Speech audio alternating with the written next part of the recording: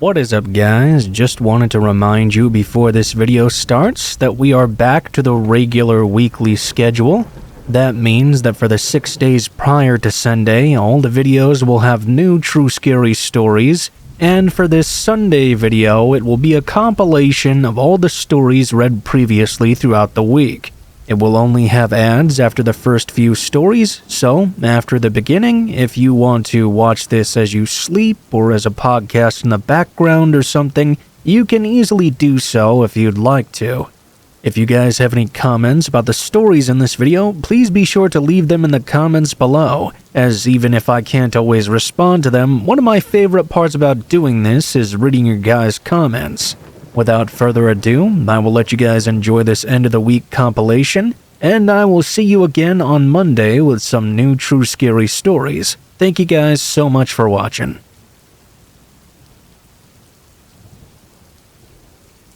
There's a local dollar store in my neighborhood that's pretty close to my apartment. It's closer to my place than any other stores like Target, Walmart, or the grocery store.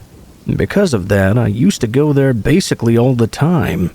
I would say I was there twice a week at least just to get whatever I needed. I would take a 2 to 3 minute drive to there from my place. The store was like most dollar stores and was somewhat small. It wasn't usually that busy either, which was also nice. One evening, I went to the dollar store to grab a few things. I walked inside, and like normal, it wasn't that busy.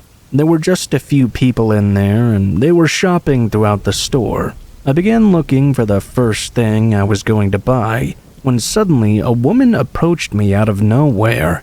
This woman had dark hair and was quite short. She was wearing glasses and a black coat.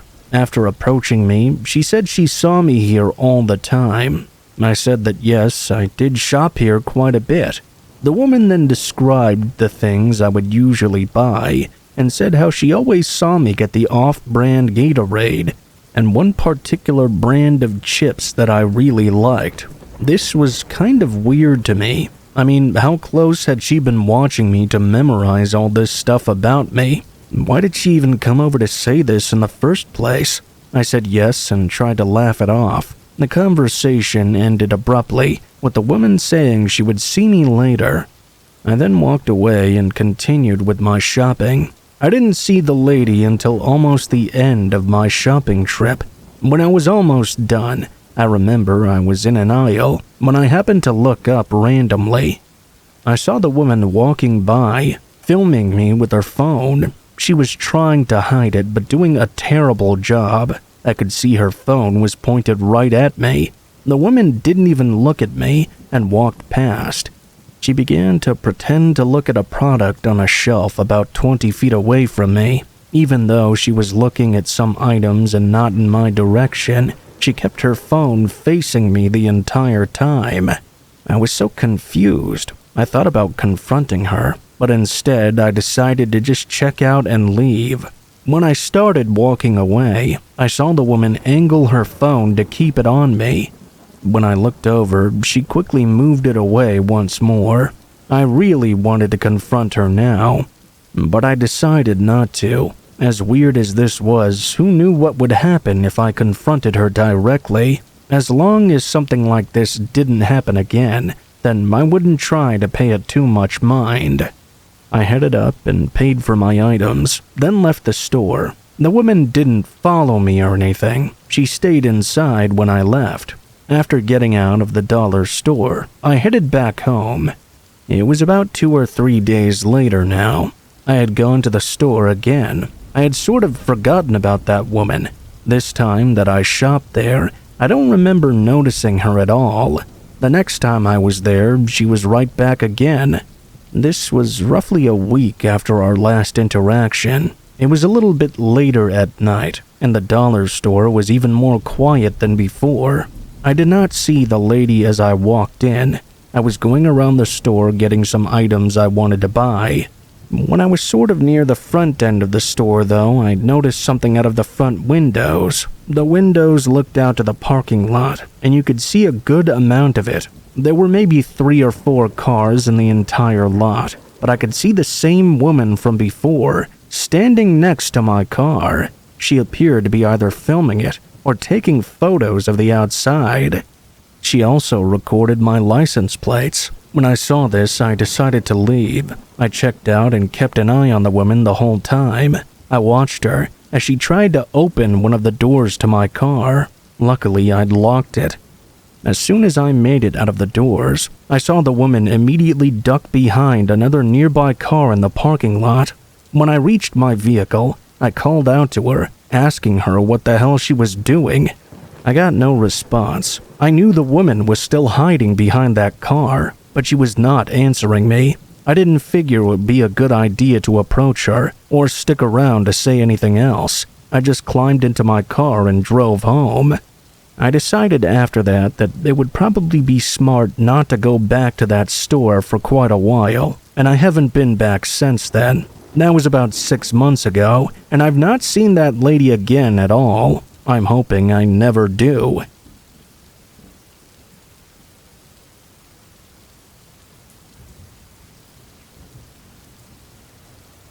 I live by myself in an apartment. I have a one-bedroom place on the second floor of my building, and I've lived here now for about 2 years or so.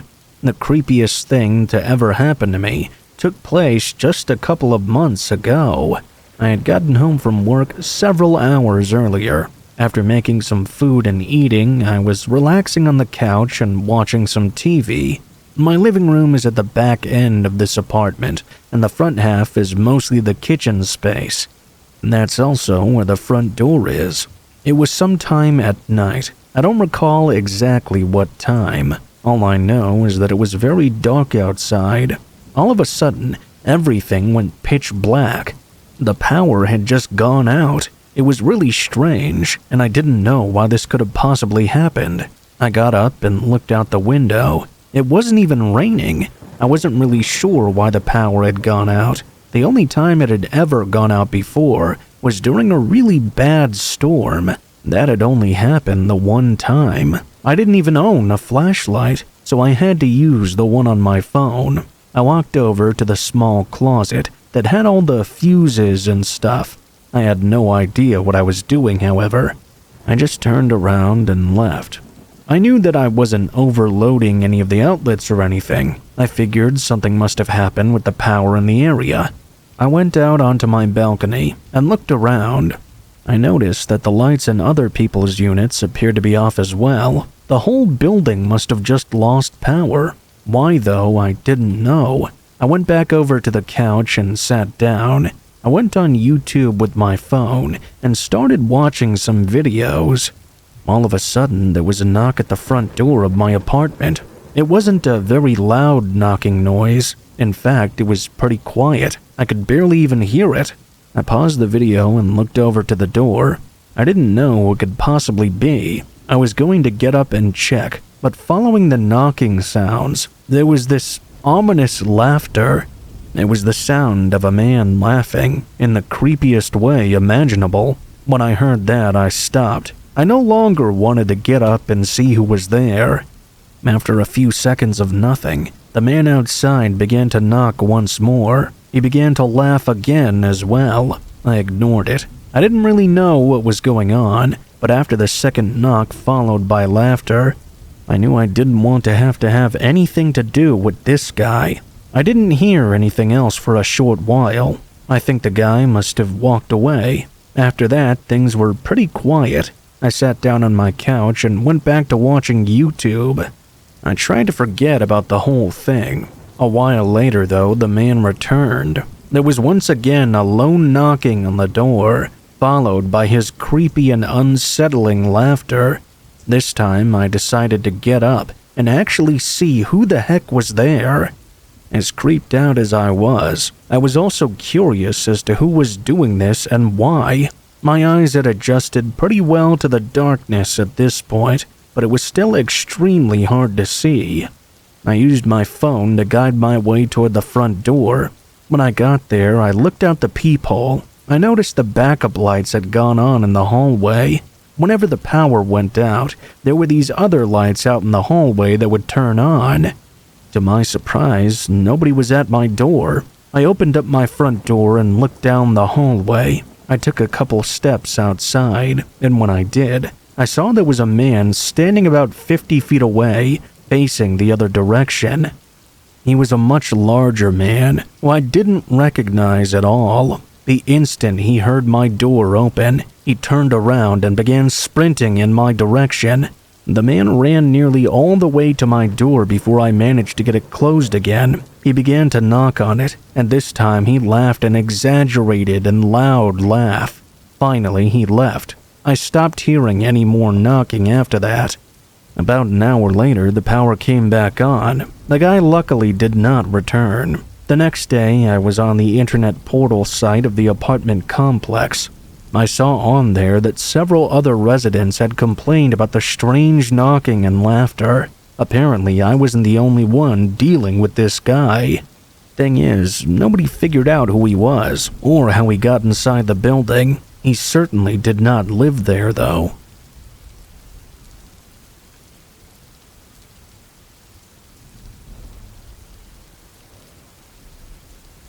This story takes place many years ago when I was camping alone out in California. I haven't gone camping in many years now, but when I was younger, I would go on many weekend camping trips to get out in nature by myself and relax. I did these camping trips quite frequently, almost every other weekend it felt like. I loved being out in nature, but I did not like the discomfort of sleeping on the ground in a tent. For how often I went camping, it made sense for me to purchase a small little camper that would attach and part from the bed of my truck. It was really nice and could comfortably fit me and even one more if I needed. One of my trips, I drove about 5 hours away from my house to a beautiful area I hadn't been before. I spent the day doing a long hike and then cooling off in a peaceful lake during the evening. By nighttime, I had parked my truck in a quiet, remote area, sort of up a mountain so I could get a nice view when I woke up in the morning. I was still up, though, reading a book by flashlight, when I heard footsteps outside and someone approaching my truck. Normally, I don't ever have people walking anywhere near my vehicle, so it was odd to hear for sure. Maybe I had parked in a bad spot, or somewhere I wasn't technically allowed to be, and somebody was coming to let me know. Either way, I didn't feel comfortable, especially since it was after dark now. I called out a greeting to whoever this was. "Hello? Who's there?" The footsteps approached closer, and a raspy male voice responded. "Hi there, I just wanted to check out your camper. Pretty nifty, huh?" I was really quite comfortable laying in my bed in the camper in the back of the truck, so I yelled out that I could show them in the morning, assuming they were someone who was camping nearby. There was no response from the man outside for what felt like a couple of minutes. Finally, I began to make out him muttering something to himself, but I couldn't really understand any of what he was saying. Assuming that would be that, I went back to reading. Oddly enough, I did not hear any footsteps retreating away. The man still had to be standing there, and he was. After a few moments, I heard footsteps moving around my truck but still not leaving. There were tiny little porthole-like windows on the side of my camper, which I kept covered with curtains at night. I looked out, but I couldn't see this man at all. It sounded like he'd walked to the front of my truck. Next thing I know, I heard some quiet thumps starting from the hood and eventually getting closer to me. Whoever this person was, they had the audacity to climb onto my vehicle and crawl onto the roof of my truck toward the camper. I was a person who took very good care of my truck, and this guy was really pissing me off to say the least. I shouted out, alerting the person I had a gun with me, and if they didn't get off and leave, I was going to come out and blast them. I heard the man get off my vehicle and walk away a bit. I still didn't hear their footsteps fade away, as they would have if they had completely left. I got out of my camper with the firearm and my flashlight. Upon pointing the flashlight around me, I saw the man crouching down near a bush about 40 feet away. As the flashlight illuminated him, he backed away further into the darkness. I had enough with whoever this person was. At this point, I didn't know if it was somebody who had gone on drugs or somebody even crazier, but I yelled at him to leave and not come back. I was already up at this point and was driving back home in the morning anyway. I packed up all my stuff and headed home early. Whether it be due to scary encounters such as this or something animal-related, I always carry a firearm on me when I go camping. I'm thankful I had it on me that night.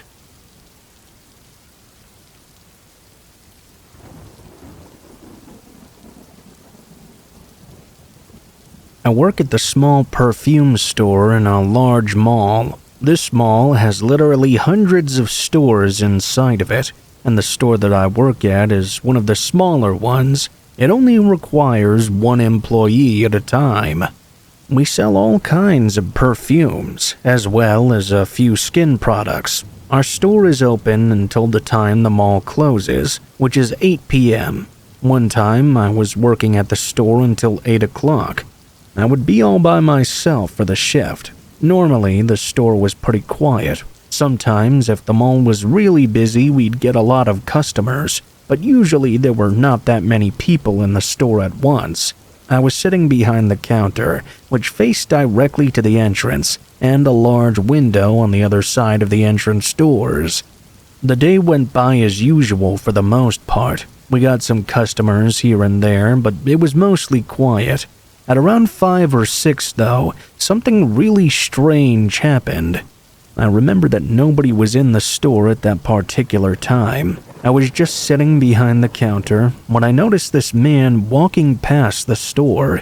He was wearing this really creepy-looking mask. Not quite a clown mask, but it looked sort of similar. He then turned and looked into the window right at me. He pressed his face up against the glass. It was quite creepy, but I figured it to be a joke and laughed it off. The man stayed at the window for an uncomfortable amount of time, over a minute. Then he finally stopped and walked a distance away. Before he passed by the store completely, though, he stopped again and looked in once more. He stared for a little while before turning and walking away. Extremely weird. Over the next hour or so, I got a few more customers, and we made a few sales. People would walk past the shop down the mall hallway all the time, but the later it got, the quieter it became.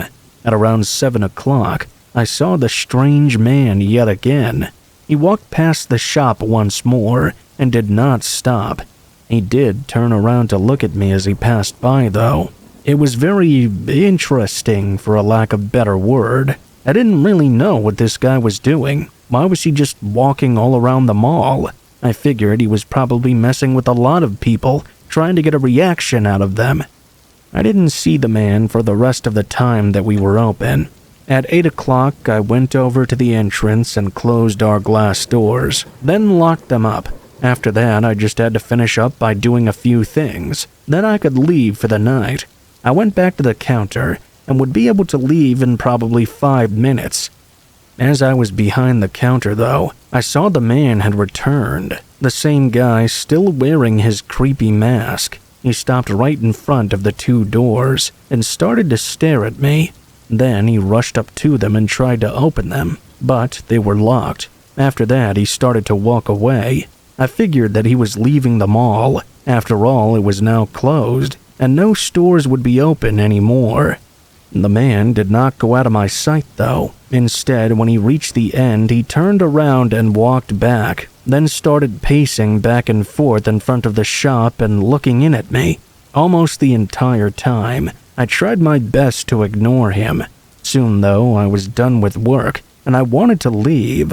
Thing is, I couldn't exactly leave with this guy out there waiting for me. I was hoping he would just go away on his own, but he didn't after several more minutes. I was starting to get impatient. I hoped one of the mall security guards would see him and tell him he had to go. By now, he was probably one of the last people left, if not the very last one. He continued to stand around and look at me. Every so often, Sometimes he would pace around a little more, but he would never move out of my line of sight. It was like he was just waiting for me to leave. He seemed to know that I was off now, but I wasn't going to leave with this guy out there. I didn't know who he was or what he was capable of. Before, I figured him to be harmless, but now I wasn't quite so sure. This went on for quite a while, when finally I saw one of the mall security guards come into my view in front of the store. He started speaking to the man. I couldn't really hear what was being said exactly. I could just really hear their voices. All I could really make out was their voices. Not long at all after they started speaking, the masked man walked away and out of sight. The security guard followed. There was not too much of an interaction. Most likely, the guard had just told him the mall was closed and he had to leave. Still, I waited a couple of minutes and made sure the guy didn't return. Then, I was finally able to leave the store. I walked the now empty hallways of the mall and out to my car in the parking lot. When I got outside and into the lot, I remember looking to my left. One of the first things I noticed was that the masked man was right there.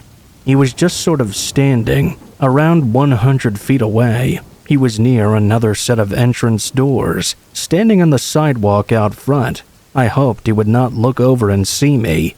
I walked as fast as I could to get to my car, and I was able to get there okay. I quickly left. When I did, I saw the guy still waiting in the parking lot. I don't know if he was waiting for me to leave or what. Maybe he thought I was going to exit out those other doors.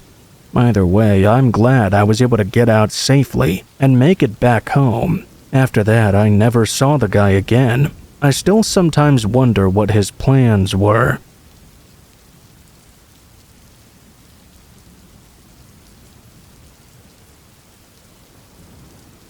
This happened to me many years ago in a neighborhood that I used to live in. I lived in a quiet neighborhood in a very hilly area. It was a very nice place to live. There were a lot of winding roads with big houses and large yards. I'm guessing a lot of the houses in the area were built by the same company because most of them were quite similar. The basement of the houses was actually on ground level, and the main floor and upper levels of the house were above that. All the houses had a big set of stairs attached, so to access the main floor, you wouldn't have to go through the basement area of your home. Due to the fact that the basements were on the ground level, many people had sliding doors in their basements that would lead out into the backyard. The reason for the in-depth description of the layout of these houses is because this is also how my house was built. The last summer that I spent living in that neighborhood, there occurred a series of break-ins in people's homes, my house included.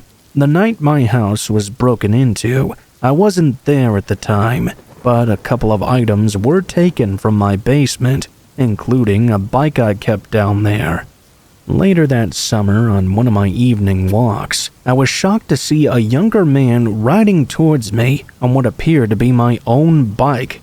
I figured this guy must have purchased the bike from the person who'd stolen it, and I could get some information on the culprit who was breaking into all our basements. I flagged down the guy on the bike. As he approached, I indicated that I wanted to talk to him. Upon me mentioning that the bike was mine and that I was interested in who he'd bought it from, the young man suddenly appeared very uncomfortable. Instantly, I realized this was perhaps the guy who had stolen my bike and broken into the basement in the first place. Before he could begin pedaling away, I grabbed a firm hold of the handlebars to stop him. My suspicions were further confirmed when the man jumped off my bike. To my surprise, he pulled out a small knife or switchblade. Full of fear at the sudden escalation of the situation, I quickly hopped onto my own bike and put some distance between us, biking down the street. The young man began to come after me as though he was going to chase me, but it seemed he thought better of it. Maybe he thought he couldn't catch up to me. He began to run away. I biked home and notified the cops immediately of the young man and what he looked like. I alerted our neighborhood group chat as well and gave a brief description of him. and the cops never did end up finding him or identifying who he was. Nobody in our neighborhood ended up seeing him again or having another basement broken into. None of them knew who he was either. I was always nervous that I might run into the violent man again someday. It ended up being a very frightful encounter on the street, but it was nice to get my bike back.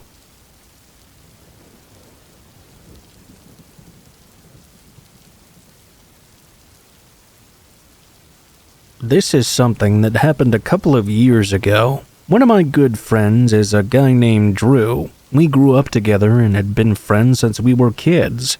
At the time of this story, Drew had just recently gotten married to his wife Jennifer. I remember that after they got married, they bought this house a little bit out in the country. It wasn't really that far away, maybe about 20 to 30 minutes, but it was a bit further away from the city than I had ever lived. Same with Drew. Both of us grew up in a much more populated area. They wanted more space, and the property was really big though. Much of it was wooded. I remember shortly after moving there, Drew invited me out to his place to come and check it out. When I got there, I was very impressed. They still had to get much more furniture because it was a much bigger house than the apartment they'd had before. The yard was especially cool though, because the house was not even that close to any neighbors at all. The woods were so large. There had been some paths in the woods, but they hadn't been maintained in many years. Because of this, some of the paths were okay, and some were completely overgrown with tall grass and other plants and things. Drew wanted to show me the woods as well, so we walked out there. He said his plan was to buy a couple four-wheelers and restore the paths himself. Then he could drive them through the woods. It seemed cool to me. We went out to investigate the shape of the paths and mark off some points that had to be cleared. We ended up going pretty far out. I didn't realize just how big the woods were. We had been walking for quite a while, and the paths around this point were very covered up. That's when I first noticed that somebody else was out there as well. I just remember randomly looking over to the left when a far distance away, I saw a man. This man was seemingly just walking through the middle of the forest. It was a really odd sight. I asked Drew if there were any neighbors' properties close by, and he said no. Their property was the only one on the street with large woods. I told him that I'd just seen a man walking a distance away. By now, the guy was already out of sight. I had only seen him for a moment before he was not in view anymore. Drew said that nobody should be out here, and this was his land. He was 100% sure of that. We walked a little ways back to try and see where the man had gone, but we had no luck. The guy was so far away, and there were so many things in between us. Drew called out asking if anybody was there, but got no response. We both hoped that maybe it was just a neighbor who for some reason had wandered onto Drew's property. Honestly, we had no clue, but we knew the guy was not supposed to be there. I thought the guy would leave when he realized we were out there in the woods. We continued to find the path locations, and were marking them off by sticking markers into the ground. About 20 minutes later, we walked around this corner and heard a noise from behind us. We both looked back and saw the man. He crossed the path from one of the wooded parts to another. He was about 100 feet away. We saw him as he quickly darted out and disappeared back into the dense woods. Drew yelled at him though, and we both started going in his direction. Drew yelled that this was private property, and the man had to leave. We got to the location on the path where the man had crossed, and we looked into the woods where he had gone. The man never replied to Drew, and we no longer saw or heard any sign of him. He would have enough time to be a good distance away by now. Drew yelled one more thing, saying that if he saw him again, he was calling the cops. After that, we continued on still. By this point, we were both very suspicious of seeing the man. We wrapped up and decided to go back to Drew's house. We were at least a 15-minute walk from getting out of the woods. About 10 minutes later, we were maybe 5 minutes from being out of the woods. There was another noise behind us. We looked back, and the man was there again. This time, he came out of the woods and onto the path, and began moving towards us. Drew and I just took off running for some reason. I just had a feeling this guy was dangerous. Clearly, he was not listening, and not bothered with the threat of the police.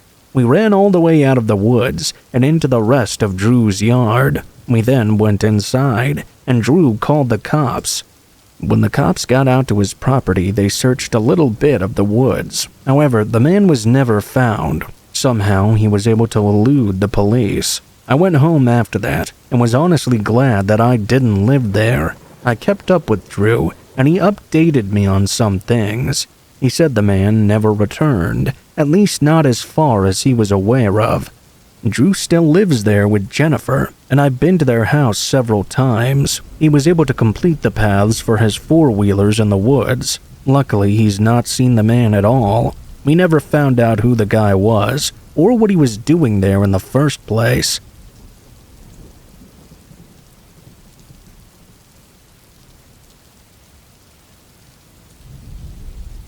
Back when I was in college, I signed up to be a DoorDasher. I was able to make a fair amount of money doing this after classes, and I didn't have any other job.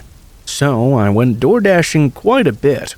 One night during a snowstorm, it was peak hours. I would be getting even more money for delivering during this storm, because nobody would want to leave their home to get food that evening. I was getting a ton of orders back to back to back. I was making so much money, and the roads weren't that bad yet. I just kept taking order after order after order. I had begun to run towards empty for gas in my car, but the money was still rolling in. I felt like I could scrape in one more order before filling up at a gas station and heading home for the night. I proceeded to Panera Bread, which was the restaurant I was picking up from for my last order. I got in and out of there right before they closed at 9 o'clock. However, when I went back to my vehicle, it would not start. It appeared I'd actually pushed the gas tank a little too far and run out altogether. I called my friend and roommate Christian, telling him about the situation I was in. He was going to help me out by filling a small container at the gas station, then driving it over to my location so I could start up my car again, finish the order, and then head home. As I was waiting for Christian to arrive with the gas canister, I was just hanging out on my phone. All the workers had left by now, and I was too focused on my phone to notice that another car had pulled into the lot. I didn't notice this car until it was pulling into the space right next to me. My friend Christian drove an SUV, so I was surprised to look up and see this was a white four-door sedan. The front seats were occupied by two middle-aged men, each one of them bundled up in a thick winter jacket. The driver's side window rolled down, and they indicated that they wanted to talk to me, motioning for me to roll down my own window. I rolled down my passenger window just a crack, so I could hear what they were saying. The man in the driver's seat called out to me, "Hey, what's going on? Everything all right here?" I replied, telling them about how my car had run out of gas, but my friend was on his way and I didn't need any help at the moment. The men told me that they just wanted to make sure everything was all right. They rolled up their window and talked to each other for a few seconds more, then left the parking lot, disappearing into the snowstorm. My friend Christian arrived shortly after, and I was able to get enough gas in my tank to allow me to finish my DoorDashing. It was getting really late, and I needed to finish my order and get home, since I had 8 a.m. class the next morning. As I was driving to the address for the Panera Bread order, I picked up that a car was now following my every turn. It appeared to be the very same white sedan from the Panera Bread parking lot, trailing me about a block back or so. I continued to the address and delivered the DoorDash order, apologizing for my tardiness. I explained that I had run out of gas. As I walked down the sidewalk towards my vehicle, I glanced down the street. The white sedan was now parked on the road. Once again, it was about a block behind me. I hadn't told the two men in the car that I was door dashing, so they must have thought this was the house where I lived. Figuring I would try to take advantage of that, I quickly jumped back in my car and sped away. In my rear-view mirror, I could see them hastily pulling away from the curb. I definitely surprised them and gotten a good head start. I took the long way home, with a ton of turns I had to drive pretty fast through to ensure that I would stay ahead of them and lose them. I drove pretty recklessly, honestly, drifting around corners in this snowstorm. I did end up shaking them off me, and once I got home, I kept looking out my window to ensure their car was not parked anywhere on my street. I never did end up seeing that white sedan again. I'll never know what their exact motive was. For the rest of the time I spent door dashing during school, I always made sure I had enough gas left to finish the deliveries and get home. I didn't want to end up in a situation like that again.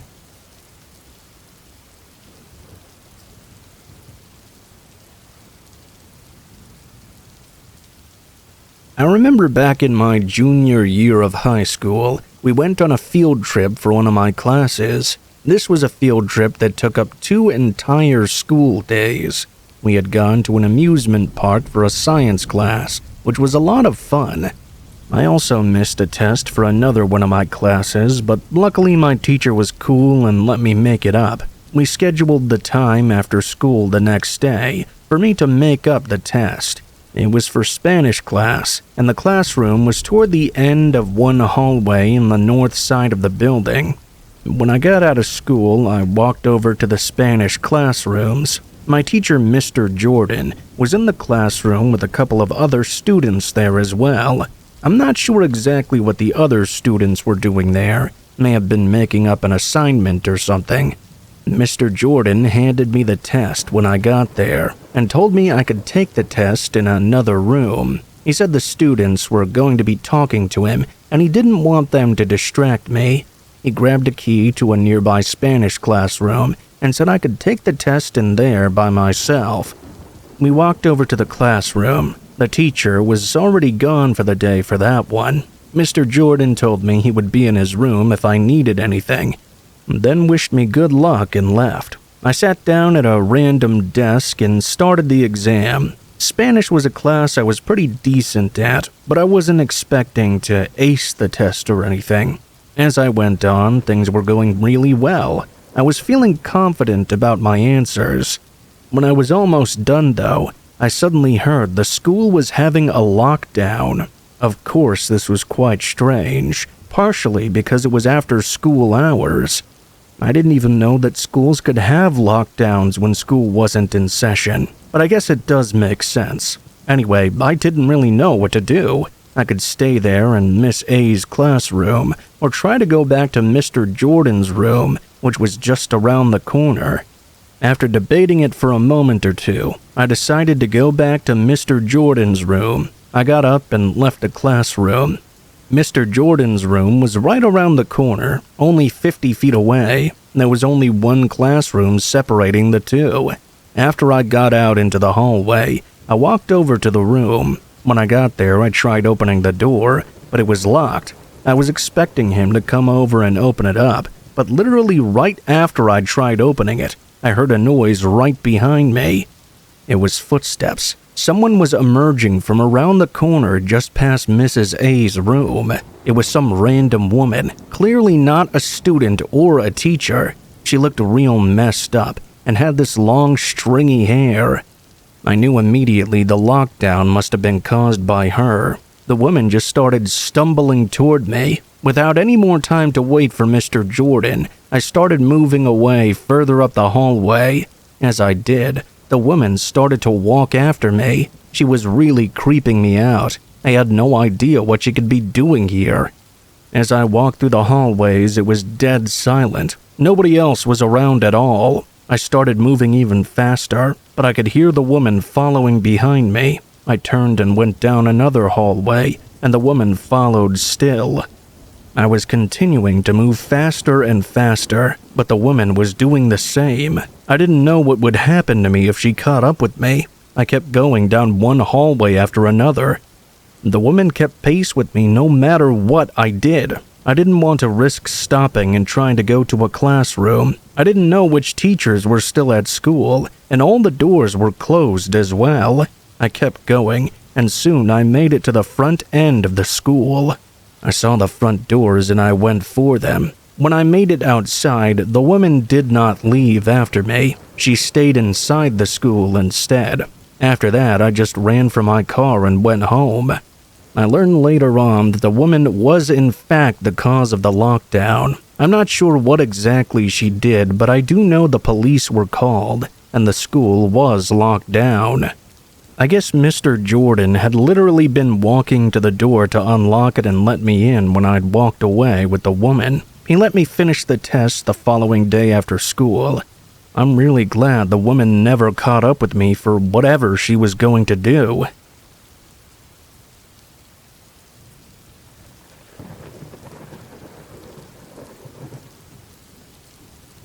My husband and I have been living at this house for almost 5 years now. We lived in a fairly large town, but we lived right on the edge. We had a larger property in a wooded area. Our property had a cabin sort of vibe, with plenty of space for our 2 dogs, 2 German shepherds to run around. We had neighbors close to us, maybe only 500 feet away, but there were enough trees around to make it still feel secluded. On this rainy Thursday night, my husband had gone to play poker with some friends, as they occasionally did. It was at one of his buddies' houses that was about 10 minutes away. I was at home alone with the dogs, watching Netflix and enjoying some ice cream. After the episode ended, it sounded like there was a bit of a break in the rain, so I got up from the couch and let the dogs out to go to the bathroom in the backyard. I would normally go out with them and stand outside, but since it was raining lightly still, I just watched them through the window. The dogs do their business pretty quickly most of the time, but this time they were spending a lot of time sniffing and hovering around our old shed close to the woods in the backyard. My dogs began to bark at the shed and wouldn't stop doing so. Thinking that they had trapped an animal in or near the shed, I stepped out onto the back patio and yelled their names, ordering them to come back inside.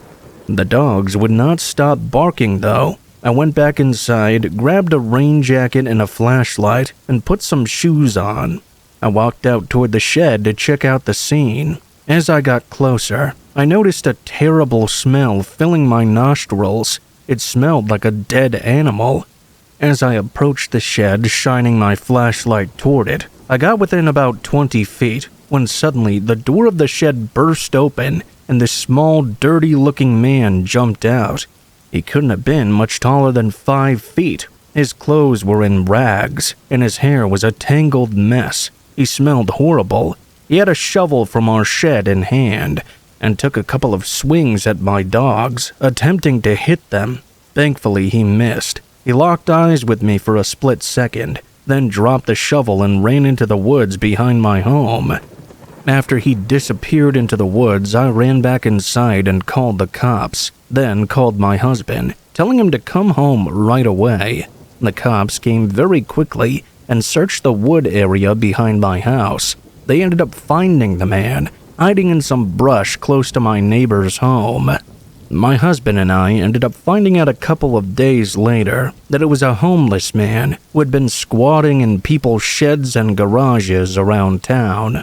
I'm thankful I had the dogs there with me that night, as I'm not sure what would have happened had I confronted the crazy man myself.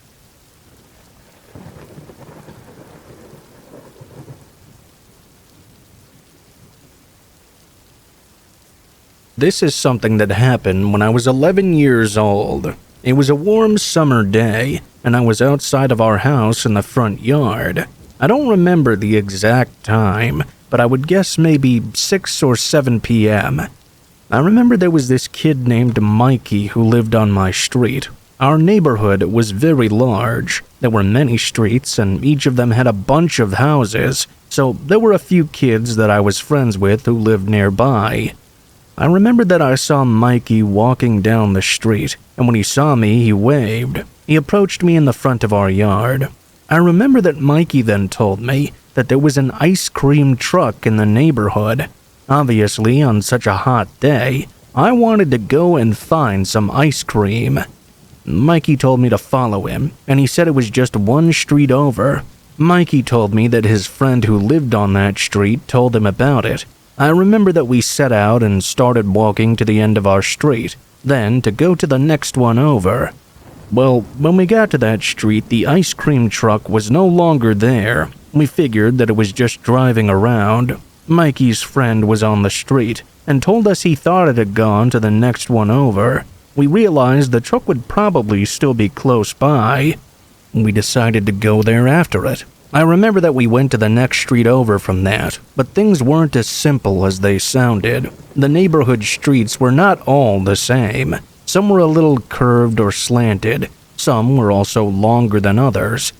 There were also occasionally small parks and things like that. We ended up getting confused pretty easily. After not seeing the ice cream truck on the next street over, we thought it might still be close by. We kind of wandered around a couple of streets.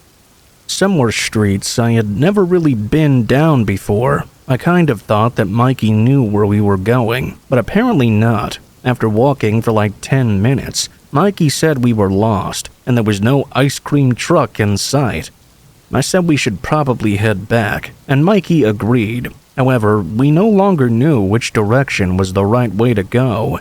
Naturally, we tried to just go back the way we had come from, but then we made a wrong turn somewhere. We were probably just walking in the wrong direction, and neither of us had cell phones or anything like that. After walking for what felt like a really long time, we were still not quite sure as to where we were. We never found the ice cream truck either. After coming around the corner to the next street, I noticed a kid in the front yard of one of the houses. I didn't recognize him, but Mikey did. When we saw him, Mikey shouted hello to the kid, and the kid started waving us over. We went into the front yard, and Mikey started talking to this kid. I don't really remember what about, but I was not really a part of the conversation. I was a pretty shy kid back then.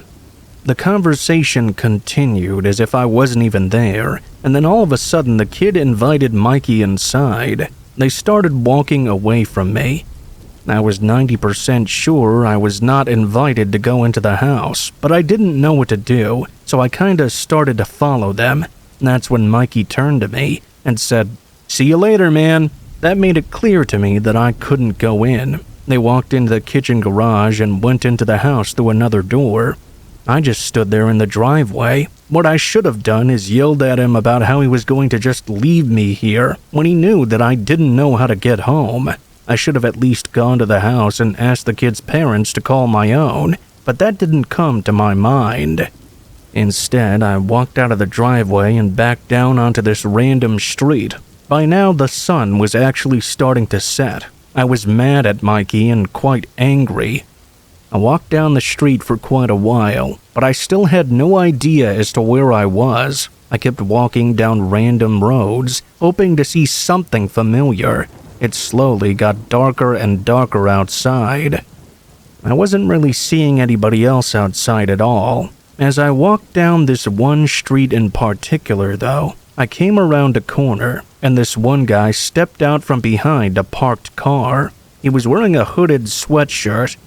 After I'd passed him by, I looked back and noticed him starting to follow after me. He was kind of a long ways back, but I did notice he'd walked to the end of the street when I did. When I got to the next one over, he was still there in the distance. There were about 50 feet between us. I kept walking to the end of the next street, and the man was still there. I saw something that was finally familiar to me. It was a busier street that connected to the one I lived off of.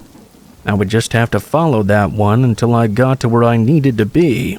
I started to walk along the sidewalk and noticed the man was still following the same distance back. I did feel a little better here though, because cars were passing by on the road. I finally realized where I was and knew that my street was coming up on the left. As soon as I reached my street, I started sprinting as fast as I could. I didn't even bother to see if the guy walking behind me would chase after me or anything. I was able to get to my house, and then I ran inside. It felt amazing to finally be back home after that. I was really mad at Mikey. I didn't talk to him for weeks. We were never really that close of friends, but that was a terrible thing that he did. I'm happy that I was able to find my way back home that night.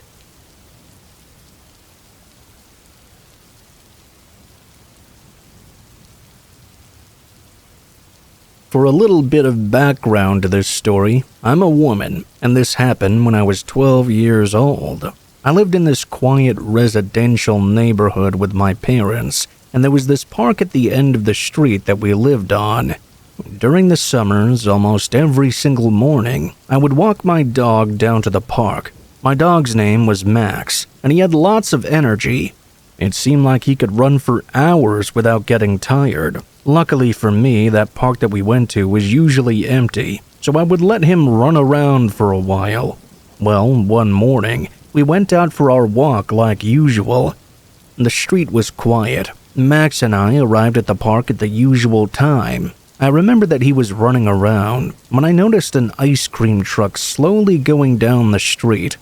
As it drove by, it stopped just in front of where the road turned. I could sort of see it between some trees. Seemed to be an odd place for an ice cream truck to stop at. I just kept my eye on it, and the truck sat there for a while. I couldn't really tell who was driving, but it didn't stop and open up to sell ice cream or anything. After that, I decided to stop looking at it. I focused my attention back on Max. A while later, though, I noticed that the truck was still there. I stayed at the park for maybe 30 minutes, and then finally went to leave. When I did, I noticed the truck was now gone. I would have had to walk sort of in front of it to go home, so I felt a bit relieved. The next day, I went back to the park at around the same time. Once again, it was just me and Max there. This time, I noticed the ice cream truck there again. It didn't stop, but drove by very slowly. After that, I didn't see it for the rest of the day. The following day, I saw it once again. I was at the park once more with Max, just like usual. This time, I saw the truck approaching, and it parked in the same spot as before. After the truck parked for a while, nothing happened. That was when I actually noticed a guy getting out of it. What happened next was very strange. He walked down the street a little and appeared to go into a neighbor's yard. After that, he disappeared completely from my sight. Several minutes later, I noticed the man again. He was entering the park I was in from the opposite side. This would have been the complete other side from the one his truck was parked on. When I saw the man, I noticed he was heading straight for me. After getting within about 20 feet, he called out to me, "Hi there!" I was sitting on a park bench and had Max on a leash. The man started asking me questions about Max and various things. He seemed fairly nice at first, but then the guy asked me if I needed a ride home. That immediately struck me as strange. Of course, I said no to him. He stayed there and continued talking to me. He said that he had a dog too, and wanted to know if I wanted to see it. I said no thanks, wondering how that would even be possible. I got up and said I had to be getting home now. We started to walk away from the man. I would have to go by his ice cream truck to get home. He started to walk after me. I didn't look behind me, but I could hear him walking. At one point, about halfway out of the park, Max turned and started barking at the guy. I didn't dare to look. We just kept going. Soon we made it back out into the street. I heard the guy cross over and glanced back. I saw him getting into his ice cream truck. Max and I jogged the rest of the way back home and were able to make it. Moments after arriving in the front yard, I saw the ice cream truck approaching from down the street. I ran and hid behind my parents' car in the driveway. The ice cream truck drove by extremely slowly, but but I was confident the man would not see me. I went inside after I was sure he wouldn't be able to notice me. After that, I took a break from walking Max in the morning. Instead, we let him run around in our backyard for exercise. Eventually, I did go back, and I never saw that man again. His ice cream truck never visited my neighborhood again either.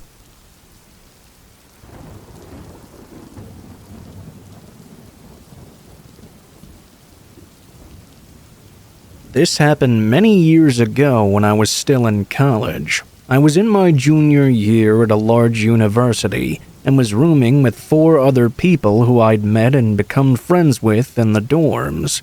We were renting this older 3-story house together that was just a bit off campus.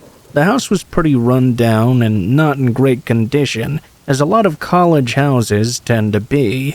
My friends and I didn't mind though, because the rent was pretty cheap. Splitting it between 5 people made it even cheaper. It was also a very short walk to campus, which was especially nice. This particular night, it was just me in the home, as all of my roommates were going out to bars. I didn't join them because I wasn't really feeling it that night. Mostly, I just didn't enjoy myself at bars. I just wanted a relaxing night. I was up in my room on the 3rd floor, just watching a movie and hanging out on my phone, sometime close to midnight. That was when I began to hear something on the stairs, heading up from the 1st level. There was a loud creaking, and somebody moving around on the 2nd level right below me.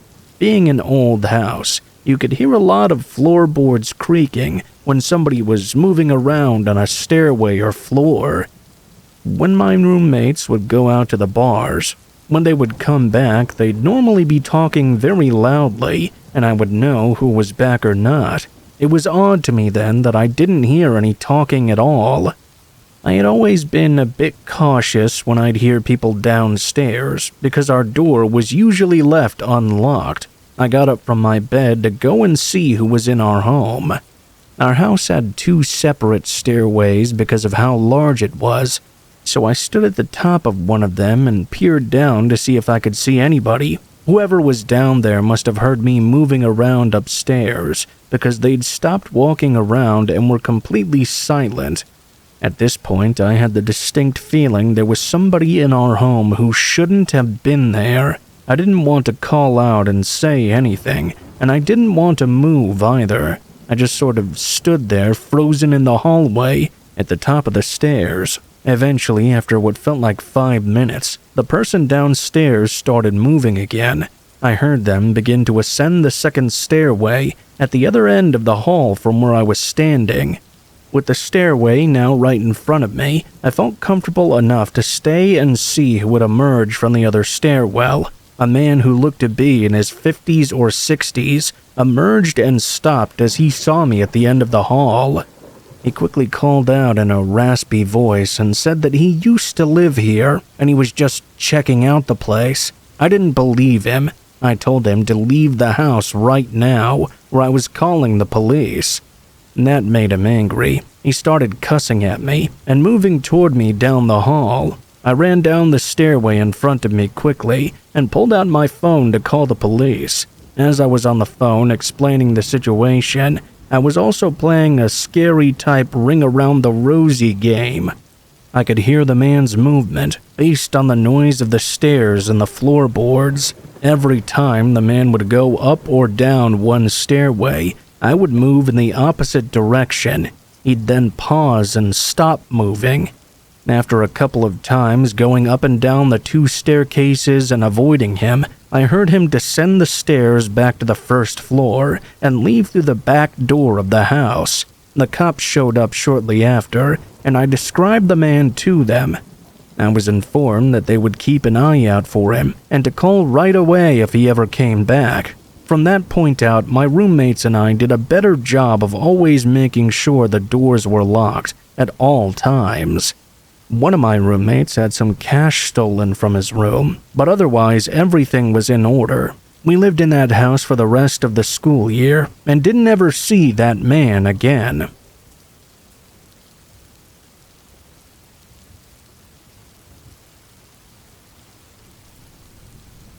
My name is Katarina, and I'm from a place called Chelyabinsk, Russia. I'm sorry if some of my English is not perfect.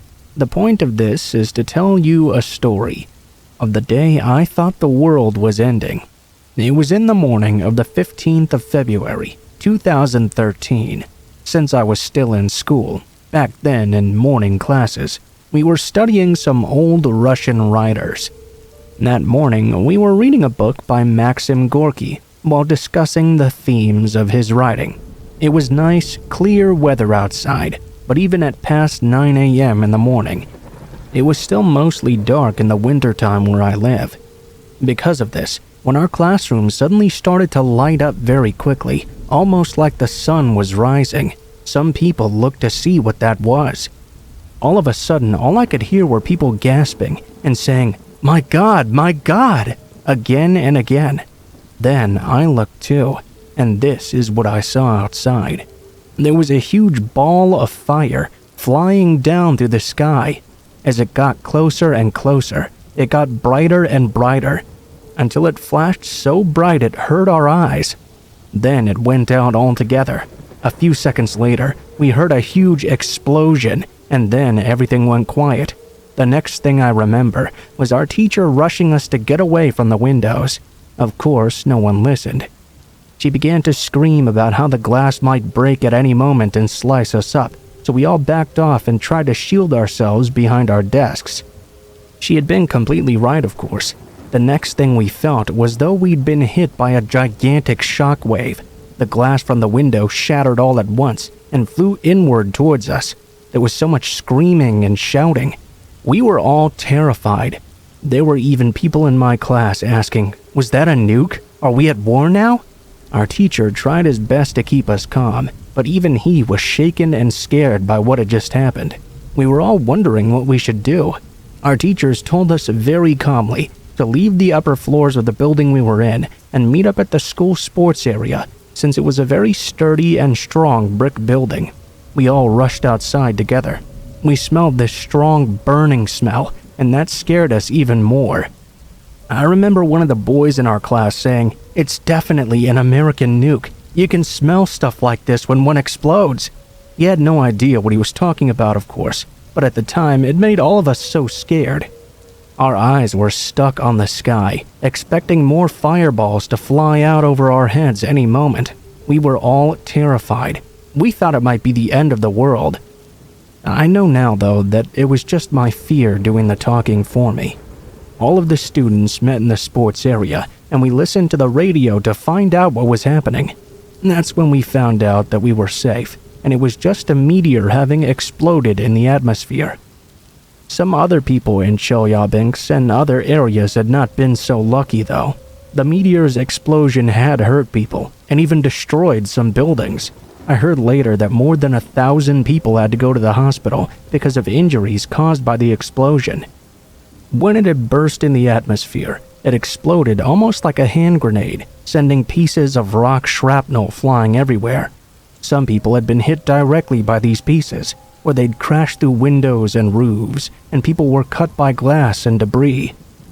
One person even had a broken back from being hit directly by a larger piece. I don't know if they passed away or not. More than 200 people were blinded by the flash or suffered a burning in their eyes for a short time because they'd been unfortunate enough to be looking at the sky when the ball of fire exploded. Those people had been much closer than we were, and so because of this, I think me and my class were very lucky that morning. The people that were closer to the explosion had been burned from how brightly it shined when it blew up.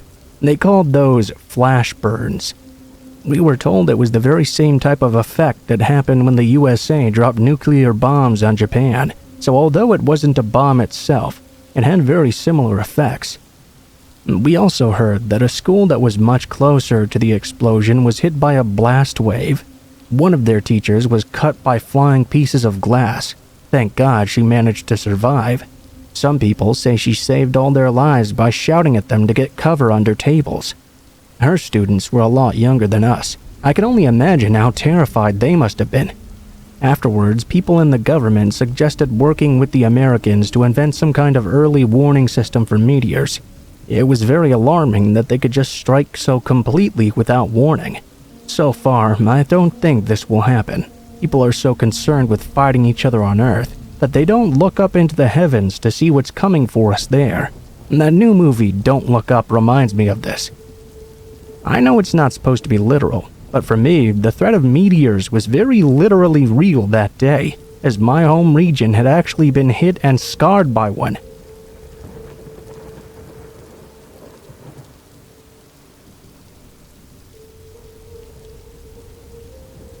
Let me start off by saying I'm a 16-year-old male and an only child who lives in a quiet rural area surrounded by fields in Amish country. I'm going to use the alias John for this story. One Saturday evening, after an afternoon of occasional rain showers, I was home alone while my parents were out for their anniversary. They had just recently left to go out when I decided to take a walk now that the rain had stopped for I don't know how long. I go into my garage, slip on my shoes, and head on out our sliding back door in our kitchen. The backyard was large and fenced in, as we used to have some dogs. There was a gate in the fence just off the patio that leads to our underground swimming pool, then another that leads into the side of our yard. I exited through there and headed down to my driveway and onto the road. I was out for maybe an hour or so when I finally returned from my rather simple exercise of walking up and down the road while waving to any friendly neighbors I saw. I walked towards my side yard when I noticed that the gate I'd exited out of earlier was still open. I must have forgotten to close and secure it, I thought to myself. It was a bit windy that day, so perhaps the wind had opened it up because I'd forgotten. Oh well. I headed through the gate, through our pool area, back onto the patio, and in through the sliding glass door. Later on, as the night began to set in further, I had just finished baking and eating half of a frozen DiGiorno stuffed crust pepperoni pizza when I heard one of the fence gates slowly creaking open. Obviously frightened, I thought at first maybe it was my mom or dad coming home early. They'd always call me when they were on their way home from wherever they were at though, so that surely couldn't have been it. I ran throughout the house and locked every door and window. I waited and listened in my kitchen for any further suspicious sounds. After about 5 minutes of not hearing anything else, I thought maybe it had just been my imagination, or maybe I'd again forgotten to lock the gate on my way in and the wind had blown it open again. I decided to quickly head outside and check it out. By now, it was completely dark and cloudy, so I grabbed a flashlight out of a drawer in the kitchen and crept out the front door. Once I was out on my driveway, I shone my flashlight down the side yard towards our shed. Okay, nothing there. So far, so good. I walked down the side yard slowly and was pointing my flashlight in every direction, keeping myself aware of my surroundings. Once I finally crept up to the gate, I saw it was wide open. Must have forgotten to lock it again, I thought to myself. I face-palmed. I shut it and locked it, then turned around to head back towards my driveway. All of a sudden, though, I noticed something out of the very corner of my eye in the darkness. My heart dropped as I shined my flashlight quickly towards my backyard and caught a glimpse of the backside of somebody walking behind my shed. From what I saw, I could make out that this was a person with dark hair wearing a black hoodie and sweatpants, and they appeared to be carrying something in their left hand. I could just barely make out what appeared to be the blade of a knife or some sort of small, sharp instrument. At this point, I didn't know what to do. I didn't know whether to confront this person or go inside and call my parents. I stood frozen for a few seconds, hand trembling, as I finally decided to call my mom. After 2 rings, she picked up. "Hello, John. You need something, sweetheart?" she asked. I felt a bit more comfortable now. "Yeah, Mom, I think there's someone in our yard," I said, taking a deep breath. My mom gasped, and her voice got a bit frantic. This was the first time something like this had ever happened. "Where are you now?" I continued, looking out towards my shed, now lit up by the flashlight. I could no longer see the person anywhere. "I'm out on the driveway. I heard the gate open and went outside to check it out." I saw someone. He was walking toward the back side of the shed and carrying something. I think it's a knife or something like that." My mom gasped again, and this time I heard my dad ask what was wrong. She told him what happened as I stood there and eyed for any movement. "We're heading home right now. Call 911. Don't go chasing him or anything stupid like that." "All right, Mom. I'm going back inside right now." After exchanging our farewells, I turned around to rush back into the house. Once I turned the corner to head back to my front door, though, I saw somebody walking down the road right in front of me. My heart sank as I stood there in shock, ready to flash my flashlight at whoever this was. The person stopped walking and stood still for a couple of seconds before slowly turning their head in my direction. They must have heard me walking as well. I instinctively whipped the light up and shined it at the person's face. It was a male, I don't know how old, dressed in a black zip-up hoodie and black sweatpants. No doubt it was the same person I'd seen behind my shed.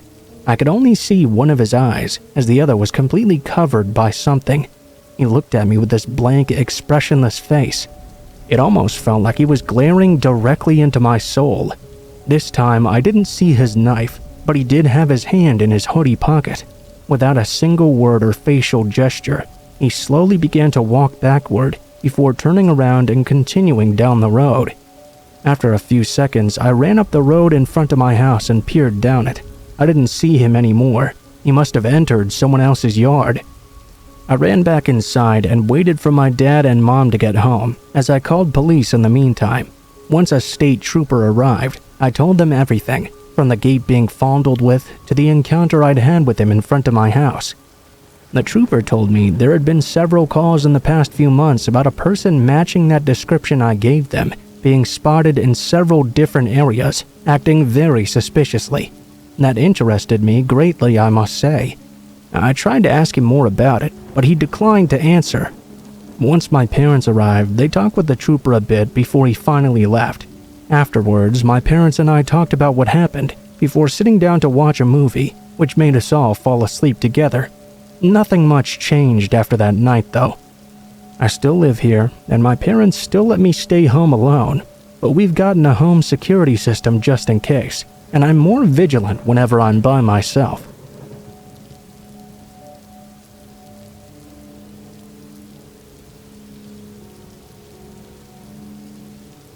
The illumination of a creep's light shines on for anyone with intuition to see.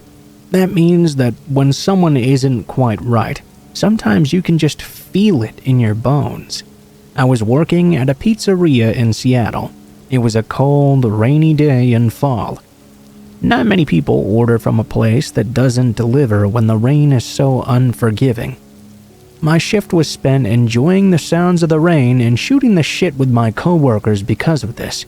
Perhaps doing my job every now and then when someone actually decided to walk inside. Every person that made a choice to step through that door showed their decision with tangible evidence on them, in the form of leaving sopping wet puddles everywhere and being completely soaked, like Hansel and Gretel with a breadcrumb trail to lead them right back into the storm. We were getting ready to close up shop when this one man came in. The rain clung to each strand of his hair. Some of the drops slid down his big pores, creating big wet streaks on him. It seemed he'd been out in the rain for quite a while. He stared at me for a second before I began speaking. "Welcome to so-and-so. How are you today?" "Pizza. I want some pizza." Anyone that's been in customer service can tell you that the question, "How are you?" commonly gets overridden by the customer's own question or request. Basically, they completely ignore it. I think sometimes they believe we say it because we just like the way it sounds or something. "All right, sir," I said. I looked at him with my pen in my hand, ready to write down whatever he wanted to order. But he didn't order. Instead, he just stared at me, and stared some more. Finally, after what felt like enough time for our entire species to go extinct, he said, "Give me a pepperoni slice." I took his order, he paid, I smiled and gave him his change, but he didn't go anywhere when I handed it to him. Usually, people would want to sit down or wait in the dining area, but instead he just stood by the counter watching me. I would turn around occasionally, feeling his eyes focus on me with more interest than I've had for anything in my whole life. He didn't even blink either. He just would not stop staring. "You got a boyfriend?" he said. "Yes." "You're lying." My heart dropped. Lie or not, no one with good intentions calls out someone rejecting them because they're obviously uncomfortable. A decent person would let this slide and accept the fact that they just weren't into you. "Well, I'm not lying, but I guess you can believe whatever you want," I told him. There wasn't much noise until my coworker wandered out from doing dishes. He started talking to me and making eye contact with the strange man who was staring at me. The look on his face told me something didn't feel right to him about this situation either. Thankfully, the pizza slice was done quickly. Longest 5 minutes of my life. I handed it to him. "You need a ride home?" he asked me. "No, I'm fine." "You shouldn't have to take the bus in the rain," he responded. "I have a ride, so thanks, but no thanks." "Oh, come on, it's not like I want to rip you or something. I'd just take you home." That's when my coworker said loudly that he would be taking me home, so the guy could just leave right now. The guy kept insisting, asking why we wouldn't just trust him to take me from work to my house, and we kept saying it was not necessary. He kept continuing to press. He kept saying things like, "She would come back to work the next day, man. I don't know why you're being so weird about this." We kept on telling him no, and he was getting visibly frustrated. He went back to his big black truck, parked right outside the shop, and just sat there and watched me for a good hour as we closed up. I did have a knife, pepper spray, and a taser, so I wasn't too afraid, at least while I was inside. My coworker was not a small dude either, and wasn't afraid to defend someone in need of help.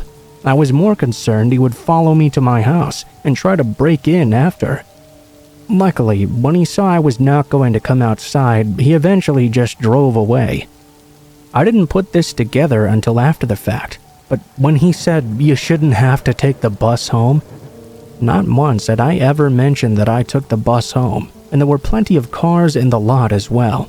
I feel like he must have seen me, or been watching me before without my knowledge. I never saw him again after that, but I did occasionally feel like someone was watching me.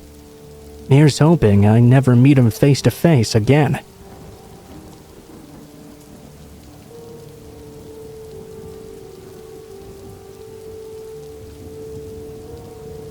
My high school held an annual Euro tour, and I went on my first one in 2011 when I was 16 years old. There would always be a bunch of teachers and parents that came along to supervise, including our headmaster. Almost everything was scheduled, but we did get a few hours every day to go and explore the cities ourselves. The tour was always 12 days long.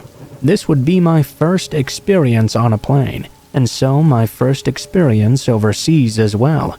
My friend and I were casually walking the streets of Rome, not too far away from our hotel actually. We were taking pictures and whatnot, wasting time before we met our entire group of around 15 kids and 4 teachers. We were going to meet up for pizza at a small restaurant close by. This comes into play with what happened later at the restaurant. Fast forward and we arrived there with everyone in tow, all sitting on the sidewalk eating pizza and chatting away happily. The teachers were sitting inside the restaurant right next to the door to keep an eye on what was happening outside. I decided to quickly go next door to buy myself a bottle of water. I didn't think to take anyone with me, as the tiny corner store was so close by that a few kids were even sitting nearby the entrance. After purchasing my water and leaving the store, suddenly I was pushed up against a light post by a large man in a dark jacket who'd come out of nowhere. He towered over me and opened his jacket to cover my body. He asked me my name. I was in such shock that I couldn't even respond, so he asked me again. I refused to tell him. Luckily, one of the girls saw what was happening. She ran over and grabbed me out of the man's reach. I immediately burst out crying, which alerted the teachers as well. Our headmaster, thinking he may have just been a drunk or something, shouted at him to leave or else. The man rushed around the corner and disappeared. All was well, and things calmed down a bit. I was now standing against the wall with 6 people in front of me, closer to the entrance. I watched, though, as the same man popped out of what seemed like nowhere once again. He tried to break through the people in front of me and grab me out of plain sight. This obviously caused a huge havoc with everyone around us. All the adults went on high alert and started getting involved. They began to chase the man away. He ran a little further down the road this time, hopped into a white car, and drove off as quickly as he had come. We got the entire group together again and were escorted back to the hotel. We were all very confused by this situation. Later that evening, we got our free time where we got to pick our own restaurant in the area to go to with our group of friends. We had to be in groups of 5. We dressed up, walked down the streets until we found a restaurant we seemed to like. The earlier incident had lost all its worry, with all the excitement and activities going on since then. We were very distracted. We then all, the whole group minus adults, decided to meet up at a bar. Since of course Euro tours can't be complete without the older group trying to act a little bit naughty, slipping in a few irresponsible drinks before curfew. As we got to the entrance, I was pulled inside by 2 of the people on my tour and told to sit down right away. Apparently, someone had spotted the exact same man that had tried to abduct me earlier in the very same white car, sitting parked a little further down a dark road. This time he was with another man as well. I broke down. We were all terrified. We explained what was going on to the owners as best we could and decided to head back to the hotel as a group, constantly checking around us and keeping count of every person. Luckily, we were leaving for a different town not many hours away very early the next morning. That experience still haunts me. I don't know where the man first saw me or what his intentions were exactly. He may have been following me the whole day, even through the night, knowing exactly what hotel I was staying in and everything. Being from South Africa myself, Europe was basically another world to me, and we had this idea that everything was safe and free compared to our own country. Now looking back though, I wish I didn't let my guard down so far. On another note though, Italy was very incredible, and the pizza and pasta and other foods were the bomb.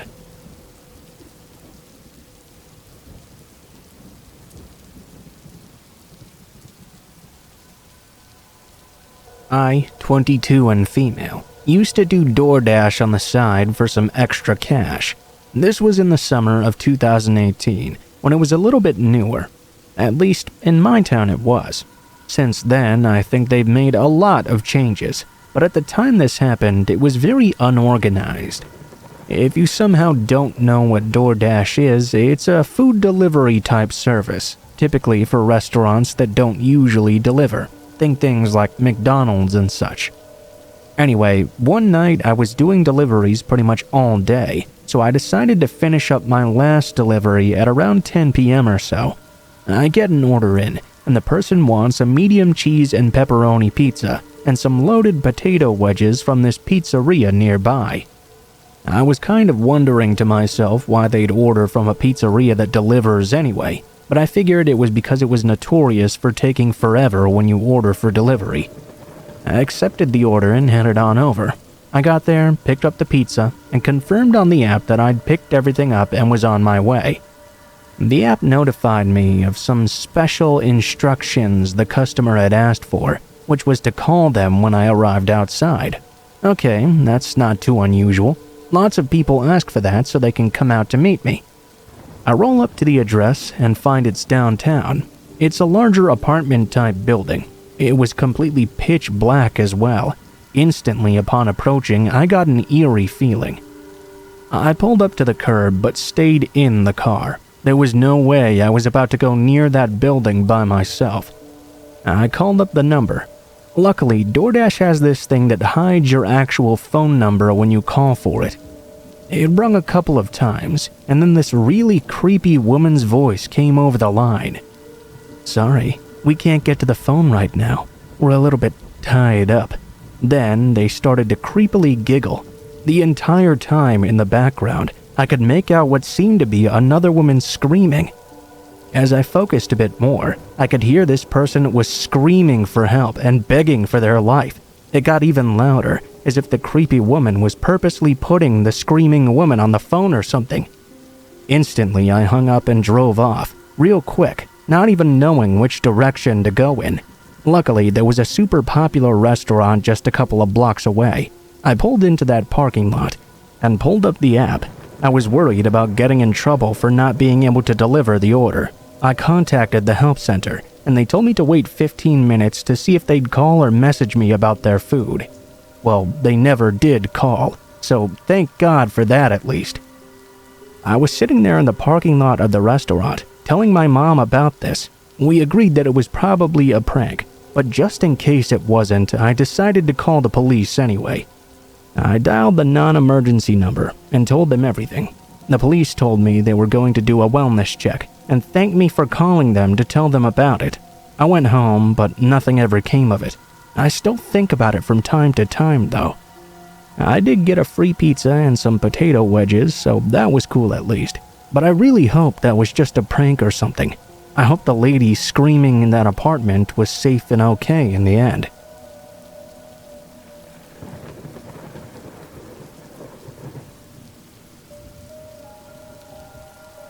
This happened last Friday night. I finally arrived home now, and I really need to get this off my chest. My friend's family owns a pretty big house in a rural area in my state, where they spend most holidays and some vacations. They also own an apartment a few blocks away from where I live downtown. His folks usually go there about once a month to check the maintenance and see if there's any mail. Since we're having a pandemic though, they're not going out to do so as much anymore. My friend rang me up and asked if I could join with him. He said he'd need an extra pair of hands. It was about a 4.5-hour drive or so. He came here to pick me up and we left around 3 p.m. due to his work. We arrived and parked the car and we went to check the house. It was already too dark to check the surroundings. The house itself seemed fine.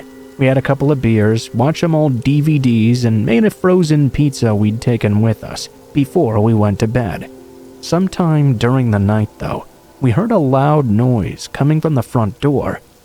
We were both awoken by this noise and went over to check. It was firmly closed just as we'd left it. We decided to further check the house, though, and see if something was up.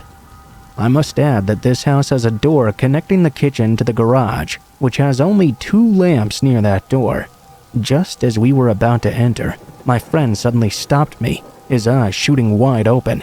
Before I could even verbally confirm what was wrong, I heard the sound of someone breathing loudly.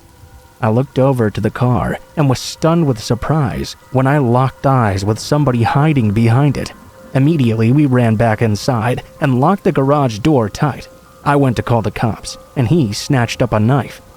The cops came, searched the garage, and found a backpack with a hatchet and duct tape. They said it was probably someone who knew the friend's parents' routine, maybe worked for them in the past or something. Clearly, they were getting ready to attack them. The door had not been forced open, and that indicated that this person had been there before and knew exactly how to get in. They'd escaped by breaking a window in the garage. We gave our statements, of course, and stayed up all night after. We called his parents in the morning. We even had to stay there while the window and locks were being replaced. Needless to say, we could not get out of there fast enough.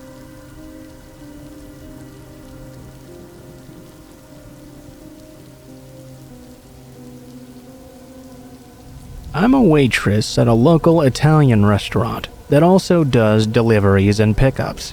One day, I would say maybe a year ago or so, a man came in to place a carry-out order. A girl I work with noticed him walking up to the door and asked me if I would take care of him. I said yes, not really thinking anything of it, and she walked back into the kitchen. Once he came in, I could see immediately why she'd asked me to deal with him instead. He immediately gave me the creeps. He was an older man, short and stout, wearing a big coat and a winter hat. He absolutely reeked like someone who smoked an entire pack of cigarettes while walking through piles of cow dung.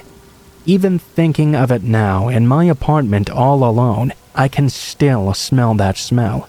What really scared me, though, was the way he stared into my face, chin turned down towards his chest, looking up at me through his eyebrows. His stare made me feel like he was thinking of every possible way to torture me or something. He didn't say much, just sort of growled his order at me. He paid and waited behind the counter for his pizza to take home. He would pace with his hands locked behind his back, never shaking that stare. Even when he would turn to pace the other way, he never tore his glance away from me, not even for a single second. He didn't even blink. Being that I was working behind the counter, I couldn't really go anywhere in case someone called or came in to get their order. So I had to just stand there, watching the clock tick, waiting for his order to be done so he could finally leave. Once he was gone, I asked my coworker if she knew anything else about him and why she'd wanted me to take care of him so badly. She told me he really gave her the creeps. He was apparently a registered sex offender, but never went into the full details of his charges. Honestly, I didn't want to know either. I still thought about him for the rest of the day, and even looked twice before getting into my car at the end of the night. Soon enough, though, I forgot all about him. Unfortunately, that would not be the last time I saw him. He began to come in very frequently after. At first, maybe only once every other week, then every single week, then every day.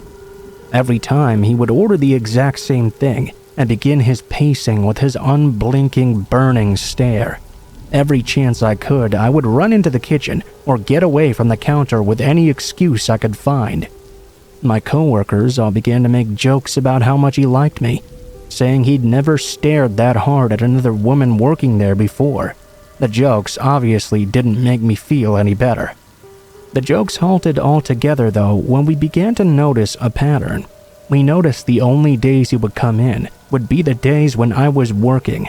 We started to suspect that he recognized my car. I never had the same schedule, but I always parked in the same spot in our very open lot. Because of this, you would always be able to tell it was my car if you knew so. The shifts that I would work were a little bit strange, too.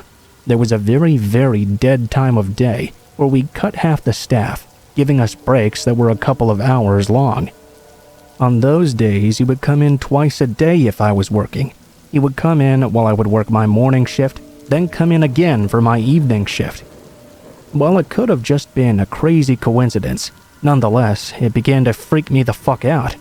One night, after working a double shift on Saturday, I had walked out to my old beat-up car, which I almost never locked.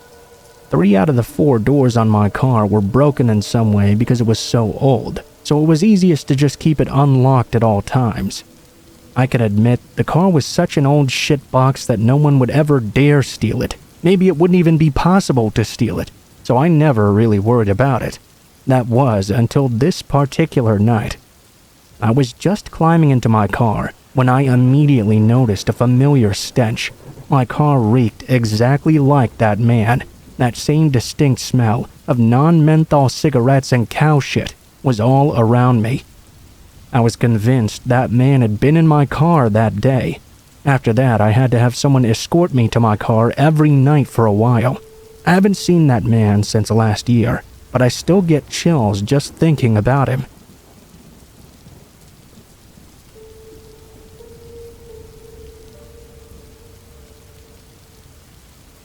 This happened just over 2 years ago, at the end of my first year of university. I'm a woman, and at the time I was 21 years old. My university is in a very large city, and I was living in university accommodation, a short walk away from the main campus. My flatmates had all finished up their exams and gone home for the summer, so I was there all alone in my flat. I was pretty stressed out, because I was in the middle of my first round of university exams. I decided that it wouldn't be prudent to waste my precious study time cooking. So instead, I ordered a large pizza from a large pizza chain.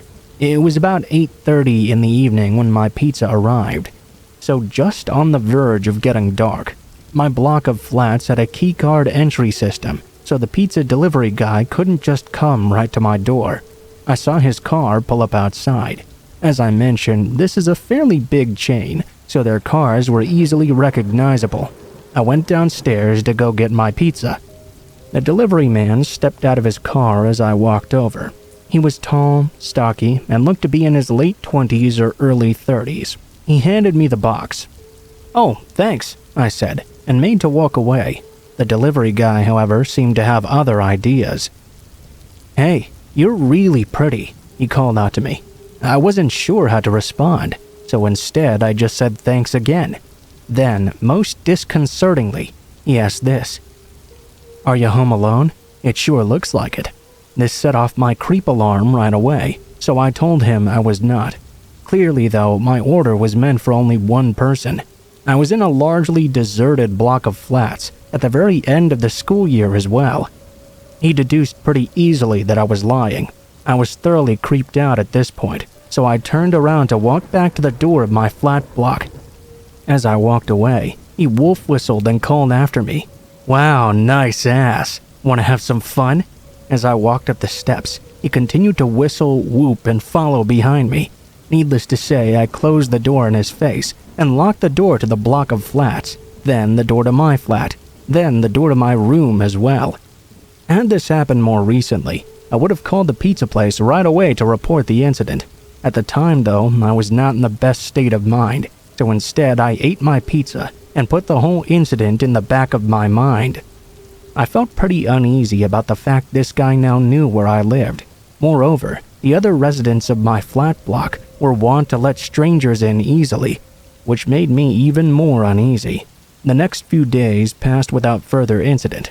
I finished up my exams and went back to my parents' house for the summer. When I arrived home, I decided at last that I ought to call the pizza place and report this creepy employee.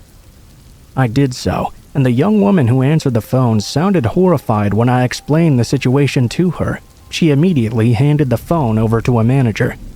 He took the details of my order, presumably so he could ascertain who delivered the pizza, and apologized profusely.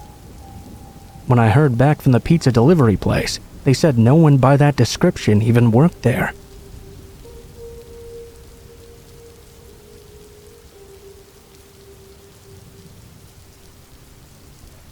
This was a few years ago. It was pretty late out, past 1:30 or 2 a.m. I believe. I was living with this boy who was pretty abusive, and he had gotten really jealous at this party we were at earlier that night. Not even an hour after we'd gotten home, he tossed me out onto our front porch and locked the door behind me. I was knocking and pleading for him to please let me back inside. I was still wearing what I'd worn to the party, and it was freezing out that night. I wasn't sure what to do. He had my phone, my purse, and my wallet in the house with him, so all I could do was sit on the porch crying. When he turned off the lights both outside and inside, I knew he was not going to let me back in. I felt so helpless and cold. I thought about knocking on a neighbor's door, but I had anxiety about waking any of them up and causing trouble for my boyfriend. Instead, I decided I would try to walk to this gas station and motel less than a mile away, so I could use their phone to try and call a girlfriend of mine and see if I could sleep over with her instead. Ironically enough, the road I was walking on, Donner Pass Road, was so freezing cold that it was fitting. But anyway, a little bit into the walk, this tall white pickup truck was approaching on the opposite side of the road I was on. I tried not to make eye contact for obvious reasons, but then I heard the truck stop and begin to make a U-turn. My heart began to pound fiercely. I froze up and forced myself to speed walk at the very least. The truck pulled up to me, and this guy rolled down his window and asked what I was doing out this late at night. I told him how I was going to meet my friend at the gas station, and she was expecting me quite soon. He smiled and offered me a ride. I said no thank you, citing that I didn't like to hitchhike. "Well, that's good. I don't pick up hitchhikers or anyone. You don't look like a hitchhiker, though. You just look like someone who needs some help." He kept on driving next to me and told me I shouldn't think he was a creep. He pulled out what looked to be a police badge and told me he had just gotten off duty, which is why he was in civilian clothes and out so late. He said he wouldn't mind driving next to me, just to make sure I got to where I was headed to safely. I was very naive and a bit too trusting of his kindness and credentials. When he offered me a ride again, I said it would be nice because the gas station wasn't that far anyway. He popped the door open and I hopped in. The radio was down low. It was a little bit messy inside. The ashtray was full of cigarettes, and there were tons of newspapers lining the passenger floor. I was moving my feet when some of the papers shifted, showing a pair of handcuffs, some coffee cups, empty water bottles, rags, a highlight-colored bandana, and some various other garbage. He apologized, saying it was a truck he took out hunting, but it was super warm, so I was happy for that. And I didn't mind the mess at all. He told me his name was John. He asked why I was so scantily dressed without a jacket.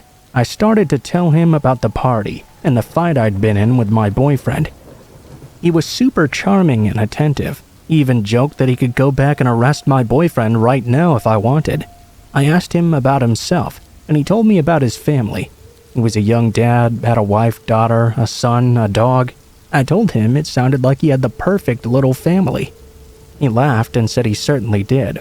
It sort of clicked for me to ask him if I could use his phone, but he said no because he had to save up his battery as it was about to die. We were approaching the gas station when all of a sudden he just drove right past it. "Oh, I think that's the one, you just missed it." But he didn't answer me. I felt sick to my stomach. My heart began to pound. I started getting choked up, and my eyes started tearing up as I looked out the windows. I watched the lights behind us getting further and further away. It was hard for me to even speak, but somehow I murmured out, asking if he could please turn around. Instead, he ignored me. As I looked over to him, he just looked empty-eyed and emotionless, totally dead and glazed over. I looked back out the window and down the road to see if maybe we were going slow enough that I could make a leap out of the car without seriously injuring myself. I remembered always hearing never go to the second location. I thought about the possibility of jumping out and breaking an ankle and how it would be so much harder to get away with only one foot as opposed to two. I was debating with myself. Sure, there was snow on the ground, but then again, snow can be hard, especially when you're not fully clothed. I felt so dumb. I wasn't even tied up or anything, but I still couldn't do anything. There was nothing but trees, an empty road, and us two. I was crying pretty badly at this point and asked him to please borrow his phone. He told me to shut up and stop talking. He then started talking under his breath. "Girls shouldn't be out so late, you know.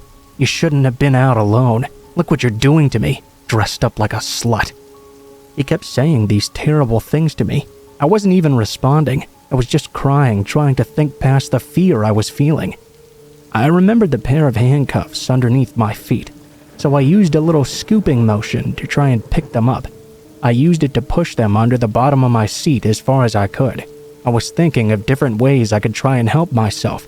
If we were close enough to some upcoming lights or structures, perhaps, maybe I could grab the wheel and cause us to crash into them.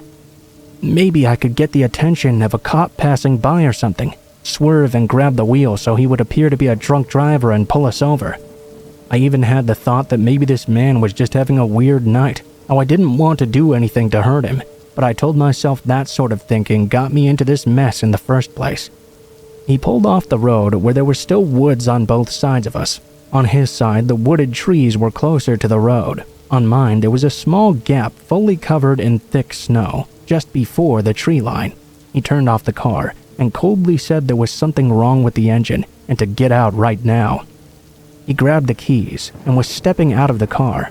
I grabbed onto the center console and cried and pleaded for him to not make me get out with him because it was too cold with what I had on. He turned to face me, door still open, and shouted at me to get out right now. I dug my fingernails deeper into the console. I was crying.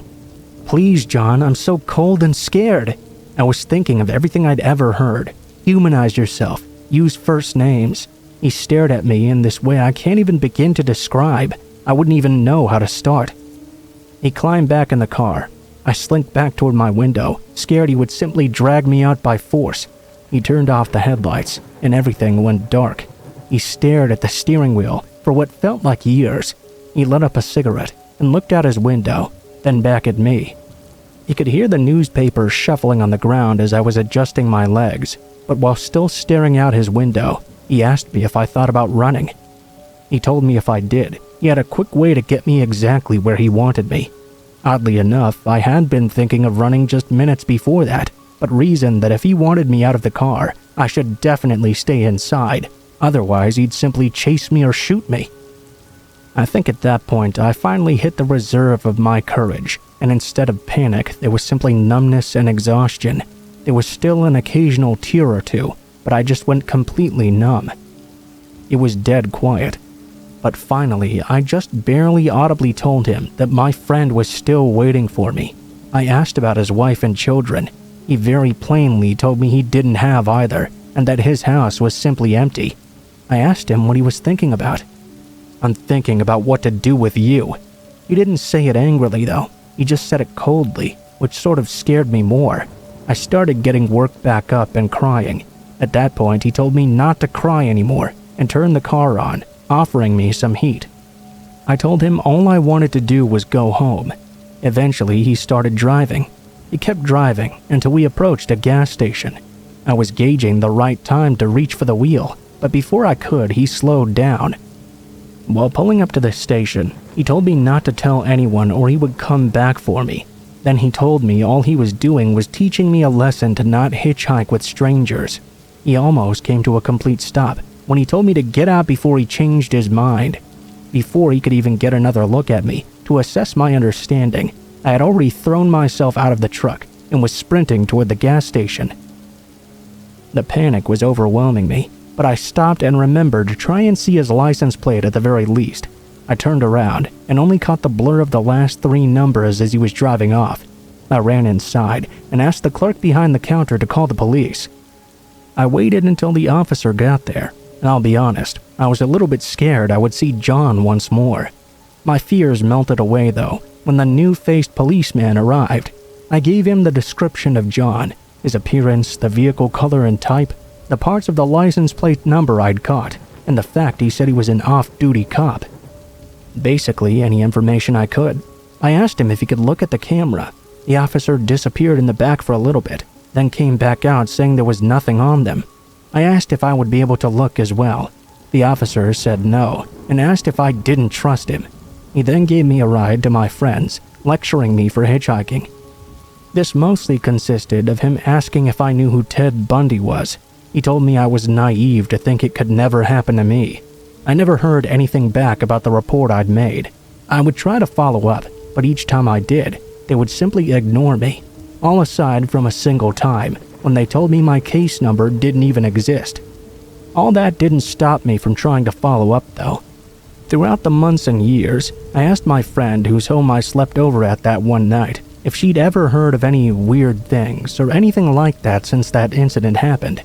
If anyone up there had ever said anything about it. She always said no though.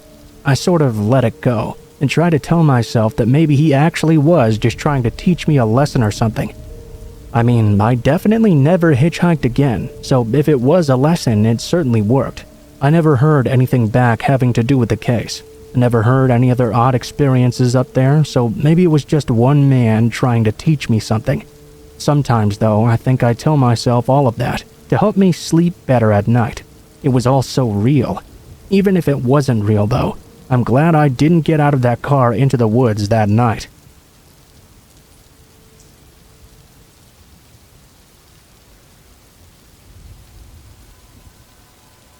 This was back in November of 2018 and takes place in North Carolina.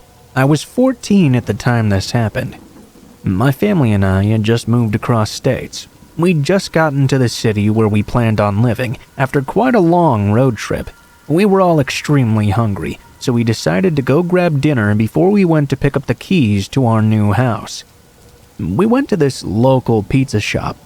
Since we had our dogs with us because we hadn't moved into our house quite yet, we decided to eat out in the car. I'm a pretty fast eater compared to the rest of my family though, so I finished well before any of them. After I was done, I decided to bring my puppy out to do her business real quick. We were standing just a little ways up from the car, playing in the leaves on the ground together. I grew up in Florida, you see, so I wasn't used to seeing these large piles of autumn leaves. There I was, just living my best life, not paying attention to my surroundings, when all of a sudden I felt a tap on my shoulder. I turned back to see a man. My dog noticed him immediately and tried to jump on him as she does with anyone. I pulled her back while I backed away from this random guy. As I observed him closer, he appeared to be in his mid-40s or 50s. He smiled creepily at me, a very forced smile. He said in this scruffy southern voice, "You have my dog, my border collie." Immediately, a red flag went off in my mind. My dog very obviously looks nothing like a border collie. Now, let me tell you, I'm horrible at confrontation. So instead of confronting him directly, I just nervously said, "I think you're mistaken, sir. This is my dog." I didn't even think to tell him how my dog didn't look anything like what he was describing. I looked over quickly to my parents' car that was just a couple of feet ahead of me, unsure of what to do in this situation. It seemed they hadn't even noticed the man approaching me, as they were all on their phones. The man then asked me this, "Well, if that's not my dog, would you be able to come help me look for it?" I could feel my stomach drop in that moment. I didn't want to make a scene. I wasn't sure if I was overreacting or not, but I'd read my fair share of kidnapping and sex trafficking horror stories, so I did have a vague idea in the back of my mind about what was going down. He then said something along the lines of, "I have some money in my truck for you if you'll help me." My hands were sweating at this point. This was something straight out of a Reddit thread or a movie or something. He pointed over to a very sketchy, run-down-looking truck. I told him I was too busy, and I had to leave right now. Best of luck finding his dog, though. I was still trying to keep him on my good side. Looking back on it now, though, I don't know why I didn't just tell him my parents were right there. If I did, maybe he would have backed off. I guess I was overly worried about what might happen. I was trying to be polite so we wouldn't get mad and escalate things further. All of a sudden, he grabbed my dog's leash out of my hand and said he had treats at his truck. He then started to walk away with my dog. I grabbed the leash back and tried to pull it away from him, sternly saying, "I have to go right now."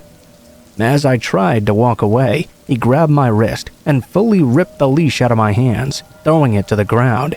He began to pull me along with him, mumbling something like, "Just come and see what I have for you." My dog, the good, sweet girl she was, followed after us and started barking fiercely. He was dragging me pretty firmly along with him. I'm pretty small at 5'4", and I don't have much upper body strength. All I could do was start screaming for him to let go of me. My parents, alarmed after hearing me scream and seeing our dog chasing after me barking, saw the man pulling me against my will. Immediately, they started sprinting after me. I started screaming even louder. I think he was alarmed when he heard me yell out to my mom, as he could see her now running towards us. The sudden realization that my parents were right there in the car the whole time must have really shocked him. He let me go and tried to make a run for it. We didn't decide to chase after him. My parents were just glad to still have me. This was definitely not a good way to start off our new life in North Carolina. Not even lived there a day yet. I don't wish this sort of thing to ever happen to anyone, as it was extremely terrifying. My advice for you, though, is don't be afraid to use your words, even if they might anger the person.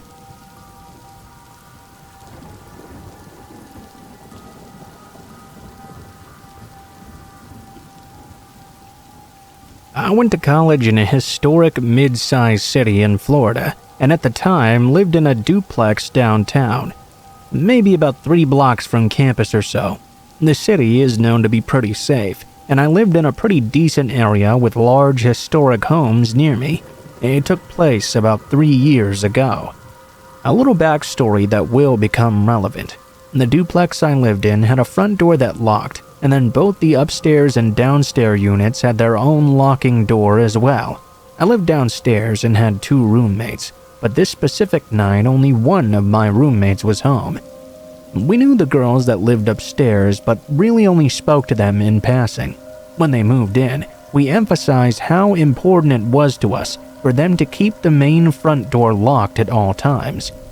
They always made sure to do a really good job of doing so. So, me and my roommate are in for the night, knowing the front door is locked and smoking a few joints. At some point, we hear a knock at the front door and quickly realize the girls upstairs must have ordered a pizza. Later on, we came to find that they'd forgotten to lock the front door again after receiving that pizza. So, we finally go to sleep in our own rooms. Since I had a queen bed, I would often sleep with my phone and laptop right next to me in my bed. A couple of hours after I'd initially fallen asleep, I was suddenly woken up by something I didn't recognize at first. As I came to of it, I came to realize there was a man standing over my bed. As soon as I realized I was not dreaming, I noticed he was quickly moving my phone and computer off of my bed and moving my comforter as well, trying to climb in. I started asking the man who he was, what he's doing here. I was extremely confused and still groggy. I was also still slightly high from before I'd gone to sleep. The only thing he said to me, multiple times, was that he was just trying to get into bed. At this point, I began to panic, as my mind obviously went right to the worst. I was hoping that maybe my roommate had invited some random Tinder guy over and he'd simply gone to the wrong room. But the more I tried to question him, all he had to say was that he was going to get into bed with me.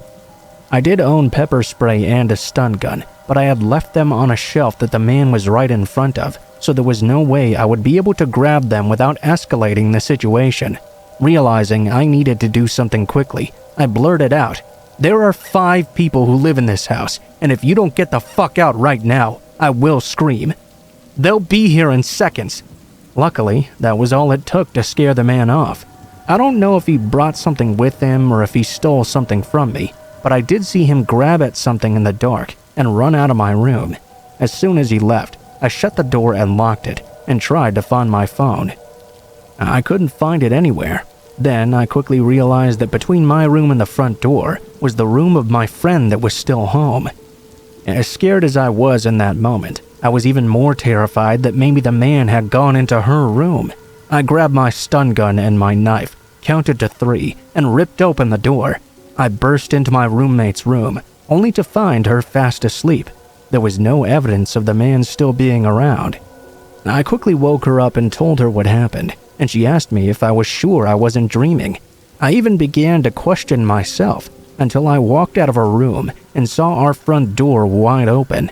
I went to my room to search for my phone and finally found it, hidden under a pile of clothes across the room from where I'd left it earlier. That sent a chill up my spine, as I immediately knew for a fact someone had been in my house and room while I was sleeping, at least long enough to take and hide my phone. That only worsened my suspicions of his intentions. I ran back to my roommate's room, who at this point believed me. We barricaded ourselves in and called 911. Within minutes, there were cars swarming our street and yard, and they yelled for us to quickly leave the residence and run towards them. At least a dozen officers came rushing in and searched every inch of our apartment. We woke up the girls upstairs and searched their apartment as well to ensure the man had well and truly left. The officers had me write a statement, and I gave them a description of the man. To this day, I've never heard a single thing about the case. I just feel incredibly lucky with the outcome of the situation. The thought of his intentions terrifies me though, and additionally, the fact he was never caught scares me. I would hate for anyone to have to go through the pure fear I did. I will add there was a chance he might have been on drugs or mentally ill, and perhaps had no bad intentions. However, because he was never caught, I'll never be able to know. With the fact that he tried to hide my phone, I can only assume the worst.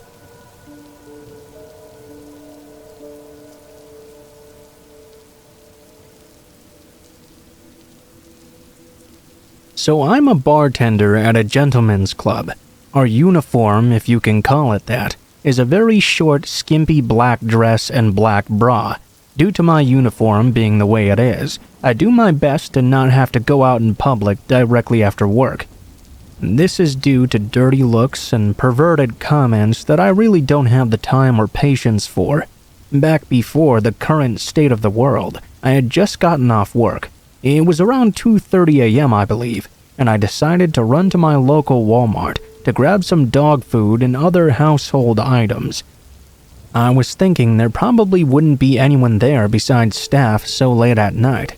I ran in with a jacket on as well, to try and be at least a little bit modest. I went directly to the pet aisles. I could see there was a guy stalking the shelves. I gave a small wave and smiled, and proceeded to looking for my dog's brand of food. I grabbed a 20-pound bag, and the man asked if I needed some help. I'm not really a small girl, but I do have a slight frame.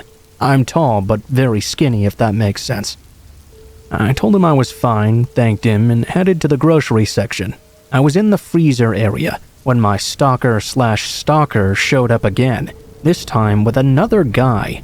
They were just standing there, watching me decide which pizza to pick. When I turned to leave, the man once again asked if I needed any help. I told him no, thanked again, and smiled. I then made my way to the checkout aisle. On my way out, I saw a man heading out about 10 feet behind me. I quickly walked to my car, threw my purchases in the passenger side, jumped in, and locked my doors immediately. I was worried this person would try to follow me. All I wanted to do was go home. I felt dumb after realizing the man was going to his own car, and it was situated nowhere near me. Breathing a sigh of relief, I started my 15-minute drive home. I was about halfway there when I noticed that black car behind me, taking all the same turns as I was. I live in a very rural area. It's possible he lived nearby, but there weren't many people who ever took these roads, especially not this late at night. I turned a road after mine, and he made the exact same turn. This led to a dead-end road with only a cow farm at the very end, so I knew now he was definitely following me. I called my boyfriend and told him what was going on. I didn't want to drive home where he would know where I lived, and asked my boyfriend to meet me at Walmart instead. I sped the whole way there, hoping a cop was sitting somewhere and would pull me over. The black car was right on my ass. I pulled into the Walmart parking lot and parked directly under a street lamp. The black car pulled into the spot directly across from mine. Now I was freaking out. 15 seconds later, I saw my boyfriend's truck rushing into the lot. He pulled up right next to me, asked if I was okay, and I pointed out the car to him. My boyfriend was not a small man. He was about 6'4", and very muscular as well. His arms alone were about the size of my head. He was a very intimidating person if you don't know him, but really he's a very quiet and kind man. He hopped out of his truck and started to walk over to that car, yelling at them. "You need to talk to her about something, or you need to talk to me." The guy in the black car immediately rushed off. I don't know if it was the same man who was hanging out with the stalker or what, but that's why I don't go out after work anymore.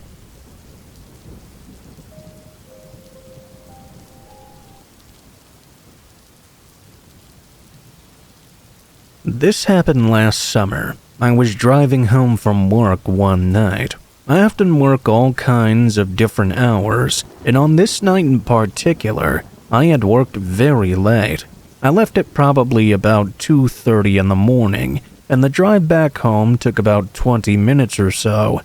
As you can imagine, by this time of night, the roads were dead quiet.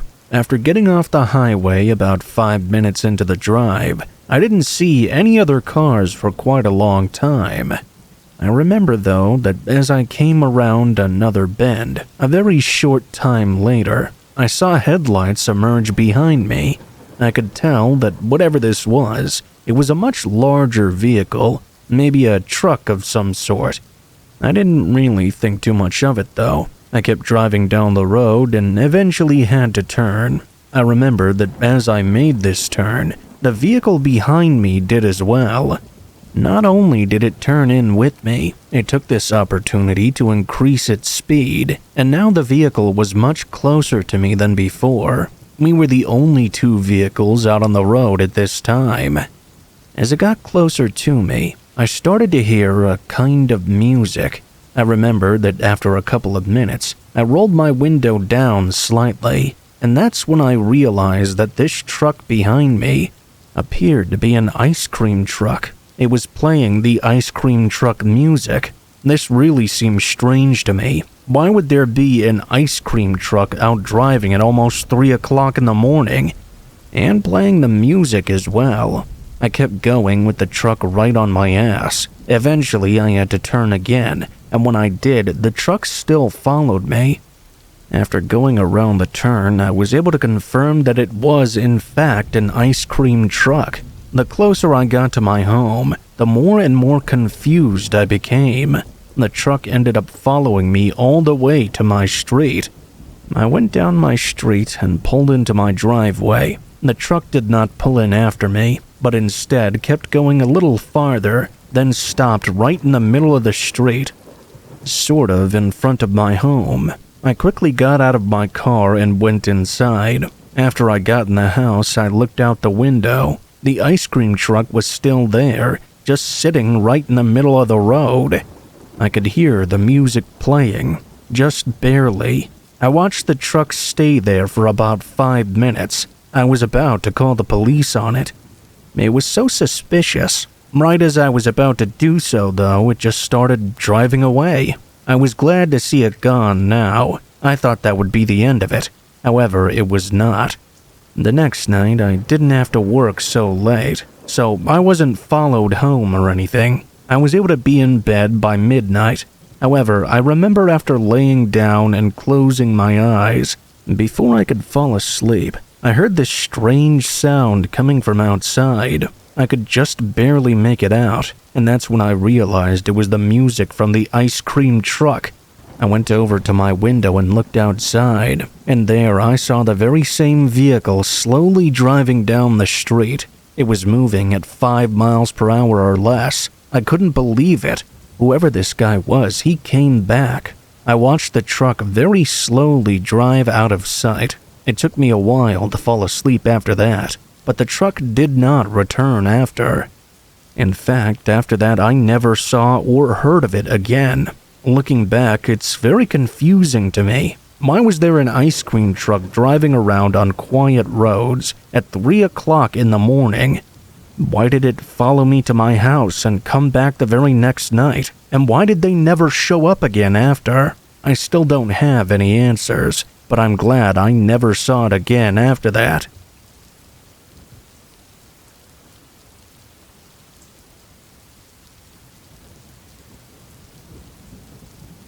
In high school, I would earn some extra money over the summers by house-sitting for my aunt and uncle. They were fairly rich, so they took a lot of vacations. They had gone away on a short weekend trip, so I would be house-sitting for them the entire weekend. My aunt and uncle owned a couple of cats, so they always requested I stay overnight. I really didn't mind it, since they had a really nice house anyway. This particular Saturday night, it was my friend Tyler's birthday. Our friend group went out for dinner that evening, and we all wanted to hang out more afterwards. I offered up my aunt and uncle's home as a place where we could hang out for the rest of the night. Many people wanted to drink and party a bit, and we couldn't do it at anybody else's home due to their parents being home. It was a pretty normal night. We played many card games and drinking games together, and enjoyed celebrating Tyler's birthday. We wrapped up at close to 2 a.m., and everybody began leaving. There were enough people who stayed sober so that everyone had a ride home, and nobody needed to crash at my aunt and uncle's house for the night. I said goodbye to everyone and headed back into the kitchen to clean up some of the cans and glasses. It felt like it had been barely 3 or 4 minutes since everybody had left when the doorbell suddenly rang. I assumed that one of my friends must have forgotten something important, so I went to answer the door without thinking very much about it. I threw open the door and was surprised to find nobody there. I was pretty drunk at this point and didn't think too much of it, thinking my friends must be playing a prank on me. Into the night's darkness, I yelled out, "Real funny, guys, go home already!" I went back inside and went to sleep on the couch. Later that night, I was woken up to the sound of the doorbell being rung multiple times in a row. Whoever it was ringing it very quickly. I didn't know what time it was, but I was pretty angry at being woken up. I had a feeling it most likely was not my friends ringing the doorbell this time. I didn't open the door. I peeked out the front window through the curtains. My aunt and uncle's house was in a nicer part of town, where there was a lot of space for yards and not many streetlights. I couldn't really see anybody through the window because of how dark it was. I didn't call the cops because there was a possibility it could have been my friends. I figured I'd better not call anyone just in case. I went back to sleep and didn't have any more problems for the rest of the night. The next morning, I texted my group chat of my friends and asked them if they had played a prank on me last night with that whole ringing the doorbell business. They all swore that they had not, as they'd all gone home and went to bed. After I cleaned up the rest of the mess from the night before, I opened the front door to leave. At that point, I saw a piece of paper taped to the door. It was a note that said, "If you want a really fun night, why don't you leave the door unlocked next time?" To me, the whole situation seemed more like a weird, messed up prank by someone, but either way, it was real creepy. I told my aunt and uncle about that night once they returned, and also asked not to stay overnight when I house sit for them in the future. They ended up installing a Ring doorbell camera after that, and have not had any problems since that night. I still feel uneasy sometimes if I'm house sitting for them, and I'm there while it's dark out.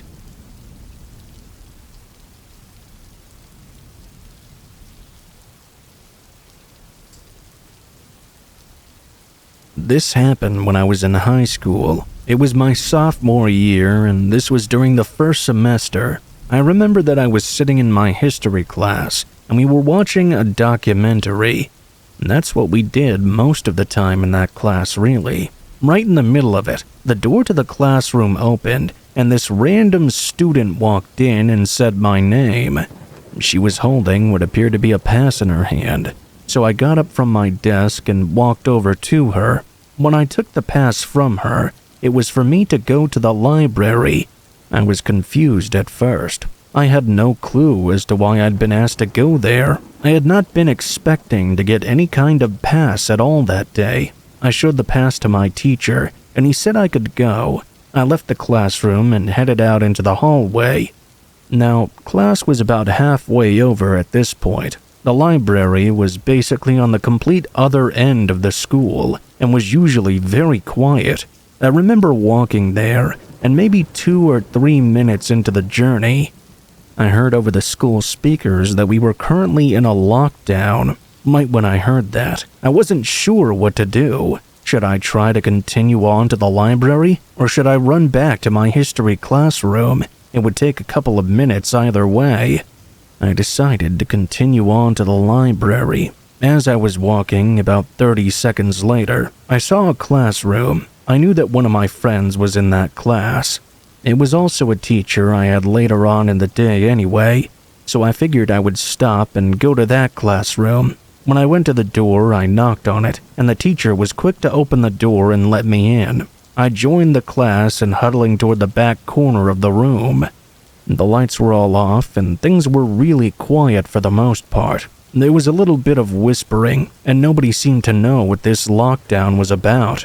About 15 minutes later, there was another knock on the classroom door. I think most of us in the room got nervous when we heard it. The teacher went to the door and opened it up soon after. I heard the voice of our vice principal and heard my name getting called. I was very surprised and confused. I got up and walked over to the teacher and vice principal. She told me that I was not in trouble, but I had to go to the office right now. At this point, even though I had been told I was in no trouble, I was still pretty nervous as to what this was all about. We went back to the offices, where the principal was. A short time later, the lockdown was ended. When I went into the office, I was told some shocking news. Apparently, there was a man inside the school who did not work there, and he was the reason for the lockdown.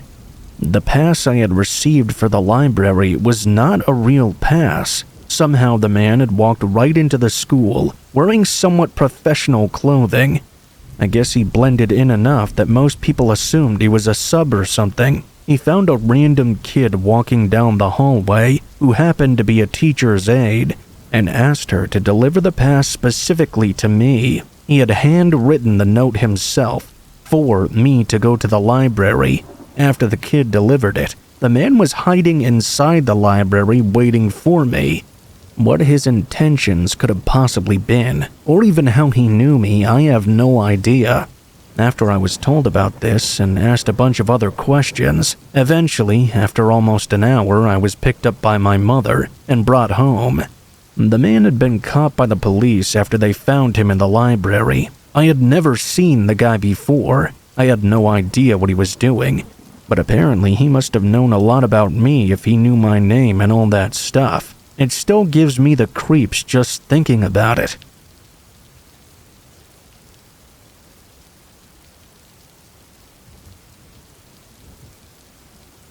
This story takes place back when I used to drive a delivery truck for UPS. It was a couple of years ago. The house deliveries were normally pretty easy, but oftentimes I would have to enter apartment buildings. A lot of times there would be a desk receptionist and a mailbox area, and I could just leave the package with them. Every so often, though, I would have to bring the package directly to someone's door, especially if it was something that couldn't fit in their mailbox. There was this one particular delivery where I had to bring a package up to someone's door. It was an older apartment building with no elevator. I walked up the stairs with my package to the 4th floor and went to the room number. Thankfully, I had found it on the directory down on the 1st floor. As I was setting the package down, the door opened. I stood back, deciding I would just hand the person their package directly. The man who had opened the door had on a muscle shirt with holes in it, tighty-whities, and nothing else. I was considerably perplexed by the image that was in front of me. To avoid staring at this nearly naked man, I averted my gaze into his apartment. The scene that was before me was quite disturbing. There were multiple bottles of beer, as well as wine on the living room table. In the dimly lit room, I saw what appeared to be a woman who was naked and sleeping. The man, who clearly saw I was staring into his apartment for a quick second, hurriedly slammed the door shut in my face. I wasn't quite sure what had just happened. During the long walk back down the stairs to my truck, I was pondering what exactly was going on in that apartment. To me, it looked like something potentially wrong was going on, but there was also a possibility it was the man's wife who was passed out or something. I was still thinking about the scenario when I got into my truck and prepared to drive away. As I was pulling away from the apartment building, I saw the same man who I'd just given the package to. He was now outside the front doors of the building, crouched down next to a bush and hiding. He wasn't doing a very good job of it, though. That further added to my suspicion, so much so that once I pulled away, I called the police to let them know what I had seen.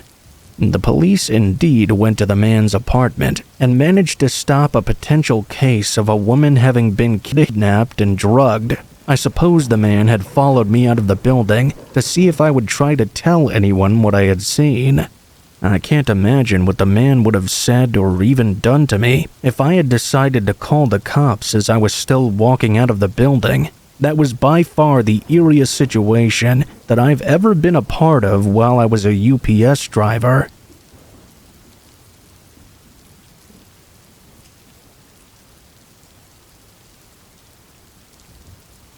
Though I used to go hiking here and there, I went one time about a year ago on this trail that went into the middle of the woods. The area that I live in is a little out in the country, and there's a lot of good places to hike there.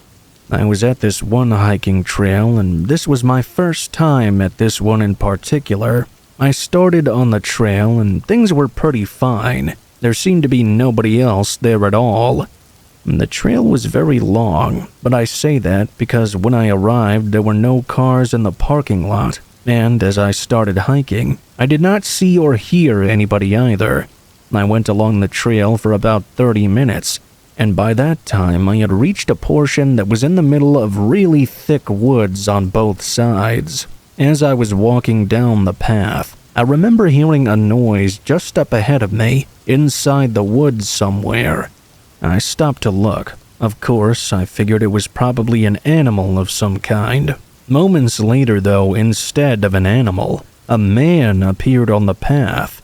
This man had very long, straight hair and a notable mustache. He walked out to the middle of the path and sort of faced me, but didn't seem to be actually looking at me. He just stood there. I continued to stand where I was, too. After the man made no attempts to move for a few moments, I actually thought about just turning around and going back. Something about this guy just seemed really weird to me. I thought, though, that maybe I should just keep going and walk right past the guy. I approached the man who was still standing, right in the center of the path.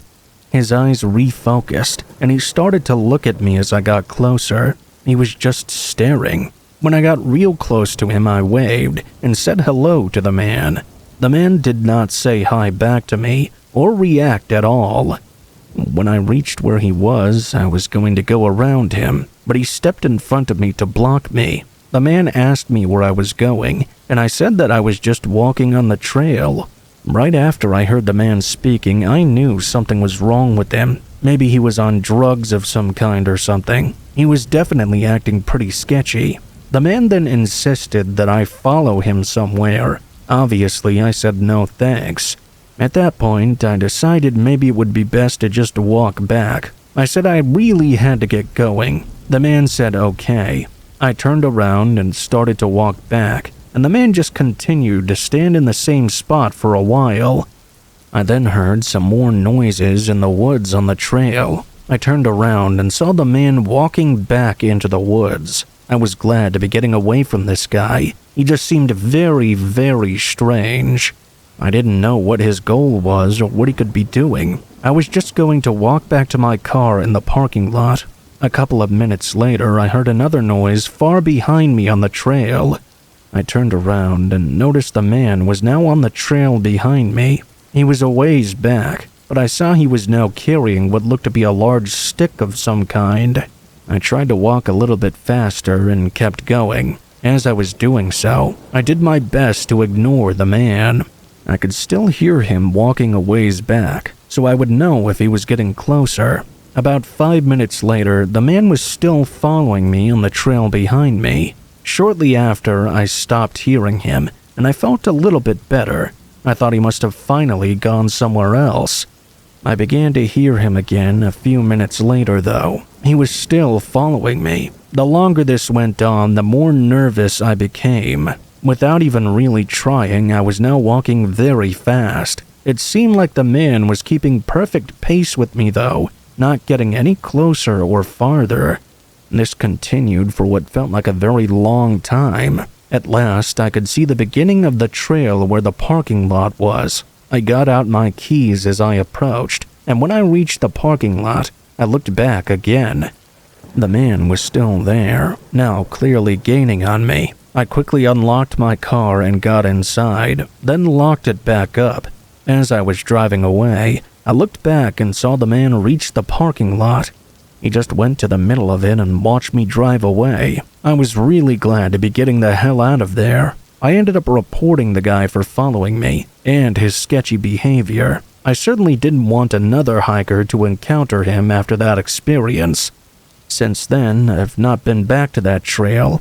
I don't really know who the man was or how he even got to the park, nor what he was doing. It was really strange for him to follow me all that distance.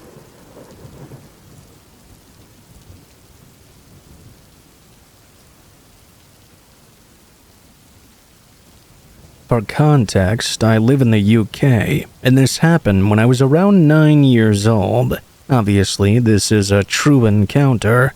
My friend had come over, and we decided to go to a sweet shop, which was a few minutes walk away from my house. We picked up some sweets and went to the cashier. Whilst we were in the queue, I remember my friend saying, "Thank God we're alone to play peacefully at home."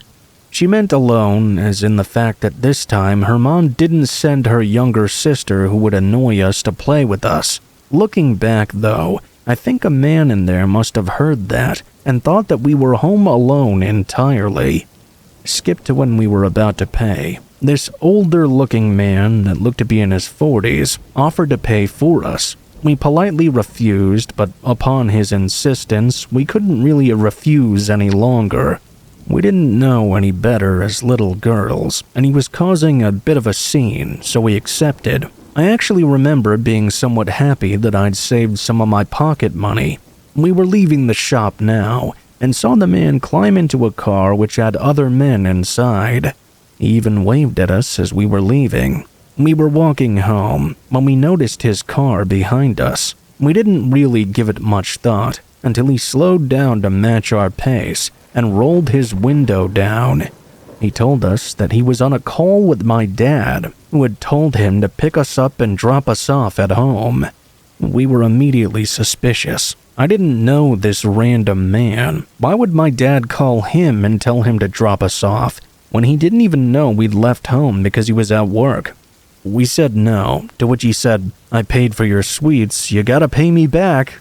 We started walking faster. It was daytime, so I don't think he could have forced us in. I remember it was quite a sunny day, and so more people than usual were in the park that was within eyes distance away from us. Forcing us in would mean too much noise and attention. Within a few minutes, we got home, thankfully without further incident. Moments later, though, we heard the doorbell begin ringing. My mom was at home. She answered the door, only to find that very same man outside. The man was obviously startled to see my mother there and began to stutter and panic. Do you need help with the garden, ma'am? I'm a garden cleaner." My mom declined. At first, we didn't tell her about what had happened. We were too scared, but we did later. She did report this to the police, but I don't know what happened next. Now I wonder, what if we were home alone? What if we had opened the door? And worse, what if we'd actually gotten into that man's car?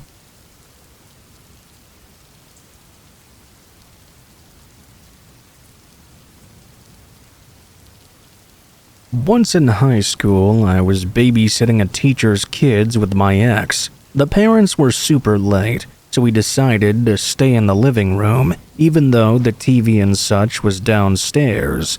We wanted to leave as soon as they got back. They lived in this huge house overlooking the woods and this little pond area, so they had big windows installed throughout the home. At about 12:30, I started getting a bit annoyed. I gave the parents a call and they said they were on their way back home. At this point, the huge windows were really starting to freak me out, but whatever. I was with my boyfriend and the parents were on their way anyway.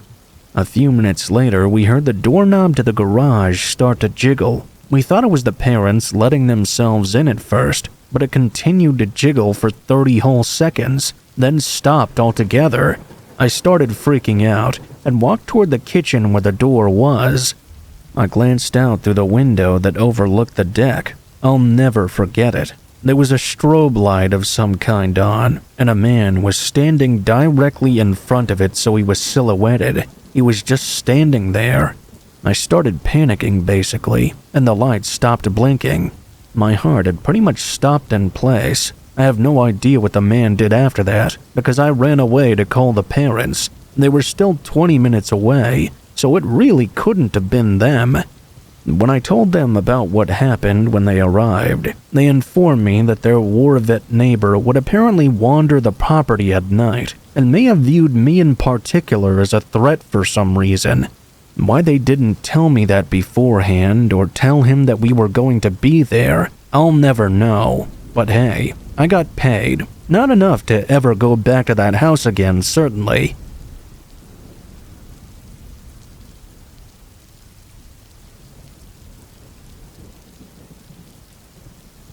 I live in a small cul-de-sac in the middle of nowhere. The next nearest neighborhood is over 4 miles away. One night a few years ago, we got over 1.5 feet of snow overnight. So far from the main roads and on the weekend, I knew our roads would remain unplowed for quite some time. I went to my outback deck door to admire the snow-draped trees and still heavily falling flurries. That was when I noticed footprints leading to my door, then turning around and leaving. I looked and saw that they'd come from my neighbor's side and thought that maybe one of their more delinquent kids was playing a joke, as my sledding tube on the railing had been popped. I decided I'd wait till later, as it was early to call their parents. I went on Facebook, and after scrolling for a bit, I noticed one of my neighbors closer to the entrance posted, "Did someone knock for me or something at my back door?" I immediately called her up and told her I had an idea. I called the first house on the entrance and told him what was going on. He went and checked, and sure enough they were there too. Everyone started calling everyone else. I called the family at the far end, and they told me there were no footsteps there. I then got a call from my next door neighbor. She called the woman that lived next to the end house.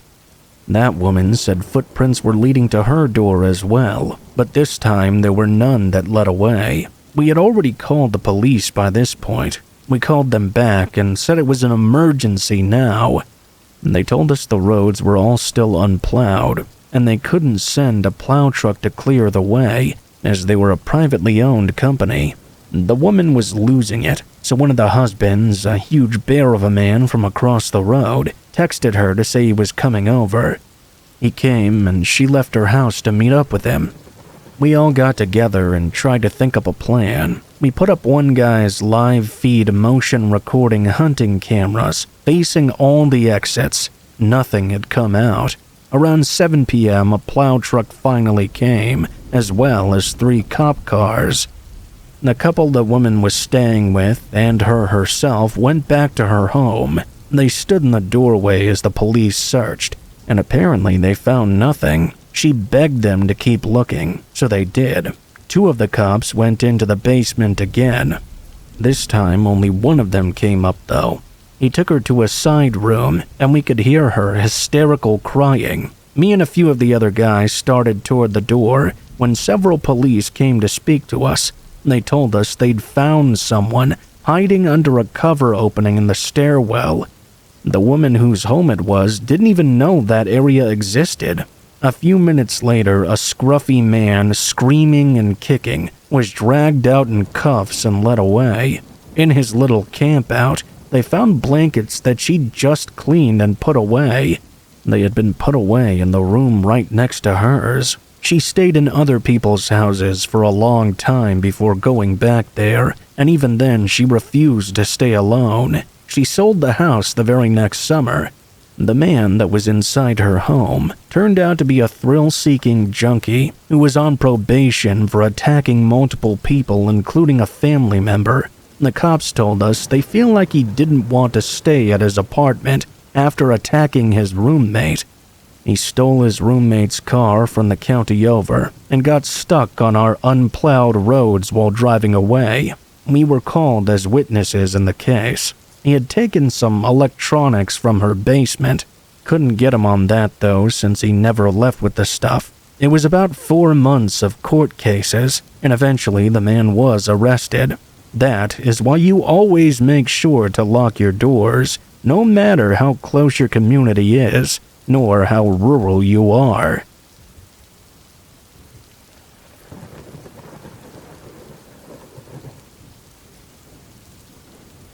My husband and I had just moved into a new home. We had just moved in from out of state, and had only been living there about a week or so. We had met a couple of the neighbors, but still didn't really know anybody all too well. One night, my husband was driving home late at night after picking up some fast food for us. Once he was inside, he told me he swore he had just seen somebody running away from the side of our home. We decided, just to make sure that all the doors and windows were locked for the night, we'd check out the area by the side of the house in the morning. The next morning, we went to the side of the home, and nothing was really super noticeable. My husband did notice one detail, though. There was a small, half-dead patch of grass under our bedroom window. The grass there was squished and laying down, as if someone had been standing right there. This led us to believe that someone had been standing right under our window, but they would have had to have done it fairly often, since the grass in that area was different. There was also the possibility that an animal like a rabbit or something enjoyed laying in that spot under our bedroom window. We weren't entirely sure what to make of it. That very same night, though, I woke up in the middle of the night to a soft clicking sound coming from outside our bedroom window. We had shades over this window, and they were currently closed, so I wasn't able to see anything unless I went over there and peeked out through them directly. I quietly woke my husband, and we sat there in silence, listening in to the noise. After a few minutes, my husband went over to the window and peeked out through the blinds. The noise had stopped as soon as he had gotten out of bed, and he informed me that nothing was there. This led us to conclude that whoever was out there could somehow see through some part of our blinds and leave the area before being caught. The very next night, we were both already on edge about the situation. We woke up to the exact same strange clicking noise again. My husband went to peek through the blinds to see nobody there. In our eyes, it was hard for us to imagine the problem being some sort of animal. We knew that we had what appeared to be a window creeper on our hands. We ended up moving out of that house within the next 2 weeks. We didn't think the area was a good fit for us. The continued problem with this window creeper only made the decision to move that much easier. For the rest of our time living in that house, we lived in the basement, where there were no windows at all. As for the clicking noise under the windows at night, we weren't sure. Assuming the worst, it may have been a creepy pervert who was taking pictures of us with a camera somehow through the shades, or potentially something else, like somebody trying to gain entrance through the window. Either way, it was a disturbing few nights, and I'm glad that we ended up moving away.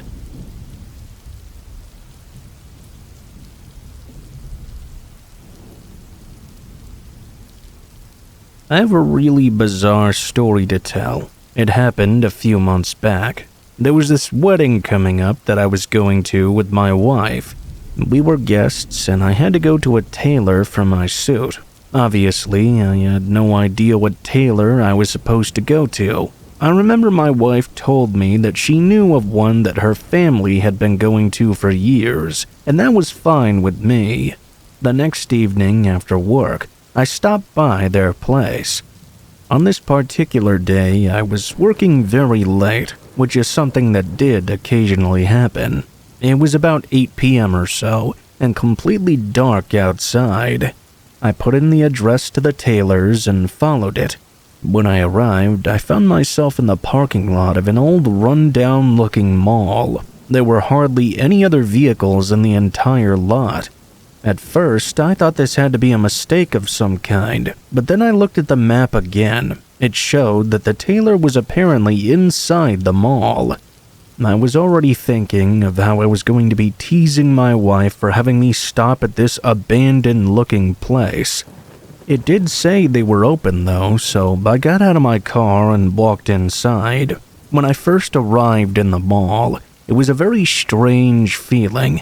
The place was literally 90% abandoned. There were hardly any lights on even. There were countless closed-up stores, most of them completely empty. A few still had their signs up, and some things inside. As you could probably guess, there was not even one other single person in sight. I was even wondering myself if I was supposed to be here. I started wandering the hallways looking for the tailor's shop. As I was walking, I remember I passed by this one store that looked to be a clothing store. At least, that's what it used to be. This store was closed. Looked like it had only been closed for maybe the past year or so. I could still see there was some merchandise inside. It was messy and stuff, but I also noticed the door to this particular store was propped open. I figured maybe they were in the process of clearing it out or something. As I was looking and passing by, I saw that someone was actually inside this store. It was a man who was wearing jeans and a hooded sweatshirt. I remembered that he was passing by the giant window. He looked over and saw me. Then, after looking in my direction, he quickly turned and literally ran out of my view. I was now thinking that obviously this guy was not supposed to be in there. What was he doing? I didn't know. I didn't really care either. I kept walking and just tried to ignore it. I turned and went down another hallway that was mostly abandoned as well. Finally, at the end of this, there was one sign lit up and in working order. It said Taylor. I walked to the end and entered that store. It was, in fact, open and in business. Honestly, I really couldn't believe it. I went inside and got all my measurements and stuff. I was in the store for about 10 to 15 minutes. Having done my business, I left. It was now time to walk back through the eerily quiet mall to leave. I went down the first hallway and turned into the next one. Now I was in the main hallway that led out to the parking lot. I remember as I was passing by the clothing store again, I saw the door was still propped open. The guy who I had seen before was now back, but this time he was looking right at me from the other side of the window. I thought it was weird how he was just staring at me, but I ignored it and passed him by. As soon as I passed by the store, though, I heard the door shoot open and footsteps starting to follow me. I didn't look back, but as I kept going, I heard the footsteps moving in my direction. I didn't know what this guy could possibly have as a reason for following me. I didn't recognize him, and he didn't say anything to me. I didn't say anything to him either. I kept walking and soon reached the exit doors. The man was moving probably 30 to 40 feet behind me. When I was going through the doors, it sounded like the man behind me started to speed up. After I got outside, I looked back for a second. I saw the man fling the doors open at a blazing speed. Right after seeing that, I started sprinting for my car. I heard the man behind me running as well. I went as fast as I could, and luckily I have some decent speed. When I reached my car, I stopped, got out my keys as fast as possible, and hit unlock over and over. I grabbed the door and opened it, and got inside. Immediately after I managed to get the door locked, the man reached it. He reached my door and tried to yank it open. I was starting my engine, and he began to slam his fists on the window. Fortunately, I was able to drive off without the window breaking. I left and called security when I got on the road. I reported what happened and was honestly very confused myself. What had even taken place here? I went home and told my wife all about the event. Looking back, I really don't know why that man went after me. I'm guessing he was trying to rob me and maybe was trying to steal from the abandoned store as well. Since this happened, I've joked with my wife quite a bit about how she sent me to that abandoned mall to get robbed. I did return to the mall to go to the tailor again, but this time I went much earlier in the day. That experience was just fine. This remains one of the scariest memories in my life.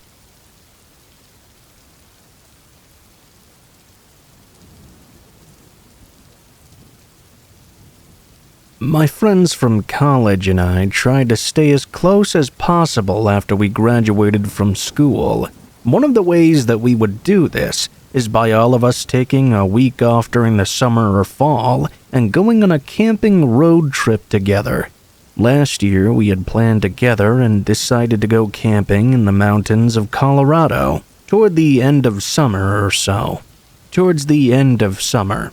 Once our flight landed, we purchased our rental car, and we headed off to the mountains for some camping. The second night that we were out there, we found a nice small camping area with individual lots.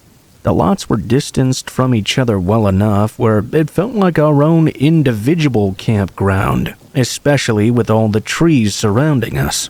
We had picked a lot close to the small creek, which was flowing nearby. We did that so we could wash off after a long day of hiking. We set up our campsite while it was still light out that evening, so we wouldn't have to set everything up after dark. Once everything had been finished, we headed to a restaurant in the closest town for some dinner. We arrived back to the campsite after dark and were surprised to see that our tent flap was open and our stuff had been moved around outside. There was nobody in the clearing of our campsite, but somebody had clearly gone through our things. It was a disturbing scene for sure, but we proceeded with our camping. It was time to get some sleep soon. We grabbed our towels and shampoo and walked the short 5-minute walk to the stream to wash off in the water. It was very cold, but quite refreshing in a way. It wasn't until after we had exited the stream and were drying ourselves off with towels on the riverbank that I noticed something across the stream on the opposite bank. There was 100% somebody watching us. Not wanting to alarm my friends, and also not wanting to let the figure on the other side of the stream know that I'd seen them, I suggested we go back to camp. On the walk back to our campsite, I briefly explained to my friends that I had seen someone across the stream from us in the woods. Between that and the incident of somebody rummaging through our tent while we were gone, it was decided that we would sleep in the car tonight. It was already hard enough to sleep and get comfortable in the car. The added anxiety about the person I had seen by the stream didn't exactly help out. The whole night I kept glancing out the windows, checking to see if I would find anybody lurking nearby in the moonlight. At some point in the middle of the night, I glanced outside the car window, and my worst fears were confirmed as true. There was a figure crouching down by the entrance of our tent, slowly unzipping it. I watched in horror as the person quickly discovered there was nobody inside. They immediately turned their head towards our car. The figure then slowly disappeared around the back of our tent and began to crawl closer to the vehicle. I frantically woke my friends up at the same time while reaching into the driver's seat to honk the horn. The honking of the horn was effective. We watched as the figure got up from the ground and left the campsite, disappearing into the woods. What will always stick with me about that night is how the figure we saw didn't run away frightened after being discovered. They just calmly stood up and walked away from us out into the woods, not bothered at all by the fact we had seen them. Nobody got any more sleep that night in the car. We stayed up and alert. Paranoid the figure would attempt to return. We didn't have any more problems for the last couple hours of the night until it started getting light out. We had planned on staying at this camping location for 2 nights, but needless to say, we did not stay there for the second one. We continued the rest of our camping trip, moving to a different campsite, and thankfully there were no more issues with the rest of the trip. That night will be vivid in my memory for a long time.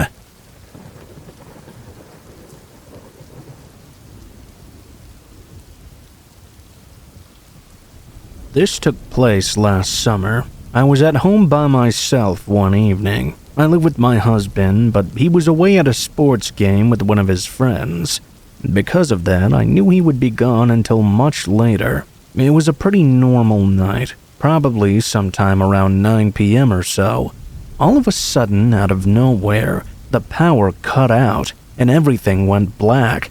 I found this really strange. It was not storming outside whatsoever, so I didn't know why this would happen. I knew we had paid the electric bill like always, so at that point I jumped onto my phone.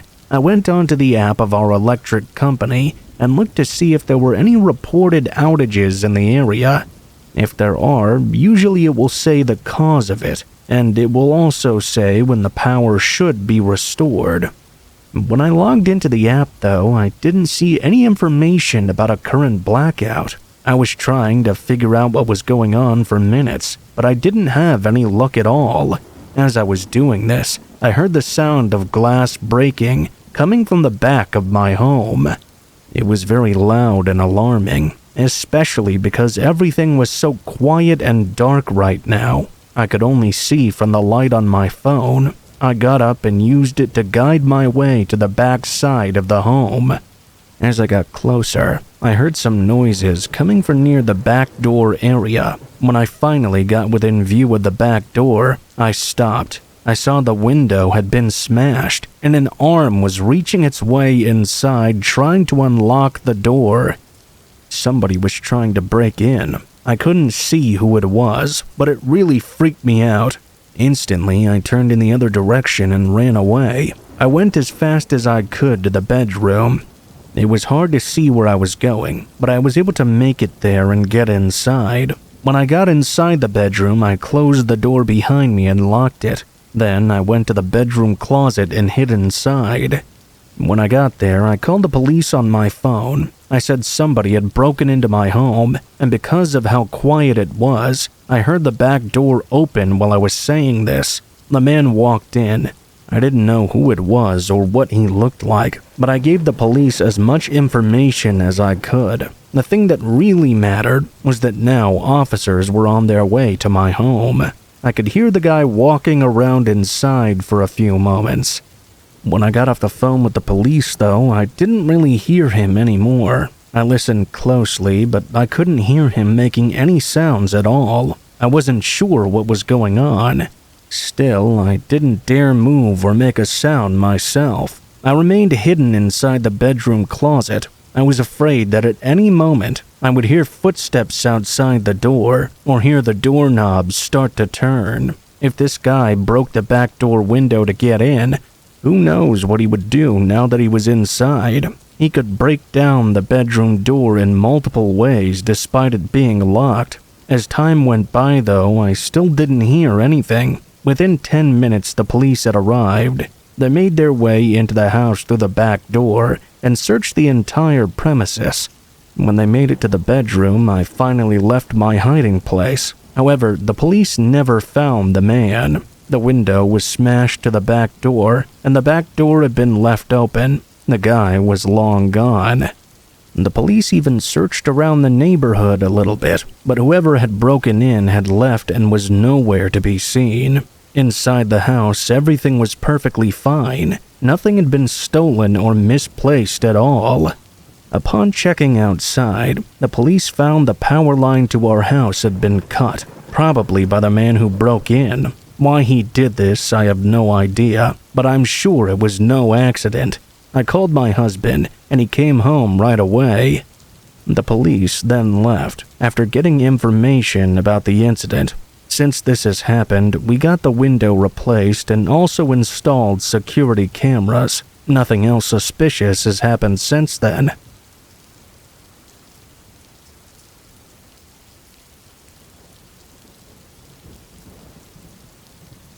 This took place about 3 weeks back. It was the morning time, and my girlfriend Alyssa and I were going on a day trip about 2 hours away. Shortly after we left, maybe about 5 minutes into the drive, Alyssa remembered something and asked me to stop. There was a Dollar Tree right off the road coming up, so I pulled off. We were in an area with quite a few stores, but I felt like Dollar Tree would be the fastest in and out. I pulled into the parking lot and parked right in front of the building. Alyssa said she would just run inside real quick and would be back right away. I stayed inside the car and kept it running while she went in. I was guessing she would be out within 2 to 3 minutes, seeing as she only had to get one thing. I sat there and just looked around the parking lot. It was a beautiful sunny day. And things seemed to be pretty calm. However, within 30 seconds, I noticed the automatic doors of the Dollar Tree opening. A man walked out wearing a backwards baseball hat and started walking on the sidewalk out front of the store. He put a cigarette into his mouth and then looked over at me as he passed by my car. Instead of continuing to walk down the sidewalk, the man stopped and started to head over to me. I had a bad feeling when I saw this. I really didn't know what the man could possibly want. He went right up to my driver's side window. I rolled it down about halfway, and the man asked if I had some money for him, or if I could give him a ride. I told the guy I couldn't. I was in a real hurry. The man didn't respond, but tried to open my driver's door. Luckily, it was locked. Now, I wasn't sure what to do. I rolled my window back up, but it's not like I could just drive away and get out of there. Alyssa was still inside the store. I was hoping she would come out soon. The man stuck right by my driver's door and started banging on the window. I told the man to go away, but of course he did not. The man started getting real aggressive, calling me names and telling me to come out of the car. I tried to just ignore it. The man continued to punch and bang at my window. Luckily, it didn't break or anything. It was just after this that I saw the doors open to the Dollar Tree out of the corner of my eye.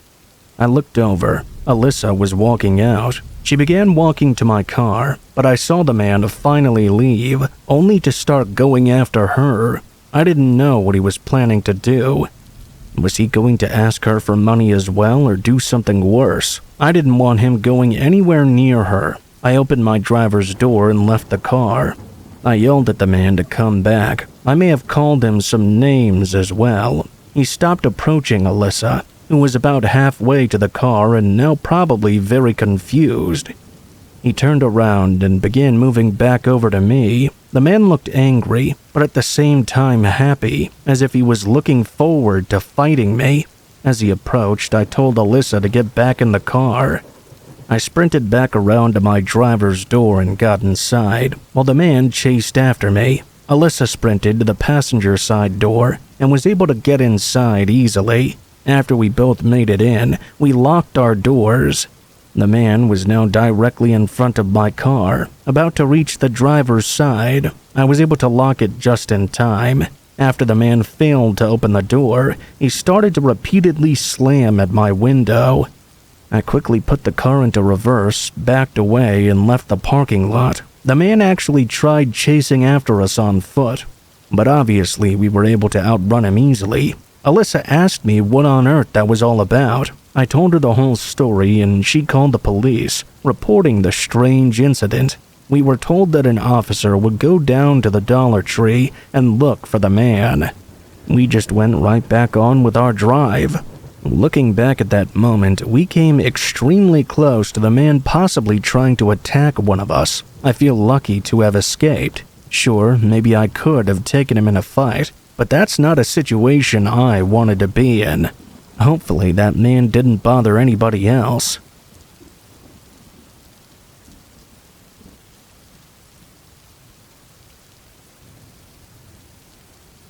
I had this 19-year-old kid with FAS living in my condo complex with his family. The parents were real drunks and he had no friends at all, it seemed. One day, while I was on my balcony, we got to chatting, and I invited him over to play some video games. It all went well and good, and I told him we could maybe hang out again sometime. Well, he took that to mean every waking hour. For the next few weeks, he would call incessantly and wait until I got home. He'd just ring my doorbell over and over and over again, to the point where I couldn't go an hour without him bugging me. Even when it was 1 a.m. on a weekday, he would still ring my doorbell. Despite all the talks I had with him telling him to chill out a bit and to not contact me so constantly, he just refused to stop. Over the next month or so, it actually just got worse and worse until it reached a real breaking point. I said enough is enough, and that he was no longer welcome to be around me. After that was the final incident, where the creepiness really kicked into high gear. There was another 1 a.m. door knock, and like all the previous times before, I decided to just ignore it. I made sure my doors were locked and that all the lights remained off. When I got up in the morning to leave for work, I saw a mostly empty bottle of whiskey and a large knife embedded into my front step. I have no idea what he planned, or if it was even him who left those things there. But I'm pretty glad I didn't open the door to give him an earful about respecting a person's space that night.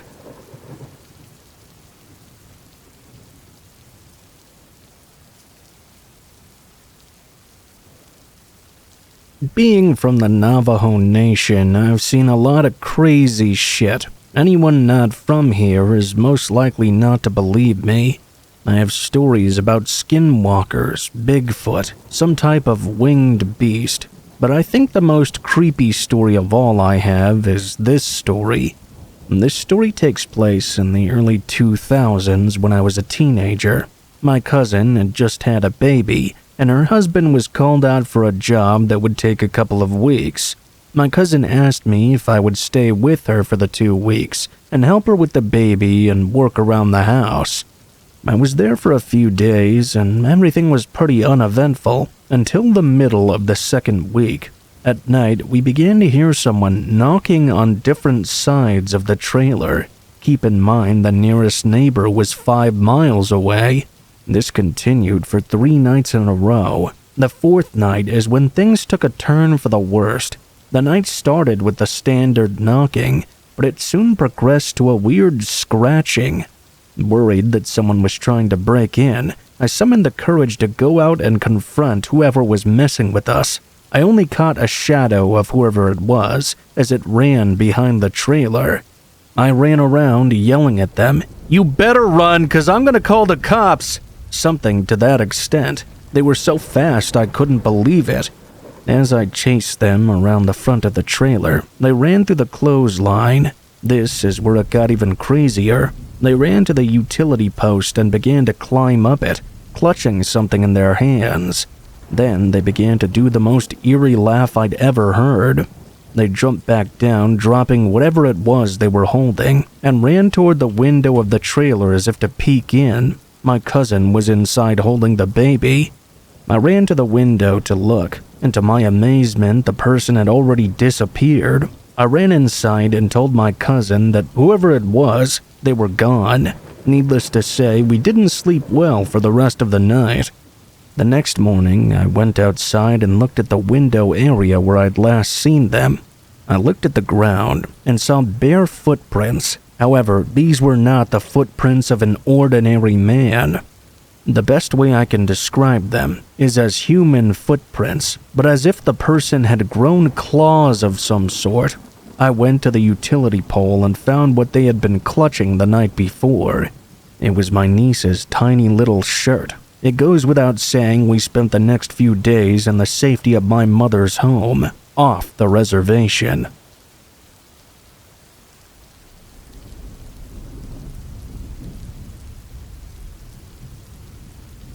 I've always been big into making some money on the side, outside of my full-time job. I've at one point did all sorts of services, such as Uber, Postmates, and DoorDash. I had also heard good things about Instacart as well, so I decided I would give it a shot. One of my first Instacart orders that I picked up was a grocery haul delivery. I accepted the order because I also shopped at Aldi for my personal groceries anyway. I knew the store pretty well, and so it wouldn't take me very long to find the items for the order. I shopped the items, checked out, and then was on my way to the order's residence for delivery. When I arrived at the house, an older lady answered the door. She asked if I would be able to help her bring the groceries inside. Since she did have a rather large order, I obliged and helped her out. She was a very kind lady and thanked me for my help. She offered me a cup of tea. I didn't really want to, but the lady was really insisting, saying that it was her way of paying me back. I decided I would stay for just a little while. The old lady told me to wait on the couch in the living room while she went and made the tea. I sat there for a couple of seconds, just looking around and taking in the living room. I really had to pee though. I saw a bathroom at the end of the hallway, so I figured I would just go really quickly while she was making the tea. As I was about to enter the bathroom, I happened to glance into a room that I was walking by and stopped to take a better look. It was an odd room.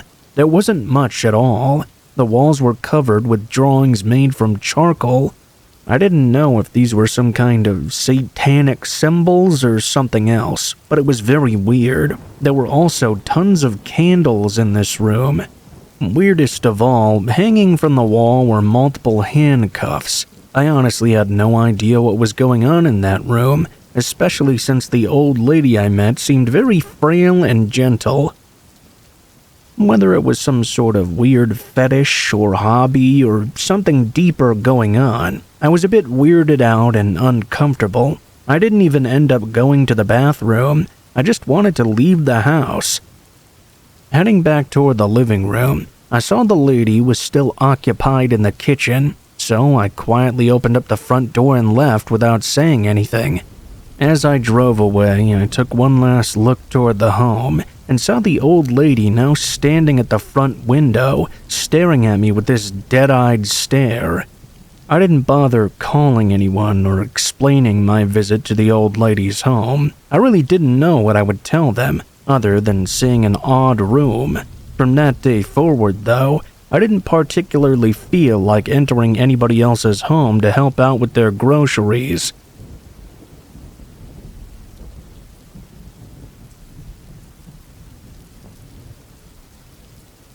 A couple years back, my fiancé and I officially moved in together and got our first home. We were aware the neighborhood we were moving to was not the greatest neighborhood, but our house was recently remodeled and it fit our budget. It became apparent to us within the first couple of weeks of living there that our neighbors were quite odd, to say the least. Sometimes we would see the owners out in the yard. The man and woman who we would see often didn't seem very friendly. Whenever we tried starting a conversation or even some small talk with them, they spoke very quickly and acted like they didn't want us to bother them in any way. They seemed intent on sticking to themselves and not making any signs of friendliness, as neighbors often do. It wasn't the biggest deal in the world, but there were some other things beside that were going on as well. Multiple times we would see tons of different cars in the driveway, and different people coming either in or out of the neighbor's home. We never bothered to ask, but there was an abnormal amount of activity going on, as if they rented out parts of their house on Airbnb or something. One of those nights, while there were some more cars and people there that we had never seen before, something strange happened in the evening, close to sunset. My fiancé and I were just relaxing on our back patio when a man we'd never met before walked over to the fence between our yards. Somewhat surprisingly, he engaged in conversation with us. Normally, nobody from next door would even acknowledge we were existing outside. It was odd to have somebody initiating conversation now. The conversation with this taller man was pretty normal at first. We were talking about how our day had been, the beautiful weather that we had earlier that day, and various other things. The man never mentioned about how he knew our neighbors or where he was from. Eventually, the quick conversation began to come to a close. The part which seemed odd to us was that before leaving, he mentioned many times how beautiful our home was and what a lovely couple we were.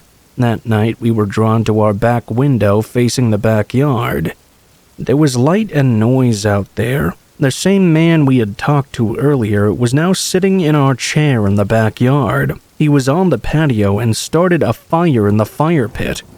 Shocked by the scene, we weren't sure if we should ignore him, see if he leaves at some point, or go out there and tell him to get off our property.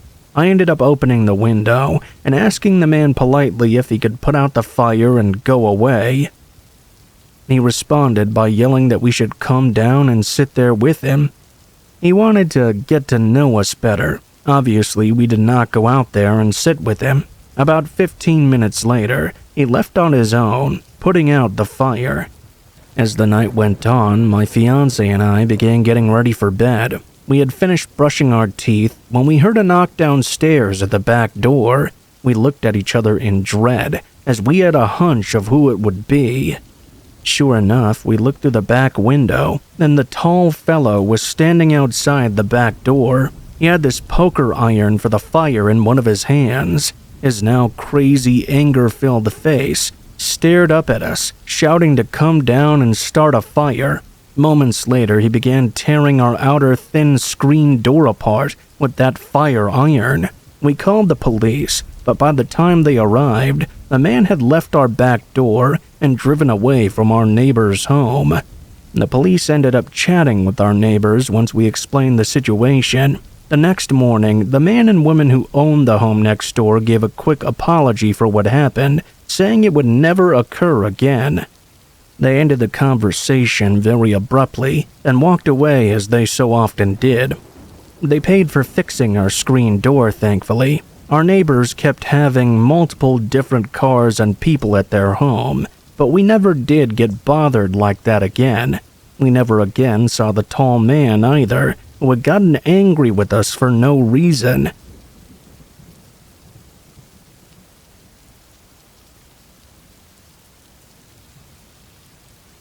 This happened back when I was a kid in the early 2000s. I remember it like it was yesterday, though. I think I was about 10, and I lived with my parents and 2 younger sisters at the time. We lived about 10 minutes away from a huge shopping mall. I went there many times as a child. One sunny Saturday morning, all 5 of us went down to the mall. The reason we were going is because my younger sister wanted to see some celebrity that was having a meet and greet or something. I don't remember exactly who it was or even what the situation was. All I know is that I wasn't really a fan. When we arrived, the mall was very busy. My mom and sister got in line where all the other girls were waiting. Me, my dad, and younger sister went to walk around the rest of the mall and wait for them to finish. My dad took us to the center of the mall, which had a large amusement park. We went to the arcade, played some games for a while. After some time of this, my mother and sister were still in line with the large crowd. My youngest sister was going on some little kids ride. I was hungry, so my dad gave me some money to go and buy some food. I left the area and walked down some crowded hallways. I was looking for pretzels specifically. I walked probably 5 minutes away as I struggled to find them. I was passing by hundreds of different people. I remember that sometime as I was walking, I felt a tap on my shoulder from behind. I looked back, and there was a man standing there that I didn't know. At first, I was very confused. I thought he may have mistaken me for somebody else. The man said that he had to talk to me and motioned for me to step to the side. I went a little off to the side, away from where everybody else was walking, in front of a random store. The man asked me what I was doing, walking around the mall all by myself. I told him I was going to get a pretzel, and that's when the man told me he would buy one for me. He asked me to go with him. Now, I knew better than this. I realized that this man was a total stranger, so I said no.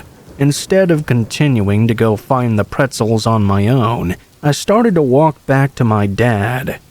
I remember that at first the man started to walk after me, which made me pretty nervous. This didn't last long though. I was able to quickly blend in with the large crowd by moving fast, and I lost the guy pretty easily. He didn't really seem to attempt to chase after me either. He gave up, and I was able to quickly walk back over to find my parents. My mom and younger sister were still in line, and my dad and youngest sister were still on the ride. I waited for my dad and sister. I told my dad what happened when the ride was over, and the 3 of us went to get pretzels together. I was looking out for the man who had approached me, but I did not see him. Afterwards, we found a table near where my mom and sister were, and we sat down there. After a while, they were finally done. I remember that after that, we all went someplace else. I can't remember where exactly. When we were going to leave, we were approaching the hallway that I had walked down where the guy had approached me before. The area was much more clear now, and there were multiple police officers about, as if something had happened. We all wondered about it, but ended up just walking right past and going away.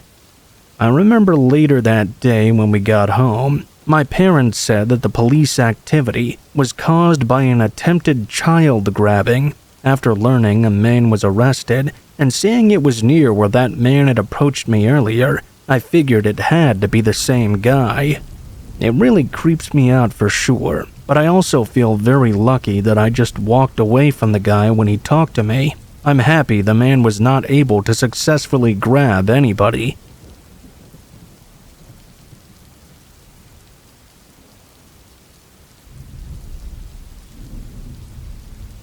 My family timeshares a cabin on a lake, and we go there about once a month. We have a pretty large family, and oftentimes we invite up friends or significant others with us as well. Because of how crowded the sleeping situation can get inside the small cabin, a group of us, normally the younger adults, will pitch a tent outside to sleep in. The best spot for the tent to be set up is on the sandy beachfront right by the water, since it's softer than the yard. One weekend toward the end of July, there were many people staying at the cabin that weekend. It was a perfect night outside, so a group of 4 had decided to sleep outdoors in the tent. The group included my older brother, his girlfriend, my younger brother, and me. That night, I was woken up to the sound of a boat engine out on the lake. Sometimes fishermen would go out onto the lake in the middle of the night. They wouldn't have to deal with the daytime activities of jet skis and pontoons. The fishermen never came too close to anyone's property, though. This motor engine, although it was running quietly, was getting closer to our beach area where the tent was set up. My older brother had also been awoken by the noise of this boat, so we went out together to check out what was going on. Walking out onto our dock, we saw a fishing boat slowly drifting by, only about 15 to 20 feet away from our dock. The moonlight revealed that the boat was seemingly empty. We watched confused as the boat drifted into our neighbor beach area. Both my brother and I stood frozen on the dock, not knowing what to think. What were we seeing? The silence of the night was broken by our neighbor's dogs barking. Our 2 dogs joined in on the barking as well. My brother and I ran down the dock toward the beach. We were about to start walking up the hill towards our cabin when a figure emerged from the darkness of my neighbor's yard. The person had a black wetsuit on and some type of mask with goggles covering their face. Our neighbor's cabin and ours are close by each other. We saw the figure run past us, about 90 feet away at most. They entered the boat and drove away back out onto the lake. They looked toward my brother and I standing on the beach and our tent as they drove away. We found out the next day our neighbor's cabin had been broken into, but their dog scared the person away before anything happened or anything was taken. It was quite an eerie experience, especially camping in the middle of all that action in the night. Seeing that empty boat drifting and the figure escaping. I don't think the person in the black wetsuit knew that we were camping out on the beach though. Otherwise, I don't think they would have come so close with their boat. Our family still goes out to that cabin fairly often, and we haven't seen the boat or the figure in the wetsuit ever again. Our parents use it as a bit of a scary story, exaggerating a bit to spook people before they go and sleep on the tent in front of the beach.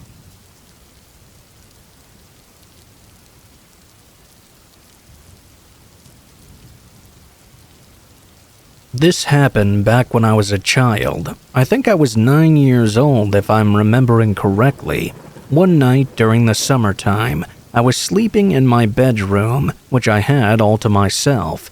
I was awoken in the middle of the night because there was a big thunderstorm going on.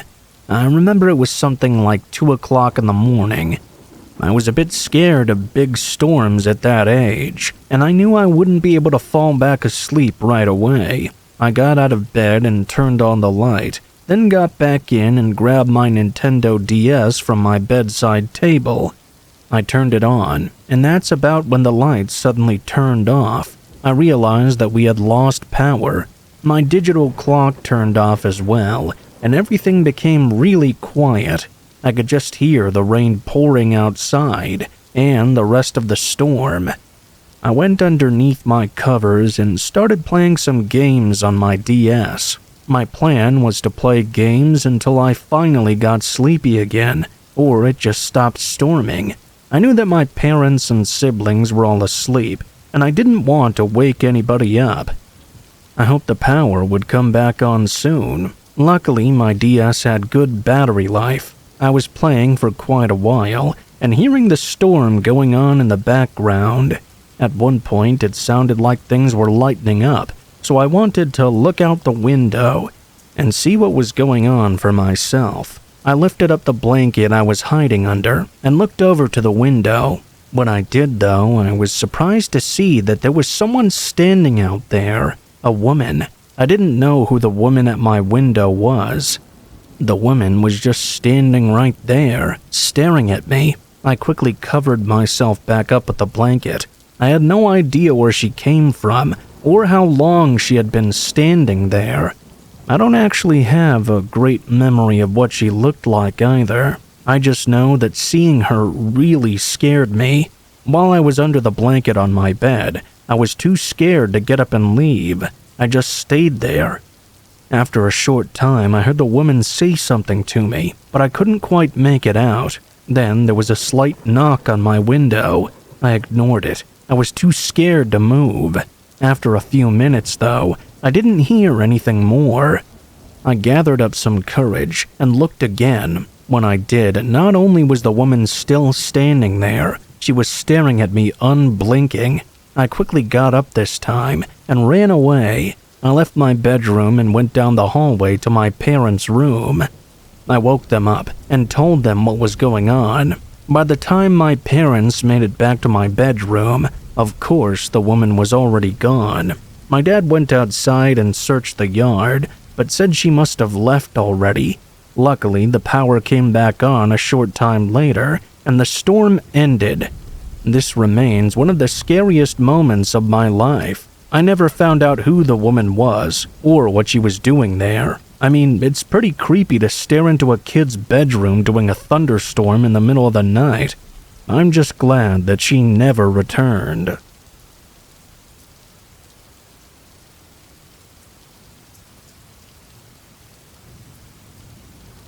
When I was younger, I worked at a dollar store called Family Dollar. It was one of my first jobs, and I was 17 years old. I lived at home during this time with my parents, in a neighborhood that was really close by to my work. I could go there just by taking a few sidewalks. It took maybe 10 minutes or so. Because of this, most of the time I would walk to work and back. I didn't have a car yet anyway. One time I worked until 9 o'clock at night. It had been a pretty typical shift up to that point. I clocked out and left. When I was done, I began walking home along the quiet streets. The street directly in front of the Family Dollar was somewhat busy during the day, but not really at night. The roads behind the Family Dollar were mostly residential and usually very quiet. We lived just a few blocks behind it. Normally, when I would walk home, there would be nobody else on the sidewalk at all. This night, though, there was a man following me. I first noticed him about 2 minutes into the walk. I heard footsteps a ways back and looked over my shoulder. I saw a man walking behind me. Actually, I recognized him. He'd been inside of the dollar store earlier in the day. In fact, he had come to my register where I was a cashier. Except this guy had been there much earlier. I'm talking 5 hours ago, and I hadn't seen him come back inside the store or anything since then. This seemed sort of strange to me. I kept walking, and when I turned to go down another street, he followed me. I was beginning to get nervous. I really wasn't that far away from home, so this was becoming more and more of a problem. As soon as I reached my street, I turned to go down it and hoped the man would not do the same. Of course he did. I couldn't go to my house now. I went to the end of the street and then started to head for the street behind my house. The man followed me the entire time. After walking down that street, I quickly turned a corner. The man was not right behind me or anything, so it would take him probably 20 seconds to reach the corner and be able to see me. In the short time he couldn't do so, I ran into a neighbor's yard and cut into their backyard. After going behind their house, I cut through a couple more yards, and then I was in my own backyard. I quickly went around to my house and went inside. I was out of breath from running, and my heart was racing from the experience. I felt much better now that I was safe, though. I watched out the windows for a while to see if the man would walk past. To my surprise, I did end up seeing him walking down the street. I didn't think that was a coincidence at all. Luckily, he didn't go into our yard or anything. I was confident that he did not know where I lived. I told my parents about it, and they told me that I should drive to work next time. My mom didn't need to use her car during the time of my next shift, and said that I could use it instead. Even though it would take less than a minute to drive there, I did so anyway. The next time I worked was 2 days later. I once again worked another shift that ended around 9 o'clock at night. During that time I was working as a cashier, and a few hours into the shift everything was pretty quiet. That was when I happened to look over and noticed the man who had followed me home entering the store. When I saw him, I got real nervous. I didn't know what he was going to do. The man went into some random aisle and then disappeared from my sight. I was dreading having to ring him up when he checked out. I tried my best to ignore it and tried to think about other things. After a while, I noticed the man leaving. He did not buy anything and did not check out either. I felt relieved. For the rest of my shift, I didn't see him. On this night, when I got off, I left the store and went to my mom's car in the parking lot. When I got inside, I started up the engine and began leaving. When I was driving out of the lot, I saw lights turn on from another car. That one started to leave. Instantly, I got paranoid. I was worried this was the same man. When I took a left and headed towards my street, the car behind me also took a left. I drove to my street and drove onto it, and so did the car behind me. I just knew it was the exact same guy as before. I drove past my house and went to the street behind me once again. This time, though, I left that street and started driving to try and find a local police station. I had to look up directions, but was able to make it there within 10 minutes.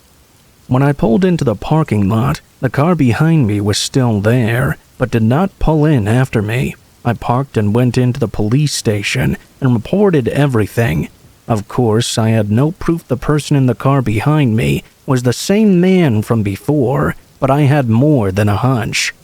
Unfortunately, I did not get the license plate. I couldn't see because it was so dark. I was hoping the police would be able to do something. I didn't want to get followed home from work again. After speaking with the police, I called my parents and told them about what happened. Then I went home. The next time I worked, I was really worried that I would be followed again or see the man or something. I knew to call the police if I noticed him again, though. When I got to work, I told my coworker about the story, and surprisingly, my coworker Tori seemed to know the man.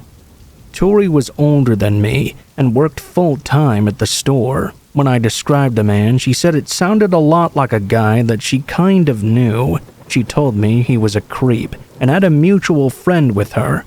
After work that night, I was extremely careful. I looked all around for the man. Tori even walked with me to my car. Luckily, I was not followed home again. The next time I worked after that was several nights later. When I got to work, Tori was working as well. She told me the man she knew, the same man who had followed me, had been arrested. Apparently, he was driving with drugs in his car and led the police on a high-speed chase for a while. When I saw a picture of him, I confirmed it was the very same man.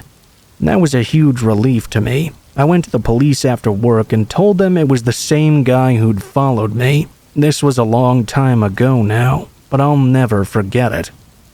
I only worked at the Family Dollar for a few months and then quit. Looking back, that was definitely the scariest thing to ever happen to me.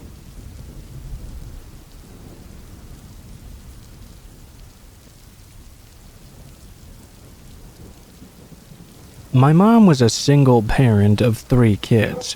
We were pretty poor, so she worked pretty much 24/7. This meant that as kids, my siblings and I spent a lot of time home alone. Well, this story happened when I was 14, at the very start of summer.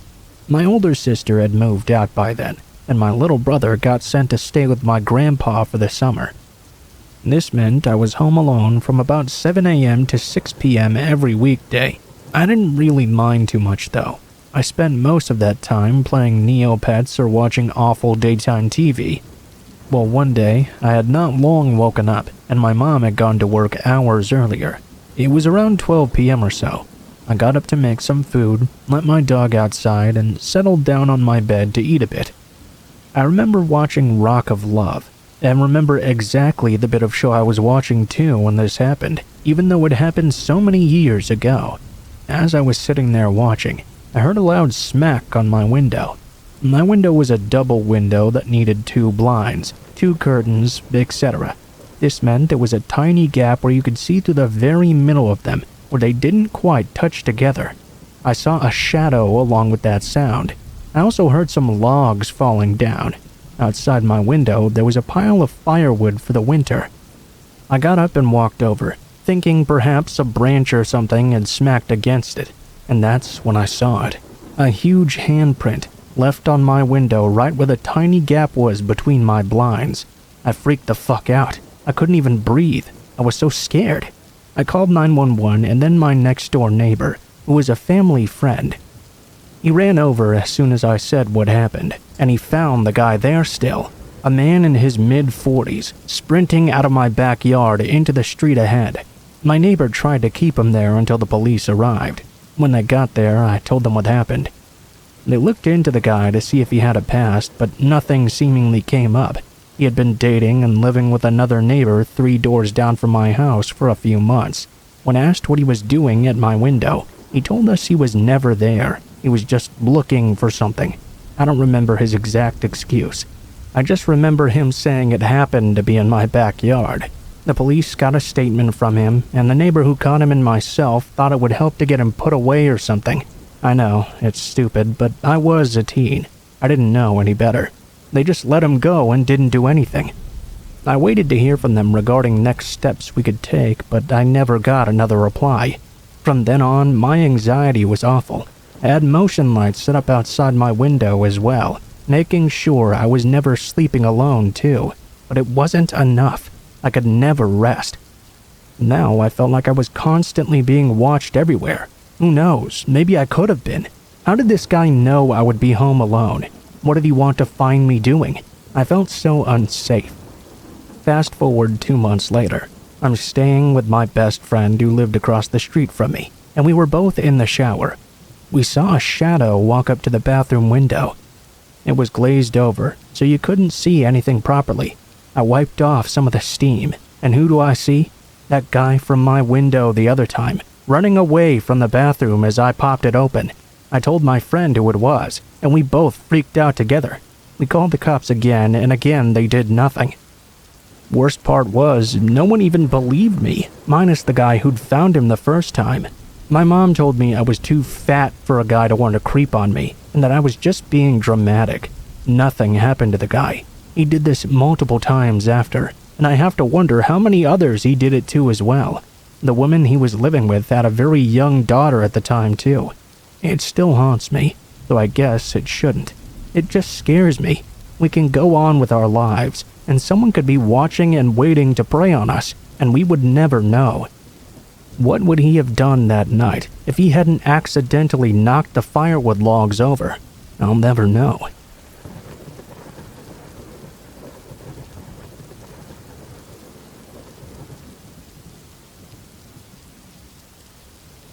First, I guess I should say that when I was growing up, my mom had a lot of undiagnosed mental health issues.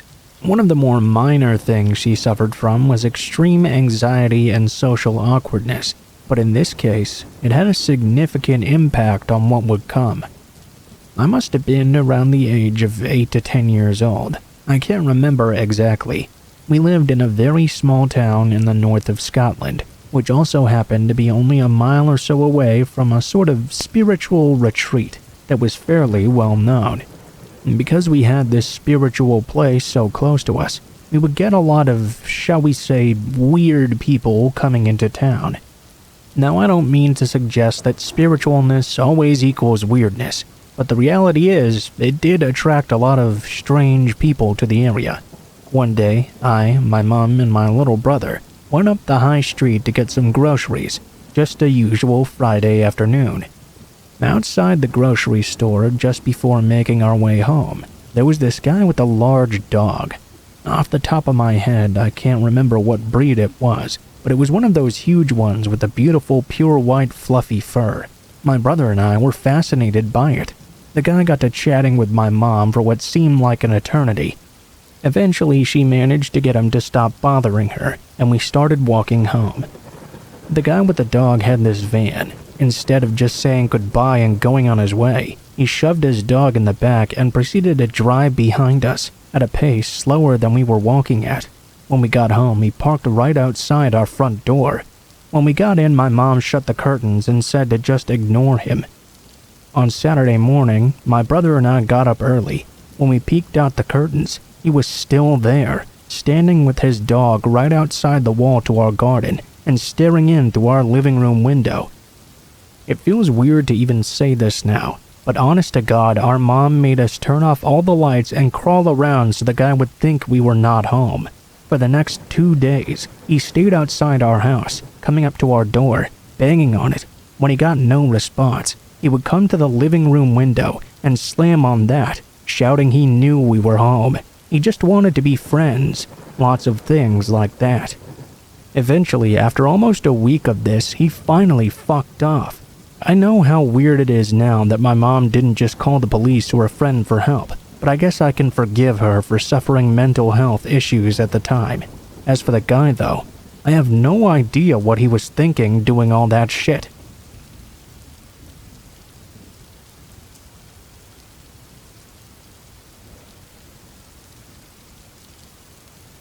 This happened when I was around 12 years old.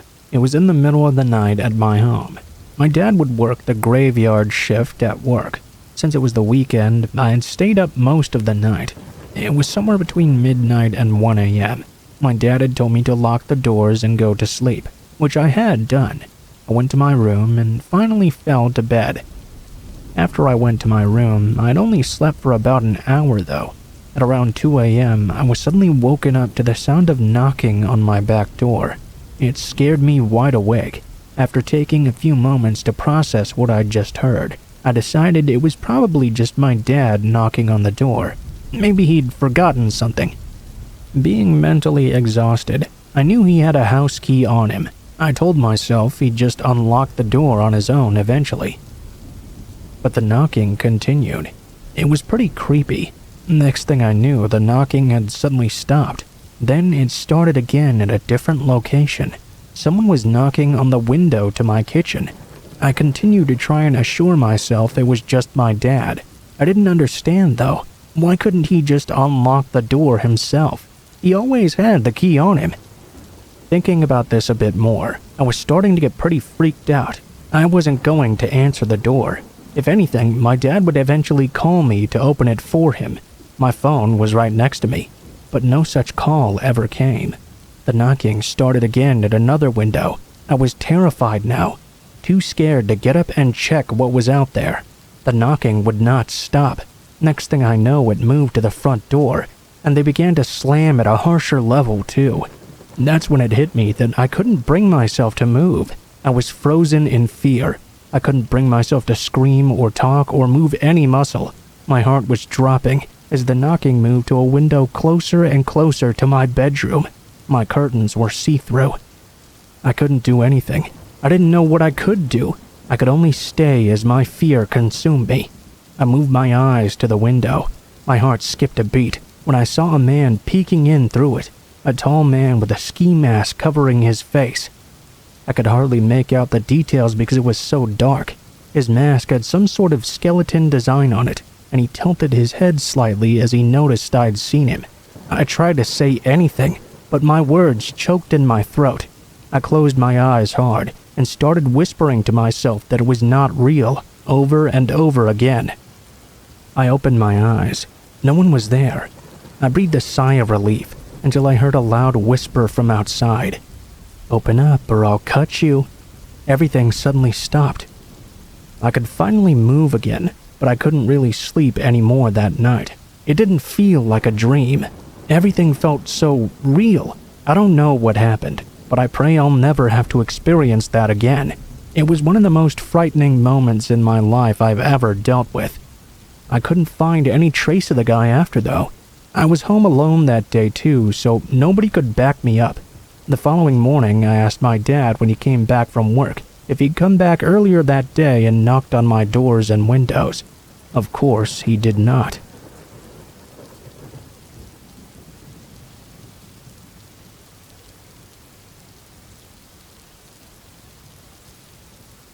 My family used to move around a whole lot. That meant that when I was younger, I was almost always changing schools. It got to be very hard to make friends, not only because of all the moving, but because I always expected to be leaving again very soon. And that kept me from wanting to form new attachments. We moved so often it seemed futile. I mostly just kept to myself whenever I entered a new school. Well, of course, anyone who's been to school knows exactly how the loners are treated, especially in middle school. That was where I was in my education when this story takes place. My family had just moved to a semi-rural area. I remember this being the worst time in my life, and I still consider it to be that way, honestly. I was in the 7th grade, and I remember this year I turned 13. I had always been a bit of a small kid, and the fact that I was so quiet and a loner just made this whole thing worse on me. The bullying started pretty early, and it got pretty nasty too. In fact, it had gotten so bad I would try to make myself sick in the morning to avoid going to school. I would wear wet socks to bed or put dirty things in my mouth. Back then, we actually thought something like that could make you sick. There was constant name-calling. Kids would always try to force me into fights with them. I never wanted to fight, and there was never any reason. I remember once these two bullies held me, while another burst a water balloon on me. Then they went around joking and telling everyone I had a wet dream. It was humiliating, just being at that school.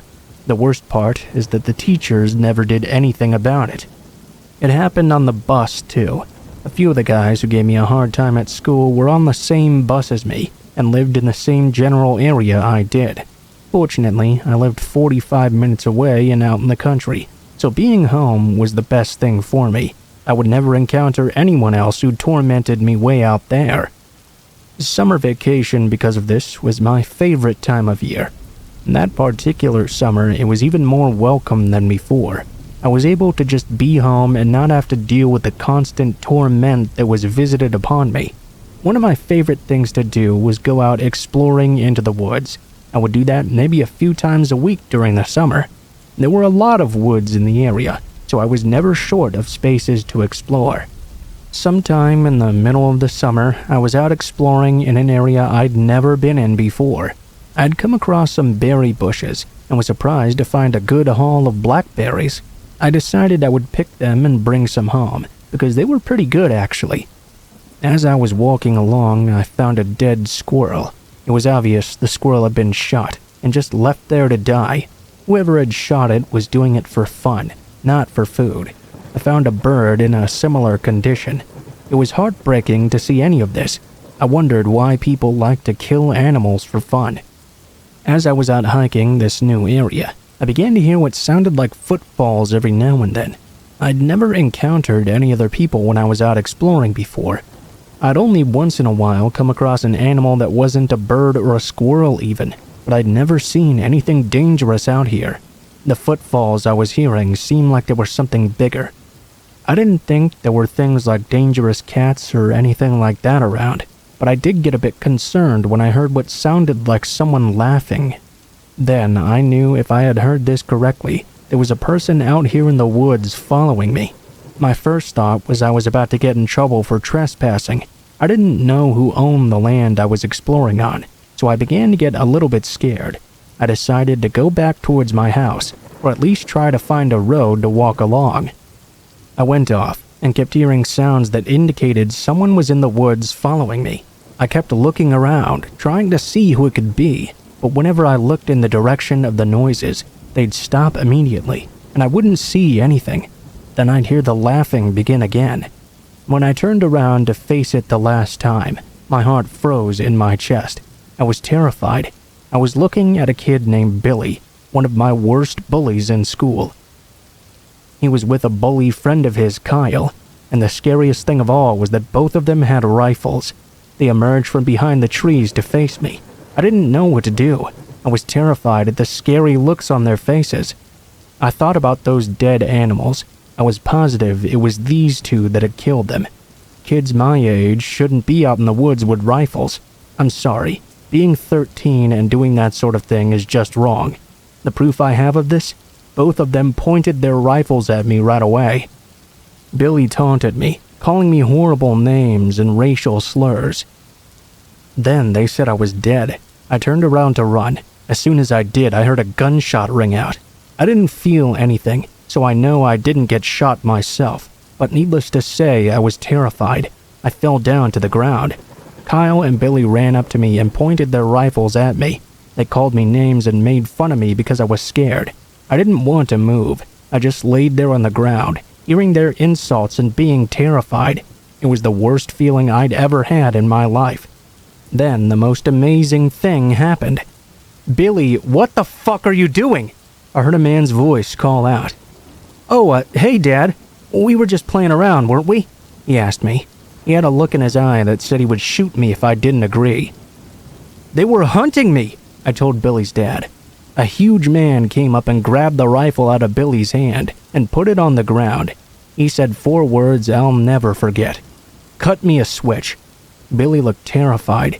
He took out his pocket knife and cut a switch from a bush or something. He handed it to his dad, and his dad began to beat him with the switch in front of all of us. Billy was reduced to tears, and I could tell Kyle was scared he would be next too. Lucky for him, Billy's dad deigned not to punish him. "Help him up," the dad demanded, and Billy did as he was told. "You apologize right now."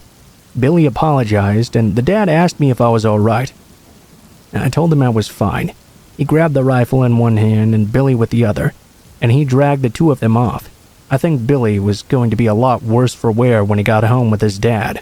Although my story does have a fortunate ending, it was a terrifying experience. Bullies are scary to begin with, but bullies willing to kill are much worse. Billy didn't bother me again after that. He just gave me horrible looks in school, but he never talked to me from then on.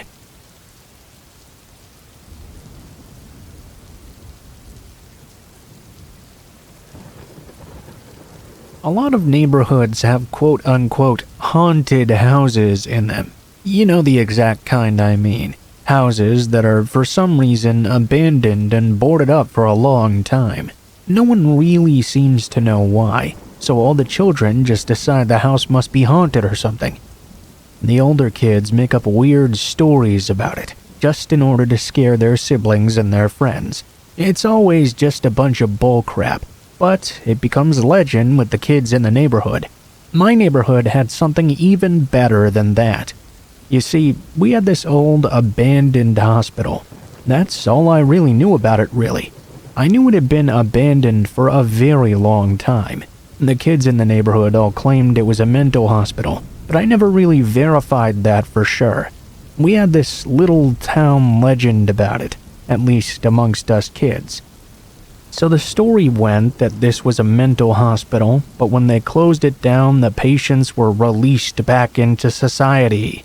One of the patients, a man the kids called Lucky, not the cleverest nickname, but we're kids after all, considered the place to be his home and returned to living in it years afterward. Supposedly, this man lived in the basement and would try to kill anyone who ever entered his home. The kids in the neighborhood would always dare each other to break in and spend time in that old hospital. No one would ever actually do it, though. I'd been dared before myself. The closest I'd ever gotten was climbing over the gate. Once I was on the other side, though, I'm not too proud to admit I chickened out immediately and hopped back over. There was one kid in the neighborhood that did take the dare completely, so this story is not a first-hand account of what happened inside. It almost scared me to death not knowing what really happened to him. I was a high school freshman on Halloween. A bunch of us headed down to the hospital to go about the usual daring. Some of us would go right up to the gate, begin to climb over, and then chicken out right away. One kid, though, that I didn't really know well, named Tom, was teasing us all mercilessly for being such cowards. He kept telling us that the stories of Lucky were just a bunch of baloney, and we were dumb for being so scared. About 6 of us had all chickened out and were being teased by this guy. We'd had enough of his crap. We told Tom that unless he was willing to put his money where his mouth was, he needed to shut the hell up. We were wrong in assuming that Tom was going to chicken out like us, though. He readily accepted our challenge and began to climb over the gate. He climbed over easily and jumped down on the other side. Then he waved at us and walked over to the door of the hospital. He actually tried to open the door as well, and that was more than any of us had ever done before.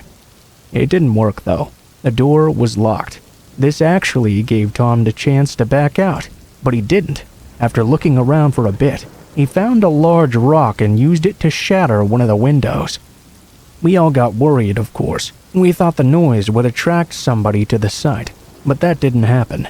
Tom broke the glass out of the basement window and then carefully lowered himself inside and out of sight. We were all pretty shocked at this point and a bit ashamed of ourselves as well. The shame that we felt, though, in no way compared to the paranoia that settled in on us as we waited for Tom to come back out. At first, we were just impressed he'd even gone in. Then, we were more impressed that he was staying in there for quite a while.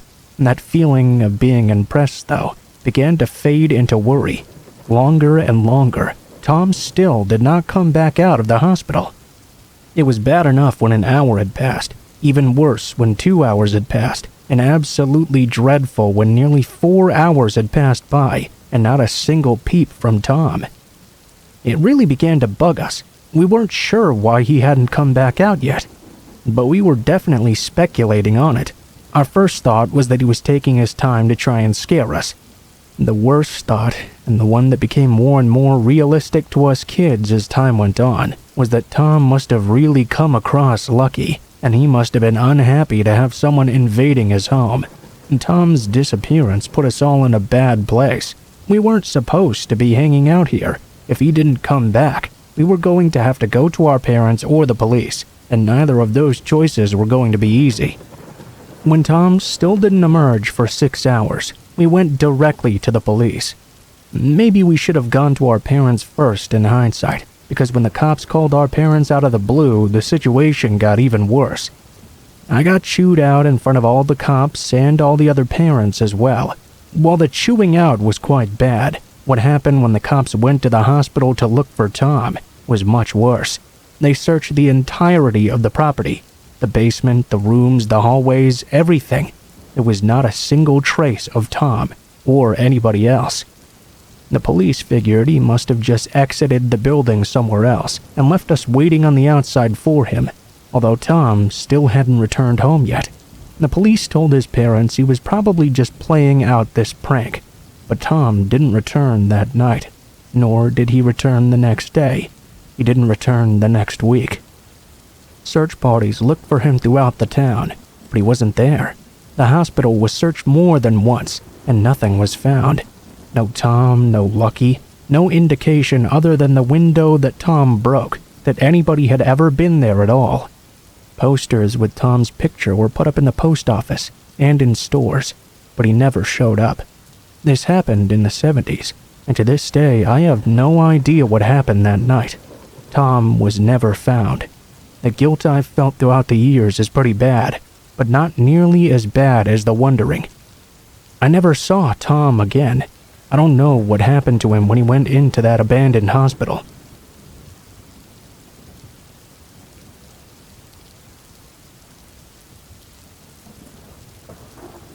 I recently ran into an old coworker from our time we worked at a sandwich shop in the truck stop. We chatted for a while before he had to leave. but I started thinking about my stint at that place, specifically the creepy sandwich guy. In college, I worked some overnights at that truck stop. It was a pretty safe place in a smaller town, and there had only been 3 incidents in the 4 years the place had been open before I got hired. 1, a trucker got robbed. 1, a group of ladies arrested for servicing the truckers, and 1 overdose. I was never really worried, even though my coworker seemed a little bit concerned that I was a young girl working overnights. Especially at a truck stop in particular, where there was only 1 other employee in the entire place. Usually it was really slow though. Most of the time I'd simply get 3 or 4 truckers coming in within the first hour. A couple of people would come in with the munchies and order 3 dozen cookies at one time, but usually it was around 1 person an hour if that. And that meant most of the time I'd spend about 3 hours cleaning ovens, finishing dishes, deep cleaning the lobby, that sort of miscellaneous thing.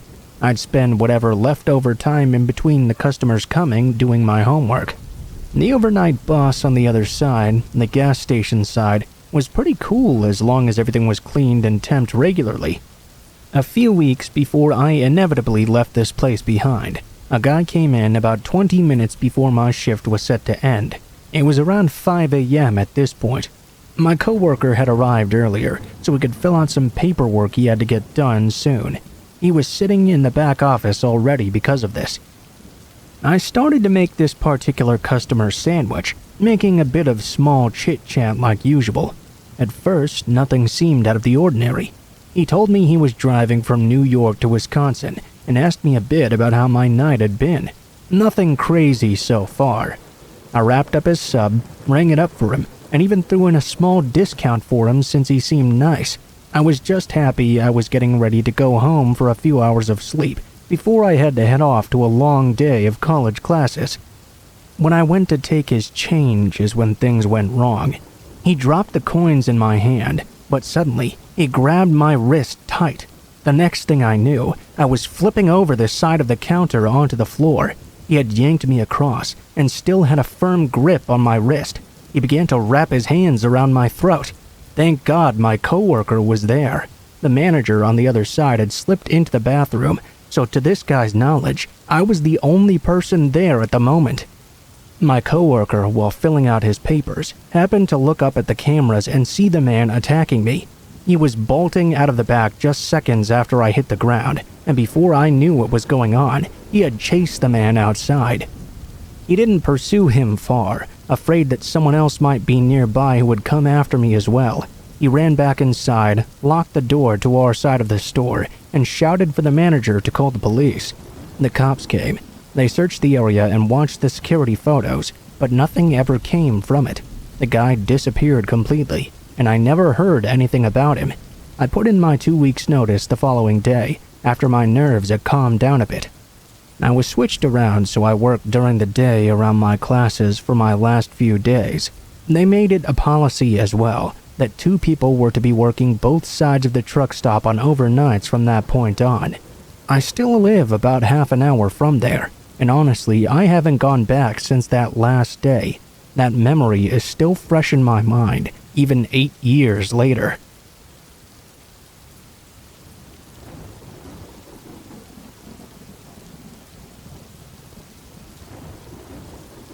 So this happened about a year ago, and it's still pretty freaky.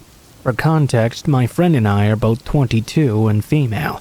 My friend Anna and I were bored one weekend and decided to go to a popular beach to take some pictures and just mess around together. We took pictures and had a pretty lovely day overall. On the way back though, we were starving, so we decided to stop at a McDonald's in the beach town. This town is really famous and nice. Lots of celebrities live there, and it's quite scenic. There's also a super famous restaurant right off the highway on the beach that's known for rich people going. The McDonald's was directly across the street from that restaurant. Since so many famous people went to this restaurant, and it was on a pretty busy road already, most of them had drivers that took them there, usually in big black Escalades. The drivers would hang out in the parking lot of that McDonald's, while their bosses ate across the street. Anna and I didn't really know this at the time. We just wanted a McFlurry. We go to the McDonald's, and right when we get out of the car, she starts acting really weird. She triple checks the car doors are locked and grabs her fancy camera to bring inside with her. When I ask her what's up, she said there's a group of drivers standing in front of the McDonald's smoking and staring at us, and it was making her feel weird. I'm a pretty chill and trusting person, so I didn't really think that much of it. It's a busy place and a super nice town after all. Not particularly worried. We go in, and there are a few other people in there about our age. We grab our food and sit at the table to eat. One of the drivers comes in and sits a few booths down with his back to the wall, right where he can see us. My back was to him, but Anna was getting really creeped out and wanted to leave. He didn't eat or order anything. He just sat there staring at us. Still though, like I said, this was a really crowded McDonald's in one of the nicest towns in Southern California, so I was feeling pretty safe. Living in South Central, you get used to the occasional creep. Still, Anna was freaked out, so I agreed to go. I had to run to the bathroom first though. It was one of those McDonald's where the counter and main dining room were one big room. Then there was a sort of hallway off to the side of the counter with more seating, and a bathroom at the very end way in the back. There was also a door going outside right next to the bathrooms. The bathroom had only 2 stalls inside. I walked into the first one, not really paying attention to whether or not anyone else was in there. So I'm in there doing my thing, when I hear the door open and I hear Anna call my name. At this point, I was very confused, since she was supposed to be watching our things. "Yeah? What's up?" She calls out to me. "Are you okay in there?" "Yeah, I'm just using the bathroom," I reply. She stood there in the doorway. After a second, I heard her leave, and I thought that was very weird. I walk out of the bathroom, only to see her waiting by the door with all of our stuff in her hands. I asked her what was going on, and why she'd come into the bathroom. She looked at me extremely panicked, and said we needed to leave right now. I was really confused at this point. We rushed out to the car, and she started to explain what had happened. Turns out, when I'd walked into the bathroom, that driver had followed me inside. I didn't remember hearing him come in. I just assumed someone had either been in the stall next to me already and was leaving, or had just come in to check their makeup or something. Honestly, I wasn't paying that much attention. He didn't close the stall door when he came in, so I wasn't aware he was still in the stall next to me. She had been on her phone, so she hadn't seen him follow me either. A young guy eating had noticed it, and gone up to my friend asking if we knew the man. Frantic, she told him we did not, and ran to check on me. He was hiding in the stall next to mine, with the stall door wide open, trying to peek underneath and not making a single sound. She came in and didn't see him at first, so she called my name to make sure I was okay. When the man realized someone else was now in there, he rushed out of the stall past her and disappeared. She was in shock and didn't know what to do other than grab our things and prepare to run. When we went to her car, the man was sitting in his big black car with tinted windows, parked right next to us, staring at our car. We sped off. When I got the full story, we called the McDonald's to let them know what happened. They didn't really care, of course. Then we called the non-emergency sheriff line to report it as well, which happened to be closed. Thank you, Malibu, for nothing. Eventually, my mom went full mama bear and threatened to blast it all over social media that they didn't take my report seriously. And we got a hold of someone at corporate from there on. They checked their cameras and saw the guy follow me in as well. A police report was made, so at least hopefully this thing never happens to anyone else again.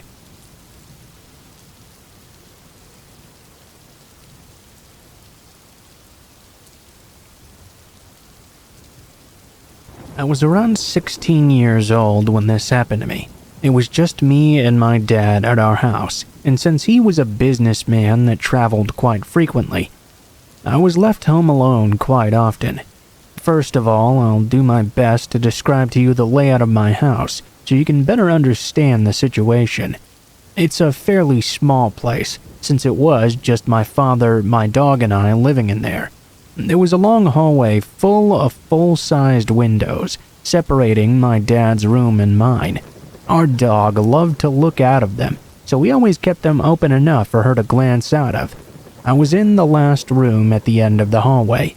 In between the two rooms was my bathroom and a spare room. Let's get right into it then. It was around 11 p.m. or so when the worst night of my life began.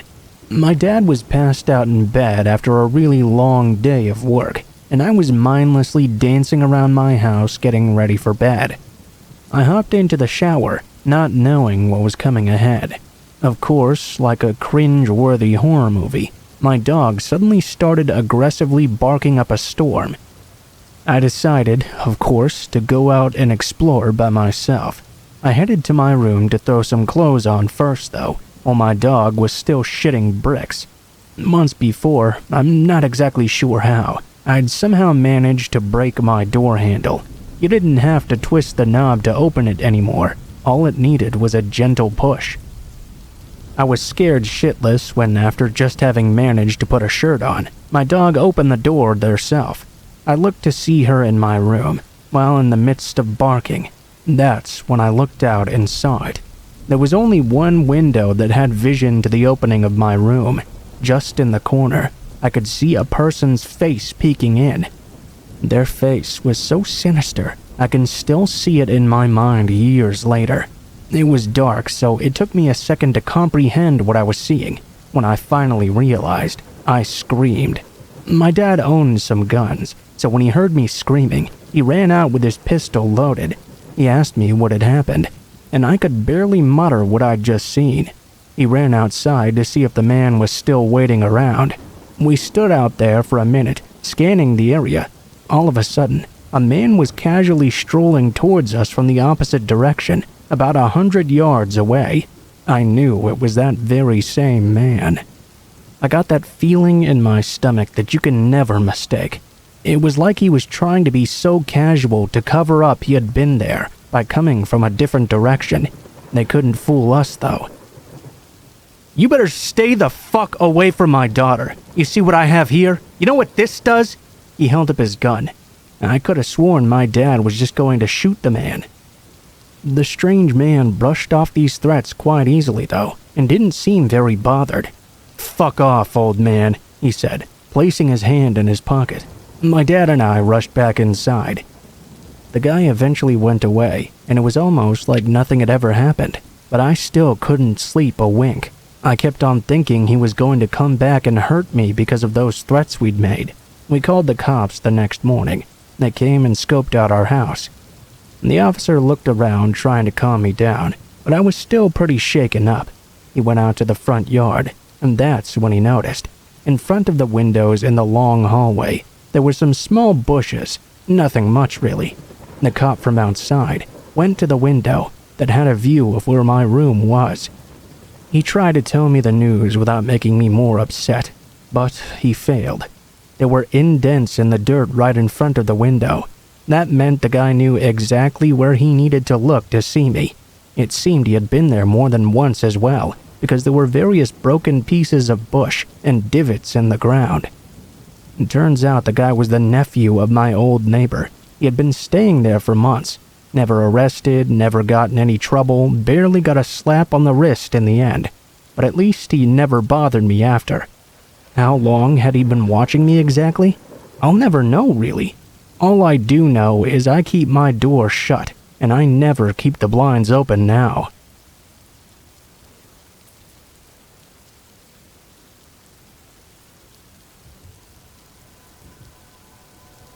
I think my mom must have been bullied or something when she was growing up. I mean, she never really told me as much, but for some reason, she had an awful lot of empathy for one kid in my class that was bullied. Although I didn't even really like him that much, she pretty much forced me to hang out with this guy. His name was Colin, and she made me do it all the time. He didn't really have any friends, so she kinda took it upon herself to force me to be one. She even once made me sleep over at his house. Colin was just kinda weird. He talked to himself a lot and answered himself as well. It made us all think he must be really crazy or something. My other friends gave me a ton of grief for hanging out with him, but what could I do really? I always did what my mom asked of me, even if it wasn't something I really cared to do. When Colin asked me to sleep over at his place, I was unfortunate enough to have my mom in the same room as us. She overheard and answered for me right away. So here I was, losing an entire Saturday night, sleeping over at this weird kid's house. Colin's parents were a bit odd too. They must have known how few friends he had, because they seemed super appreciative I was even hanging out with them at all. They kept on thanking me and offering me anything I wanted to eat. They even let me choose what to watch on television. They just kinda did whatever they could to show me how much they appreciated I was his friend, which meant they probably didn't know he was simply a charity case. When we went to bed, I noticed that Colin had bunk beds. However, rather than take the top bunk, he instead chose to sleep on the floor. When I asked him why, he told me this: "I always have to save the top bunk for the other Colin." When I asked him what he was talking about, he just shrugged and ignored me. He curled up in a sleeping bag and went right to sleep.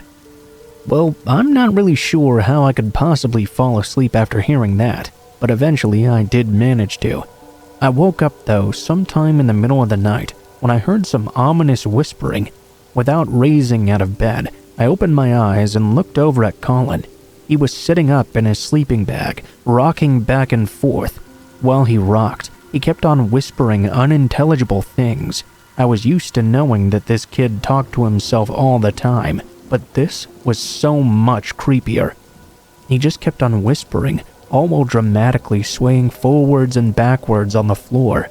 My God, I thought to myself, something really is wrong with this guy. I closed my eyes and tried to make myself fall back asleep. Somehow I managed to once again. The next time I woke up though, it was unclear at first as to what had woken me up. It was still dark when I opened my eyes, but I almost jumped out of my skin. Colin was sitting right at the edge of the bed, staring over me with a huge smile on his face. I asked him what was wrong, but he wouldn't answer me. He just sat there and continued to stare. He didn't even blink a single time. I kept asking him if something was wrong, but he just smiled and didn't seem to have any clue I was trying to interact with him. I closed my eyes and prayed this was just a dream. While I laid there, I honestly felt this kid was some sort of psychotic or something. I didn't really know what I could do. If I told his parents I wanted to go home, well, what could I tell them that would convince them to let me? My mom, of course, would also be pissed at me for not spending the entire night. With how she acted, you can of course imagine that she wouldn't believe a single thing I told her. She'd just think I was prejudging the poor kid like everyone else did. I closed my eyes for a long time, trying to ignore everything and imagine it was just a dream. If I ever did fall back asleep, it surely wasn't a restful one, although I can't remember doing so. What caused me to finally open my eyes once again, though, was a kicking sound on the top bunk. I thought to myself that Colin must have climbed up on top because this other Colin he had mentioned made him. I heard 10 kicks before I started to get annoyed. I opened my eyes and shouted for him to stop. "Stop what?" Colin groggily asked me. I froze when I noticed the voice was coming from the floor. I looked over and saw Colin was sleeping in a sleeping bag. I immediately jumped out of the bed, almost like how someone would jump away from a spider or something. I didn't see anyone on the top bunk though. Colin shook his head and he seemed to immediately understand. "Oh, just go back to bed. I think he'll leave you alone now." I didn't want to get back in that bed. I chose to sleep on the floor far away from everything. I tried to get Colin to talk about what that was, but he just fell asleep and refused to talk to me. I couldn't fall asleep at all though. I laid there all night, looking at the top bunk and wondering what just happened. I can't claim that my memory of what happened that night is perfect though. There's a possibility that Colin's weird behavior before simply made me imagine the sounds. I don't really know, but I can sure as hell tell you that I stopped hanging out with Colin, even though my mom did get really pissed with me.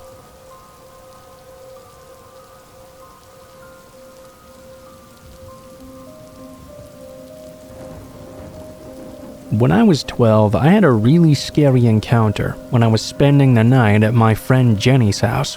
It was a Friday night. Although it was set up as a supervised sleepover with Jenny's mom there, at about 8 p.m., her mom got called into work suddenly. She was a nurse, so it wasn't really unusual for this to happen, and it wasn't unusual either for Jenny to spend a lot of time home alone, even at her young age. Jenny's mom just gave us the normal rules. Stay up on the second floor as much as possible, and if anyone comes to the door, just pretend that no one was home. We didn't mind having the place to ourselves for many reasons, least of all that we were able to stay up as late as we wanted and do whatever we wanted to do. Around 10 p.m., we were still up in Jenny's room watching television when we heard someone ringing the doorbell. We weren't really expecting to hear that so late at night. Of course, we were very curious as to who this could possibly be. We also knew what the rules were though, so we didn't just go to answer the door right away. It was hard not to, because whoever it was kept ringing the bell over and over again, very frantically. It was nearly 5 minutes of ringing before it stopped as abruptly as it had started. We were both still very curious as to who the hell that was, but now we didn't really concern ourselves too much. That is, until about half an hour later, when the doorbell began to frantically ring again. It startled us, as we hadn't expected the person to come back. Even this time, the doorbell rang over and over again for nearly 15 minutes. It was unnerving. I'm not even sure if I can tell you exactly how it felt. It was nerve-wracking to hear the doorbell over and over again, knowing we couldn't go down to answer the door no matter what. Honestly, we didn't even think it was a good idea to sneak a peek out the window and see who it was, just on the off chance they might see us. We also couldn't make the ringing stop, and we really wanted it to. When it finally did stop for the second time, we were already so wound up that it was hard for us to relax. Jenny tried calling her mom, but being a nurse, it was very often difficult to get in touch with her while she was working. We left a message for her to get back with us as soon as she could, but there was really no telling when that might be. For a while afterwards, we were just very uneasy, but the ringing did not come again. I can't explain why we felt like that, other than it was simply the fact we didn't know who it was that was driving us crazy. At some point, I began to get very thirsty. It must have been the nerves from what was happening, but I felt my mouth getting drier and drier until I knew I would have to go downstairs and grab something to drink. By the time me and her finally braved the trip downstairs together, it had been nearly an hour and a half since the second time we'd heard the doorbell ring. Walking down the stairs was a bit of a chore. With every step, I expected the doorbell to suddenly start ringing again, or for something to jump out in front of us and grab our feet as we were walking down. We, however, made it all the way down to the bottom without a single incident. Finally realizing that whoever it was must be long gone and we were surely safe, Jenny and I went into the kitchen, grabbed ourselves a drink, and took a couple of minutes to make a snack. We were soon about to get ready to head back upstairs. I noticed, though, that Jenny had stopped now. She was looking right past me at the back door. When I turned around, I almost had a heart attack when I saw a man silently standing there, leaning against the window and holding a knife against the window glass. I screamed, but Jenny did the smarter thing. She ran over to the house phone, picked it up, and called 911. "I'm calling the cops, you asshole!" The guy just smiled and pressed his face into the glass. He chuckled, then gave the window a kiss before running off into the night. The police were able to get a hold of Jenny's mom, and she came home, but there was no one anywhere to be found. Seeing that guy was startling enough, but that's not the thing that scared me the most. The thing that terrified me the most was the fact this guy must have not only known we were home, but that we were home alone as well. The ring of the doorbell must have been done deliberately to make us uneasy. How long had he been patiently waiting and watching for us where he was watching from? I don't know.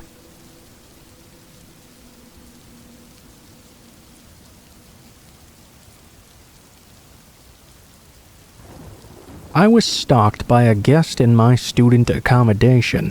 I'm 19 years old and living far from home in a studio room. I'm often up late, and last week I was doing some laundry at around 11 p.m.-ish. I saw a man sitting in the lobby. I'd seen him around a bit at night before, but I didn't really ever think too much of him. There I was in the laundry room. I just put my clothes in the dryer, and I heard the laundry room door beeping. That meant someone was currently coming in. There I saw the man, standing there with no clothes to wash, just staring at me from the doorway. I maneuvered around him and headed to the lifts, and he followed quickly behind me. He cornered me and asked me for my Snapchat. I was tired and just wanted to get back to my room, so stupidly, I gave it to him. I figured he'd message and try to flirt, and I'd simply say, "I have a boyfriend. Sorry if you thought this was anything else." Surely that would be the end of it. Anyway, almost right away he started messaging me. It was kind of normal at first. Then he started to say the real weird stuff. "I saw you a month ago, you know. I was really impressed. I've been visiting a friend and staying here so I can see you. I've been watching you. I notice you come out mostly at night. Why is that?" He told me he would be sticking around for 5 more days. Then it started to get worse. "I love you. I can't help it." When I told him I had a boyfriend, he said, "But I only want you." He continued to ignore what I'd said. He asked to come to my room, and I of course said no. Then he asked me to give him a hug. He asked me if I lived alone, if I was a virgin. He kept on repeating that he loved me so much, and he knew I was perfect for him, that I'd really impressed him. At that point, I recorded all the messages I could on Snapchat. I spoke to him a little bit more to gather some evidence so I could take it down to reception in the morning. He'd been watching me for the entire month. I got my friend who lives on the 2nd floor to walk me down to the laundry room, and we sat in the student lounge area. My friend tried to calm me down. I could see him walking around the laundry room, looking for me, but luckily I'd already picked up my things, and he didn't seem to notice me. I ran back to my room. My friend offered me to stay in his room, but I said it was okay since I could just lock my door. At around 1 a.m. though, I heard someone outside my room trying to pick the lock. I asked my friend if he was outside, and he said no. I froze. I didn't want to make a sound. I felt sick to my stomach and helpless. Eventually, when they were unsuccessful, whoever it was took off running. In the morning, I reported this to reception, and then went to stay a few days with my boyfriend. Then after, I went to London to visit a friend. Last night was the first time I'd spent a night in my room since this happened. I'm very paranoid now, and sadly, I should probably be used to this. It's not the first time I've had someone stalk me. One guy even followed me into the club and tried to grab my head, and a bunch of other things have happened as well that I won't go through. Anyway, I'm terrified to go outside my room after dark, and I'm constantly looking over my shoulder, feeling paranoid that man will appear once again.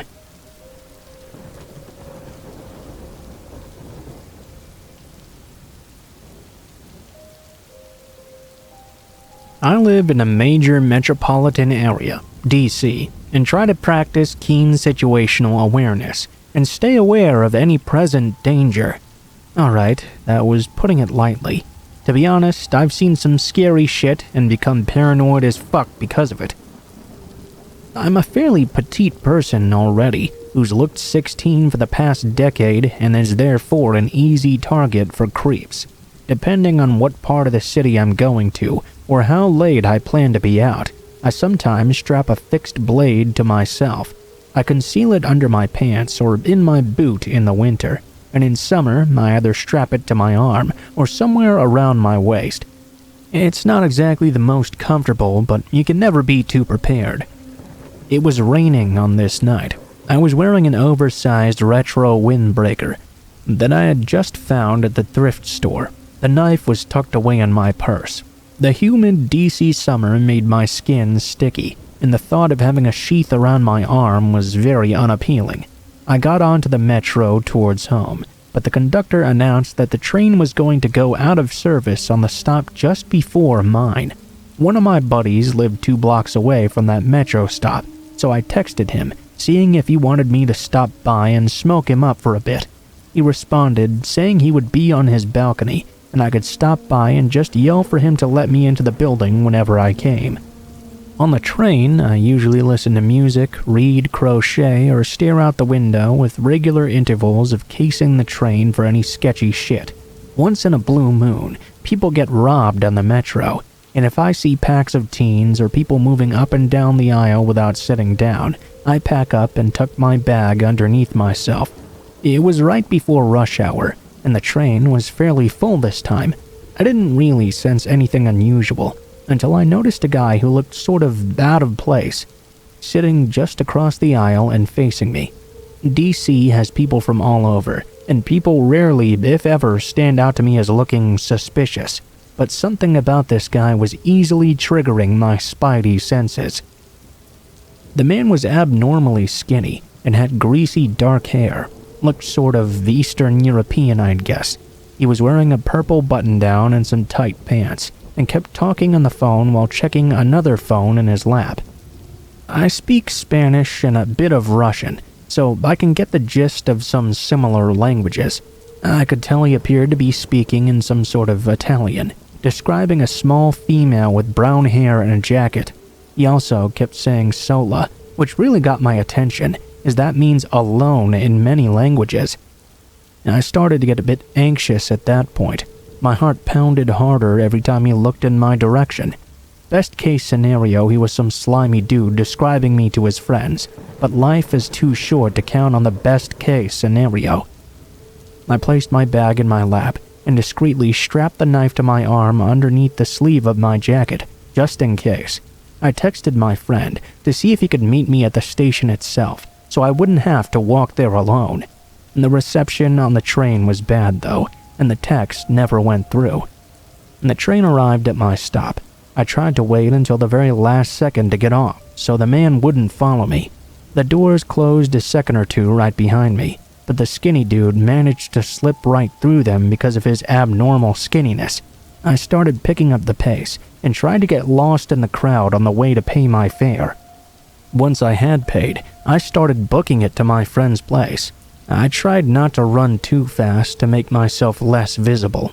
I turned around and saw that no one seemed to be behind me, but I couldn't relax until I'd arrived at my friend's apartment.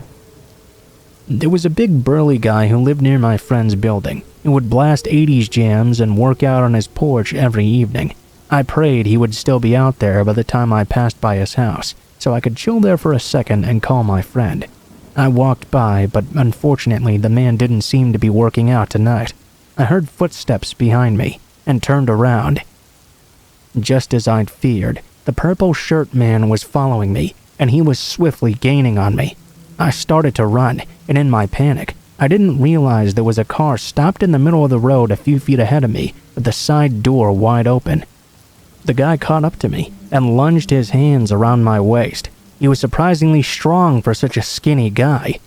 In one of what is probably the most crucial decisions of my life, I slipped the knife out from its sheath and stabbed wherever I could, flailing to get free.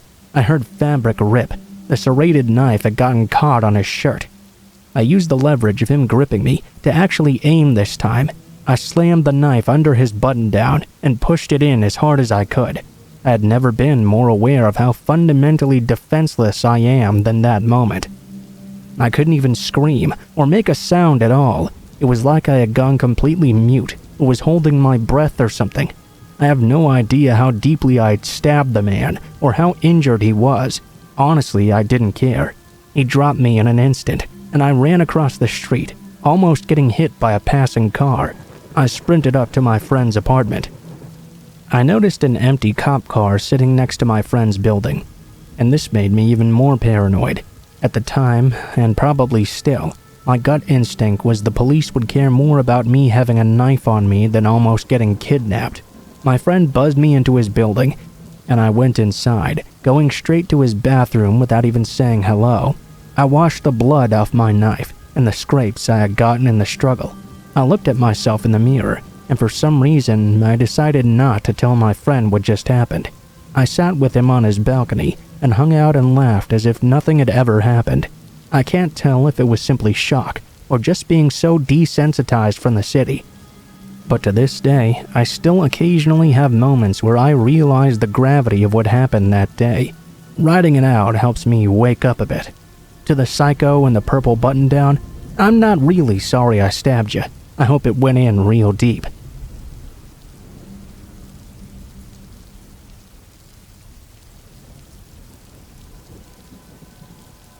I always walk around in the dark. I prefer it, actually.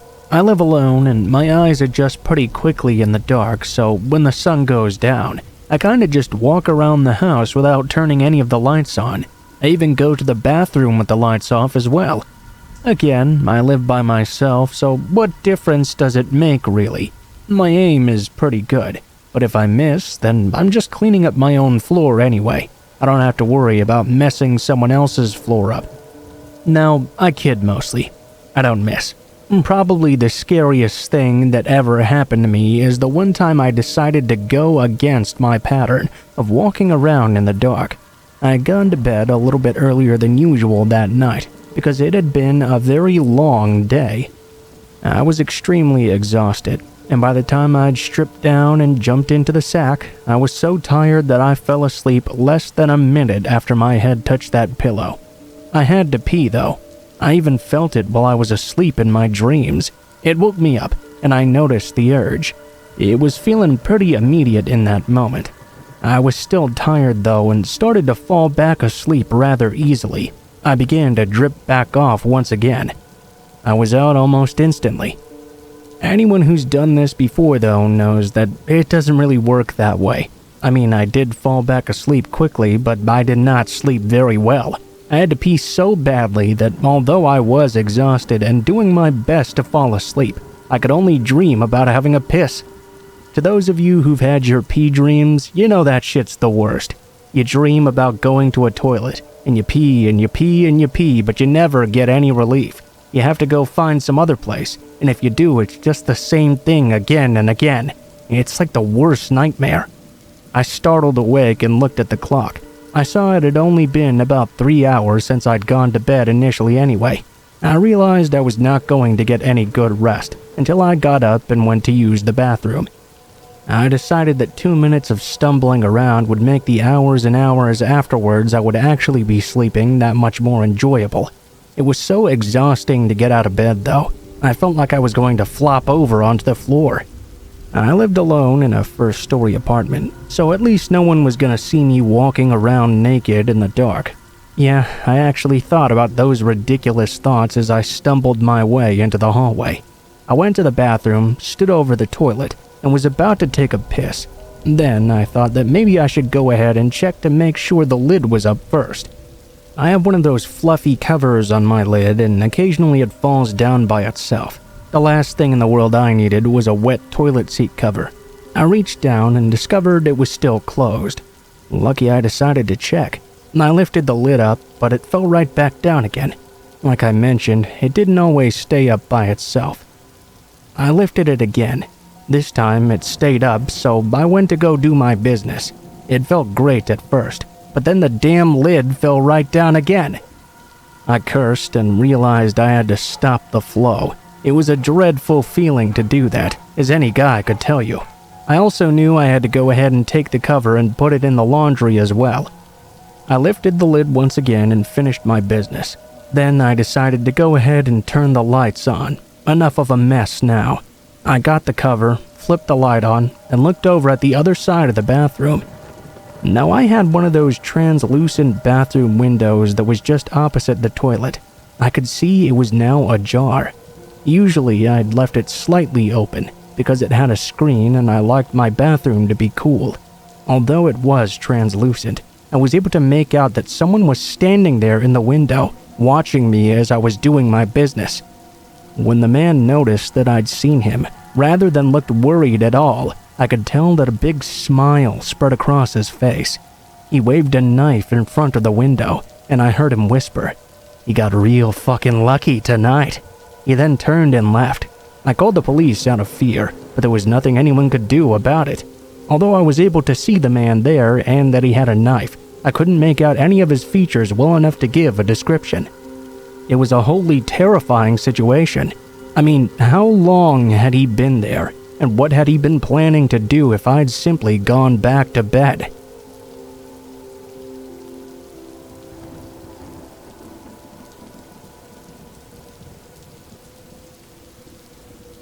I work for one of Australia's biggest telecommunication companies in their operational security department.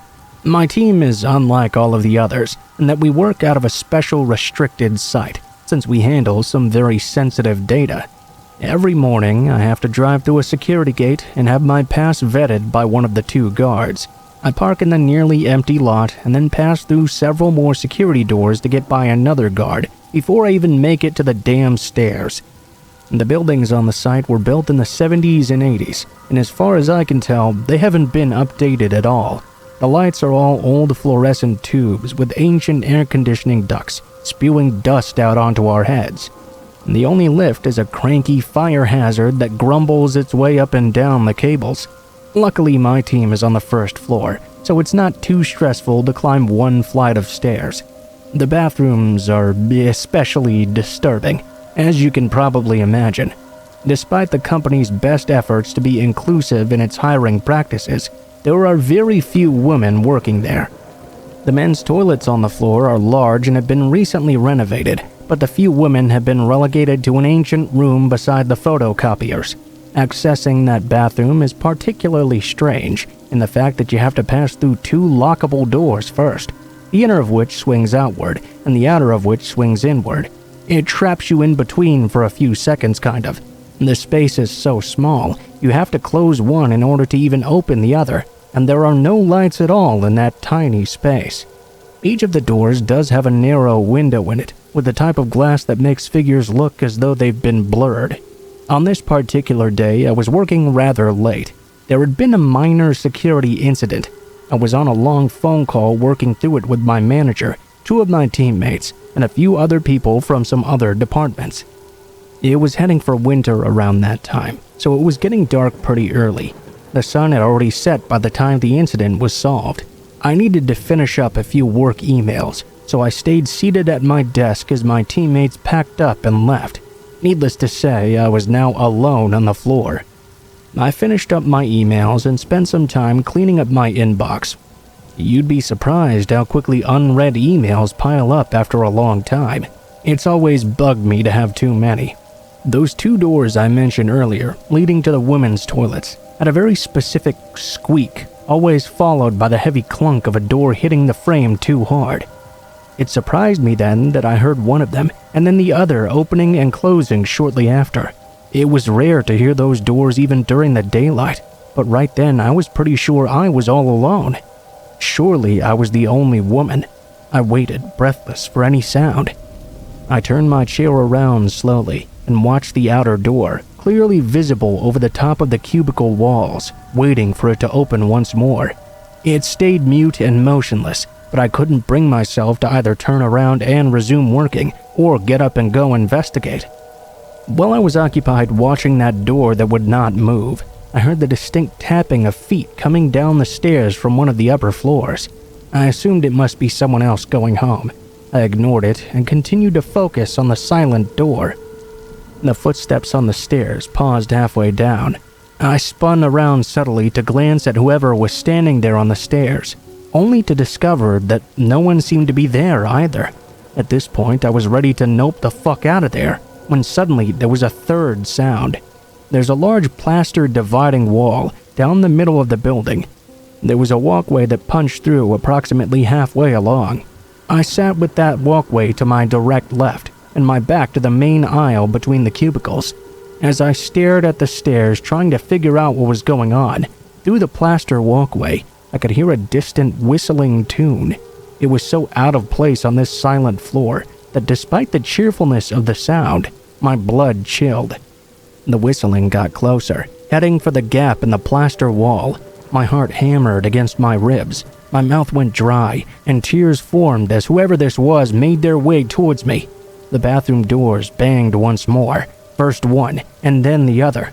I stood up with a yelp and knocked over my chair, turning to look at the loud doors. My legs were shaking as I stood in the middle of this empty floor and waited to see what was going to happen. It even felt like the smell of the place had changed. Just when I thought it couldn't get any worse, the lights in my row flickered above me. The bathroom door smashed again. I collapsed onto the floor, skidding across the old carpeting to shelter under my desk in the darkness. Clutching my knees, I closed my eyes. The distant whistling picked up once more, and an equally distant phone started to ring. Someone thundered up and down the stairs, and the whistling started getting closer and closer. It remained cheery and unperturbed, despite the level of noise coming out of the stairs and the banging of those bathroom doors. I huddled further under my desk as the cheerful noise passed by. Whoever this was stopped right next to me, and I held my breath. All of a sudden, the lights came back on in full force. The bathroom door stopped shaking, and the stairs were once again apparently unoccupied. It took me almost 10 minutes to brave crawling out from under my desk. Still shaky, I righted my chair and sat down to shut my computer off. As I calmed down, I tried to rationalize what had happened. I don't know, maybe wind created the whistling noise, or maybe the ancient wiring caused the lights to flicker on and off. I packed my laptop and headed downstairs cautiously. I said goodnight to the guard at the front desk. He looked up from the poor quality TV screens with a friendly smile and said, "You guys are always up working so late. At least you're not the last one to leave tonight." Frowning, I wandered over and looked at the CCTV screens. I gasped. It seemed standing there unmoving in the middle of the first floor landing was a figure in the dark. The screen flicked automatically to another view. After about 10 seconds or so, it flipped back to the first camera, and the figure had disappeared. As I watched further, I couldn't find any sign of them. The guard frowned with obvious confusion. That's odd. If somebody's up there, then the light should be on, I think. I don't know what was going on that night, but I sure as hell don't want to find out.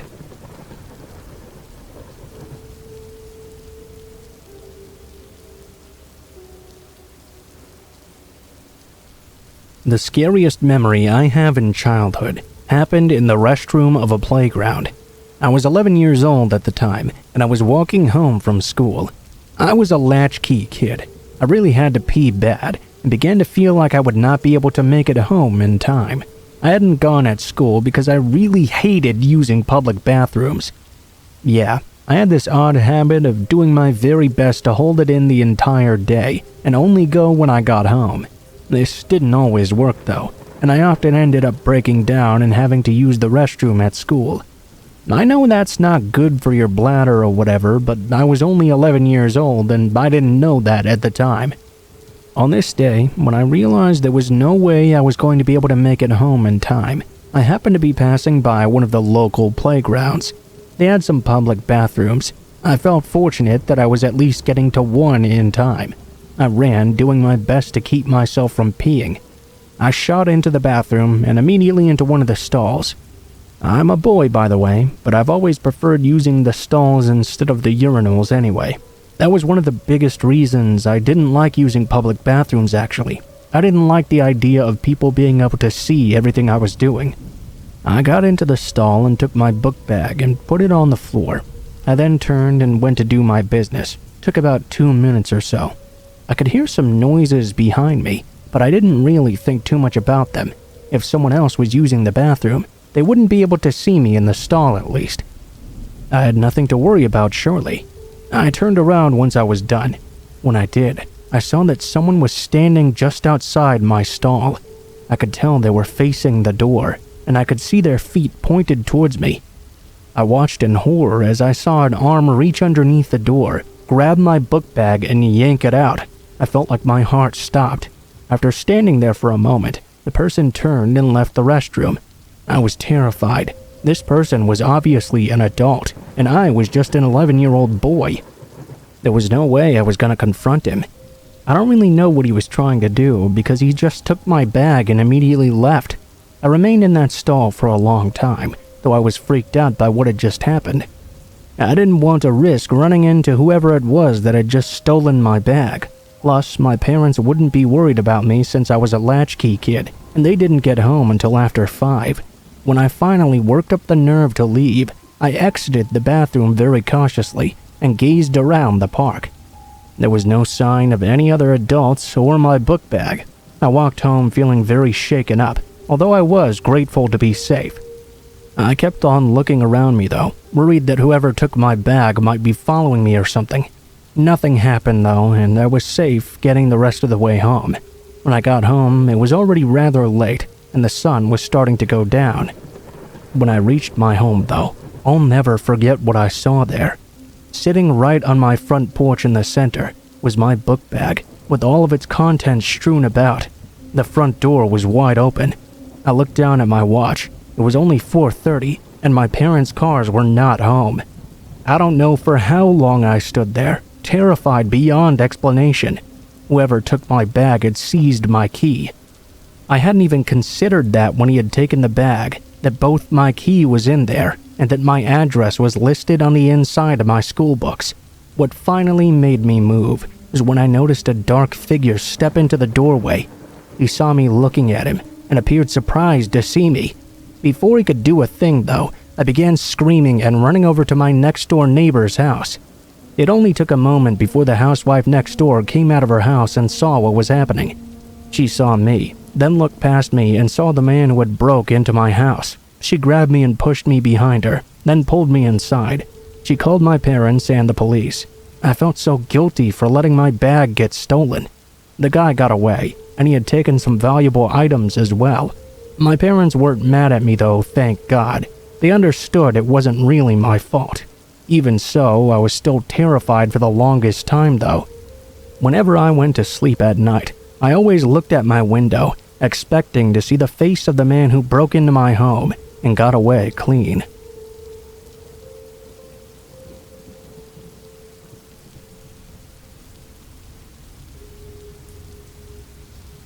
I moved to South Korea for university when I turned 18 years old.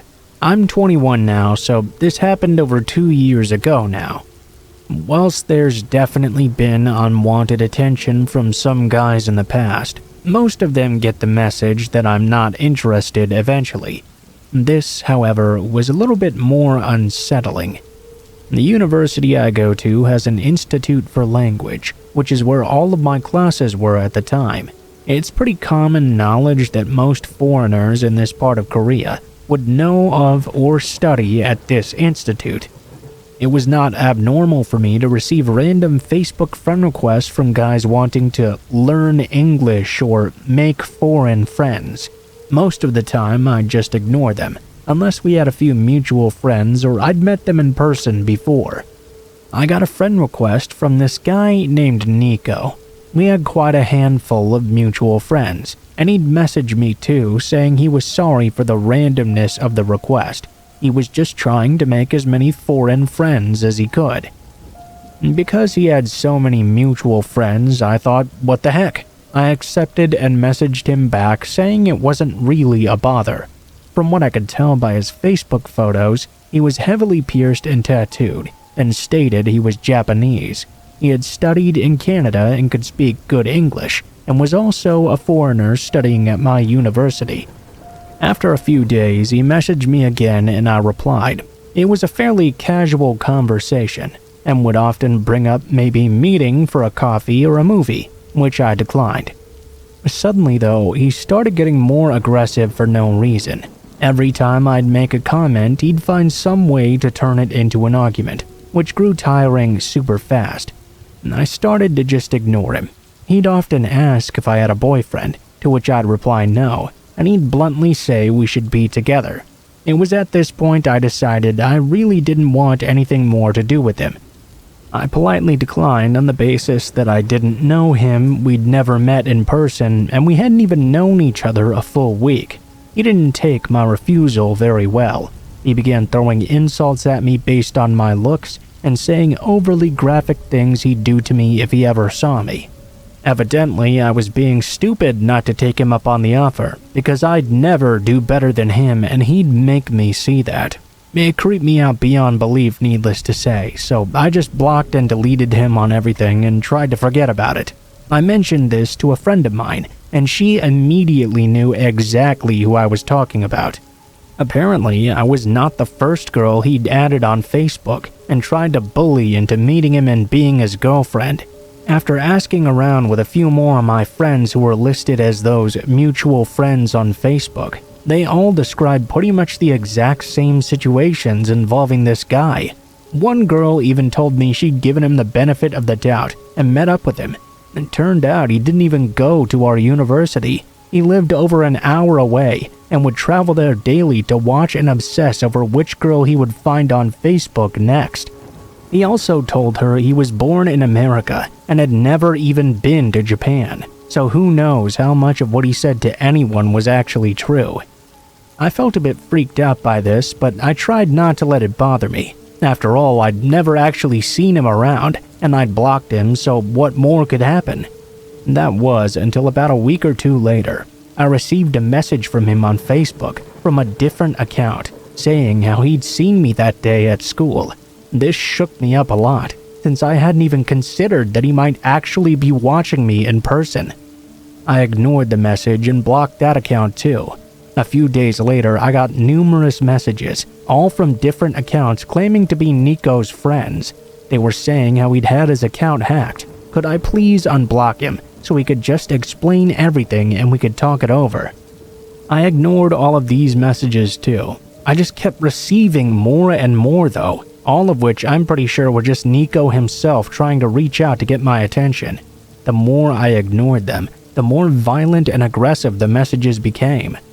I could tell that most of the time when he said he'd seen me, he was lying. He'd say things like, "I saw you at the library today, you fucking slut.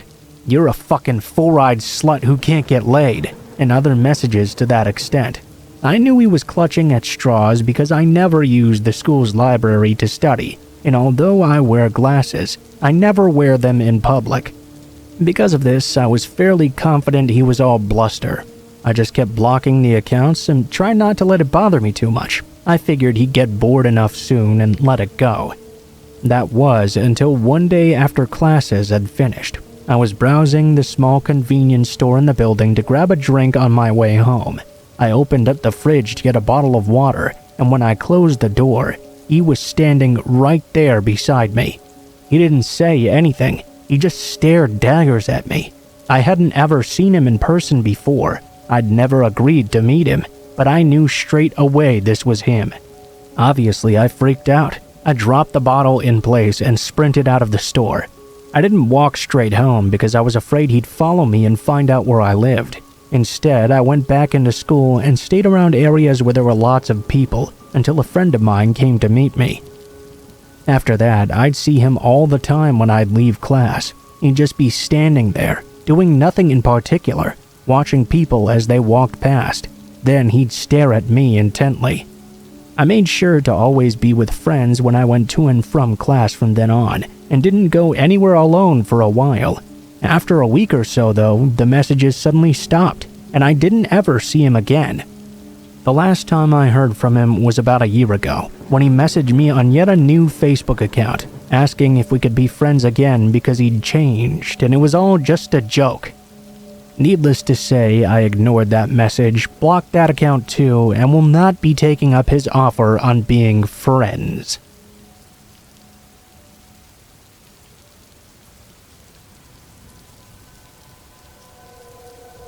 I'm usually a lurker, but this memory from a year ago popped into my head.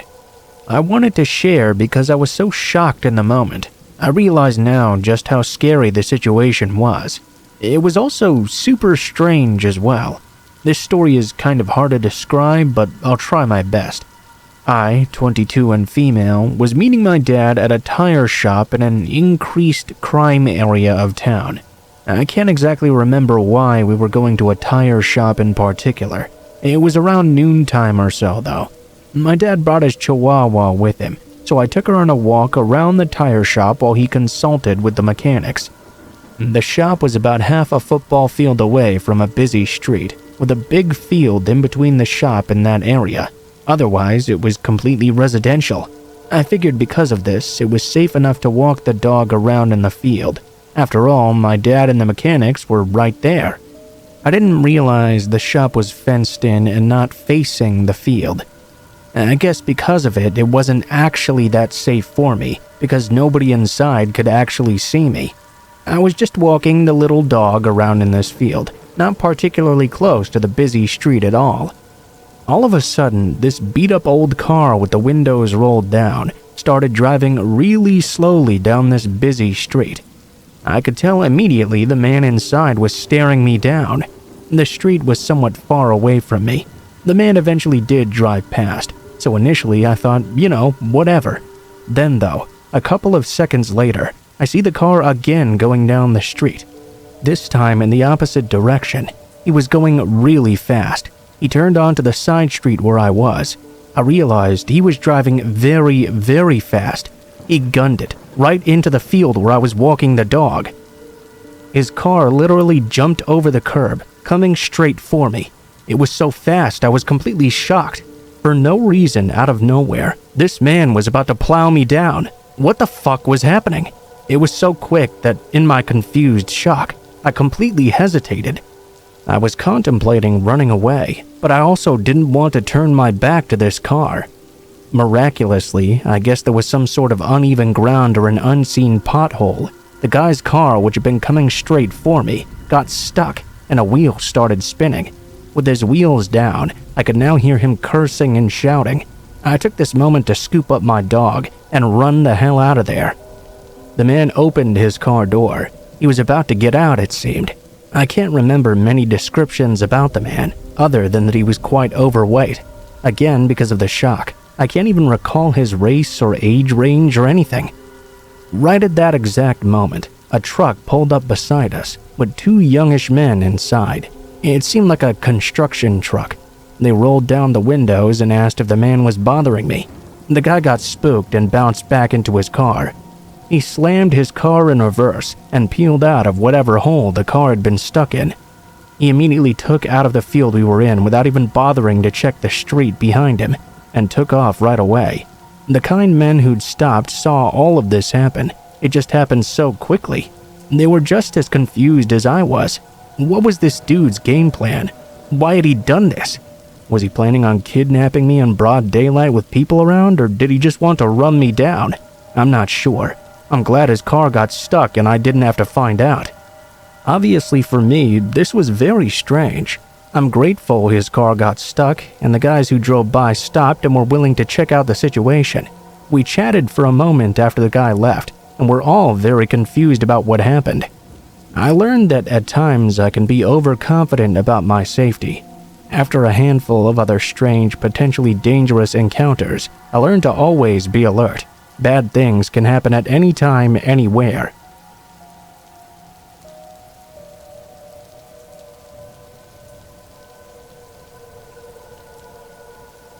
Every day I walk home from school with my friend.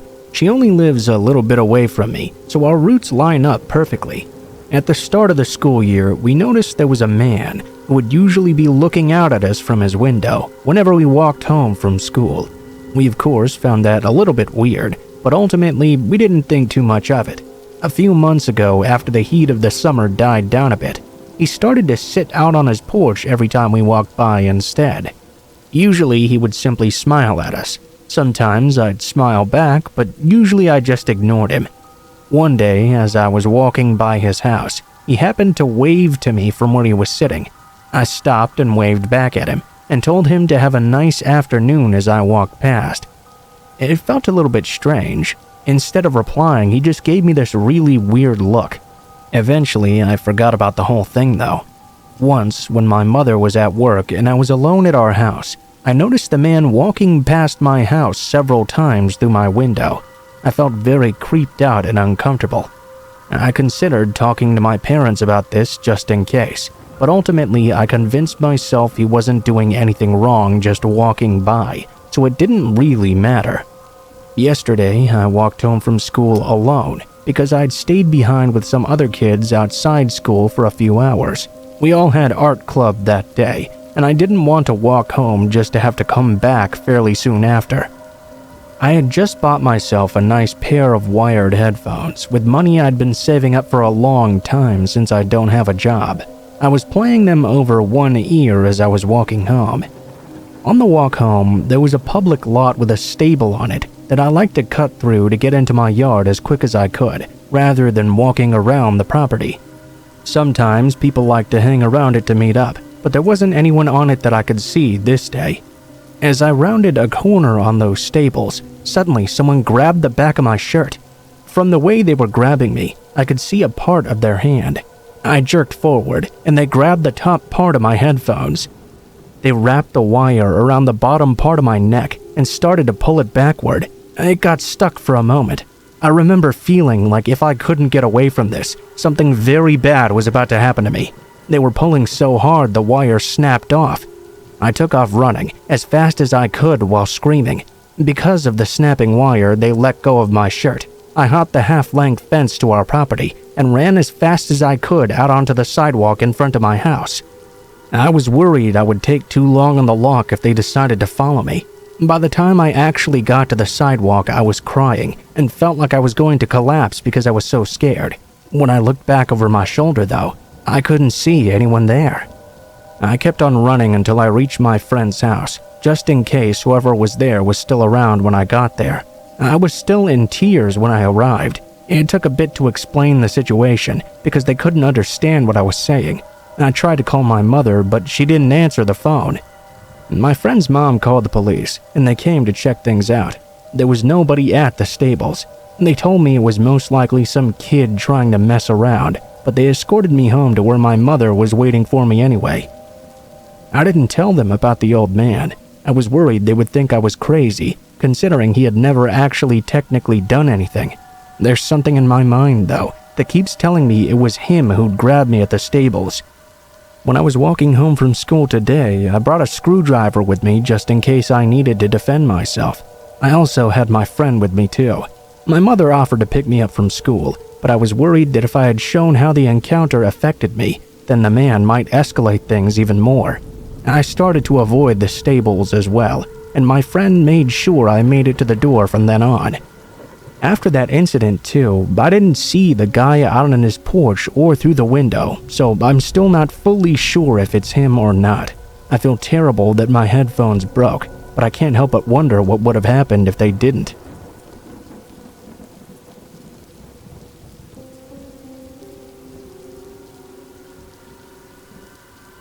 This was only a vague memory up until very recently, when I spoke to my dad about a recent dream I'd had.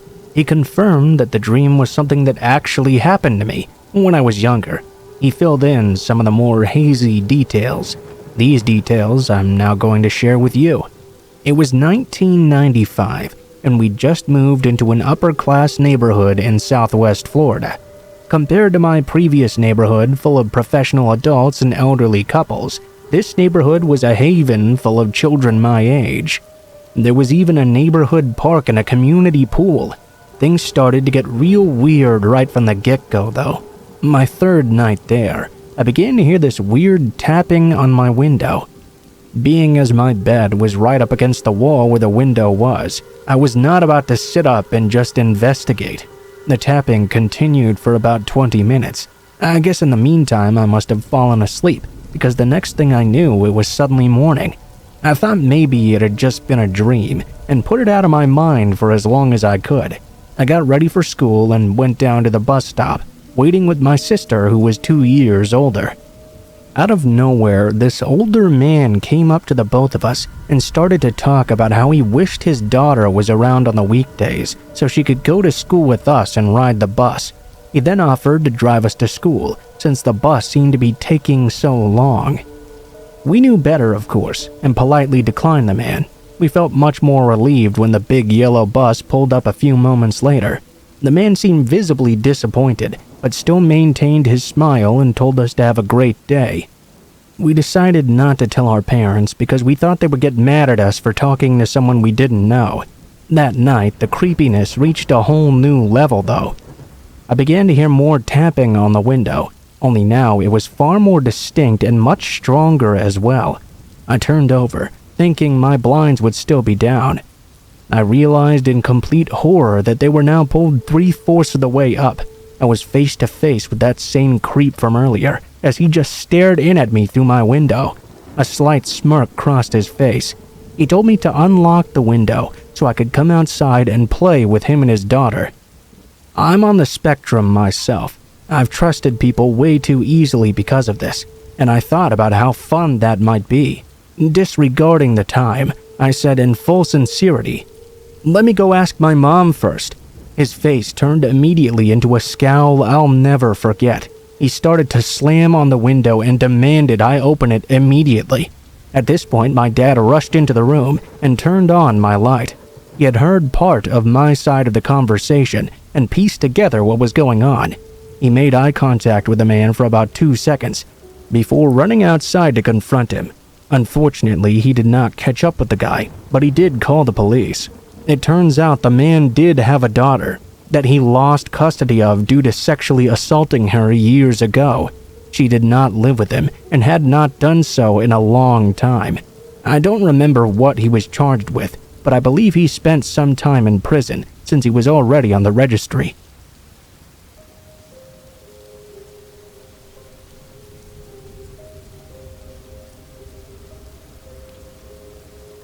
I apologize if there are some errors or things that may not make sense. This perspective of my story is told from part by me and part by a friend. This happened to me in the weekend of Halloween. I personally don't like talking about it. I've been told by my friend to share it though, as it might help me get some things off my chest. Me and a friend were invited to a house party just for college students in the richer area of town. The house was huge, with an acre of land and pool area. This party was themed to be a little bit naughty, so my friend dressed in a sexy nurse outfit, and I dressed up as a belly dancer. A majority of the party took place in the house. There were maybe 70 people or so, and with the house being as big as it was very spacious and not very difficult to get around. I'm not much of a drinker myself, but I did have some juice that was available. Some of my friends during the meantime pulled me and my friend over to take some pics, and I set my drink down in the meantime.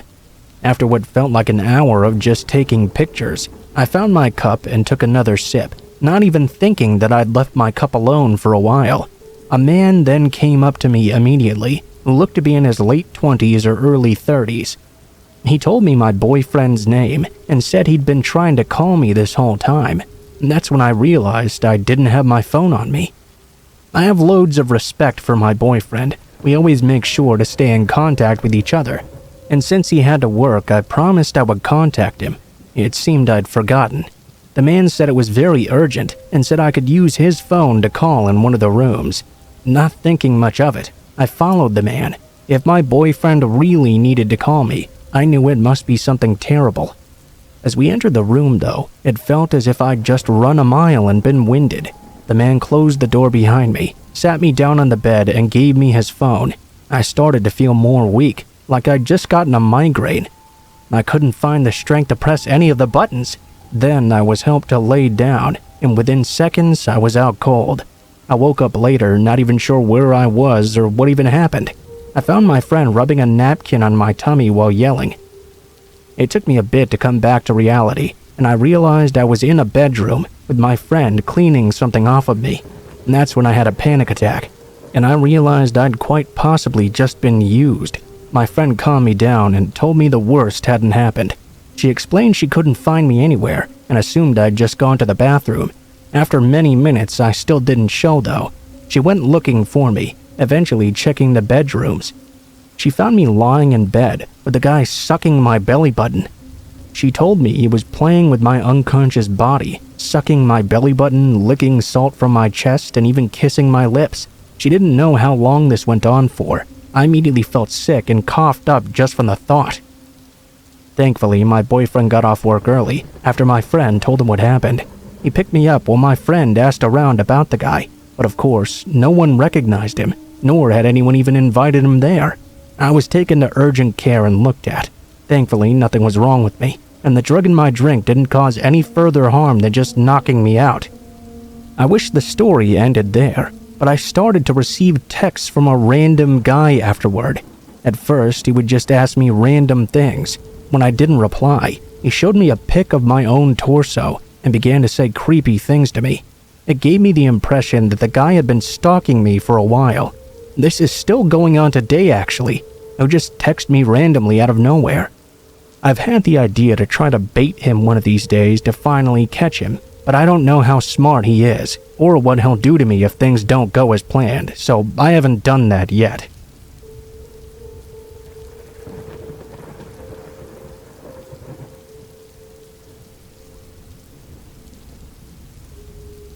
I grew up out in the wooded country in Illinois, on a short dead-end street 10 plus miles from town. There were 7 houses in the area, spread out on 2.5-acre wooded lots or larger each. There were no large wild animals, and people didn't meander there or show up lost ever. Actually, lost folks or large animals wandering around never happened once in the 20 years I lived there. Please keep that in mind. When I was a young girl in my early teens, I had a good guy friend a few years older than me who lived next door, Terry. Terry was allowed to go out with his friends much later than I was.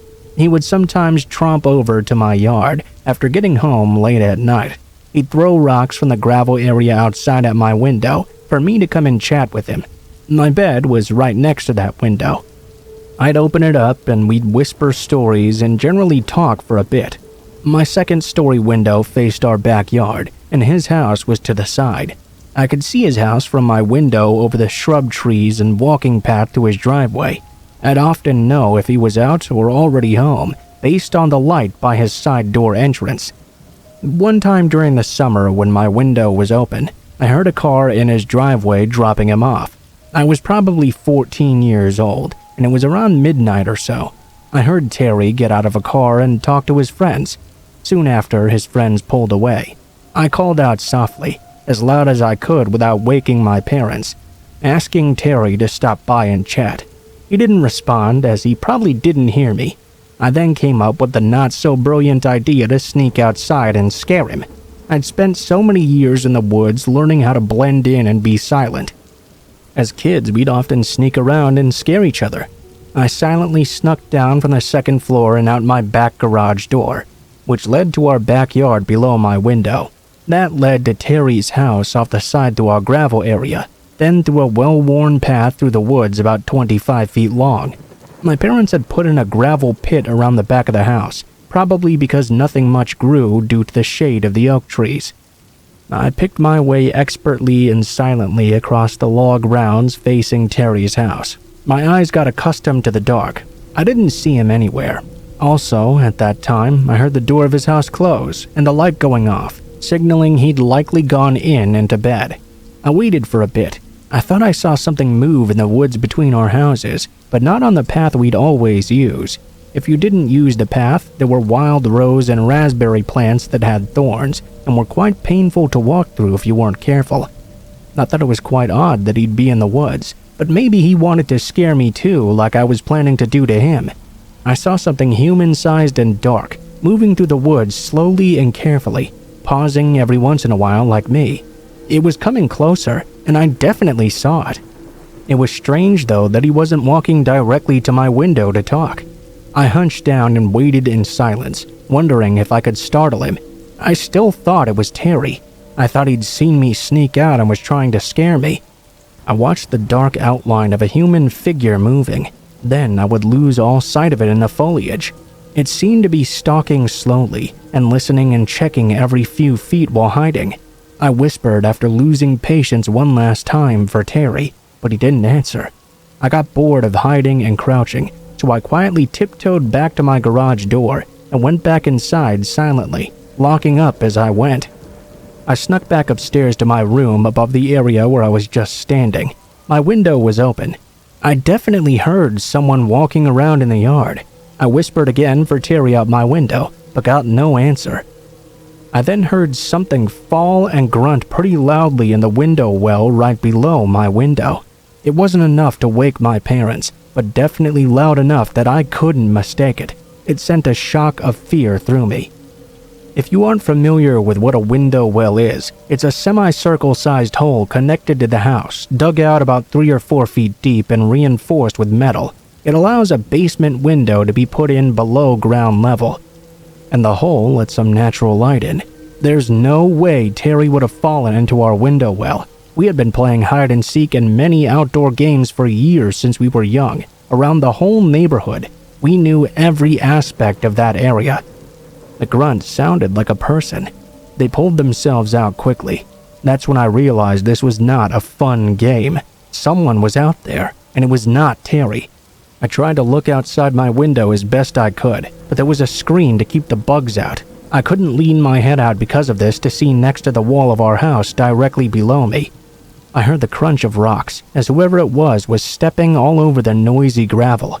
I pretty much sat there with my face pressed against the screen 2 stories up for half an hour. I never heard them leave. I grew too tired to stay awake though, and eventually passed out on my bed right next to the window. There were a few things I'm certain of. It was not Terry. I asked him later and he said he went to bed that night when he got home. I'm pretty sure it also wasn't one of our neighbors.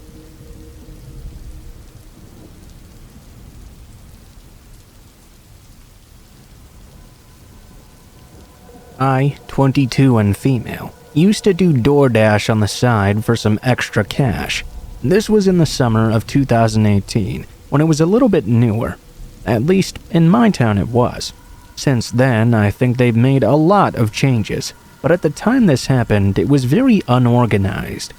If you somehow don't know what DoorDash is, it's a food delivery type service, typically for restaurants that don't usually deliver. Think things like McDonald's and such.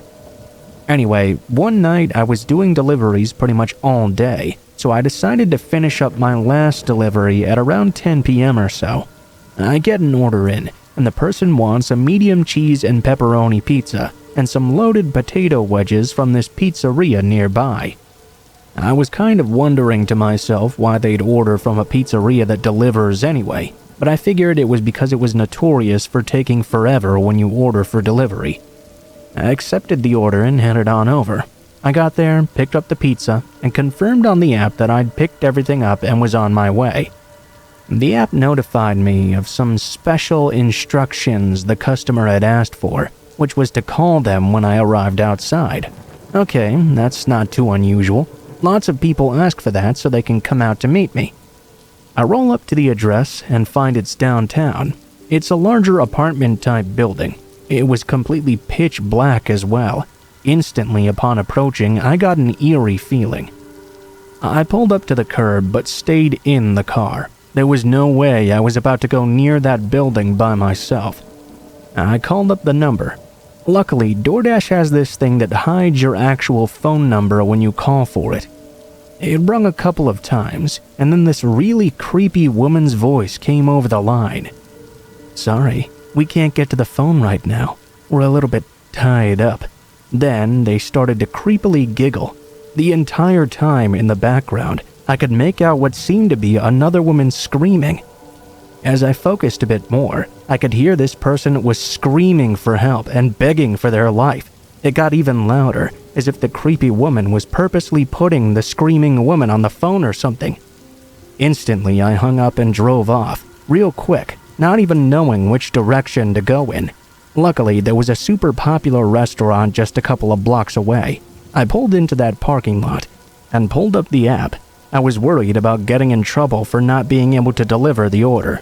I contacted the help center, and they told me to wait 15 minutes to see if they'd call or message me about their food. Well, they never did call, so thank God for that at least. I was sitting there in the parking lot of the restaurant, telling my mom about this. We agreed that it was probably a prank, but just in case it wasn't, I decided to call the police anyway. I dialed the non-emergency number and told them everything. The police told me they were going to do a wellness check and thanked me for calling them to tell them about it. I went home, but nothing ever came of it. I still think about it from time to time, though. I did get a free pizza and some potato wedges, so that was cool at least. But I really hope that was just a prank or something. I hope the lady screaming in that apartment was safe and okay in the end.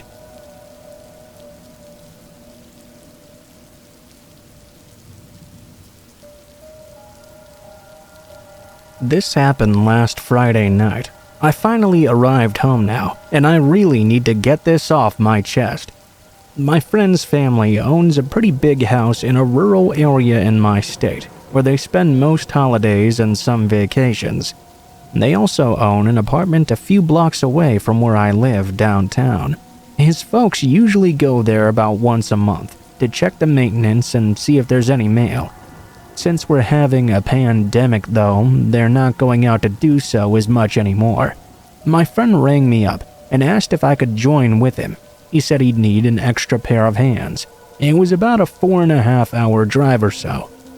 He came here to pick me up and we left around 3 p.m. due to his work. We arrived and parked the car and we went to check the house. It was already too dark to check the surroundings. The house itself seemed fine. We had a couple of beers, watched some old DVDs, and made a frozen pizza we'd taken with us before we went to bed.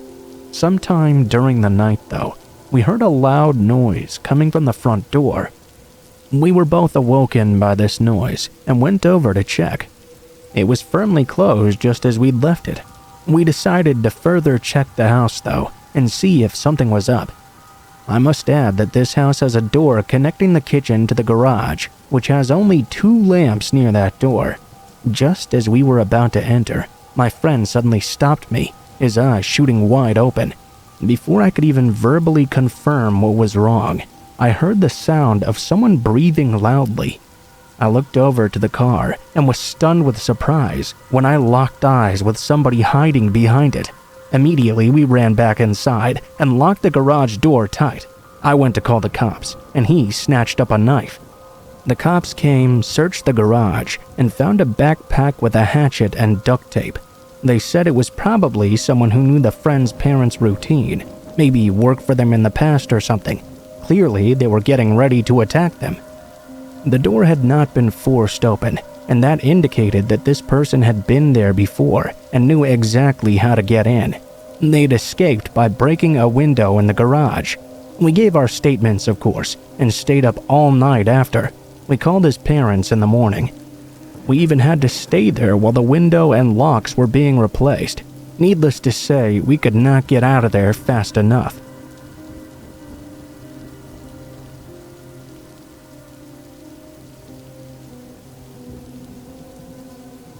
I'm a waitress at a local Italian restaurant that also does deliveries and pickups. One day, I would say maybe a year ago or so, a man came in to place a carry-out order. A girl I work with noticed him walking up to the door and asked me if I would take care of him. I said yes, not really thinking anything of it, and she walked back into the kitchen. Once he came in, I could see immediately why she'd asked me to deal with him instead. He immediately gave me the creeps. He was an older man, short and stout, wearing a big coat and a winter hat.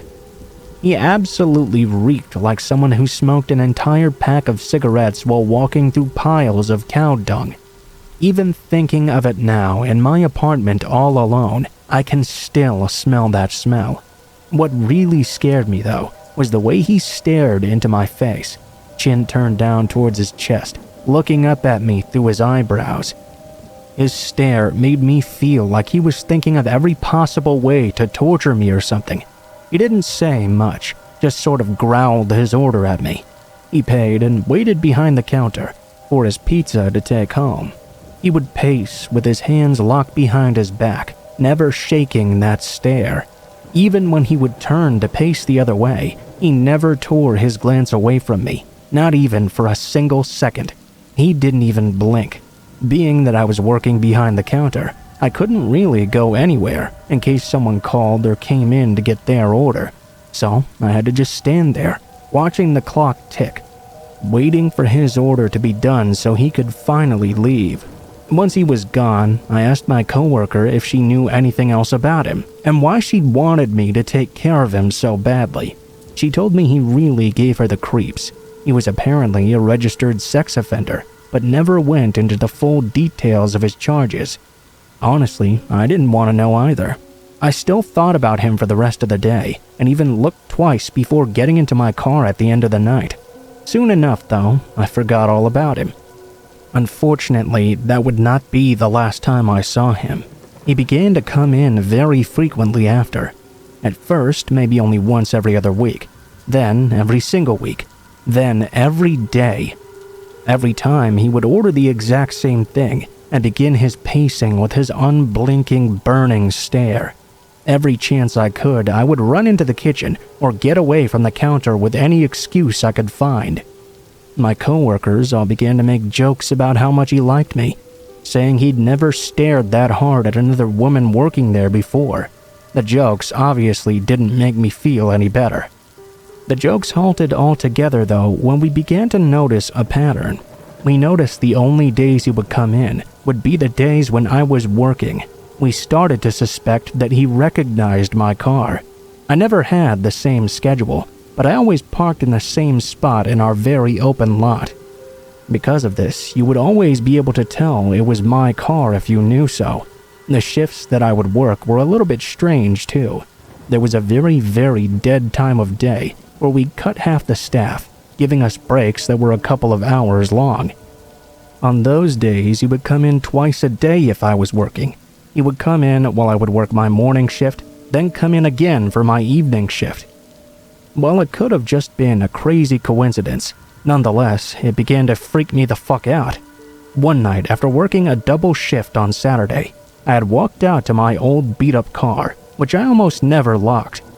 3 out of the 4 doors on my car were broken in some way because it was so old, so it was easiest to just keep it unlocked at all times.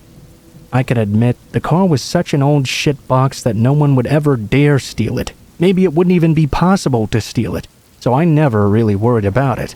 That was until this particular night. I was just climbing into my car when I immediately noticed a familiar stench. My car reeked exactly like that man. That same distinct smell of non-menthol cigarettes and cow shit was all around me. I was convinced that man had been in my car that day. After that, I had to have someone escort me to my car every night for a while. I haven't seen that man since last year, but I still get chills just thinking about him.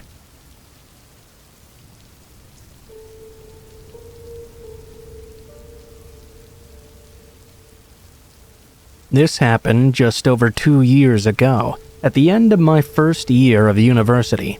I'm a woman, and at the time I was 21 years old. My university is in a very large city, and I was living in university accommodation, a short walk away from the main campus. My flatmates had all finished up their exams and gone home for the summer, so I was there all alone in my flat.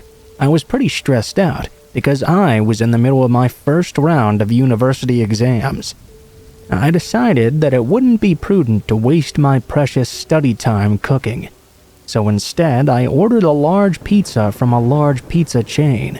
It was about 8:30 in the evening when my pizza arrived, so just on the verge of getting dark. My block of flats had a keycard entry system, so the pizza delivery guy couldn't just come right to my door. I saw his car pull up outside. As I mentioned, this is a fairly big chain, so their cars were easily recognizable. I went downstairs to go get my pizza. The delivery man stepped out of his car as I walked over. He was tall, stocky, and looked to be in his late 20s or early 30s. He handed me the box. "Oh, thanks," I said, and made to walk away. The delivery guy, however, seemed to have other ideas. "Hey, you're really pretty," he called out to me. I wasn't sure how to respond, so instead I just said thanks again. Then, most disconcertingly, he asked this. "Are you home alone? It sure looks like it." This set off my creep alarm right away, so I told him I was not. Clearly, though, my order was meant for only one person. I was in a largely deserted block of flats at the very end of the school year as well. He deduced pretty easily that I was lying. I was thoroughly creeped out at this point, so I turned around to walk back to the door of my flat block. As I walked away, he wolf whistled and called after me. "Wow, nice ass. Want to have some fun?" As I walked up the steps, he continued to whistle, whoop, and follow behind me. Needless to say, I closed the door in his face and locked the door to the block of flats, then the door to my flat, then the door to my room as well. Had this happened more recently, I would have called the pizza place right away to report the incident. At the time, though, I was not in the best state of mind, so instead I ate my pizza and put the whole incident in the back of my mind. I felt pretty uneasy about the fact this guy now knew where I lived. Moreover, the other residents of my flat block were wont to let strangers in easily, which made me even more uneasy. The next few days passed without further incident. I finished up my exams and went back to my parents' house for the summer. When I arrived home, I decided at last that I ought to call the pizza place and report this creepy employee. I did so, and the young woman who answered the phone sounded horrified when I explained the situation to her. She immediately handed the phone over to a manager. He took the details of my order, presumably so he could ascertain who delivered the pizza, and apologized profusely. When I heard back from the pizza delivery place, they said no one by that description even worked there.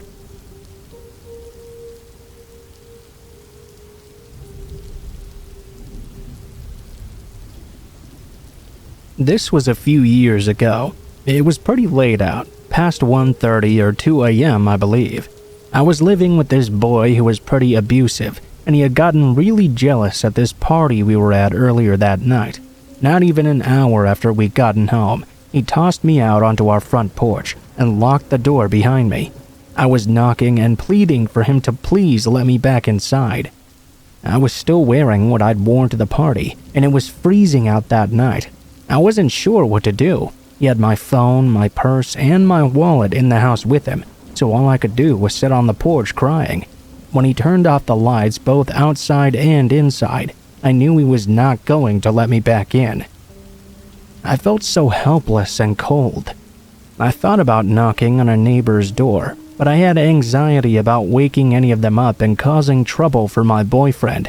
Instead, I decided I would try to walk to this gas station and motel less than a mile away, so I could use their phone to try and call a girlfriend of mine and see if I could sleep over with her instead. Ironically enough, the road I was walking on, Donner Pass Road, was so freezing cold that it was fitting. But anyway, a little bit into the walk, this tall white pickup truck was approaching on the opposite side of the road I was on. I tried not to make eye contact for obvious reasons, but then I heard the truck stop and begin to make a U-turn. My heart began to pound fiercely. I froze up and forced myself to speed walk at the very least. The truck pulled up to me, and this guy rolled down his window and asked what I was doing out this late at night.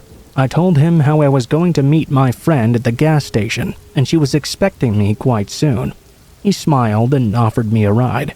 I said no thank you, citing that I didn't like to hitchhike. Well, that's good. I don't pick up hitchhikers or anyone. You don't look like a hitchhiker, though. You just look like someone who needs some help. He kept on driving next to me and told me I shouldn't think he was a creep. He pulled out what looked to be a police badge and told me he had just gotten off duty, which is why he was in civilian clothes and out so late. He said he wouldn't mind driving next to me, just to make sure I got to where I was headed to safely. I was very naive and a bit too trusting of his kindness and credentials. When he offered me a ride again, I said it would be nice because the gas station wasn't that far anyway. He popped the door open and I hopped in. The radio was down low. It was a little bit messy inside. The ashtray was full of cigarettes, and there were tons of newspapers lining the passenger floor. I was moving my feet when some of the papers shifted, showing a pair of handcuffs, some coffee cups, empty water bottles, rags, a highlight-colored bandana, and some various other garbage. He apologized, saying it was a truck he took out hunting, but it was super warm, so I was happy for that. And I didn't mind the mess at all. He told me his name was John. He asked why I was so scantily dressed without a jacket. I started to tell him about the party and the fight I'd been in with my boyfriend. He was super charming and attentive. He even joked that he could go back and arrest my boyfriend right now if I wanted. I asked him about himself, and he told me about his family. He was a young dad, had a wife, daughter, a son, a dog. I told him it sounded like he had the perfect little family. He laughed and said he certainly did. It sort of clicked for me to ask him if I could use his phone, but he said no because he had to save up his battery as it was about to die. We were approaching the gas station when all of a sudden he just drove right past it. "Oh, I think that's the one, you just missed it." But he didn't answer me. I felt sick to my stomach. My heart began to pound. I started getting choked up, and my eyes started tearing up as I looked out the windows. I watched the lights behind us getting further and further away. It was hard for me to even speak, but somehow I murmured out, asking if he could please turn around. Instead, he ignored me. As I looked over to him, he just looked empty-eyed and emotionless, totally dead and glazed over. I looked back out the window and down the road to see if maybe we were going slow enough that I could make a leap out of the car without seriously injuring myself. I remembered always hearing never go to the second location. I thought about the possibility of jumping out and breaking an ankle and how it would be so much harder to get away with only 1 foot as opposed to 2. I was debating with myself. Sure, there was snow on the ground, but then again, snow can be hard, especially when you're not fully clothed. I felt so dumb. I wasn't even tied up or anything, but I still couldn't do anything. There was nothing but trees and empty road and us two. I was crying pretty badly at this point and asked him to please borrow his phone. He told me to shut up and stop talking. He then started talking under his breath. Girls shouldn't be out so late, you know. You shouldn't have been out alone. Look what you're doing to me, dressed up like a slut. He kept saying these terrible things to me. I wasn't even responding. I was just crying, trying to think past the fear I was feeling. I remembered the pair of handcuffs underneath my feet, so I used a little scooping motion to try and pick them up. I used it to push them under the bottom of my seat as far as I could. I was thinking of different ways I could try and help myself. If we were close enough to some upcoming lights or structures perhaps, maybe I could grab the wheel and cause us to crash into them. Maybe I could get the attention of a cop passing by or something, swerve and grab the wheel so he would appear to be a drunk driver and pull us over. I even had the thought that maybe this man was just having a weird night, how I didn't want to do anything to hurt him, but I told myself that sort of thinking got me into this mess in the first place. He pulled off the road where there were still woods on both sides of us. On his side, the wooded trees were closer to the road. On mine, there was a small gap fully covered in thick snow, just before the tree line. He turned off the car and coldly said there was something wrong with the engine and to get out right now. He grabbed the keys and was stepping out of the car. I grabbed onto the center console and cried and pleaded for him to not make me get out with him because it was too cold with what I had on. He turned to face me, door still open, and shouted at me to get out right now. I dug my fingernails deeper into the console. I was crying. Please, John, I'm so cold and scared.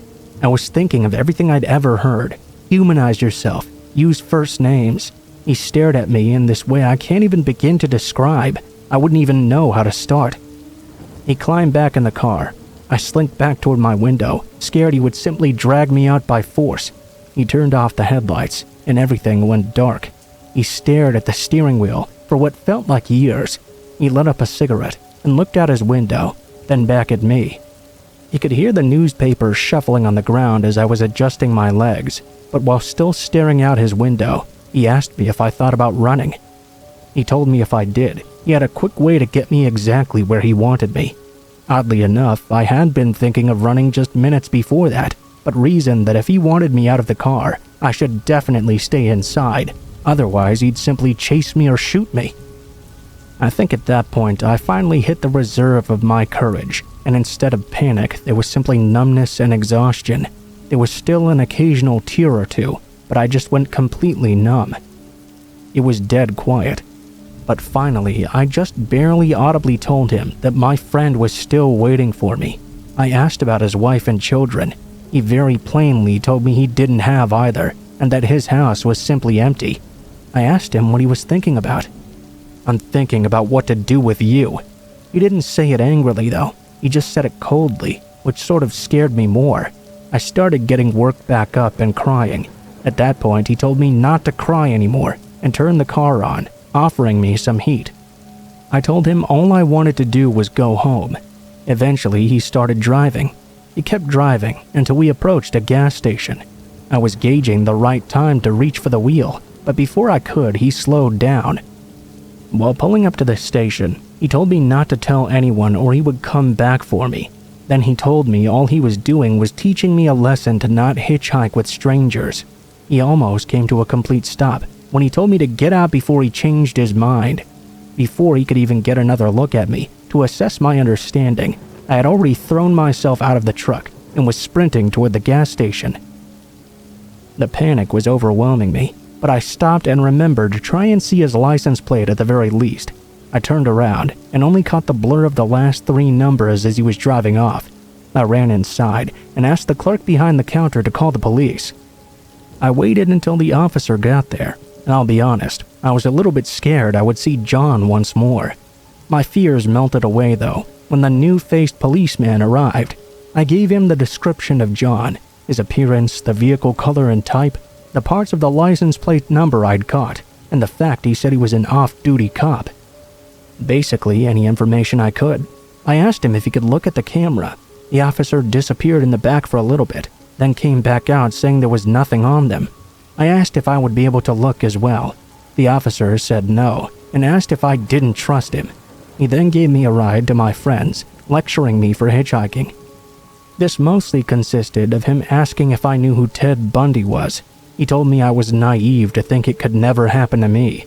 I never heard anything back about the report I'd made. I would try to follow up, but each time I did, they would simply ignore me. All aside from a single time, when they told me my case number didn't even exist. All that didn't stop me from trying to follow up though. Throughout the months and years, I asked my friend whose home I slept over at that one night if she'd ever heard of any weird things or anything like that since that incident happened. If anyone up there had ever said anything about it. She always said no though. I sort of let it go and tried to tell myself that maybe he actually was just trying to teach me a lesson or something. I mean, I definitely never hitchhiked again, so if it was a lesson, it certainly worked. I never heard anything back having to do with the case. I never heard any other odd experiences up there, so maybe it was just one man trying to teach me something. Sometimes, though, I think I tell myself all of that to help me sleep better at night. It was all so real. Even if it wasn't real, though, I'm glad I didn't get out of that car into the woods that night.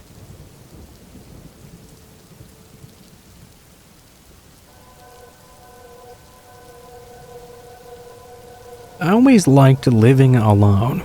I don't live alone anymore, mind you. I have a family. As much as I enjoyed living by myself, and I do miss it, the scariest experience I've ever had in my life occurred when I rented a house all to my lonesome. The night that this took place, I had gotten home from work rather late. I only worked until 6 p.m., but the snow had begun to fall pretty steadily in the hours before my shift was over. By the time I was finally ready to go home, the ground was completely covered in at least a foot of snow, and the snow was still falling pretty heavily. It was difficult to see more than a couple of feet in front of my car, so after I took the time to scrape all the snow off the top, I slowly crept my way home. It was nearly 10 p.m. by the time I got there. I was just pretty thankful I didn't have to work the next day. It's probably mildly important to understand the place where I lived. It was a subdivision, but a much older one.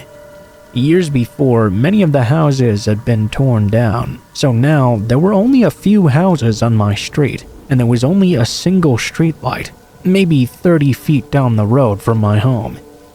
While I was driving, I saw someone out and walking on the street.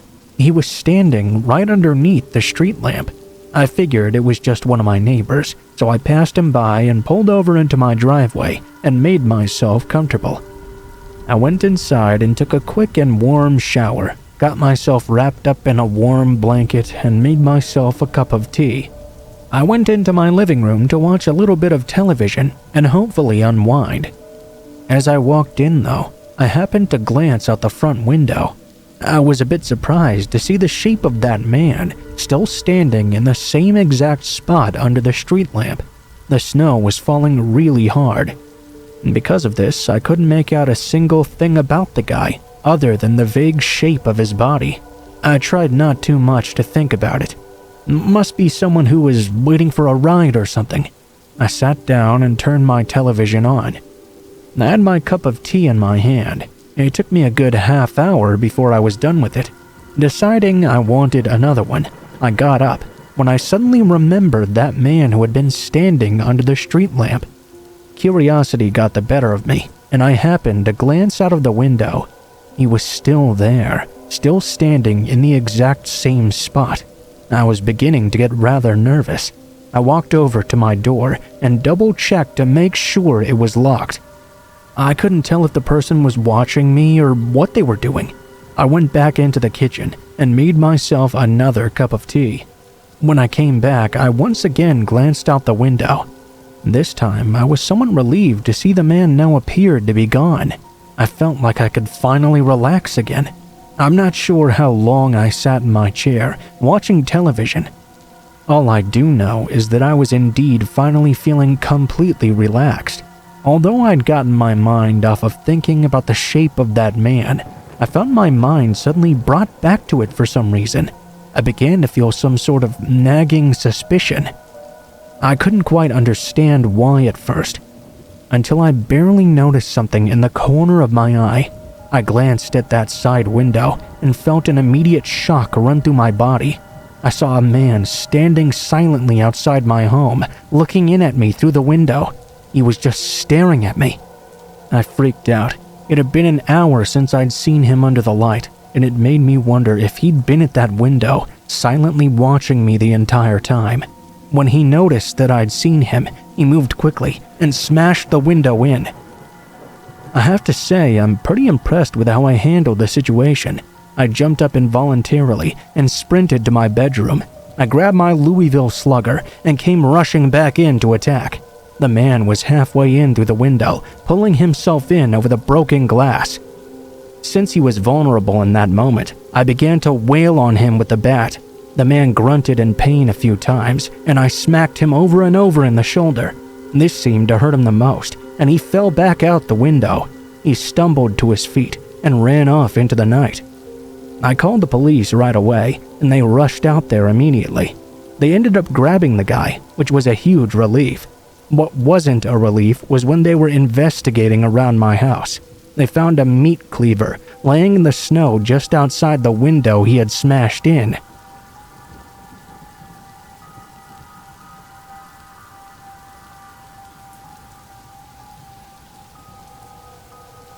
Now this happened during my winter break at college. I won't mention my specific college, only that it was a rather large campus in a state that has some cold and snowy winters. The campus was always crawling with students at every time of day and even the night, but when winter came around, it became a complete ghost town. Now, I'm pretty sure there were still more people out there than I probably realized, but to me, it really seemed like it was completely empty. This winter, it was so cold that my dorm windows had frozen completely solid. I couldn't even see through them. It was snowing constantly as well. We had sub-zero temperatures and an ungodly wind chill every day. Still, I had my job delivering pizza.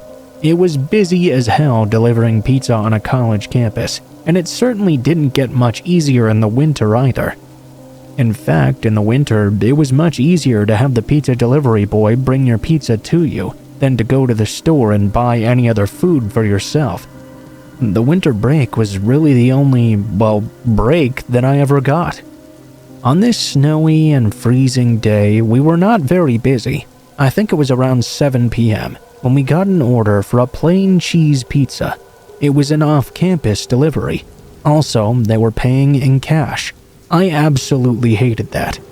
It was so much less stressful when customers just paid online with their credit card or whatever. It was a really hard drive as well, because even though the roads had been plowed, it was constantly snowing and freezing back over. A couple of times, my car even skidded and slid around on the road. I arrived to the house and pulled into the driveway. I preferred to park out on the street, but this person had an unnecessarily long driveway. I got out and even slipped and almost fell on the unsalted steps, but somehow I managed to get to the door. I rang the doorbell only to have no one answer. I rang it again, still no answer. I was beginning to think I'd been right all along, and this order was simply a prank. I always suspected that when people said they'd pay in cash when we arrived. Finally, just as I was about to leave though, isn't that always the way it works? Someone finally opened the door. It was the nastiest, smelliest man I'd ever encountered in my life. His face was covered in scabs and blood. and he was even picking at one of them. I really didn't even want to touch any of the money that he was going to give me. And the worst part was that he had a hunting knife strapped to his belt as well. Fortunately, it was still snapped into its sheath. But it seemed quite weird to be walking around your own house with a knife strapped to you. "Oh hey, sorry, I forgot my wallet," the man told me. "Come on in and I'll get it so I can pay you." I declined, telling the man I was fine. I'd rather just wait outside on the porch. "Oh, come on, man, nonsense. It's freezing out there. Come on in, you can at least be warm while you're waiting. It might take me a while to find it." This was too bizarre. He wanted me to come inside, and he didn't seem to know where his wallet was. Plus, I couldn't stop thinking about that knife strapped to his belt. I was not going to go in. In fact, there was nothing more in life that I wanted than to just leave right now. I declined another time. The man stopped picking at his face and seemed quite annoyed. I couldn't imagine why though. He lowered his hand to the knife and undid the sheath. He then told me very sternly, "I insist you come in right now to warm up." Well, screw that. I'd seen way too many horror movies to do something that stupid. I told the man the pizza was on the house then, and I was just going to leave. I held it out to him, but he refused to take it. He rested his hand on the knife and began to look angry. Finally, I just had enough. I screamed out fine and dropped the pizza to the floor where I stood. His hand resting on the knife now gripped it firmly. He pulled it out of the sheath, but not all the way. Not wanting to turn my back on this man, I slowly walked backwards off the porch. I tried to continue to watch him, but stupidly I'd forgotten how slippery his steps were. I slipped on the ice and fell down onto my butt. I was still watching the guy, so as he continued to approach and stepped over the pizza and pulled his knife out fully, I had time to scramble to my feet, run to my car, and get in. The man stopped a few feet from my car as I slammed it into reverse and got the hell out of there. I watched the man as I backed out.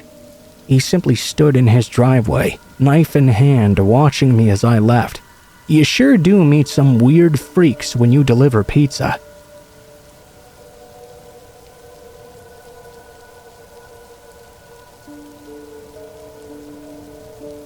I don't necessarily know how scary this story is in and of itself, but it is really strange. It happened back in the mid-1990s. Although I'm from the Chicago area, for a period of about 9 months or so, I lived in Racine, Wisconsin. My parents lived in a town in the northwest suburbs of Chicago.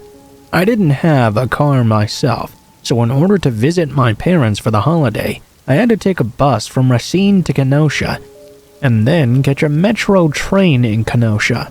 There were only about 4 trains leaving each day, and the bus that dropped me off arrived about 4 hours before my train left. The reason I'm telling you all of this is so you understand the exact situation I was in. I was going to go visit my parents for Christmas, so a few days beforehand, I caught the bus. When I arrived in Kenosha, I had 4 hours to spare. The area of the train station didn't really have that much to do, so I had to find a way to occupy myself for 4 hours. It was very, very cold, and it had been snowing ever since before I got on the bus. The train station itself was a simple platform. There was no building to stay inside and no way to get warm either. I didn't have much money on me, but I had at least enough to go eat at a Wendy's or something.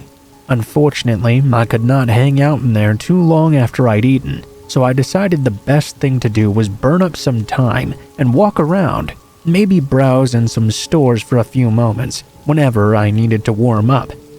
This plan was working pretty well so far. Whenever my eyes started stinging from the cold or I was too sick of trudging through the piles of snow, I would duck into one of the stores. There weren't very many, as I had mentioned, and most of them were thrift shops or antique stores. At one point, the snow was falling so hard I could barely see, and the wind was making it slap against my face so hard it hurt, so I quickly ducked into the first building I came to. Immediately, I felt like I'd entered the Twilight Zone or something.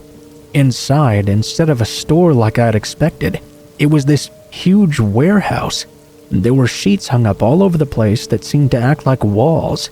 They'd actually even made rooms out of the hanging bed sheets.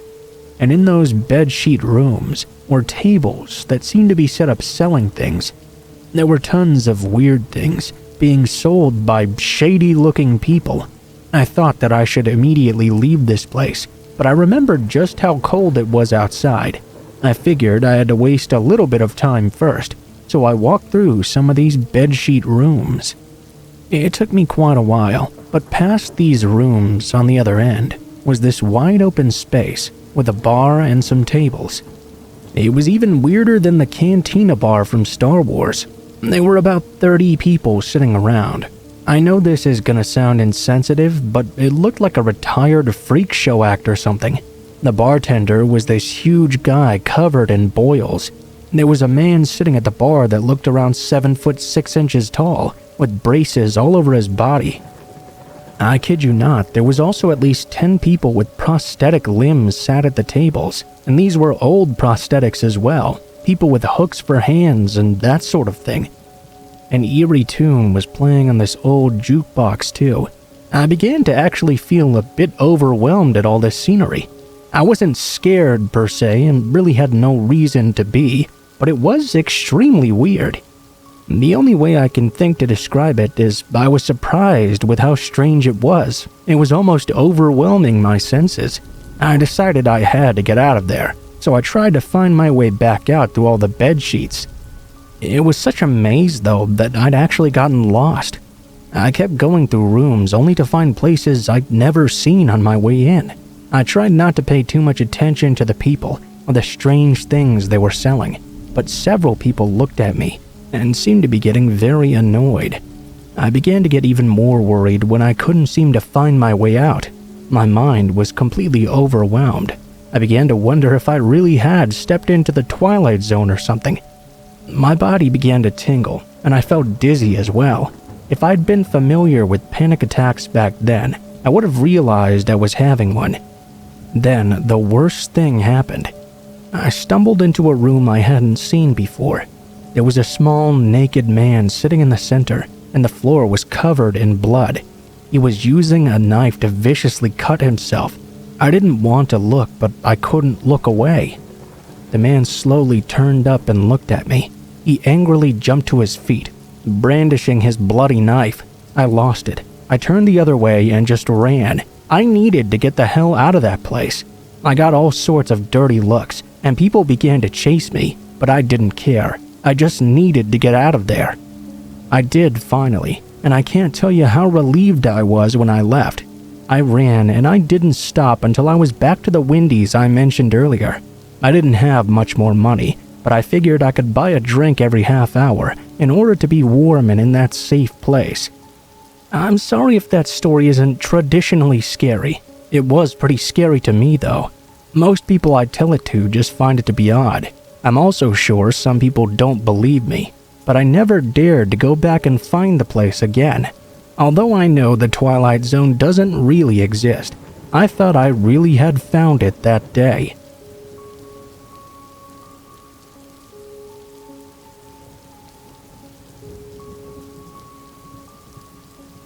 Remember the early days of the web? AOL software upgrades arrived in the mail on a CD-ROM. Family members shouted across the house at one another if an incoming call on the landline interrupted the painstaking 10 minutes it took to get from the America Online sign-in screen to hearing "You've Got Mail" reverberate throughout the room. Recipients of those multicolored chain emails, a serial killer camping out in a young girl's shower and killing her guard dog, truly pondered the threat against their luck for the next 7 years if they didn't abide by the message's command to forward it to at least 7 friends.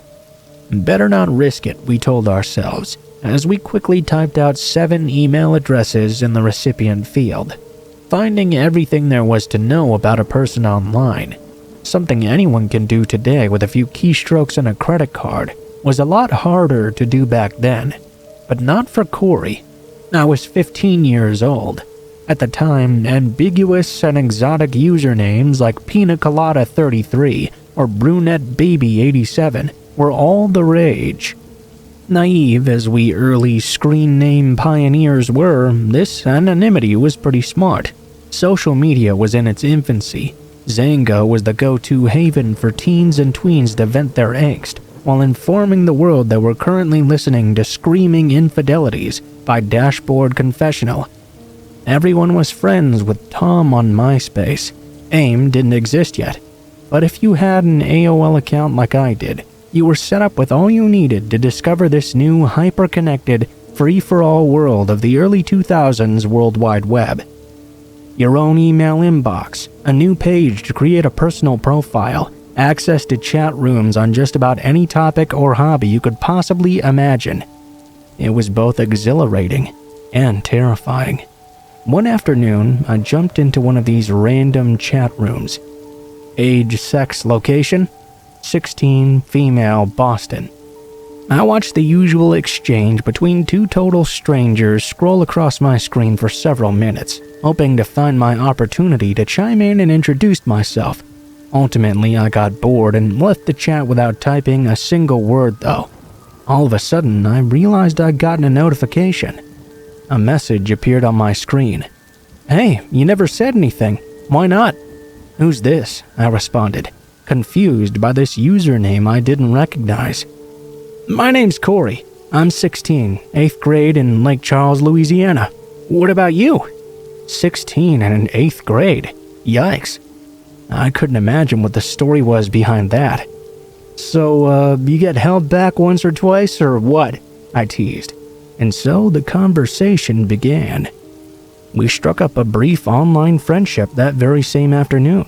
He shared a photo of himself. Freckled face, brown hair, nothing I'd rate above a 5 on hot or not.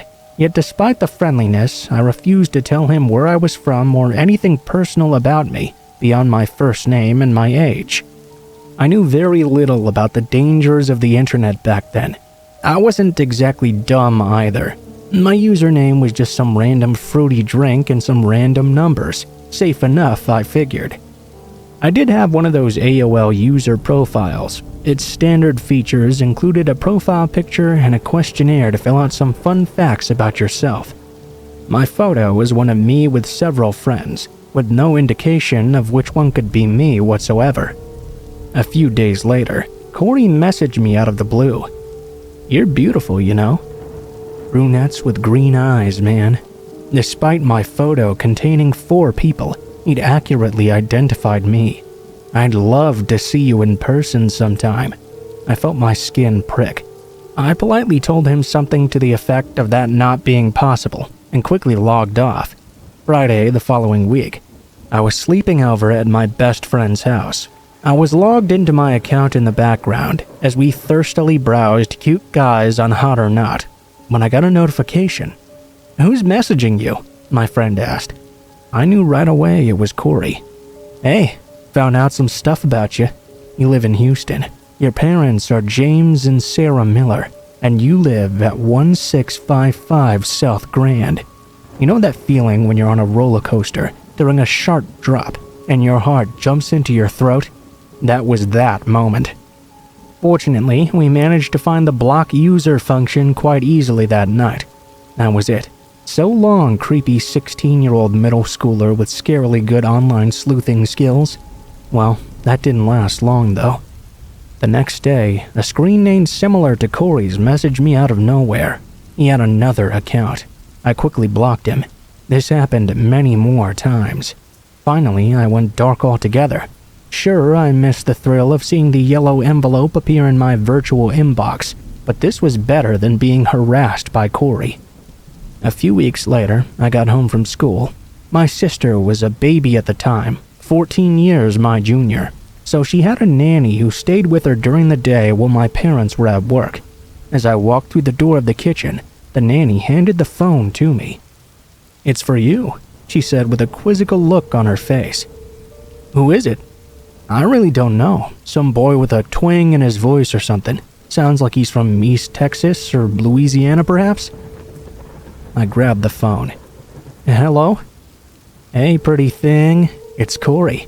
So, my friends and I, we're into this show Jackass.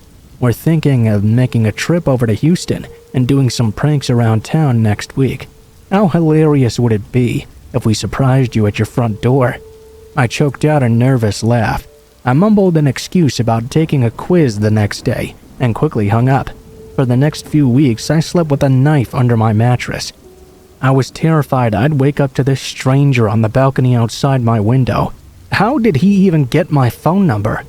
Just as soon as he'd invaded my security, though, he seemingly disappeared. No messages, no uninvited calls. The knife eventually went back to its respective kitchen drawer. 2 months passed without a single thing from Corey, and I finally felt safe. Until the phone rang the very first week of summer break. "Hi," the voice said curtly. "Who's this?" "It's me, Corey." Let me be clear. This voice was not the same voice I'd heard 2 months ago. That voice had been dripping in southern syrup. It was young and full of mischief. This new voice was different, cold, lacking any discernible accent, and immediately I could tell I was speaking to a grown man. "Sorry I haven't been able to talk to you lately. I feel terrible, but the police came to my house. They took my computers away from me. Can't say why, but don't worry, I'll come and find you soon." That was the last day I ever used my username. I deleted that account. I embarrassingly told my parents about my huge mistake, despite having shared nothing that could have easily revealed my personal identity. Even if I had, the threat back then was not the same as it is now. This was nearly 20 years ago. People didn't have the same online presence they do today. As a teenager with no social media, I was virtually a ghost. But somehow, this predator, who clearly had advanced knowledge of computers and the internet, singled me out and made it his mission to learn everything about me through whatever means possible. He was determined to get me. The only thing I'm grateful for was that even at 15, I knew better than to trust this freckle-faced kid from a random chat room completely. 2 decades later, I still wonder where Corey ended up. He never did come to find me, but hopefully he ended up behind bars.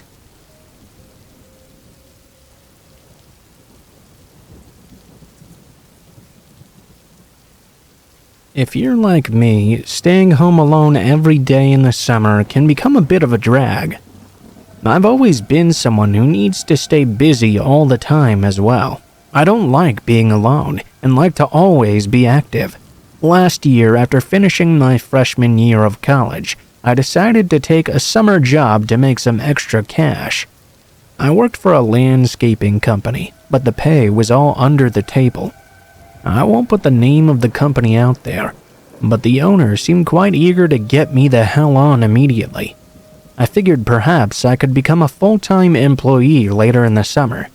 For the time being, he agreed to pay me based on the different jobs we did.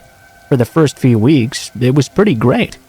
I was getting a nice tan, and I was getting jacked from all the lifting as well. The first 3 weeks he paid me, and I was getting paid quite well. By the time we got to the 4th week, though, is when things started to get a little bit weird. He would usually pay me on Friday, but he didn't pay me this week. When I brought it up to him, he just smiled and said he was going to start paying me every 2 weeks instead.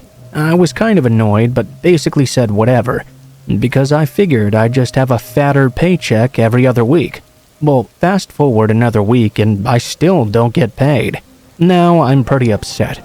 I'd been doing some hard work for 2 weeks and was not getting paid. I called my boss immediately and asked what the damn deal was. He claimed he just forgot and was really sorry. I shrugged it off, whatever, it's fine, as long as you pay me in the end. We agreed to meet on Saturday for the payment. I went to the spot he told me to meet him at, and he handed me an envelope. I took it and told him I'd see him on Monday.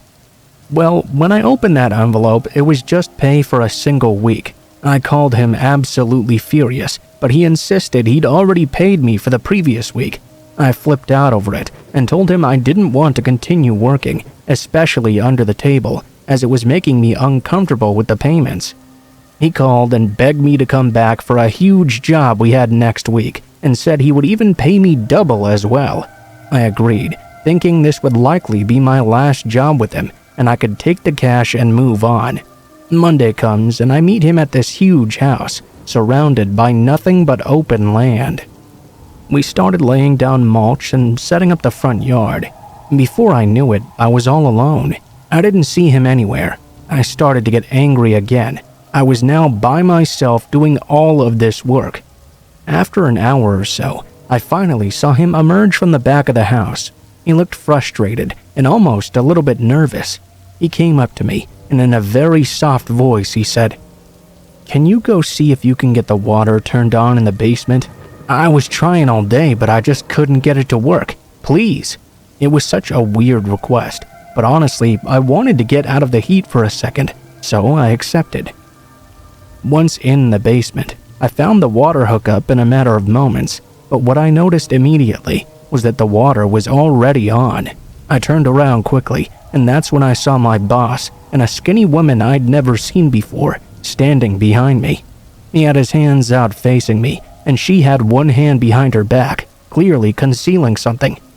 Before I could even ask what was going on, he said this: "You shouldn't have come down here, and just so you know, I am sorry."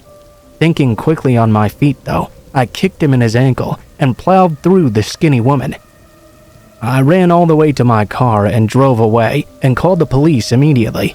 The worst part about all this though was that there was nothing they could do because I was technically working under the table. There were no records of this man's company, even though I had seen trucks with the logo on it. Fortunately for me at least, the guy didn't know where I lived because it was all under the table. It almost seemed like the company was a scam from the very start. I'm not sure what his intentions with me ever were. I know there's a lot I could have done differently, but that was easily the weirdest experience of my life. Was that psycho really going to try and kill me over just a week or so of pay? Either way, I'm glad I never ran into that landscaping psychopath ever again.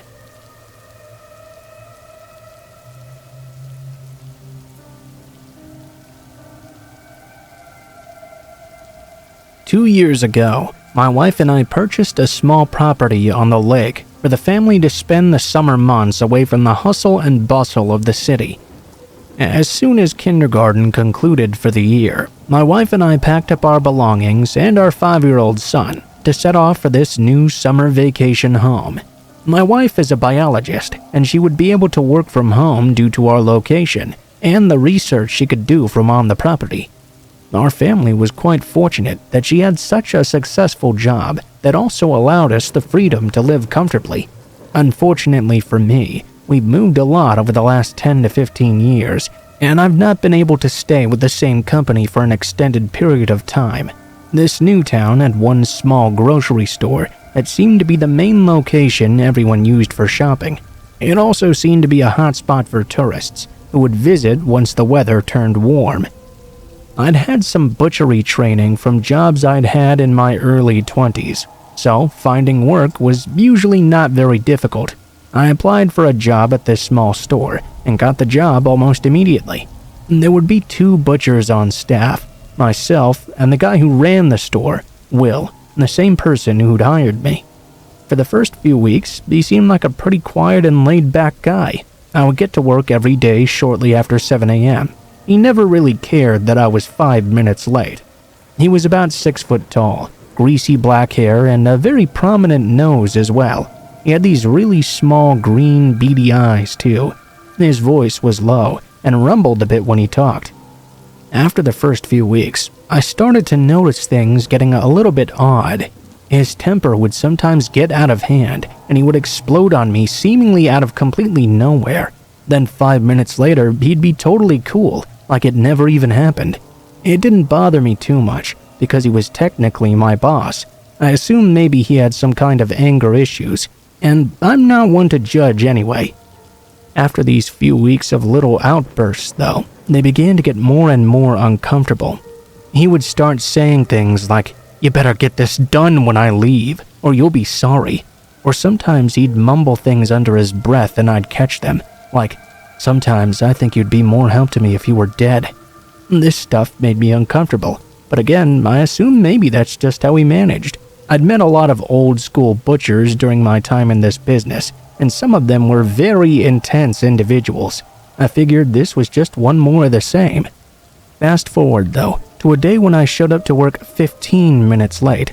I'd gotten caught in a surprise traffic jam, and unfortunately, there are no alternate routes to get to the store.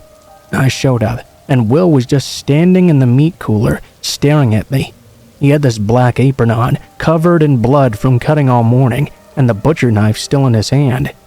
I tried to apologize, but before I could even speak, he put his hand up to silence me. "This will be the last time you're late. The last time you disrespect me." He kind of paused for a moment and looked down at the ground, then finished by giving me a smile and saying, "Never mind, just don't be late again, okay?" The next few days he was very quiet, like something was bothering him a lot. To me, it was great not having to hear him complain about everything though. He left early one day and told me to make sure I cut a few extra things and to maybe clean the meat room as well. It was about 7 p.m. I was about to call it a night and head home when I noticed something. In the back corner of the meat cooler, we had what were called bone cans. It was basically a waste can where you dispose of all the bones and extra trimmed fat. Coming out of the bottom of one of these cans was a large pool of blood. Now, ordinarily, this wouldn't be a huge deal. You see this sometimes with a job, but this pool looked very fresh, and the smell was extremely bad. When I tried to move the can, it was much heavier than it usually was. They get picked up once a week, but this week they were a day late for some reason. I took the lid off and almost passed out because of the smell. I noticed the meat in there was a strange color, and there was so much more blood than usual. I put the lid back and left that night trying to figure out what the hell that was and why it smelled so damn bad. I've been in the business for a long time, and I've smelled bad meat before, but this was on another level. The next day when I came in, Will was standing in the cooler, looking very angry. He came at me with a crazed look in his eye and a knife in his hand. "What do you think you saw in the can?"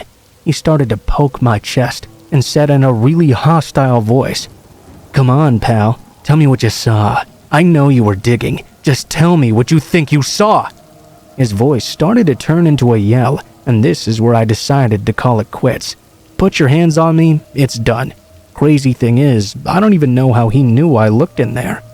I left, and he actually followed me out to my car, not to apologize, but to keep harassing me about the bone can. I drove off and looked in my mirror, only to see he was still standing in the parking lot, yelling to himself. I drove home immediately, and my wife, of course, supported me. She was happy to let me spend the rest of summer break with my son, being a stay-at-home dad instead of dealing with crazy people. About a week after the incident where I'd quit, though, I was awoken in my recliner, in my living room close to 4 a.m. I was awoken by lights outside of a car driving by the property. My wife was already gone for the day, and my son was still sleeping. All the lights in the house were off. I made my way cautiously to the window, where I saw a massive red pickup truck parked outside the house. Scary part is, there was no one inside the truck, and even though I couldn't make out a lot of details in the dark, the truck looked exactly like the one always parked outside the grocery store, the one that belonged to Will. I went to my son's room and stayed there awake for the rest of the night. About 7:30 a.m., I looked outside, and the truck was now gone. For the next several nights, I saw that truck driving around the block, but I could never make out the driver. I told my wife what I'd been seeing, and she recommended we go back to the house in the city, as her current project was almost done anyway. A few weeks after being back there, I headed out back to the lake to grab some of the items we'd forgotten. When I got there, the windows were broken, and things had been tossed around like someone had been inside the property.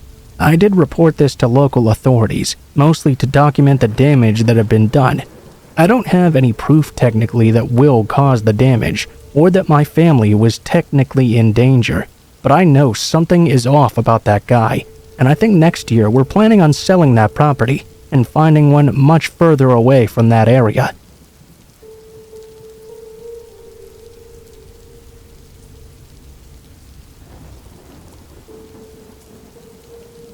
I'm currently in my late 20s, but at the time of these events, my 8th grade school year had just ended. I was excited that I was going to be able to spend the entire summer with my two closest buddies, and we would be heading into 9th grade together.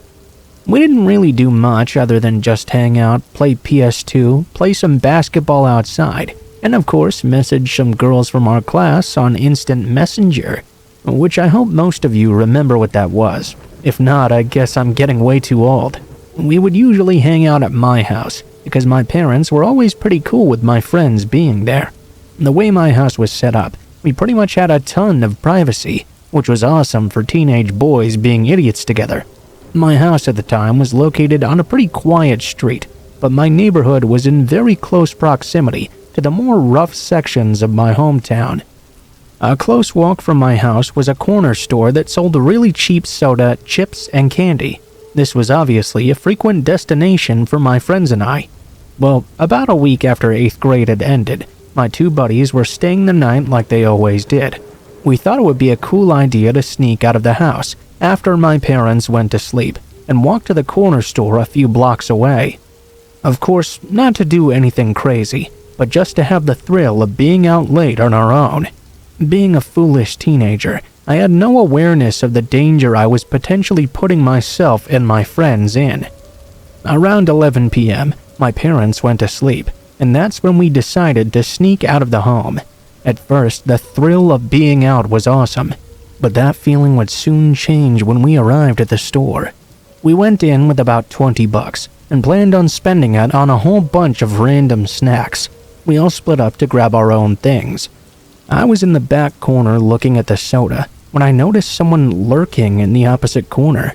The only reason why this was concerning to me was because he was facing me and not looking at the shelves of products. I pretended I didn't notice him. Who knows, maybe it was just a coincidence. I looked at the sodas when I noticed in the reflection of the cooler that the shadowy figure was now moving closer, still obviously observing me.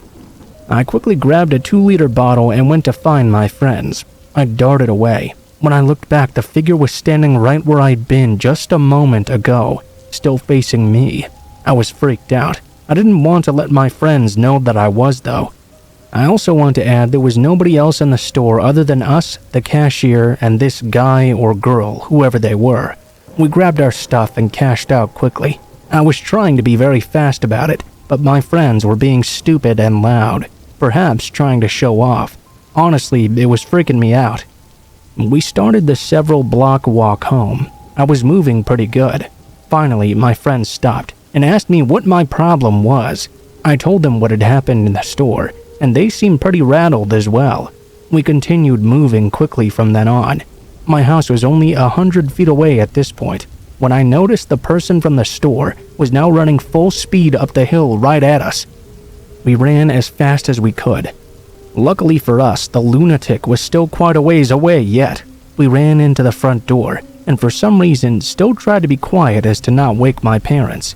We turned around and locked the door and made sure all the lights were off. The person reached the door and started to bang angrily. That's when I finally gave in to logic and woke my parents, who immediately called the police. I tried yelling through the door that we'd called the cops, but the person didn't seem to respond or care. He kept trying to force open the door and continued to bang on it. After a minute or two, he took a decorative stone from our front yard and broke the window next to the front door. That's when I finally got a good look at the guy. He tried to climb in through the broken glass, and the glass knocked his hood off. He was completely expressionless, dirty blonde hair, clean shaven. Honestly, he looked like a completely normal guy. He was about halfway through the window when my dad came out with a bat and started swinging at his face. Before there was too much of a struggle though, we saw the lights and heard the sirens. The cops emerged from their car, screaming, and pulled the man out the window. It was the most intense thing I've ever seen with my own eyes. The man was obviously arrested. Apparently, he had no criminal history and no history of drugs or alcohol. When questioned by the police, he had this to say: "You know, honestly, I was a bit bored. I just felt like being a little bit evil tonight."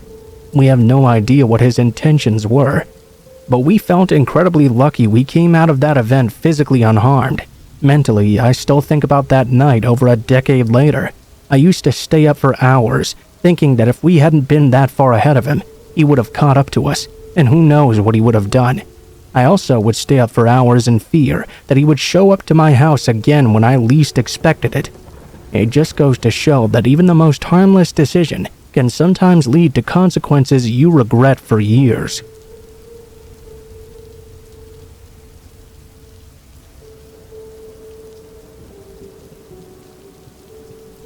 The events of this story happened a couple of years ago to my friends and I after our last day of high school on our senior year. We decided to celebrate the event by hiking and camping in the massive forest close to our hometown. We'd talked about this for years actually, and this was going to be our celebration for graduating. Our friend group was pretty outdoorsy, but so were most of the people who grew up there. Anyway, we had always heard there was a beautiful crystal clear lake right in the middle of the forest. It was supposedly accompanied by breathtaking waterfalls as well. One of our friends, Chris, got hiking directions to the lake, and we decided to make this post-graduation trip a reality. Chris had the most outdoor experience of all of us, so we trusted him completely to make the plans. It was Chris, his girlfriend Mindy, myself, my friend Danny, and our other friend Tony with his girlfriend Marissa. The trip was planned as a 3-day hiking trip while camping each night under the stars. It sounded amazing. We would reach the lake on the second day, then start heading back. We would have to camp one more night, then be back on the third day pretty early in the morning. The trip started out amazing. I've never been the biggest fan of sleeping in a tent personally, but the views were truly breathtaking. The sounds, the way the sun shined down through the trees, it made it seem like we were exploring another world almost. Once it started to get dark, we decided to set up camp for the night. It was pretty comical, watching us trying to set up tents while exhausted, but we managed to figure it out eventually. We stayed up for a little while telling stories and playing pitch as well. We called it a night relatively early though, so we could start back up hiking at sunrise and enjoy the view that much more. Danny and I were woken up though in our tent shortly after 3 a.m. We swore we could hear some noises right outside. It sounded like air or something, but it didn't have the same quality of the howling of the wind. He told me of course it must be the wind. There was nothing to worry about. But to me, it sounded more like a ton of whispers. You could hear sticks cracking in the distance. You'd expect to hear quiet or even crickets or something, but instead there was all sorts of random racket. I had a horrible feeling that maybe there was a bear or something outside, maybe even another person. Then fear came over me, suddenly feeling we were not alone. Danny went back to sleep, but I was fully wired for the rest of the night. I sat clenching my pillow and jumped at every noise. A little after 6, I heard Chris outside his tent, and I went out to greet him. He'd also heard these weird noises, and admitted that in all his long years of camping, he'd never heard anything like that. Still, he wasn't particularly alarmed either though. We packed up our gear and continued to the lake. If we kept up a good pace, we'd make it by noon. We all seemed sluggish and tired from the night though. We were more tired and short with each other today than the previous day. I had an uneasy feeling the entire day, the feeling that someone was out there, following us. At 12:30, we arrived at the lake finally, and honestly, it was completely worth it. The waterfalls looked like beautiful glass with the way they reflected the sun, and the water looked like it was glowing. It was breathtaking. We swam for a while and played by the waterfall as well. The events of the previous evening seemed to vanish from my mind for a while. We got dry and decided to start heading back early so our third day of hiking tomorrow would not be so bad. We set up camp about 5 hours or so from our cars. If it was up to me, I would have just kept walking, but anybody who's been in the woods at nightfall knows it's pitch black. Maybe not so worth getting lost. We decided to set up camp and get home tomorrow instead. We were all pretty beat and passed out almost right away after setting it up. Again though, I was jolted awake after 3 a.m. This time there was no mistaking it. There were clearly voices outside our tent. I could hear women's voices, several of them. They were laughing. Not laughing like in a playful giggle, but a deep screeching laugh. We could hear branches on the ground breaking around us. It seemed like we were completely surrounded. Danny was awake with me, and he was scared stiff. We could only make out a few words amongst all the mumbling. We could hear these creepy voices saying things in a low, drawn-out way. Things like, flesh, and strike. I want to strike. These horrifying phrases were followed by cackling and mumbles we couldn't make out. We sat in fear all night, listening to these noises. It would stop for a time, then start back up sounding like it was directly outside. At sunrise, we heard Chris yell outside his tent. We rushed out, only to find a staggering amount of footprints surrounding our campsite completely. They went in all sorts of directions, with seemingly no rhyme or reason. There was a strange pattern of rocks and sticks set up all over the campsite as well. The sticks looked bent to resemble human effigies. We packed our gear in record time and ran the rest of the way out the forest. Unlike the previous 2 days, we could hear laughing and twigs snapping in the distance the entire trek back to the cars. Myself and Mindy started to cry just because the sheer panic and fear we felt while trying to race out of those woods. Even though we tried to look around us, we could see nothing, just hear the sounds of the people. We finally made the near 5-hour hike in just under 4. It was an amazing sigh of relief to be able to see the cars. As we ran over to load the gear, I sat in the passenger seat and waited for Danny. None of us have ever returned to that forest. I'm not sure what happened to us over the course of these few summer nights. Some say witchcraft, others say just some woman or kids who were messing with us. Others think it was just our imagination, but we all witnessed the very same thing. I know what I heard that evening, and maybe it doesn't seem that scary to you, but for me it was the most terrifying couple of nights in my life. What a way to start off graduation and my summer vacation.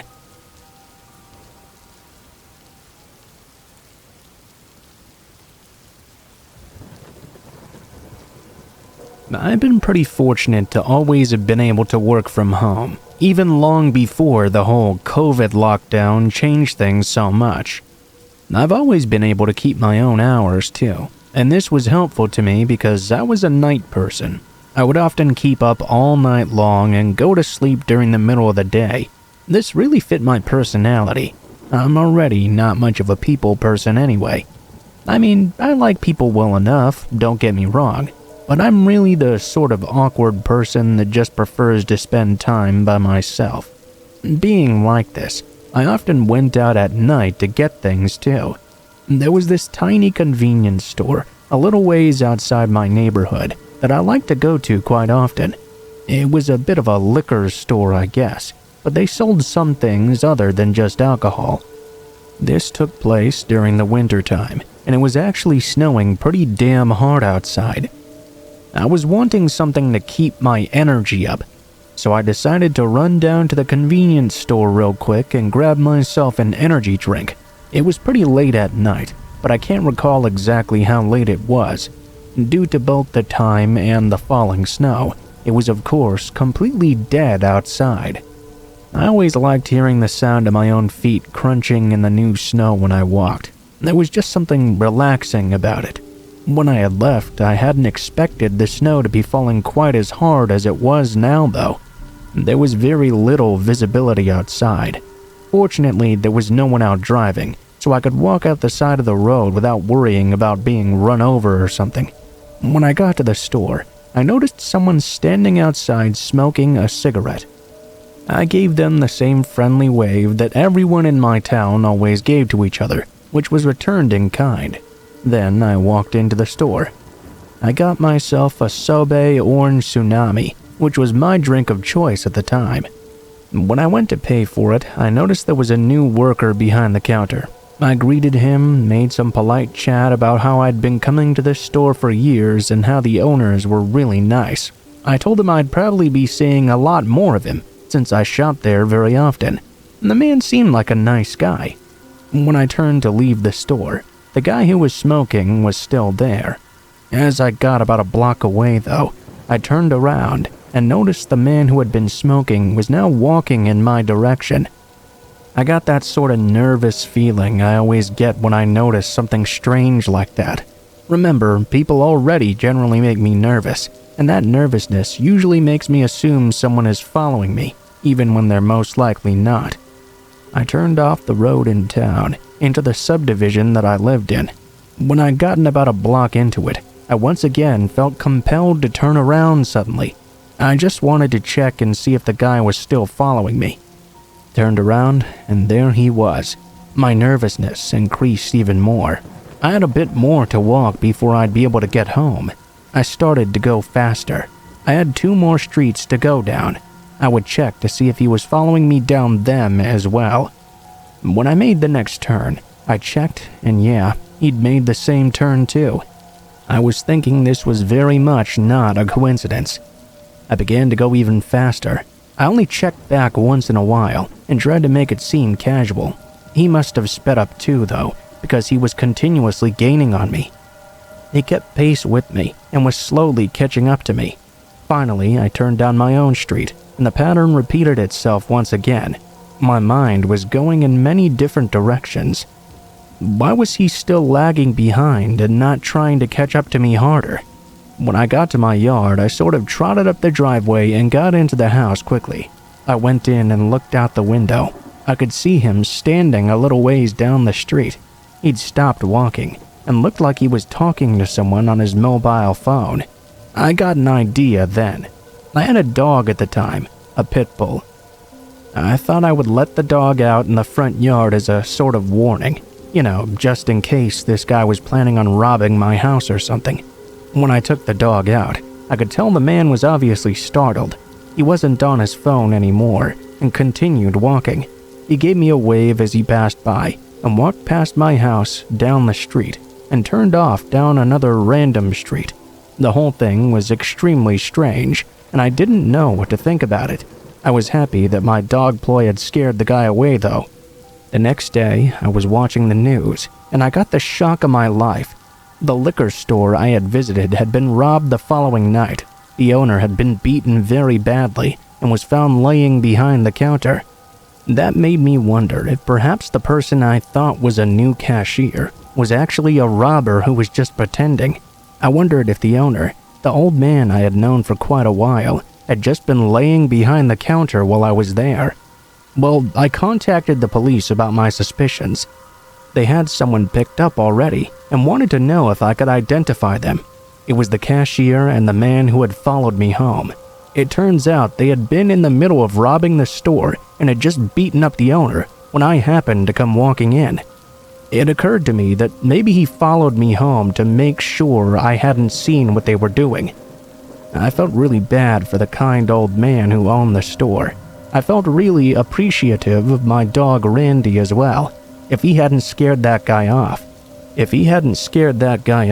I might have been in pretty bad condition that night as well.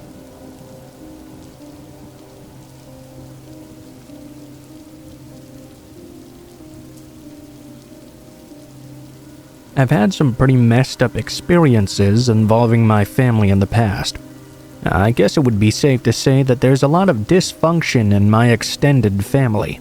One night when I was visiting one of my aunt's houses, the worst of all these experiences happened. My mom had 2 sisters, you see, and their children and us, we sort of grew up like we were siblings instead of cousins.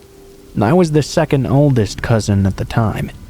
And when this particular story takes place, I was the oldest of the kids who were involved.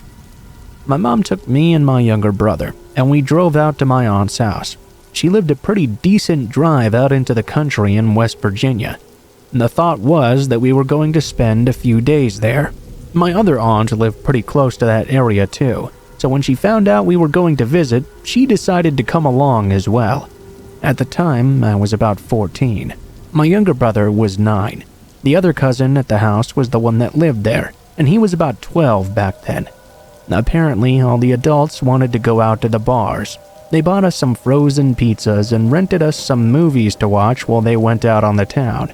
My mom wasn't much of a drinker, but she liked to go along for the fun with her family. None of the 3 parents were married at the time, but my Aunt Claire, not the one whose house we were going to, had this on and off again tumultuous relationship with a guy named Jack. I knew that she and Jack would often get drunk here and there and have these really outrageous fights. Fortunately, I'd never had to bear witness to any of them before. I really hated seeing adults fighting over stupid shit, so I was really glad about that. At this time, I wasn't really good at confrontation with others. So, they all go out. They were out for quite a while as well. The two younger kids went to bed earlier, and us two older kids stayed up to watch the scary movie the adults had rented for us. I was sort of at that vague age where a movie could still scare me, so I was a little bit scared while watching. What happened during the rest of the night would become much more memorable than that movie was. The phone began to ring, and my cousin, since he lived there, went and answered it. He told me it was my mom and that she needed to talk to me. On the phone with my mom, she told me that my Aunt Claire had left the bar for a short time, but told her sisters she would be coming back. Well, she had never returned. Jack, however, had called the bar, seeing if Claire was there. She then asked me if I'd seen or heard from Claire either, and I let her know I hadn't seen anything. The last thing she told me was that if Claire showed up at the house at any point, and if Jack showed up later, to not let him know she was there. I said okay, already dreading the possibilities of what would be coming. I went back to the living room, now filled with dread and apprehension at what might happen later in the night. It wasn't too long before Aunt Claire arrived at the house and knocked on the door. I went to let her in. She was extremely intoxicated and looked like she'd been in a fierce fight. I immediately thought Jack must have beat her up or something and got even more freaked out. She went down to lay in my aunt's room. She didn't want me to call the police or anything like that, so I didn't really know what to do. All I really could do was what I'd been told. I let her go to sleep and then went back to the movie. About 15 minutes later, I began to hear a fierce pounding on the door. My heart skipped a beat. I knew it had to be Jack. I wondered what I should do. I figured I had to at least answer the door because he knew that we were there. I went to the door and saw it was indeed Jack. He asked me if Claire was there. He seemed extremely angry. I was nervous. I did my best to keep my cool and told him I hadn't seen her all night. He asked if I had heard anything from my mom and aunt, and I told him no as well. I noticed in the light that his hand was wrapped up in a bandana. I immediately thought he must have heard it hitting her or something. He was a big guy, and I was scared he was going to force his way into the trailer and look around on his own. It looked like he was thinking about it too. Just then, though, thank God my aunt and mom arrived in their car. They told me to go into the house and close the door. I did what I was told, but I was still pretty scared of what might happen. It was only a few more moments when I heard a gunshot go off. That nearly made me piss myself. I was scared that Jack might have just shot my mom or aunt. Then, though, I heard my aunt yelling at him to get lost, or her next shot would not be a warning shot. After a few moments, my mom and aunt rushed into the house. I guess I shouldn't have been surprised that my aunt kept a rifle in her car. It was the sort of thing my family did, after all.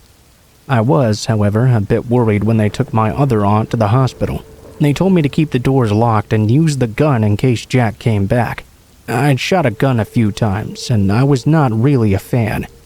I spent quite a while looking out the windows, fearful Jack would return, but thankfully he never came back, and I did not have to use the gun that night.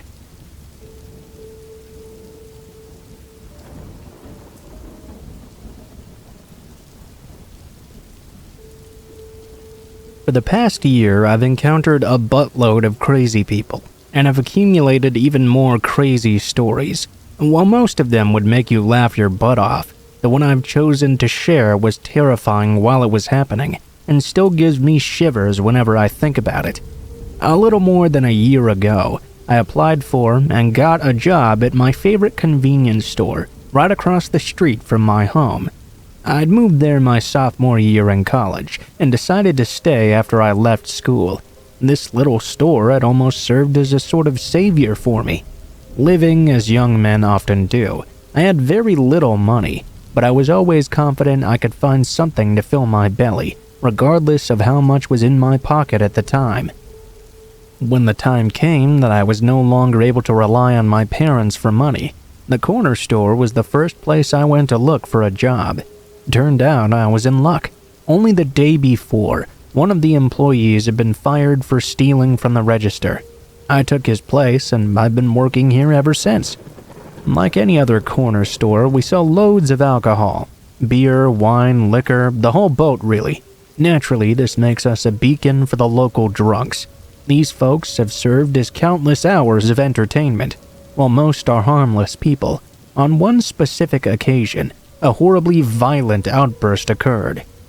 It was a quiet Saturday night, about an hour before close. Most of the regulars had already made their appearances, a few more than once even. The two involved in this incident had been in around 7 p.m. and just returned. They were, or at least appeared to be, a couple. I'd seen them around the neighborhood occasionally since I'd moved in. The owner of the store said they'd been customers ever since he'd bought it, and that was 13 years ago. Although they were not very talkative when they came in, I never had any reason to suspect either could become violent. That night, something changed, though. Upon arriving the second time, they went straight to the cooler containing the quart and 40-ounce size beers. Nothing too out of the ordinary. All of a sudden, though, an argument began between the two soon after they arrived. Initially, I couldn't hear what it was about, but soon I began to hear everything they were screaming across the store. I minded my own business for a while, but once the woman began screaming curse words at the man, I felt I had to at least get them to take it outside instead. I wasn't exactly sure what I was going to do, but I began my walk to the opposite side of the small store. Before I was even halfway there, the man began to scream back at the woman. I'm not sure exactly what she said to him, but it had obviously infuriated him quite a lot. Mere moments before, he had grabbed a bottle of Busch or some other cheap beer from the cooler. All of a sudden, out of nowhere, he began to strike at the woman's head with it. I'm not sure if he thought it would just break, or if he intended on killing her with the nearest thing he could, but strike after strike, he continued. It was a horrifying thing to witness. I blamed the entertainment industry for giving people a false impression of how easy it is to break a beer bottle over someone's head. I assure you, it's very hard. Following the fifth or sixth strike, the woman had dropped completely to the floor and stopped moving altogether. The man stood over her with the blood-soaked bottle for a moment. He looked up when I assume he heard me sprinting towards them. The second he saw me, he ran out the side door and disappeared into the darkness. The sight of the woman laying there made me sick to my stomach. Blood was dripping from her ears, but the most shocking thing was the growing pool around her head. It seemed like a bad idea to touch her myself, so I made the decision to call the paramedics and let them check her for a pulse. When they arrived, she was still alive, but they didn't have much hope for her survival. The cops certainly didn't seem in any hurry to get there, but when they did arrive 45 minutes later, I did my best to fill them in on all I'd seen. From the way they reacted, I got a strong feeling they were very familiar with these two. While on shift a few days later, my boss came in with some unfortunate news. The female was brain dead. Her family had made the choice to let her pass away. Unfortunately, it was now a murder. The cops had picked the guy up the following night. From the description my boss gave me, he didn't even seem to remember what had happened. The doctors that had examined him said it's likely he truly may not even remember what he'd done. The many years of alcohol abuse had destroyed his brain. Sounds like he might not even get the full punishment due him under the law. I'm not really sure how to feel about that, honestly. Sometimes it seems like people really do get away with murder.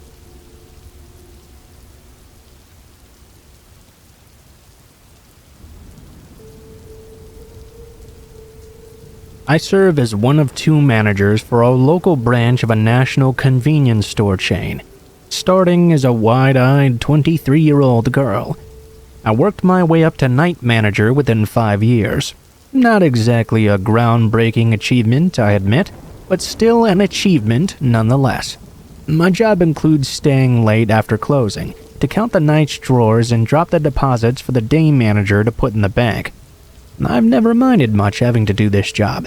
The past 5 years working here has been on the night shift, and nothing really scary has ever happened while I was on the clock.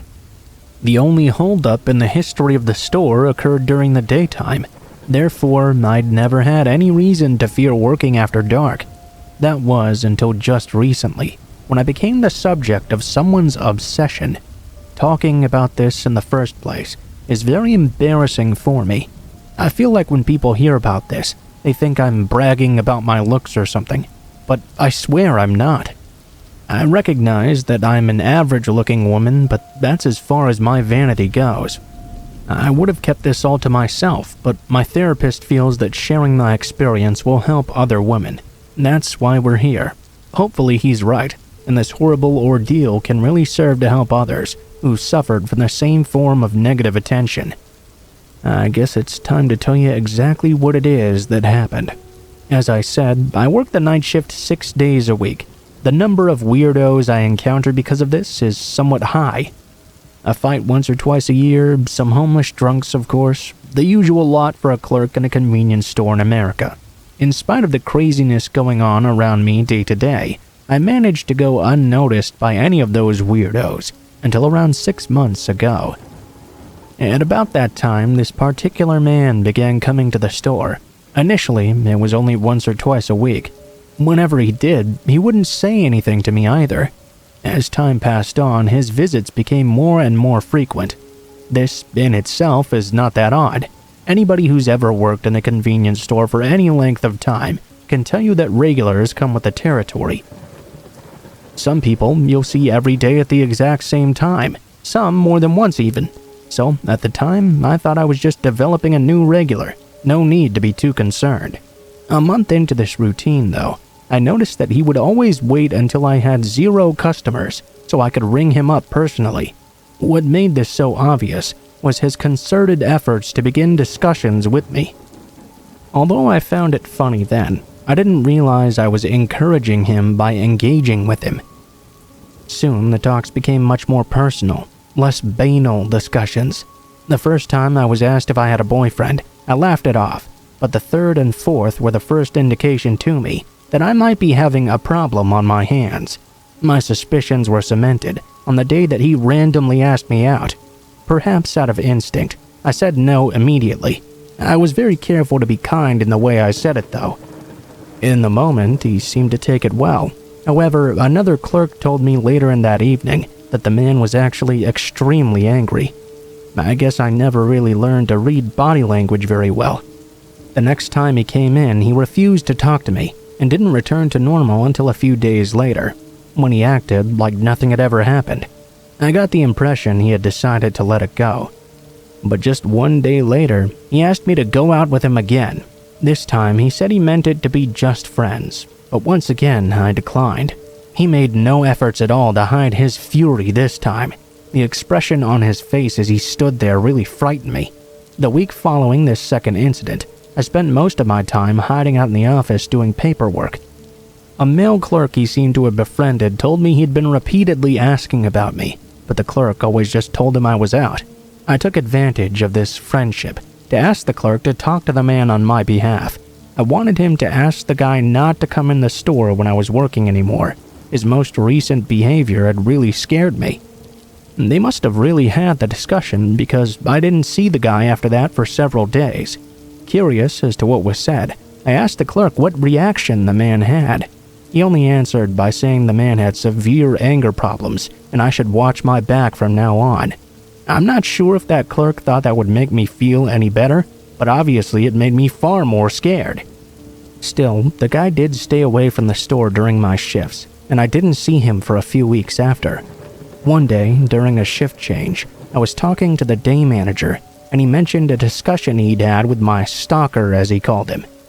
The manager made the remark in passing that he didn't normally see the man at that time of day, and the guy told him he'd stopped coming in on my shift because I thought I was too good for him. The manager said the man's eyes had blazed with anger as he said that. Certainly, I dodged a bullet. At least, that's what I thought initially. In the coming weeks, though, I would catch glimpses of him wandering through the parking lot. Sometimes he'd stand at the edge of the lot just out of sight of the lights and watch me for hours. The last time I caught him doing this, I called the cops. When they arrived, I explained the situation to them, but as you can imagine, they told me they couldn't do anything unless he blatantly threatened me. Of course, by the time they arrived, he was gone as well. I'm not sure, but I think calling the cops might have scared him a bit, because I didn't see him for a while after once again. Our last meeting was less than an hour after close, about a month ago. I had just finished the deposits and was preparing to leave the store. As I walked outside the office, heading to the door, I noticed the shadow of a person standing just outside the view of the lights, just as my stalker had done that one time. Terrified, I called the cops right away. There was no way I was going to leave the store alone at 12:50 a.m., with him waiting outside in the darkness. The cops showed up in less than 5 minutes, but naturally, the guy had already hid. I got the usual speech, but they were at least kind enough to volunteer to come around for the next week or two at closing and hang around for a bit, so I could lock up and drive away. It wasn't until 2 weeks later that I heard the news. While I was engaging in work talk with the male clerk, he mentioned that my stalker had killed himself the week before. I didn't believe him, so we walked into the office and he brought the man's obituary up on the computer. Shocked would be an understatement. I knew I hadn't seen him since then, but I assumed the police presence at closing had just scared him off. It took me a few minutes to gather myself. I wasn't sure how to feel about this. While he clearly had become a danger to me, I couldn't help but feel sorry for him. Obviously, he had major anger issues, but I had no idea how bad his life had been outside the store. I've always often thought it was important to try and be empathetic towards others. On the other hand, though, the relief I felt, and still feel, often overrides any feelings of sadness or guilt I may have. I can only hope he's found as much peace in taking his life as I have. I know that sounds terrible, but honestly, can you blame me? Rest in peace. I truly hope you found the peace you so sorely needed.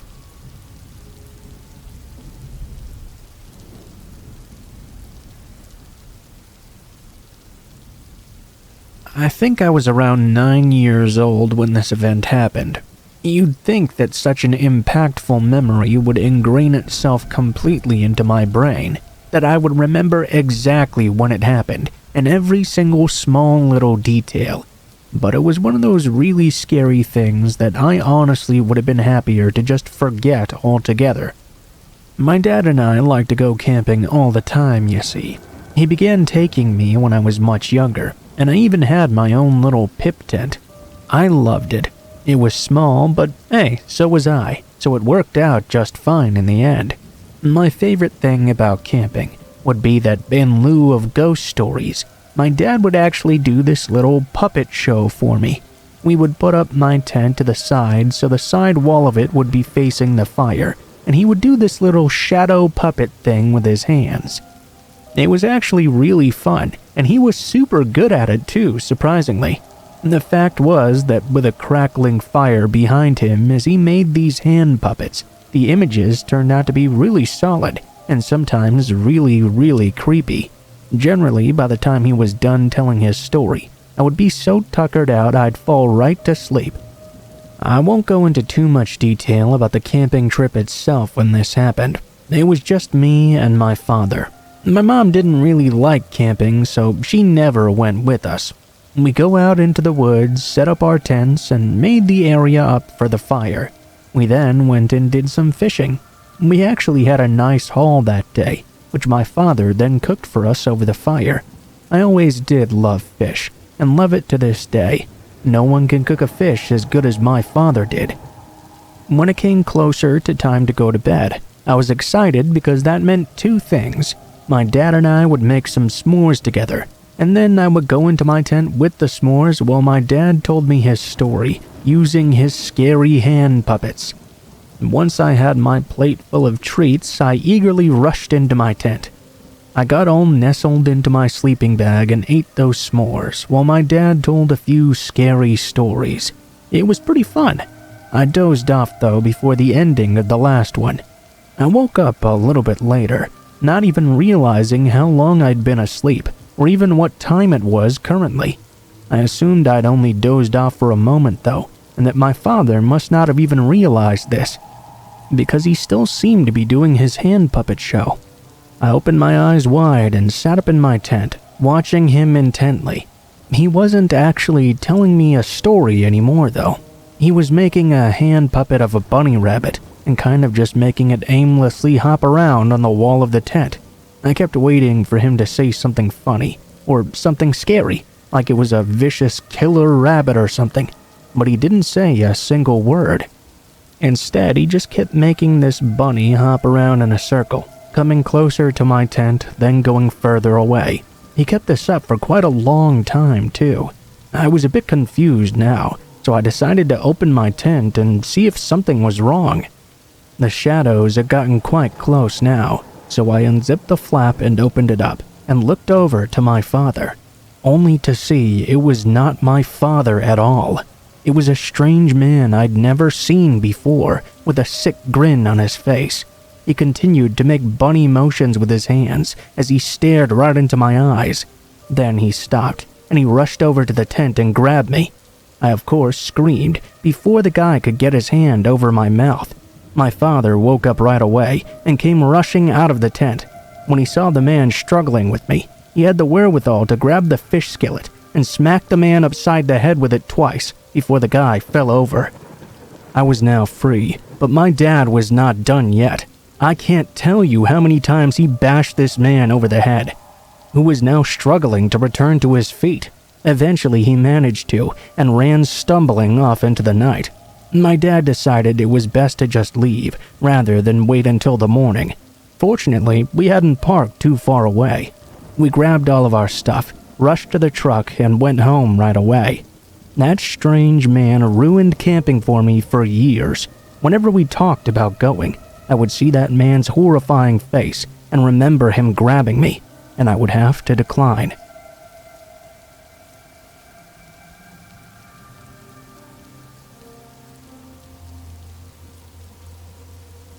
This story happened back in the 1970s. Thinking back on it, it's kind of weird, because there's no way anyone could get away with something like this nowadays. I was 10 years old at the time, and sitting in class. It was about 10:30 in the morning, I believe. We had been back from lunch for a while. The school secretary suddenly rushed in and handed the teacher a note. After reading the note, the teacher handed it back. Then she said, "Josh, would you please go with Miss Harris?" All of the kids in class went, "Ooh," like kids do when they assume that another child just got in trouble. My teacher tried to quiet them down as I walked out and followed her into the hallway. She told me she'd just received a phone call from my father that my brother had been in a terrible accident. They couldn't come to pick me up, but they wanted me to come straight home right now. Now, I walked to and from school. Everyone in my town did, really. Only the kids who lived in the outskirts of town actually got to ride the bus. I grabbed my backpack and headed out right away. Of course, I was worried about my younger brother and figured I should get back as quickly as possible. I had been walking for only a few minutes when I started to hear footsteps right behind me. I turned around to check and saw a rather tall man was now following me from a bit far a ways back. He was wearing a dark coat and covered his face, but it was cold enough outside that I didn't think very much about it in the moment. We weren't the only two people out walking, as it was right in the middle of both a school and work day. My walk home was a large trek. I had to go down several different streets and through a park as well. When I turned down the first street, I was walking for a while before I heard the footsteps behind me again. I peeked around my shoulder and noticed the man had turned the corner as well and was still following me. It was at this point I began to get a little bit nervous, but I was still not totally worried. The moment I did begin to get very worried was when I turned the following corners and still heard the man walking behind me. We had watched film strips at school about strangers, and all the frightening images those had put in my mind suddenly came rushing back. I began to think that this man was a legitimate kidnapper or something. As I got closer to the park, I decided to cut under a break in the chain-link fence that some of us kids like to sneak through. A bigger guy wouldn't be able to get through that space, and I figured I'd be able to lose him really quickly. With a quick peek over my shoulder, I noticed the man was now not far behind me, so I had to hurry. When I came upon the fence, I saw the little trench under it. I knew I would fit right away, so I hurried up and slipped onto my belly and began to slide under. The problem with my plan was that all the previous times I'd tried to go under the fence, I hadn't had my backpack on my back, and I'd forgotten this. I didn't fit. My backpack got snagged on the fence. I hadn't been listening to the footsteps any longer, but it didn't matter anymore, because the man was right on me. He grabbed my foot and tried to pull me back from under the fence. I tried to kick him with my other foot, but I was just a small kid. It didn't do much good. While I was struggling in his grip, I kept trying to pull my arms out of the straps of my backpack. It was snagged, and I was not going to get it undone.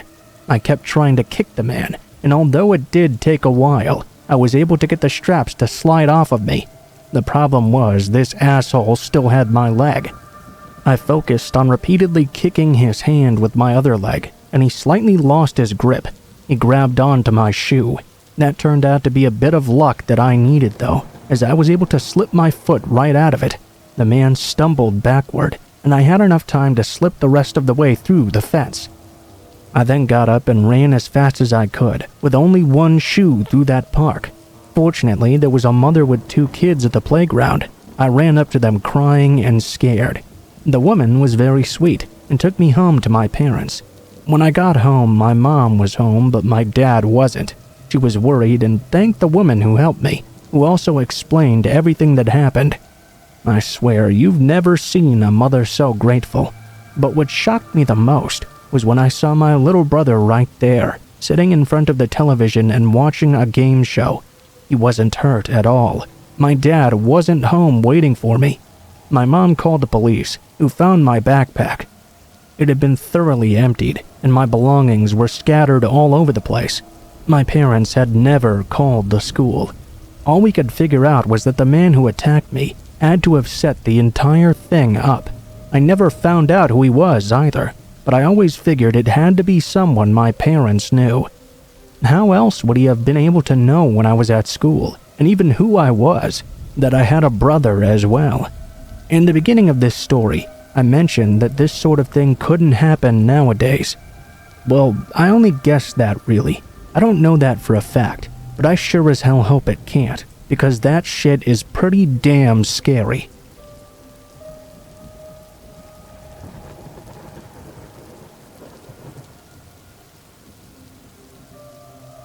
This happened when I was around 13 or so.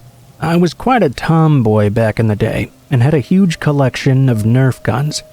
Although I did have some girlfriends, my friends were mainly guys who had collections which rivaled my own. My group consisted of around 5 people.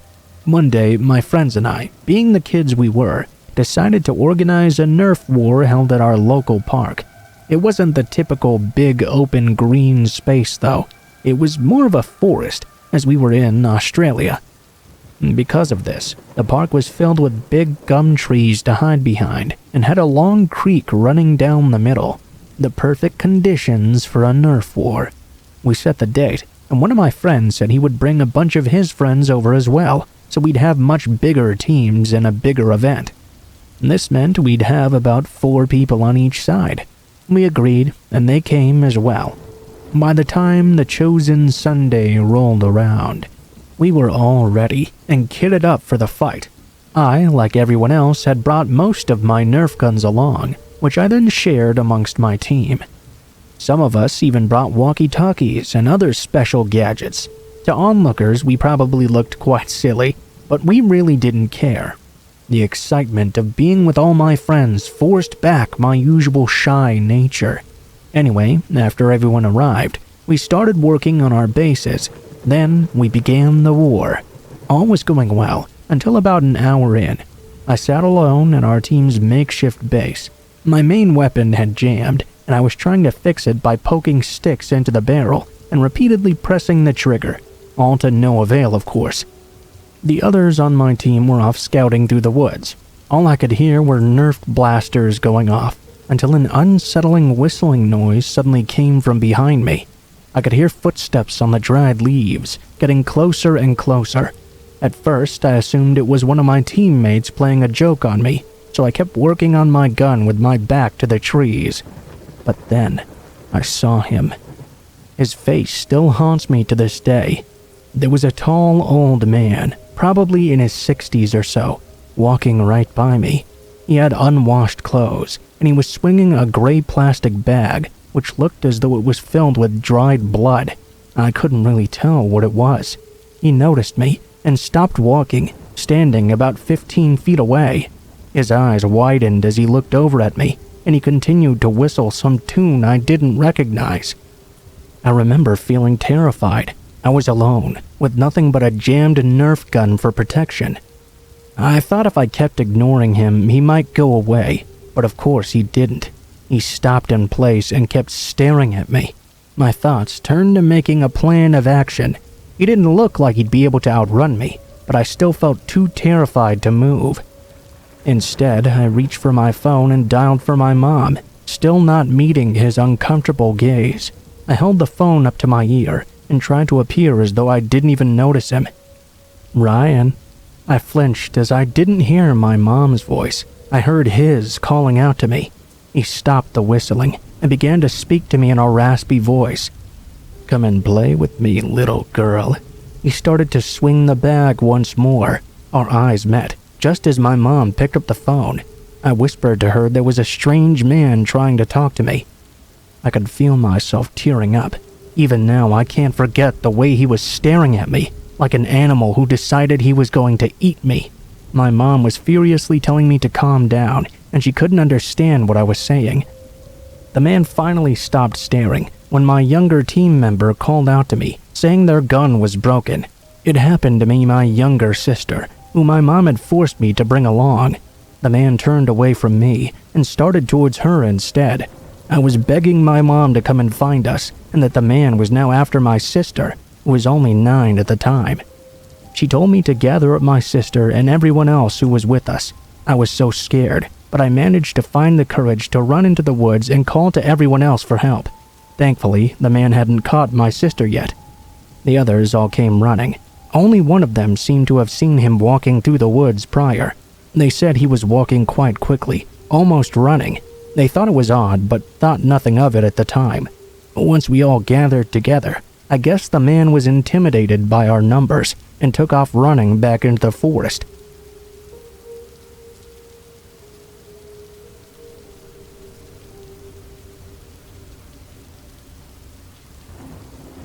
The worst and most terrifying thing that ever happened to me happened because of my former stepdad. Even now, years later, I get so pissed off just thinking about it. If I could, I would beat the shit out of him.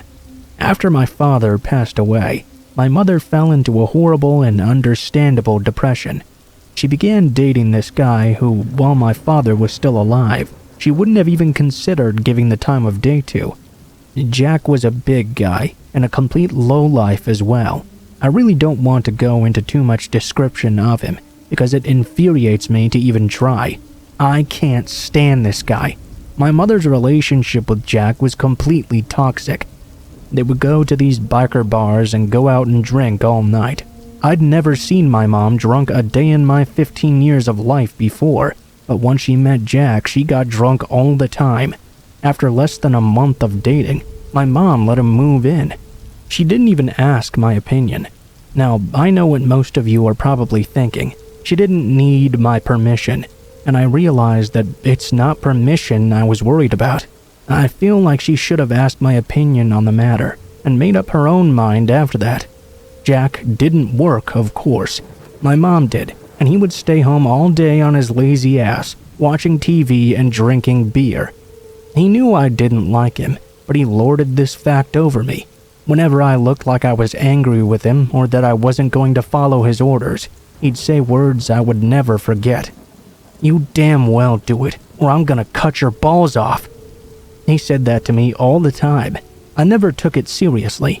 I mean, the guy was a jackass and a loser, but he wasn't stupid enough to actually do anything physical to me.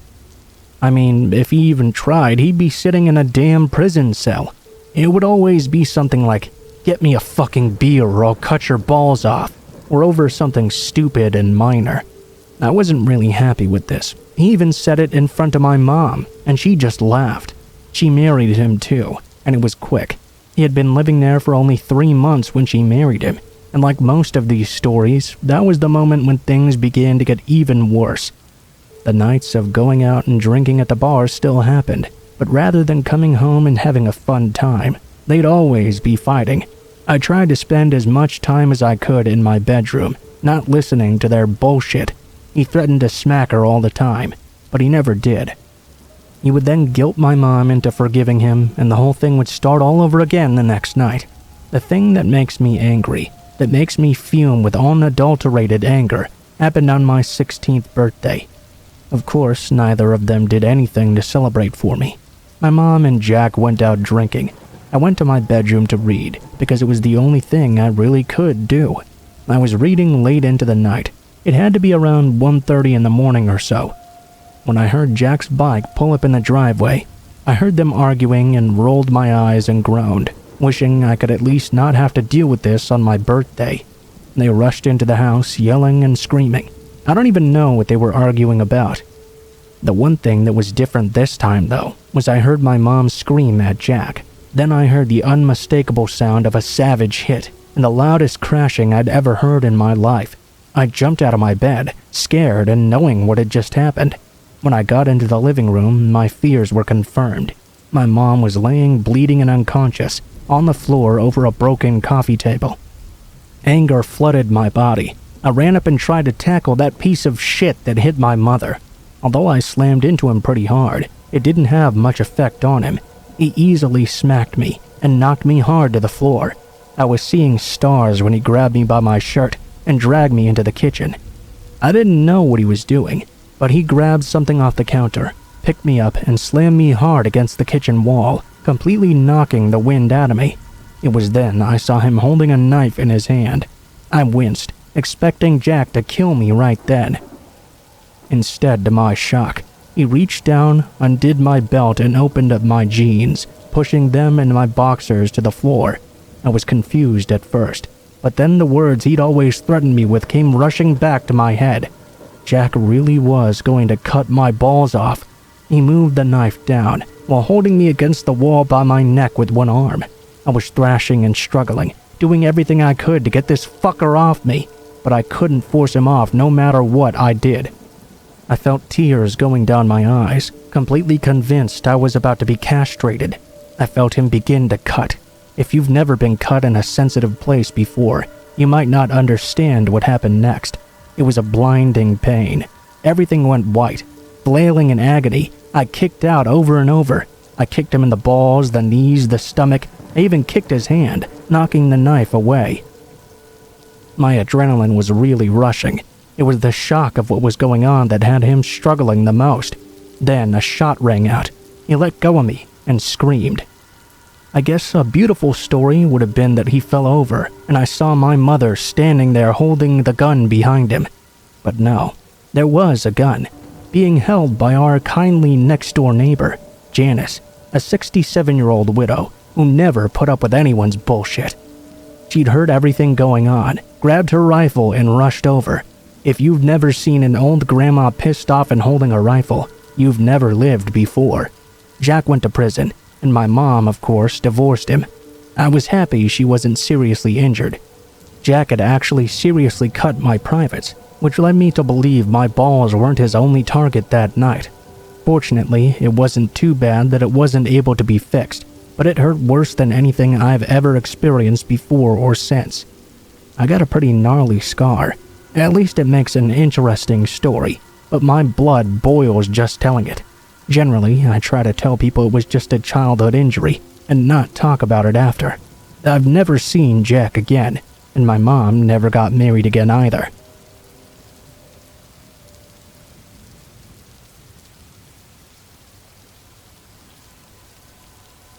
When I was a teenager, summers were pretty unbelievable. They were not only hot, but my family didn't have AC either. Summer television was also pretty damn lousy.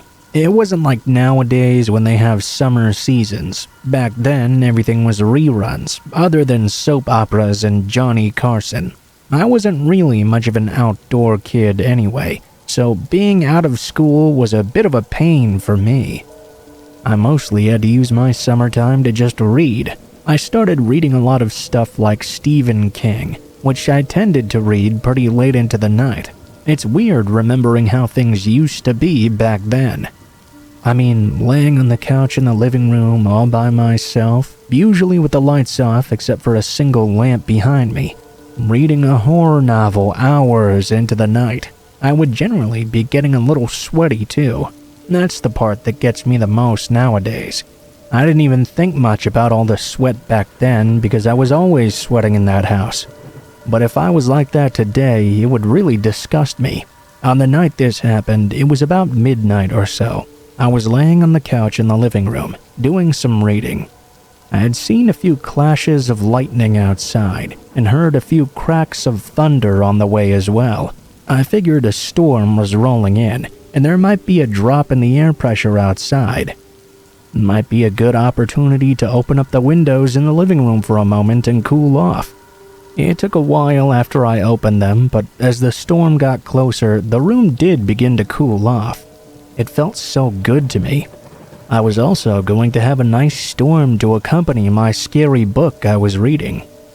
There was a lot of thunder and lightning, without any rain, so it was pretty good ambience without any distraction. At one point, I finally heard a couple of drops of rain pouring down. I thought at that point I should at least shut the windows part way, so the air could still come in but not let all the raindrops in as well. When I looked up at the window, it took my eyes a moment to adjust. When they did, I jumped up and yelled in surprise. I saw that someone was standing at my window, just looking in at me. It was a man, and it didn't seem like he was going to just leave now that I'd noticed him. He reached up and started fiddling with the screen of the window. He quickly removed the screen, and then began trying to crawl in through the window. I screamed for my dad at the top of my lungs. The guy somehow made his way in like a contortionist and came straight at me. He was holding a knife. I had nowhere to go. I felt my back against my chair, and the man was rushing right towards me. He grabbed me with his hand, but I grabbed his wrist as well, preventing me from being stabbed for the moment at least. The man actually seemed surprised I was putting up a struggle. I guess that occupied his mind enough that he was distracted and didn't hear as my dad came out of his bedroom with his gun. He shot the man who was trying to attack me with the knife, and the guy dropped the knife and fell down. He gripped his gaping wound. I grabbed the knife and ran over to my father. My mother was already on the phone calling the police. I was surprised my dad reacted so quickly to what had happened. He explained to me that he had been watching the news, and there had been several homes broken into in town. Several young people had also been attacked recently as well. He already had his gun sitting on his nightstand just in case. Well, when he heard me screaming, he was more than ready to jump out and help.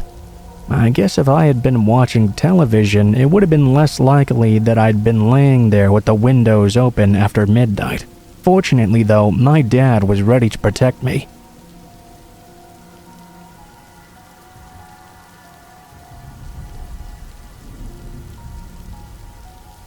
I started walking to the store every day for that day's groceries. It was my way of trying to get a little bit of exercise in. Once it began getting hotter outside, though, it pretty quickly became a quite sweaty affair. Once the sun really began pounding down, it got pretty bad. For you to understand what happened in this story, I have to explain to you what my general walk was like. I live in a housing subdivision just outside of town. I walk out of the subdivision onto a minor highway. There's a bridge that covers a forested area in which a sort of train track runs through. Once you get over that bridge, you walk a little bit more, turn right onto the road where all the stores in town are, right off the road along the highway, before making it to the businesses. From there, it's a pretty steep hill with a really thick forest. The train runs right through this area. I had been walking for a few weeks down this path when this happened. It was the day after a thunderstorm. It was very muggy and hot out because of this, but I really needed to get to the store. I set out for my walk quickly, and right before I got to the bridge, I noticed something odd. It seemed someone's credit card was just lying on the ground. I really didn't want to touch it because it looked grimy, so I left it there. I took a few more steps though, and that was when I saw what was very obviously someone's driver's license or state ID card. This was also pretty grimy, but I was curious as to what was going on here. I took my foot and turned it over gently. It looked like a teenager. I read the name, but again I did not pick up the card. I kept on walking. When a little bit further down the way, I came upon a folded up personal check lying on the ground as well. This was getting more and more odd. I kept on going on my way. When you walk along a highway, you always see weird things lying on the side of the road. Yes, this was a little more strange than a random sock or a condom wrapper. But I really didn't know what to think about it in the moment. I recalled the credit card I had seen was a PayPal MasterCard or something. I remembered that because I'd never actually known such a thing even existed. The following day, I once again went on the same walk. Needless to say, I was surprised when I now found a second credit card lying on the ground as well. It was just before I got to the bridge. This one was an American Express card. I started thinking that maybe I should pick up these cards and find who they belong to, see about getting them back to them.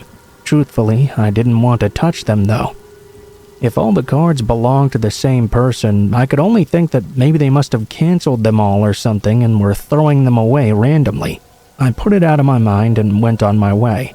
I went out the next day, immediately thinking about those credit cards and wondering if I was going to come across another one. It seemed a bit unlikely, but I kept thinking about what was going on here. Lo and behold, I did come across a third credit card, and then even a fourth placed along the path. During the walk, I flipped them over again. This time, I noticed they were all the same name. That name was also the name that was on the state ID card I had found on the first day. I decided to check around to see if that initial card was still lying there. Eventually, I found them all. I put them into a Ziploc bag and decided to stop at the sheriff's office on my way home. I would drop them off there just in case someone had been looking for them. While turning those cards into the police, at a reaction I had not expected. They had a lot of questions for me. They asked me where I'd found them, when I had found them, did I know the guy they belonged to? Where was I the night of the thunderstorm that had hit before this all happened? It was a lot of questions for something I honestly thought would be a simple good deed. They explained to me after I answered that the man who had owned the cards had gone missing the night of the storm. He was a teenager who worked at a local fast food restaurant, and he'd never come home from work. His parents had already reported him missing, having told the police where I found all the cards. They went and checked out the forest around the train tracks. They found the boy's body. He had obviously been taken and thrown down the hill on the side of the road. He had been lying there since the night of the thunderstorm. They think he accepted a ride home from a stranger that night, and that ended up being the worst mistake he ever made. I feel myself occasionally feeling really guilty about what happened, although I couldn't really have helped the guy at all, even if I had reported the car to the police several days earlier. At least the parents could have known what had happened to him in the days before they found his body. The thing I'm not sure about, though, is how those cards kept appearing every day I went out on my walks. I guess I'll never know.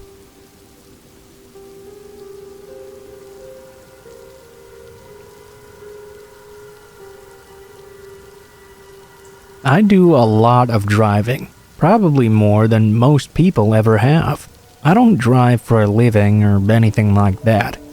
It's just that I live pretty far from my extended family, and I hate flying. I love visiting them though, so I'm always driving back and forth. I can't tell you how many long and empty highways I've driven on at night. Through the desert, through the rain, through the snow and hail. People who drive a lot know two things. Once you drive on one route over and over again, you sort of go into autopilot when you're on it. And 2, there are times when you are on long stretches of highway, which you'll not find a single rest area or any place to stop. So, as I mostly drive overnight, I tend to drink a lot of coffee on the way there. This happened about 5 years ago. I was on the way to visit my grandmother, who lived out east. I live all the way in California. I was out driving at night, drinking my coffee as usual, when I realized I had to go to the bathroom really badly. I hadn't seen a single stop in a while though. Not a rest area, not a gas station, not a single thing. It was one of those instances when you really feel like you have to go. I also hadn't seen any cars. After a while, I knew I'd have to just pull over and do it behind a bush or something. I debated it in my head for a few minutes, literally squirming in my chair. I decided to not delay any longer. I pulled my car over and ran off to the side of the road. I took care of my issue quickly, ran back to my car, and jumped into the driver's seat. I soon returned back on my way, and now I felt like $1 million. At that point, I glanced up into my rear view mirror to check behind me. Only now, there was someone sitting right behind me in my car. The man knew I'd seen him too, because our eyes met in the mirror. He looked like a vagrant, gruff and dirty. His eyes remained locked on mine for a moment. Before I could do anything, the man leaned forward and pressed something up against my neck. I knew it was a knife. I began panicking and wondering how this guy had even gotten into the car. When had he done it? He had to have been there since my last stop when I took my bathroom break. I guess I was just lucky that I had to stop and go to the bathroom exactly where someone had been waiting for a driver to come by. None of that really mattered to me in this moment though. He had his knife up against my neck. I tried to ask him not to hurt me, but he made sure I could not speak a single word to him as he pressed in deep with the knife. I felt tears flowing down my eyes. I was sure this man was about to kill me. Instead, he told me to slowly reach into my pocket and take out my wallet. I did so and slowly handed it to him. He took my cash out of it and my credit cards as well. I guess he was pretty happy about the amount of cards in there. Plus, I had about $500 in cash too. After he removed everything, he threw my wallet into the front passenger seat. He then instructed me there would be a turn coming up on my right, and a few miles down the way. I was to take this turn with him. I did so, and drove down the very lonely and dark dirt road, not knowing where this psycho was taking me, or what he would do to me when we arrived. Eventually, I came up to an old beaten-up trailer. It was like something from a horror movie, like Wrong Turn or something. I expected him to get out and kill me. He did tell me to get out, and I did so as well. He followed, and I prepared for the worst. He reached into his car, pulled out the wallet, and threw it at me. Then he got on a motorcycle and told me to wait 1 hour before leaving. He said if I didn't, he would kill me the next time he saw me. Then he drove off. I waited for an hour and drove to the police. I reported the guy and what happened. He hadn't done anything with my credit cards, so I figured he had only taken them to make it harder for me to get the police on his tail. I guess I was pretty lucky that all the guy really took was some money. I mean, he took a piece of me with him when he left, my security, and still freaked me out whenever I got into my car, wondering if someone would be in the back seat again. Whenever I tell this story, I always wonder how long he had been waiting there for someone to come along, and how long he had been waiting in my back seat to do what he did.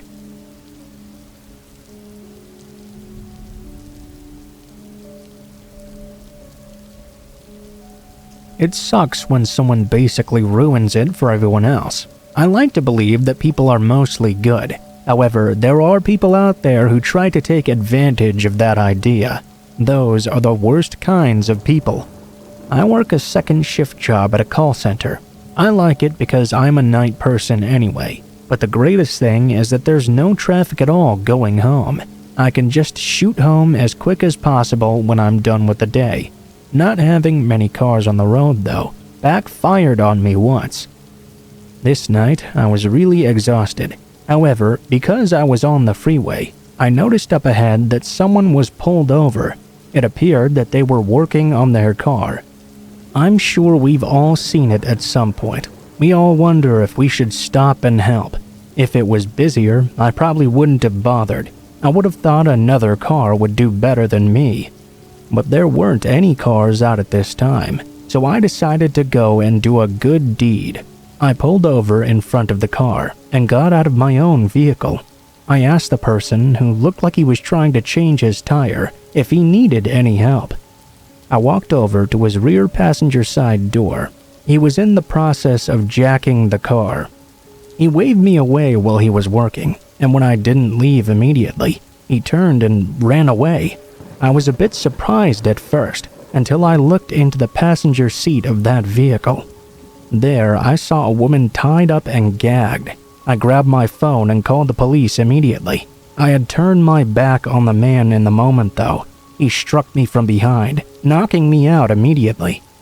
The very next thing I remembered was coming to. Police cars were surrounding the area and had pulled up to the car with the flat tire. The car was still there, but the man and the girl were gone. My car was also gone too. It didn't take long to find out what had happened. It turned out that this had been going on for a while. The girl in the back seat wasn't even a real prisoner. Apparently, she was an accomplice, and it was a scheme to steal my car. The guy was a fugitive and wanted for murder, so he and his girlfriend frequently tried to change their vehicle. Mine wasn't found for days. When it was found abandoned, of course. My registration was missing from the glove box. It had my address on it, so the whole thing made me feel very uneasy. I was never aware if the people got caught in the end. Plus, they knew where I lived now. If the guy was wanted for murder, I was a witness, so I didn't know if they would come back and finish me off or something. They never did that, obviously, but it took a long time for me to feel comfortable again.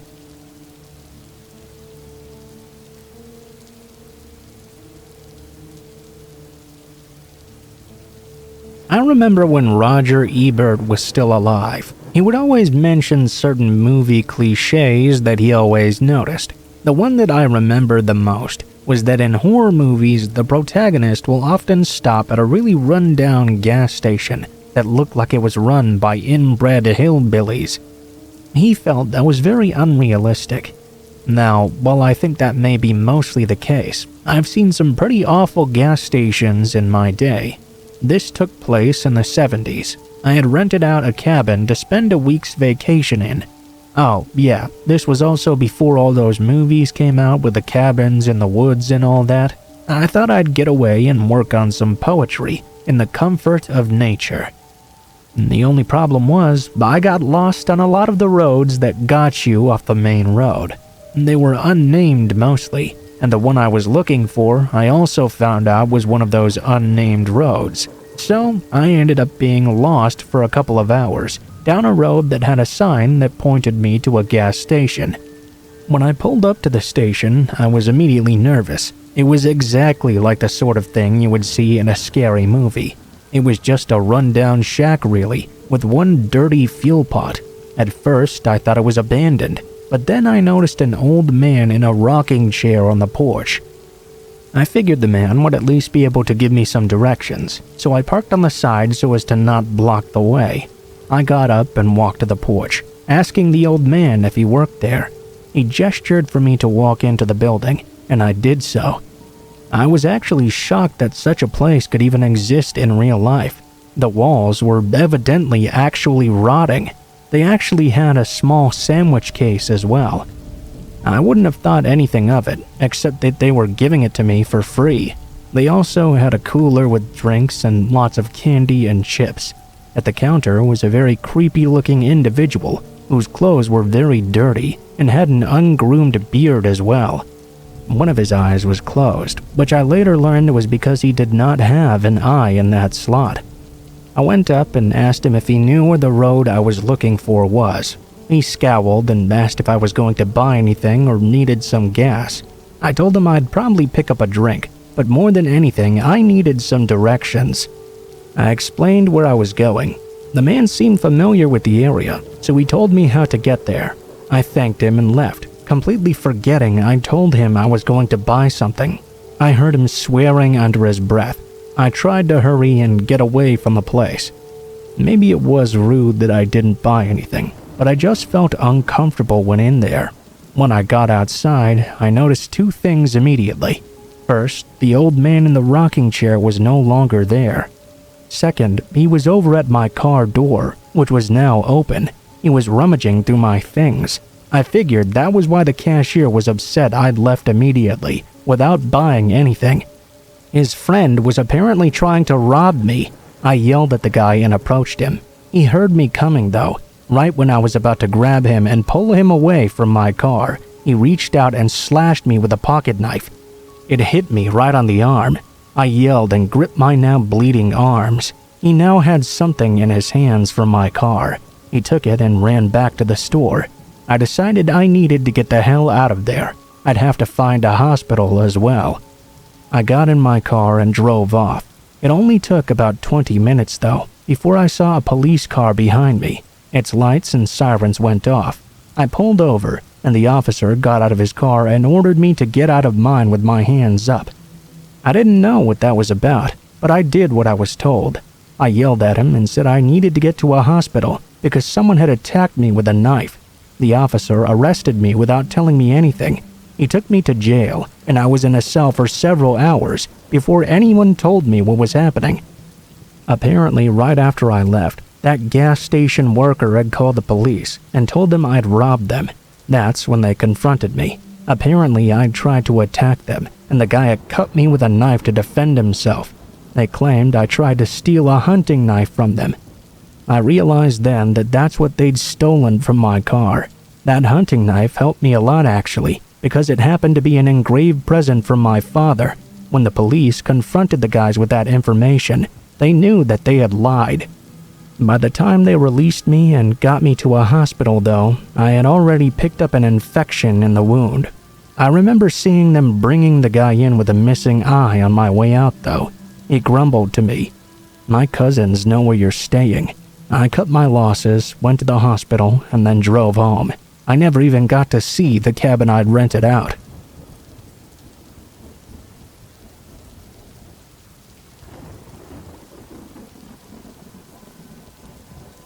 This is a story that happened to me last year in March.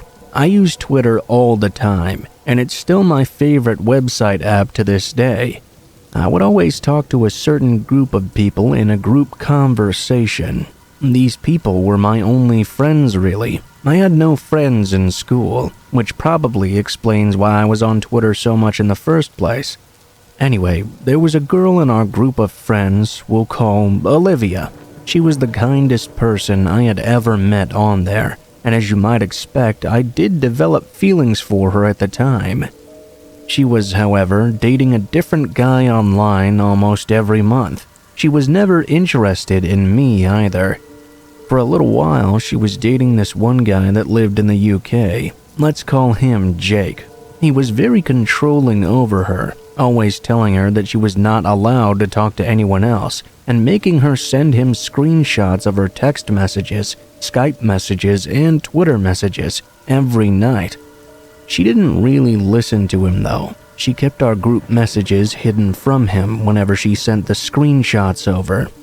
For whatever reason though, everyone else in our group beside me seemed to really like this dude, and she was madly in love with him too.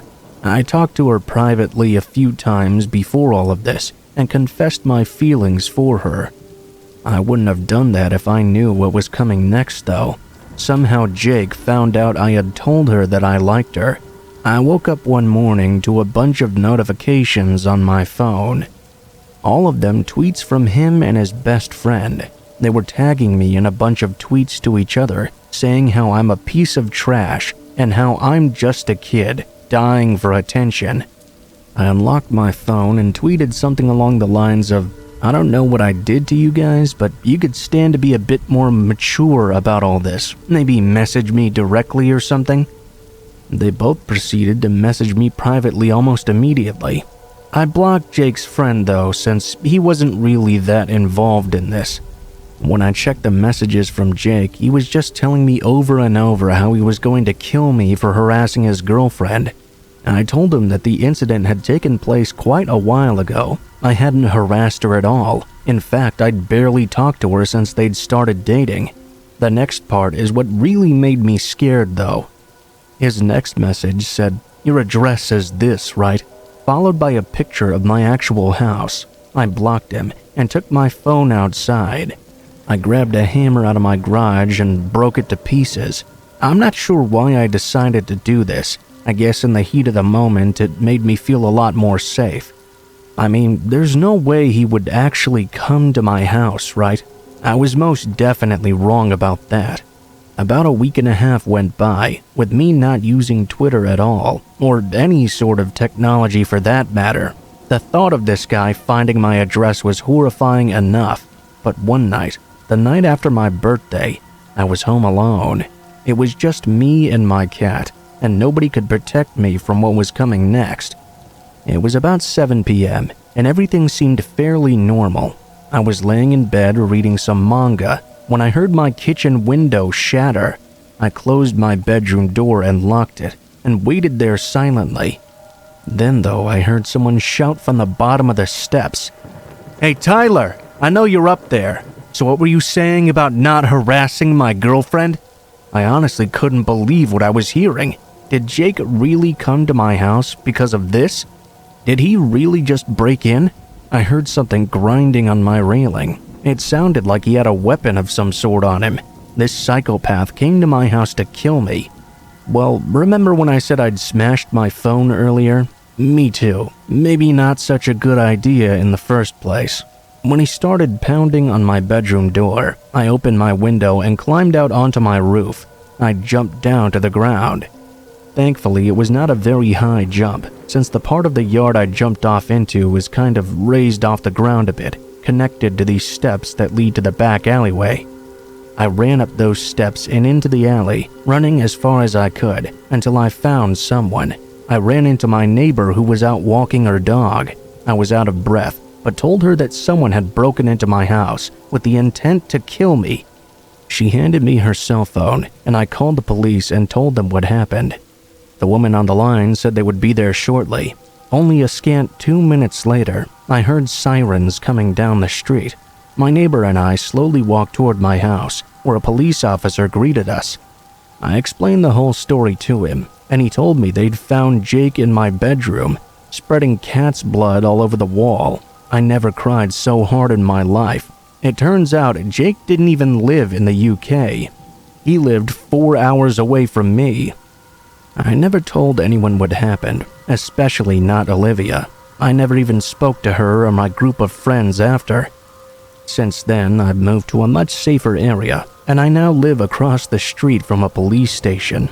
My advice to those listening is to be careful who you tick off online. If someone really wanted to, they can get more information on you than you can imagine. Also, if someone ever finds your address and threatens to kill you, tell somebody immediately, and don't just smash your phone like a moron. Even if they sound like they're joking, you never know who's serious or not.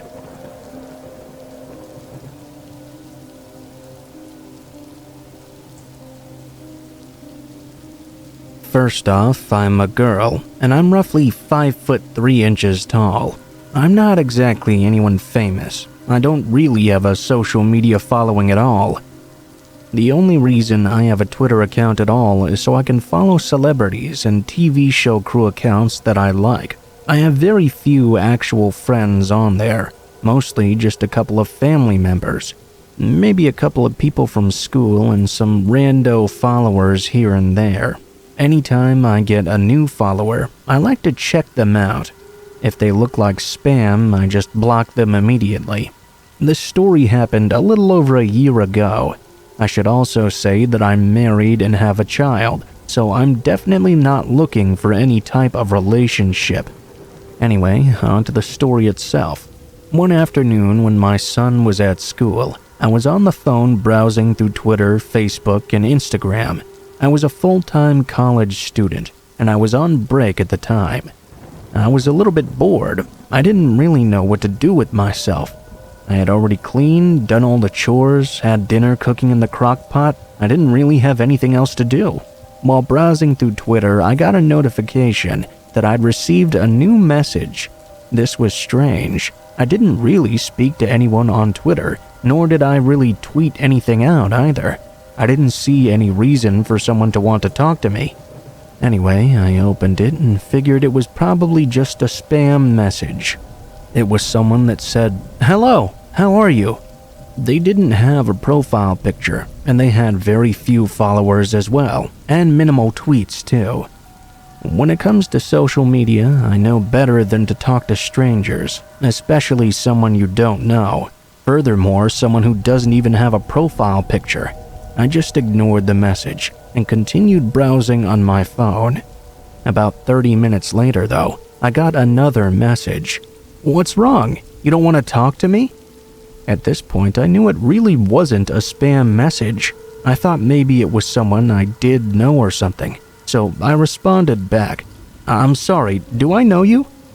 I never received a reply to that message, so I figured that maybe they just had the wrong person. A few days later, though, I received another message on Twitter from the same person asking me if I'd like to meet in person sometime for coffee or drinks. I'm sorry, but I don't even know who you are. I think you might have the wrong person or something." Then they proceeded to send me a message saying how I was the most beautiful woman and they would love to meet me in person, that I looked so interesting. I figured this was just some random creeper and decided to block them. Finally, a few weeks passed by without further incident. Again, I was browsing through Twitter when I saw I'd received another message. "Why did you block me? I really like you. I really want to meet you." Needless to say, I was officially freaked out now. I had no idea who this guy was. I'm pretty self-sufficient when it comes to weird stuff like this. I can usually handle it on my own. I never really alert my husband to anything, unless it's absolutely necessary. I messaged them back, saying again, "I'm sorry, I don't know who you are. You must have the wrong person or something. Please don't message me again." I was pretty sure I'd blocked the guy in the first place. I don't know how they'd managed to message me again. Another few weeks passed by without incident, until one day I opened up Twitter once more and had 10 messages, all from the same person. "Why won't you talk to me? I really liked you. I think we'll have a great time hanging out together. Please answer." I again blocked this user and had no intentions of ever talking to them.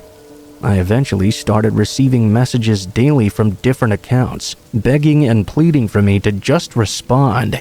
I didn't know what to do now, so I told my husband all about it. He said not to worry though, probably just some creepy guy. He advised setting my account to private, so I did so. Little did I know this would only make things even worse. I had my Twitter and Facebook accounts linked so I could share content between them. Unfortunately, at this point my Twitter account got hacked, which meant they had my Facebook as well. All I could think was that it must be this creep, because who else would hack my Twitter and Facebook accounts like this? That's when I started to get a little scared, because my Facebook account had always been fully private and had a lot of information about me and my family, where we lived and all sorts of things. Another couple of weeks passed by though, and nothing really happened. I changed all of my information pretty much immediately after it happened, and even deleted my Twitter account. I disabled my Facebook too. Since nothing had happened since then, I went and decided to reactivate my Facebook account. I really enjoyed communicating with family and keeping everyone up to date with our busy lives, and I wasn't going to let some random stranger ruin that. One day though, I received a message on Facebook from someone with the name John Smith. Again, no profile picture, and all their content was blocked, so I couldn't really see them, only this message. This time the message was different. There was no content in the message. It was just a picture of me picking up my son from school, taken from the parking lot. I was terrified and also angry.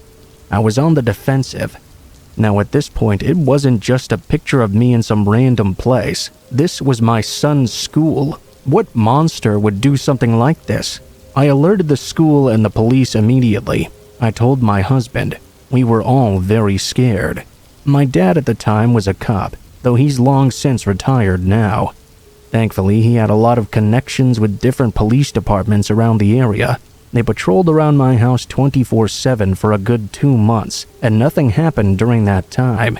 It's been some time since this incident happened, and I haven't had anything else happen to me. To this day, it terrifies me though, that somehow some random person online found me and my family, was able to hack into my accounts, and find out where I lived. We've moved since then. My son goes to a different school as well, and we live in a different state altogether.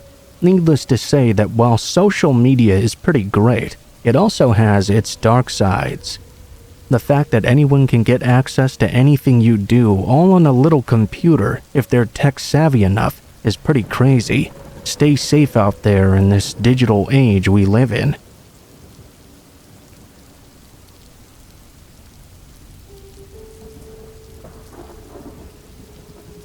I really regret creating my Twitter account.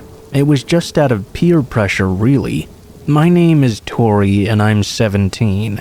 This happened to me about 5 weeks ago, and it's only just stopped. No matter what I do, I can't bring myself to look at my phone or answer a text back without wanting to scream. Before all of this, I had a somewhat acceptable social life and was blissfully unaware of how important it was to have a Twitter as a teenager. All of my friends seemed to have one, and after them persuading me over and over into signing up, I did so. Immediately, all my friends started to follow me, and I was happy for the first 2 days of having this account. It was very quiet at first, but then he started following me. I have no clue how he found me or how he knew me at all, but this guy would just not leave me alone. When it was finally time to start going back to school, I had this fear that somehow this guy would find me and hurt me. Anyway, there was this boy at my school who had an apparent infatuation with me. This was according to not only my best friend, but also him himself. Let's call him Jimmy. Jimmy was this tall, lanky guy who easily towered over my measly 5'4" height. He was the typical nerd, often a target of the meatheads and the football team. He was in most of my classes and shared the same lunch period with me.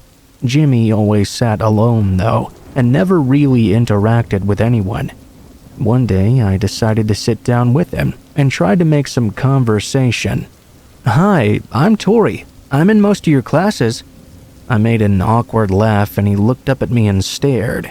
Now that I had a closer look at him, he had these really beautiful emerald green eyes and dark brown hair. I have to admit, I didn't find him horrible looking at all.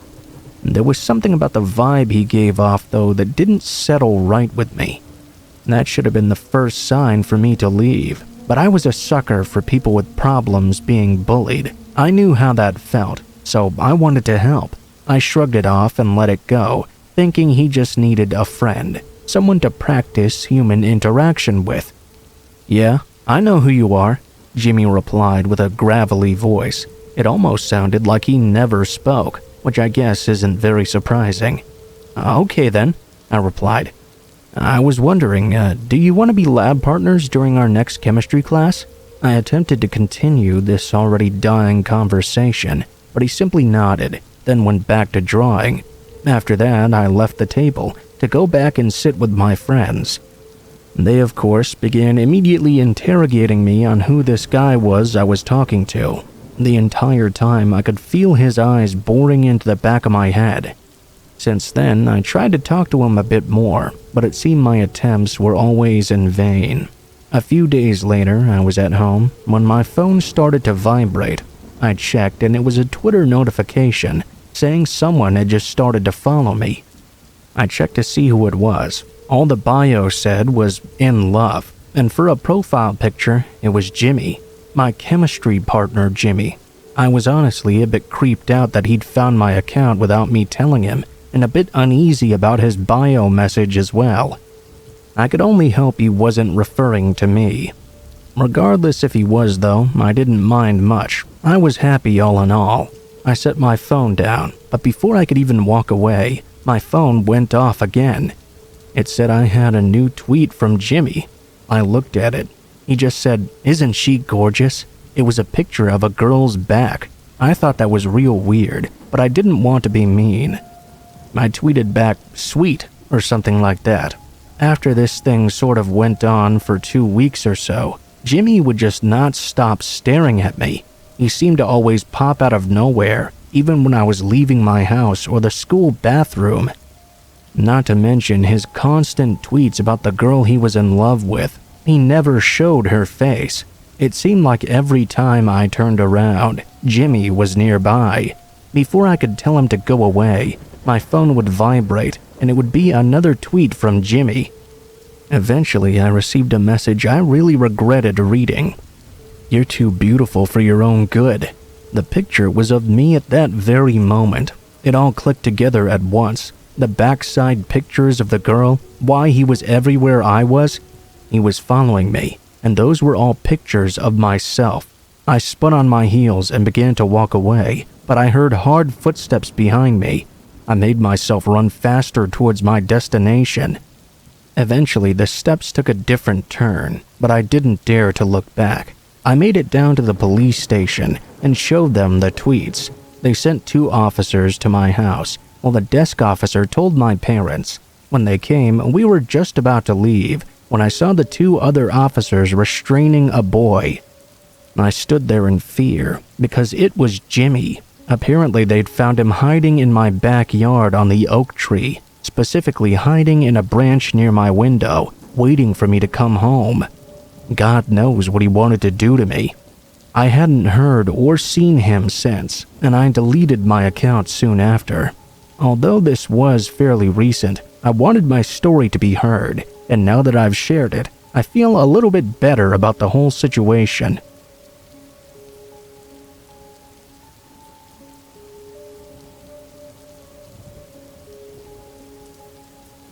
Now, this is a short but very freaky experience I had a few years ago on Twitter. I've never been a very big Twitter user. In fact, I've never been big on Twitter, Facebook, or anything of the sort. I've seen my parents and friends use social accounts for the worst of reasons, such as cheating on their significant other. I guess it's given me a bad view of these social websites. Well, one day I had logged on to look up a social account for John Carpenter after reading a few articles on his old movies.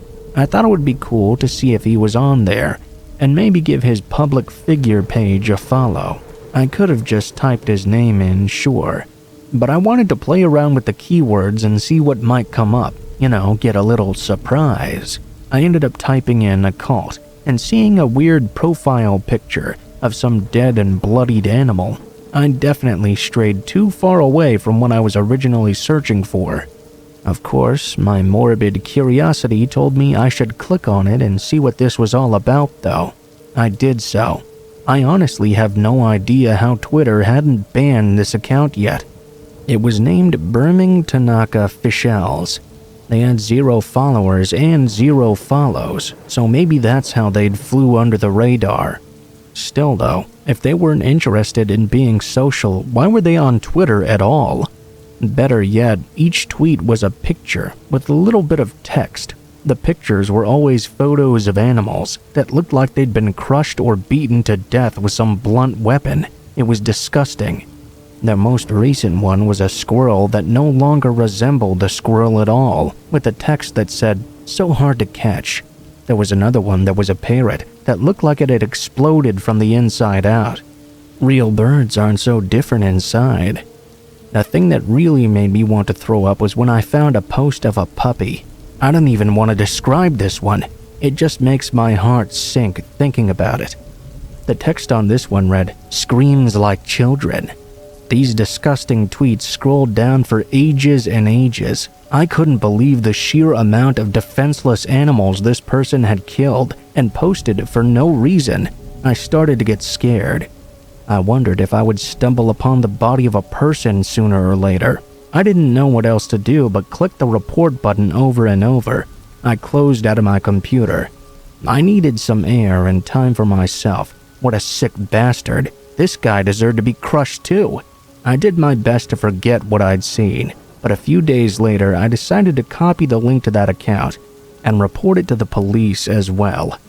When I tried to find that profile again after, though, it was gone. Probably banned because I'd reported him. That wasn't good enough for me, though. I should have called the police first. Whoever this was deserved far more than just being banned from a social account. Unfortunately, that's not how it turned out in the end.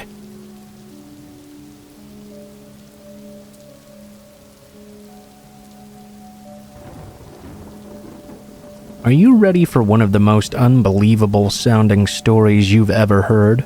It just happens to be one of the most disturbing moments in my life, too.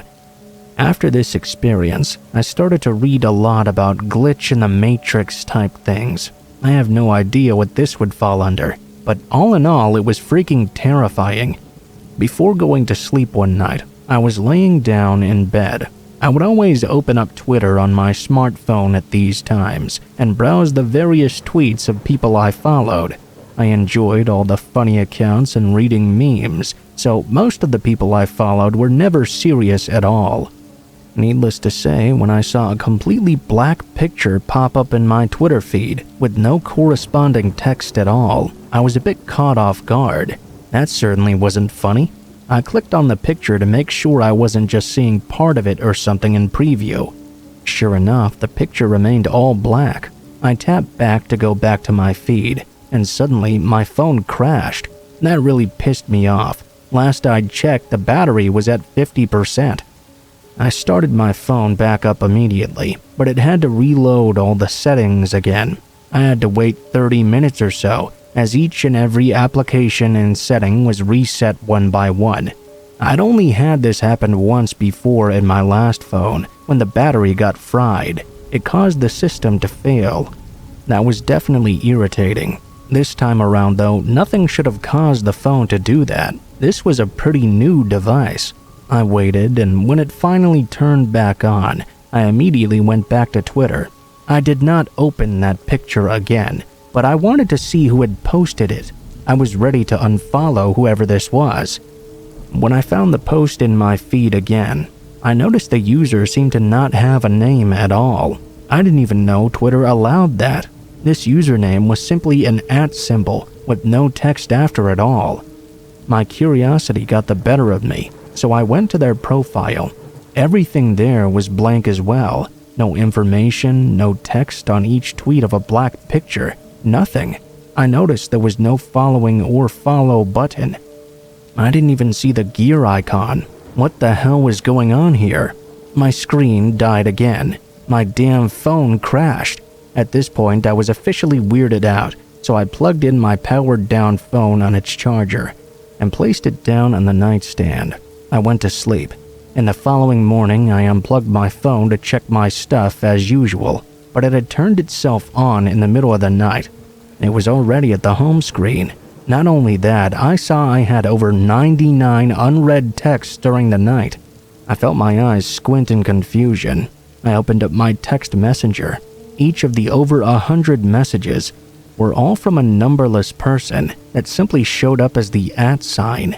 This is when my heart started to pound. I hesitantly clicked the conversation to pull up these texts. They were all the same.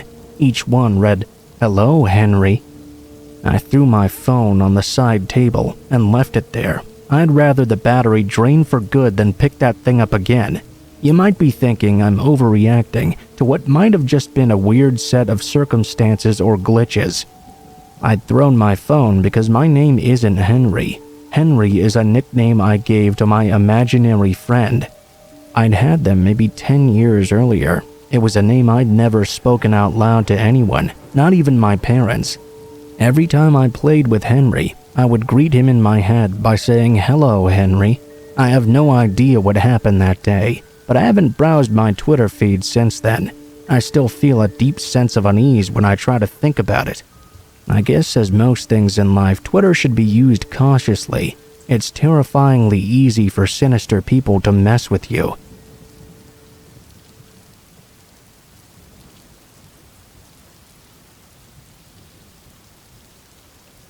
I was a college student and just finished my exams.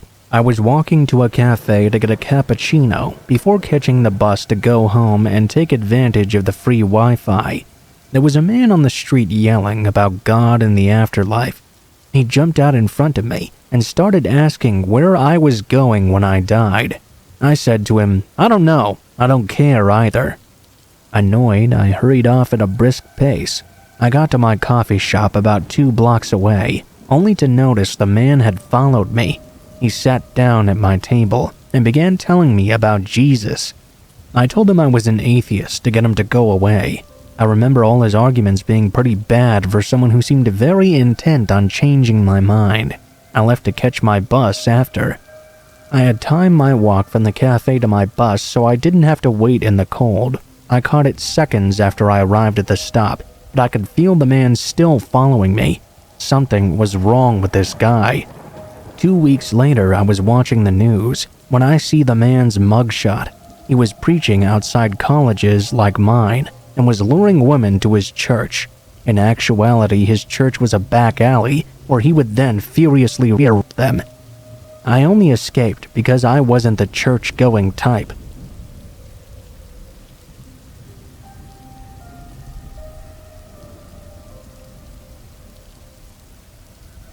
Every year for summer holidays, my family and I go to my grandparents' house in a region in France called Bretagne. They had the luck to live on a cliff right next to the beach, which is pretty damn neat. For you to understand the situation I was in, I'll do a quick description of the place, and most importantly, how to access the beach. When we got out of the house, we needed to cross a little road to get to an entrance between bushes. Then it was a clear but narrow path you could take just to enjoy the view of the sea.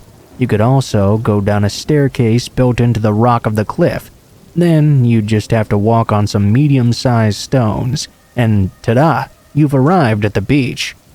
The place itself was pretty big, but there were only few ways to access it.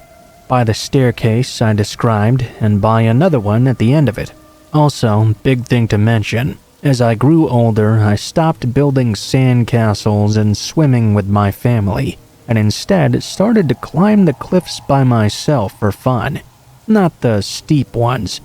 It was more so semi-hiking of partially collapsing cliffs. This will be relevant later on. Anyway, on to the story. Last year, after having dinner, I was headed out for a little walk on the beach. No one seemed determined to come with me, so I decided to go it alone. Not a big deal. I did so almost every evening. After going down the staircase, I walked a bit, then sat down on a stone to smoke a joint and listen to some music. Not exactly the smartest place, but hey, I'm a teen in a little village that I go to every summer, and as much as I love my family, it gets pretty boring from time to time. Anyway, I'm enjoying my alone time when I spot a guy out of the corner of my eye, about 40 meters behind me. No big deal, it's a free access beach after all, but I saw that he seemed to be heading his way towards me. His head was shaved, and he had these square-shaped glasses on. He was pretty tan, like he worked outside often. The man was getting closer, but again, it's not like I own this beach. As he was coming next to me, I heard over the music that he was trying to speak to me. I removed my headphones. "Hey, you look familiar. Have we met somewhere before?" I answered with a calm but firm no, but he kept insisting he'd seen me at the beach today. Maybe he did, but there are tons of people on the beach, and I couldn't remember every single person that passed by. The way I was responding clearly implied I was not interested in having a conversation with this man, but he sat down next to me and continued talking, mostly about himself. He said he loved the beach, the weather was nice, it was nice that I was with him. And that's when it started to become something more creepy. He talked about how rare it was to find nice girls, and he was so happy I'm not a bitch. He then asked me my name, where I lived. Of course, I didn't say a thing. He started to lean in closer to me, which made me really uncomfortable. He had this huge grin on his face, and that's when it hit me. Remember when I said there were only a few entrances to this beach? This asshole was sitting right between me and the staircase. I was cornered. No one else was there, and we were completely alone. Even though I'm quite athletic, I'm only 4'9" and 90 pounds. This guy was easily twice my size. He also clearly wanted to continue our discussion, whether I wanted to or not. As I stopped responding, he sounded annoyed, clenching his fists. He asked me if I really was a good girl. Why wouldn't I talk to him then? I was shitting myself at this point. I looked to my left and almost let out a sigh of relief. One of the cliffs I was used to climbing was right next to us. Even if I said they were more like hiking than climbing, I could rush to the top in a matter of seconds, as I'd done it quite often. I didn't think this guy could fare quite as well. I don't want to talk anymore, so goodbye. He looked startled for a moment, looking back at the staircase. That confirmed my suspicions. He thought he'd blocked my only chance of escaping, since the other stairs were too far away. To this day, it still scares me that that was his first reaction. At this point, I'm high, tired, and terrified. I moved to the cliff with a high pace. Out of the corner of my eye, I could see he'd shot upright and was looking in my direction. As soon as I was close enough, I started to jump from rock to rock as fast as I could, even scratching myself in the process. Once I'd climbed up to the top, I looked back down. The man was still looking at me, but not smiling like before. Instead, he was angry, looking like he was on the verge of committing a crime. I sprinted to my grandparents' house, which luckily was pretty damn close.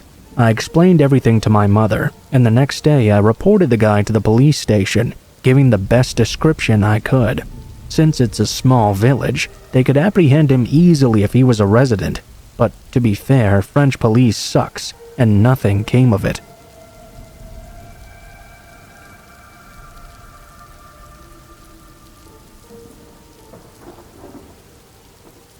My buddies and I were walking home one night from another kid's house. It was Christmas break in the early 90s, in the suburbs of Philly. About a foot of snow was on the ground, and the wind was going pretty crazy too. It was about a 20-minute walk through a neighborhood, and about 5 minutes in, we started hearing what sounded like cats fighting. That was odd, since there was no way any cats would be out in that weather. There wasn't much we could do, so we picked up the pace, but the noise kept getting louder and louder. It was definitely coming from behind the houses as we walked along in the street. Really creeped us out, as it was moving at about our speed, and we couldn't see anything through the weather. The noise was definitely getting louder and more frequent as we went along, almost like a mix between cats fighting and someone screaming, the oddest, creepy noise we ever heard. At one point, we came around a curve, saw my buddy's house, and booked it straight there. We pretty much dove into his front yard, through the garage door, and slammed it shut behind us. We told his parents what happened, and decided to make this an impromptu sleepover. Win-win, Super Mario Kart all night. Fast forward a few weeks later though, and boom, mountain lion attack makes the cover of the Daily Times. Not in our neighborhood, mind you, but somewhere nearby. I fired up my brand new Galaxy 2000 and Googled it on an encyclopedia. It had a video clip of a mountain lion, and I got chills when it started belting out those exact same creepy sounds we'd heard all night. And that's the time we got stalked by a mountain lion.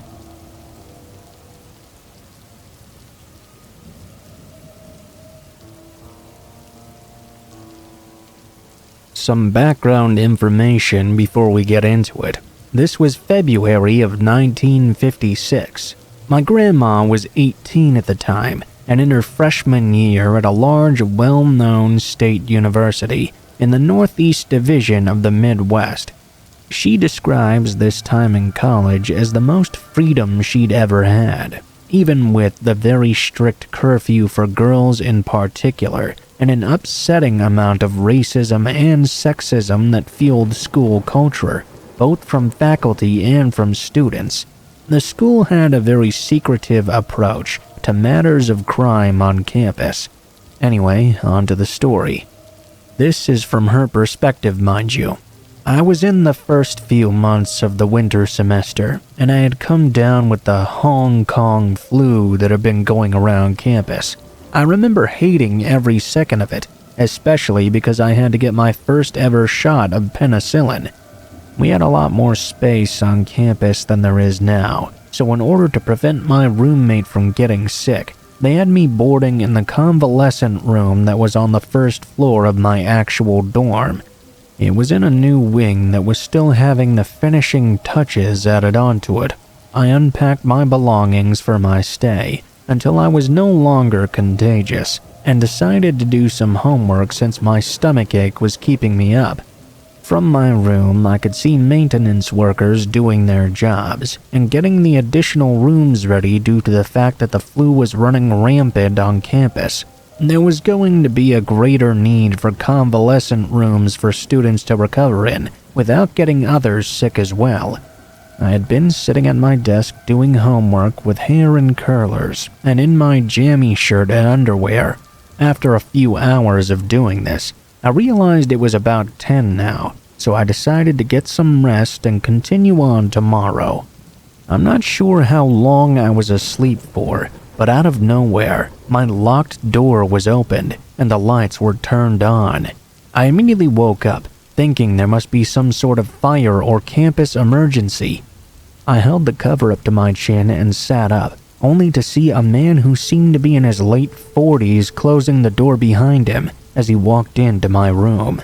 As I heard the door shut and lock, I realized an emergency alert was the last thing on this man's agenda for the night.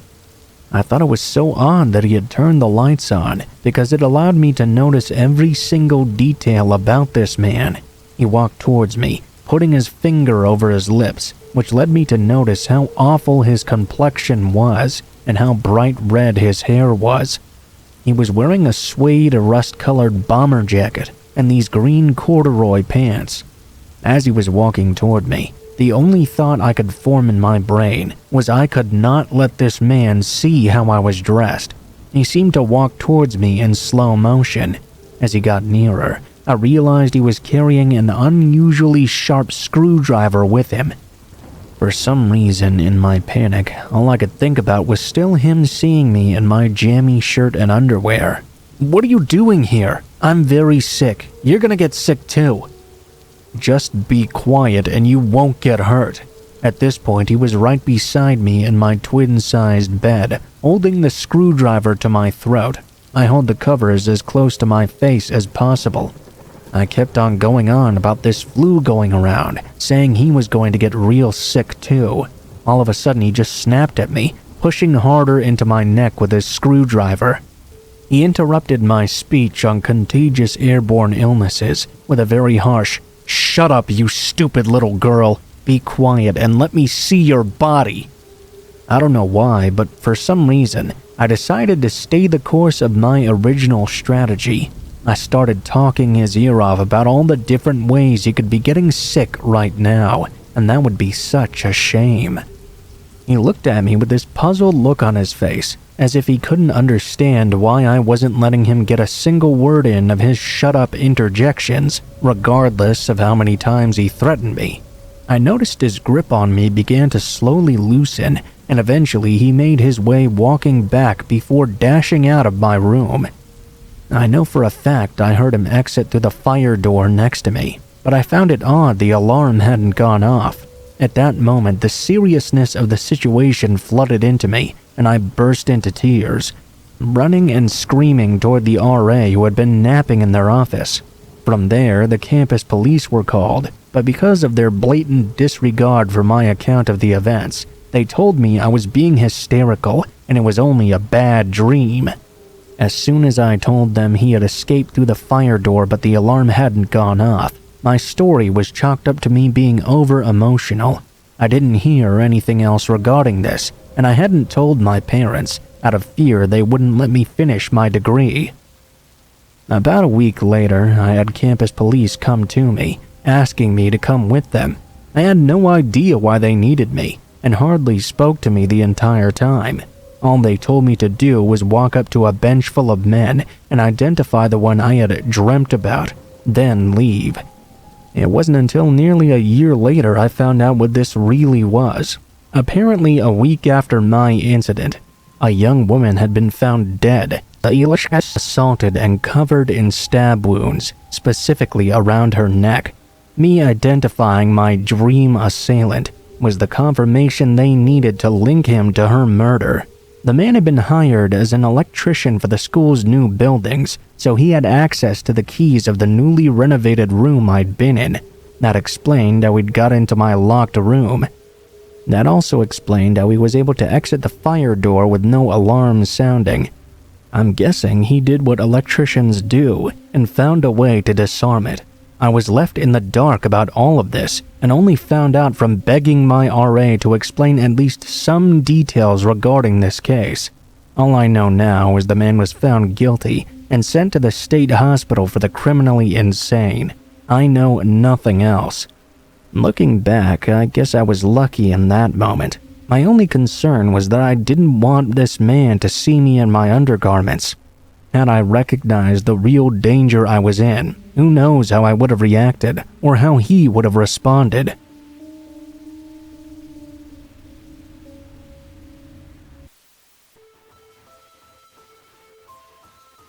What is up, guys? Blue Spooky here. Thank you guys so much for watching, especially if you made it this far to the end of the video. If you liked the video, please be sure to like, share, comment, and subscribe if you feel so inclined. If you have any feedback for me as well, be sure to leave that in comments below the video. If you guys have a story you'd like to send in, or if you'd like to contact me for any reasons, there will be links to my social media in the description below the video, including my Facebook, Gmail, and Twitter accounts. Go ahead and send me a message on any of those, and I'll try to get to you as soon as possible. If you do decide to send in a story, please be sure to include in the tagline what the name of the story is if it has one, what type of story it is if it has one, and how you'd like to be credited in the description below the video. Please make sure to include as much detail as you feel comfortable with and try to use as much proper grammar as possible to make sure you have the highest chance of appearing in a future video. Overall, I think that's pretty much it for now, guys, so thank you so much for watching, and I hope you guys have a great day.